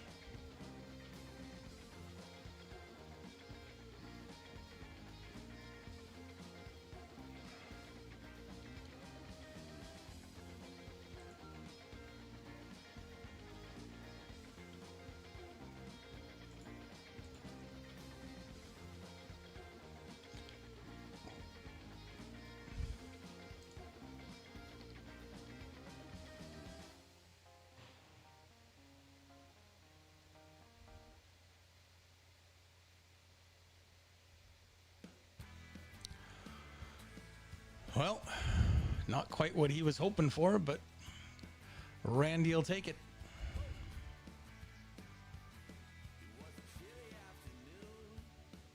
The trick here is not leaving yourself an angle to scratch on the 5. You either have to be tight to this bottom left rail after you shoot this 4, coming back and forth across the table, or you've got to draw somewhere between the 7,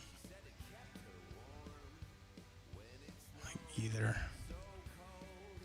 like that, or you've got to come across it and come in here.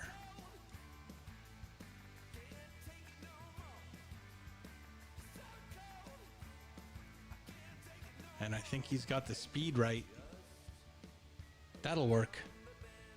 Just running forward now with the cue ball to leave the 6 in the side. You want to be careful you don't end up here. That would suck. I guess that would be less than ideal. But great weight to control that cue ball so he's not staring at a scratch thought in the side. Perfect line.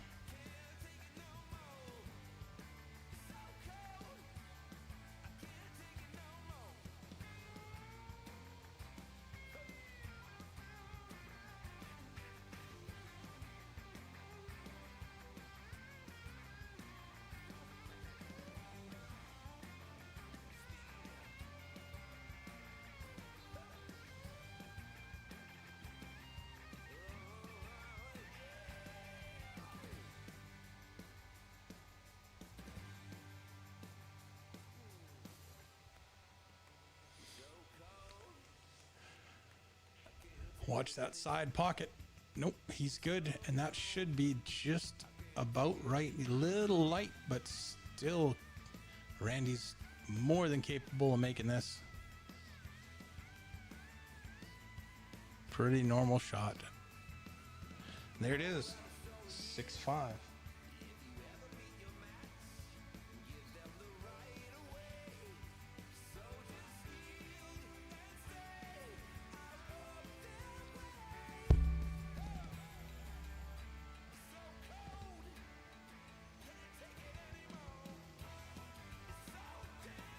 Thanks for sticking with me today, folks. Much appreciated. Hope you're enjoying it.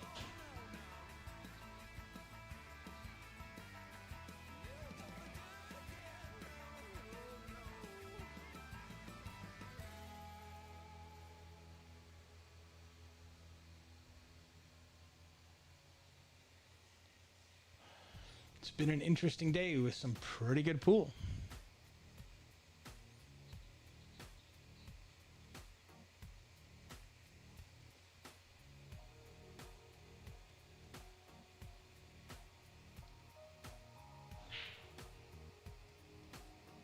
Oh, cue ball drops. He'd made a ball, but the cue ball fell as well. Nothing's tied up.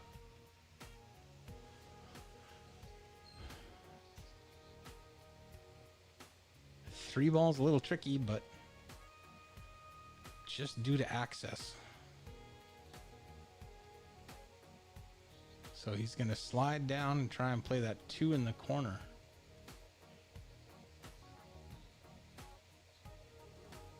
Don't get straight. He's not, so he's got angle to keep moving. If he can come straight at the 4 and stop about midway on the table, that's not bad. He's got to watch that he doesn't draw into the 4 and then scratch in the corner.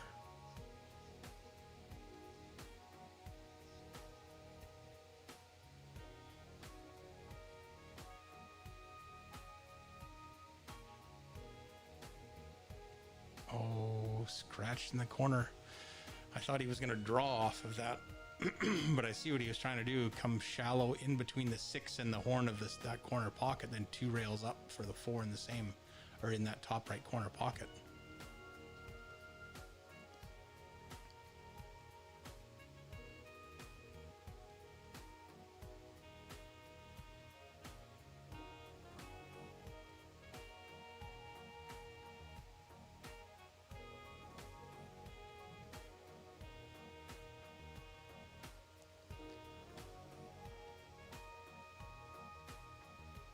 I think the 5 to the 6 is going to be the key one. If you can get on the 6, it's almost stop shot city from there.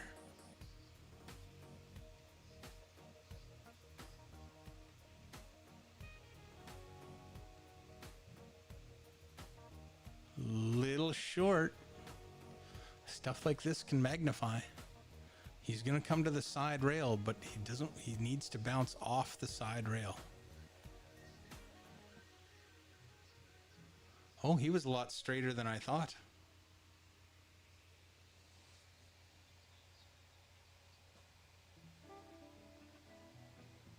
Could be a 6-6 match in a second.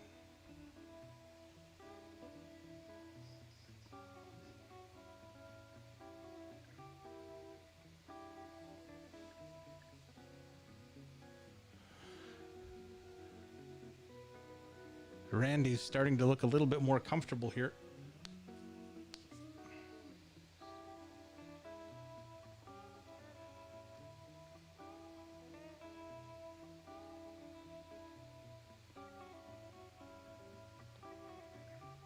Just rolls in. Now we'll see if Randy just gently rolls this past or what. Yeah, it looks like he's going to slow roll this and try and just let the cue ball roll about 6 inches past where the 8 is. That's a pretty good job. We're all tied at 6, folks.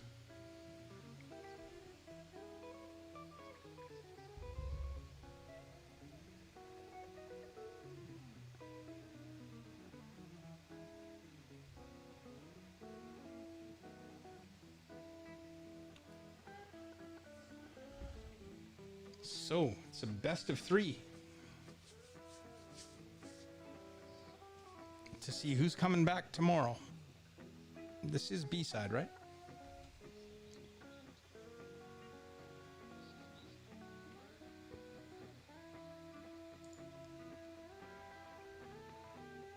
Yeah. Coming back tomorrow, we've already got Mike Isaac, Lito Attendido, Stan Tarancho, Stephen Holem, and Bob Frost still fighting it out. Over at the garage is Brady Golan and Rob Hoiberg, Mike Calla and Ross Bradson. So.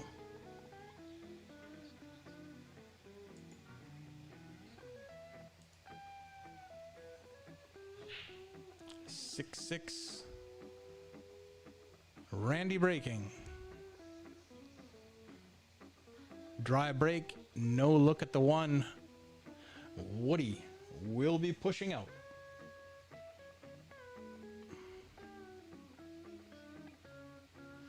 You know what? I'd probably push over by the 3, leave myself a jump shot at the 1 in the side. No, that's not good because then you're still going away from the 2, so you've got no chance of position. Well, you're not going to get that back. It's fairly, you know, I mean, you bring the cue ball up and back. You can miss because you're coming across the shape of the 2, but... Oh boy. That's not where he wanted to be. I'm not sure he can kick at that one rail. That 9 ball might be interfering too much. Both back and forth.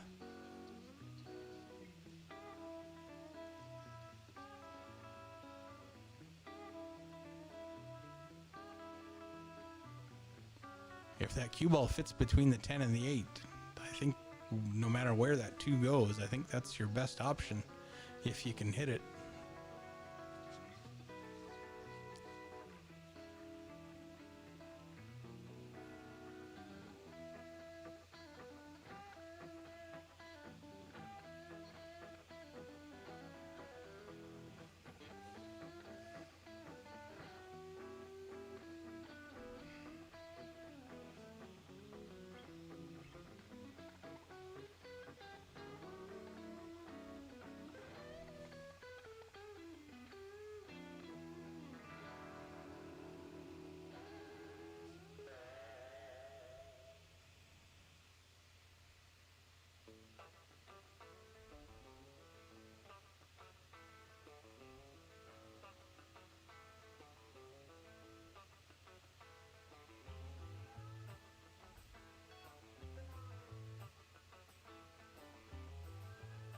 The 2-4 combination.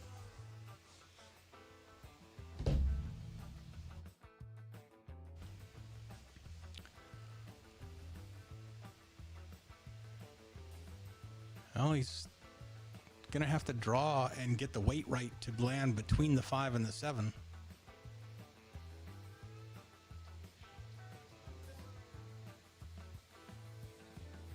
Banking the 3, I guess.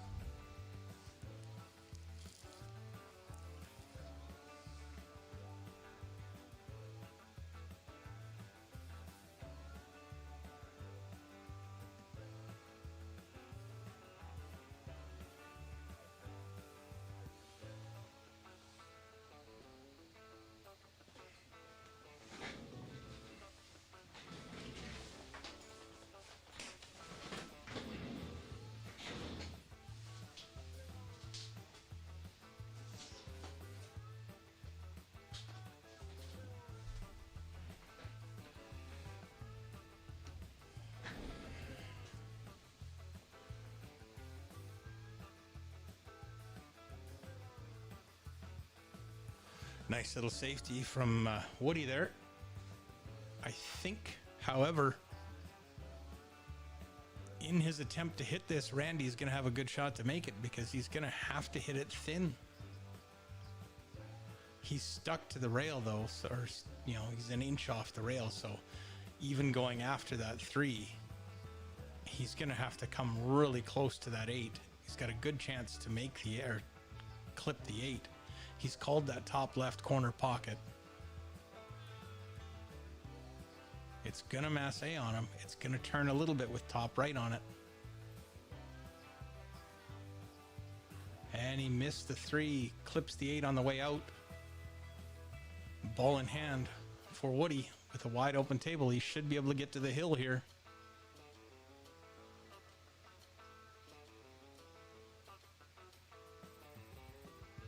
Getting to the 6. If he can get on the 6,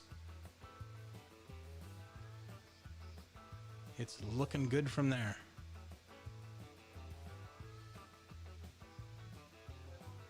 Don't go too far. He'll play the 5 in the side with top right and come into that rail and spin back into the center of the table. There he goes.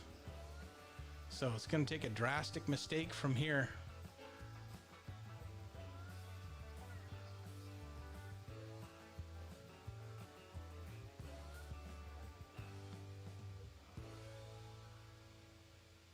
If you can draw back a couple of inches, that would be perfect.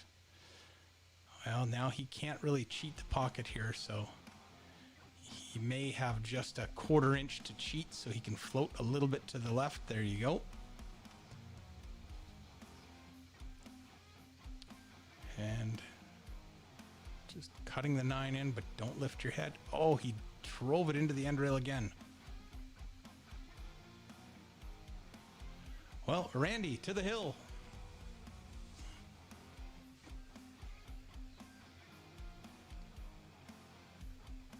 Just a little bit of left. Hit the 9, the rail, come back. Oh, he just drew it straight out.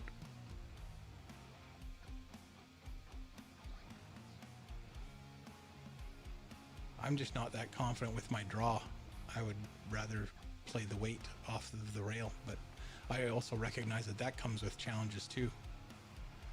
And Randy on the hill, 7-6.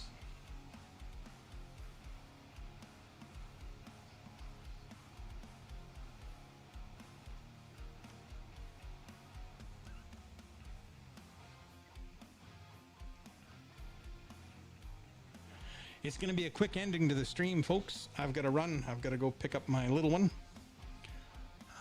So thank you very much for sticking with me. Much appreciated. Thanks to Rob Hoiberg and Brad Haydu from the Garage and the Slow Roller Room. Thanks to everybody who entered. Carolyn for running the tournament here at the Slow Roller Room. She's been doing all the name entering and all that stuff and setting up the next match, getting that going, keeping it moving. So thank you very much. And thank you to you guys for watching. Hope you've enjoyed it. It's been some pretty decent pool. A couple of unexpected misses, but that still works.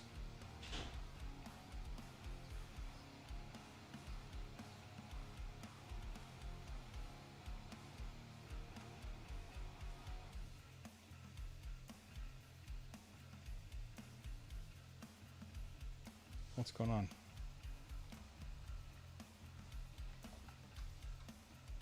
So I'll take a break now, boys.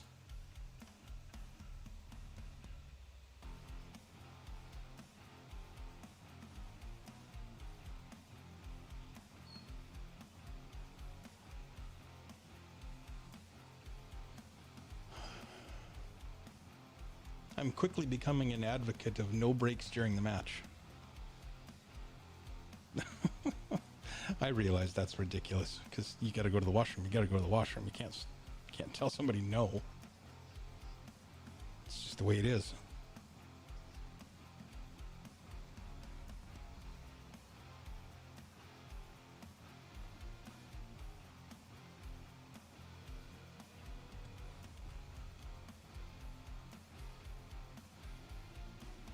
I'll be right back.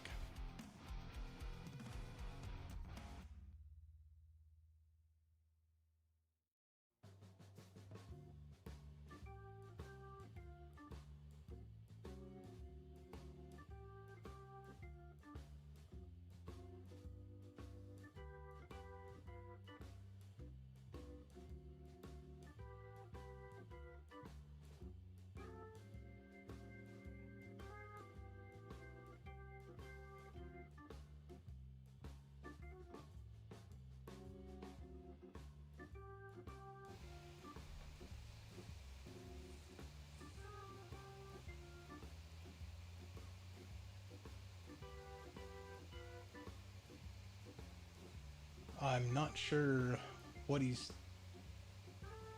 trying to decide.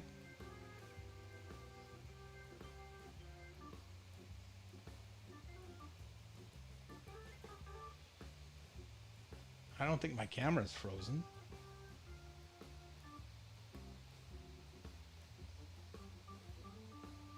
Okay, there you go. See, he grabbed the chalk. I'm not sure what that was about. Maybe he just needed a few extra minutes to process that rack.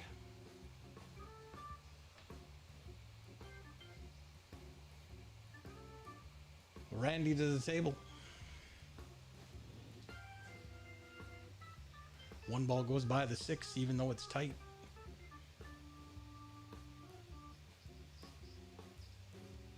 You're going to have natural shape on the 2, so you don't have to worry too much about that. Just potting the 1 ball.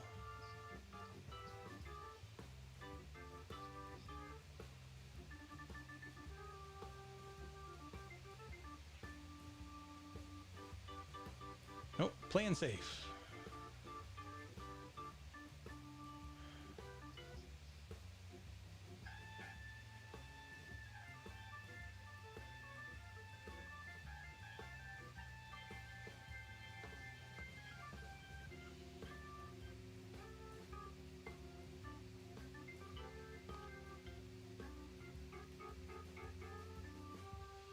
He's going to come off the 1, try and use the 5 to stop the cue ball.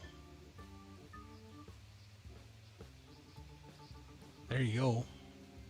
That's what he was doing, coming over to looking at it from this side. He just wanted to see exactly how far ahead or behind the 5 ball was.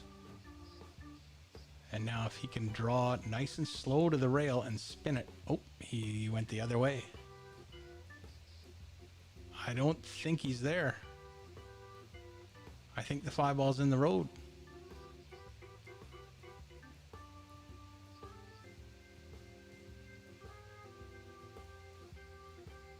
Oh, maybe he is there. He's looking at the shape for the 4, so. He might have to swerve it a little bit. He might have to massé just a little bit. So he's going to try and time it so he can draw towards the 7 if he has to massé at all.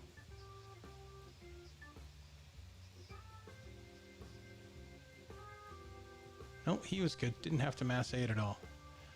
Now he should be able to make the 4 on the side, bump the 8, and have perfect shape on the 5.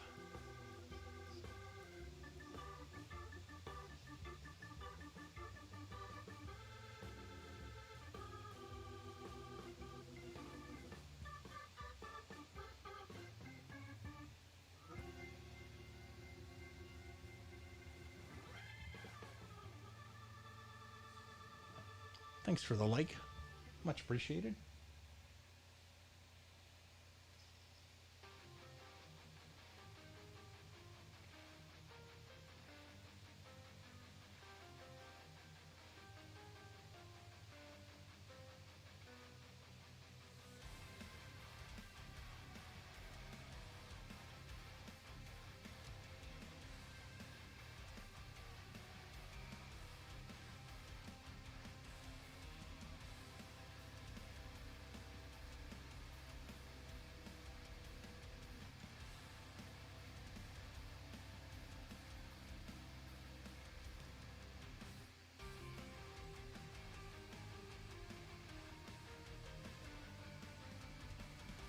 Four ball to the side, slide the cue ball into the 8 to make it stop.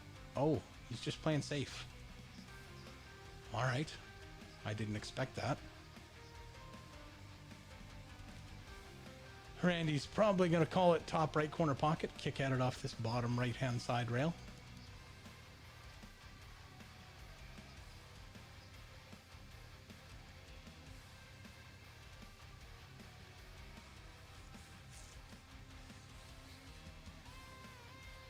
I'm not sure what he indicated or called there.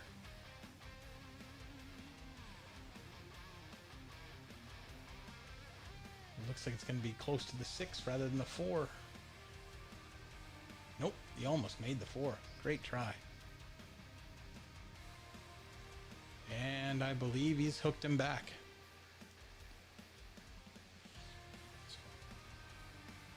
This one's shaping up to be a battle. Like I said, folks, when this is over, I have to run, so it's going to be a pretty abrupt ending to this stream, so I apologize in advance, and thank you all for sticking with me. I appreciate it.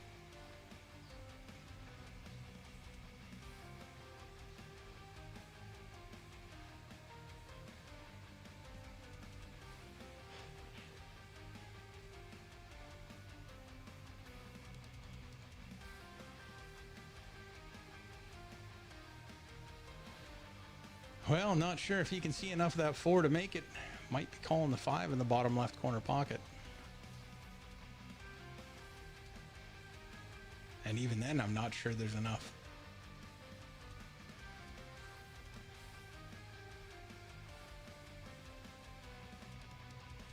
We'll see. We'll see what he calls. He's checking it out, checking for the carom on the 5. He's probably said something verbally to Woody, but...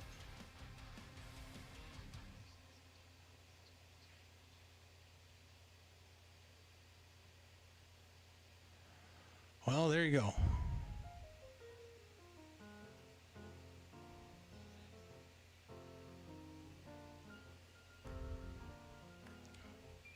Woody will play the 4, draw back a little bit, just enough to bump that 7 out of the way, I think. Or he may go forward. No, he's drawn backward. Yep, bumps the 7 out of the way, so he's going to have to play a 7-10 combo or move it off this 5. I'm not sure he's got enough to make the 5 from there.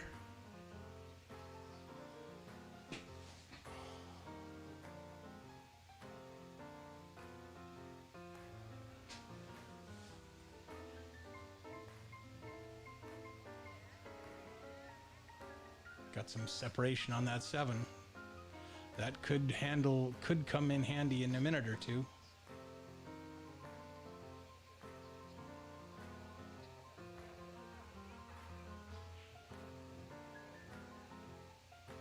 Oh, watch out. Scratch in the side. Randy with ball in hand, 4 balls left on the hill.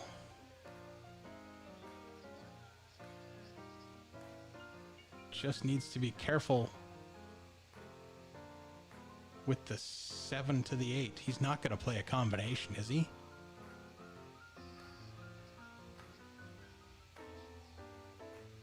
I mean, I get it. You can end it in one shot, but your odds of running these 4 balls out are better than the combination, I would have thought. Randy's a good player. Yeah, see, he's just looking at it, thinking about it. If it was dead straight, you don't have to cut it or anything. Maybe you take it anyway.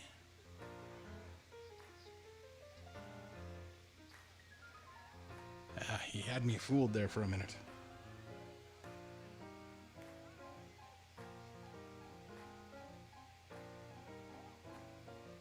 Just straight top, or is he going to bounce 1 rail out? 2 rails or 1 rail? I think it looks like 1 rail. Okay. Well, he got the weight right. He might be a little too far. He's going to be real close to this 9. No, he's fine. That'll work.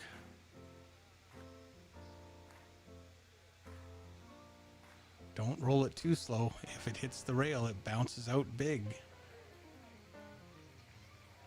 There we go. That'll be it, folks. Randy is going to advance to tomorrow. Thank you very much for watching the stream. I appreciate it. We'll be doing it remotely tomorrow. So thanks very much. We'll see you tomorrow. Thanks, everybody. Bye-bye.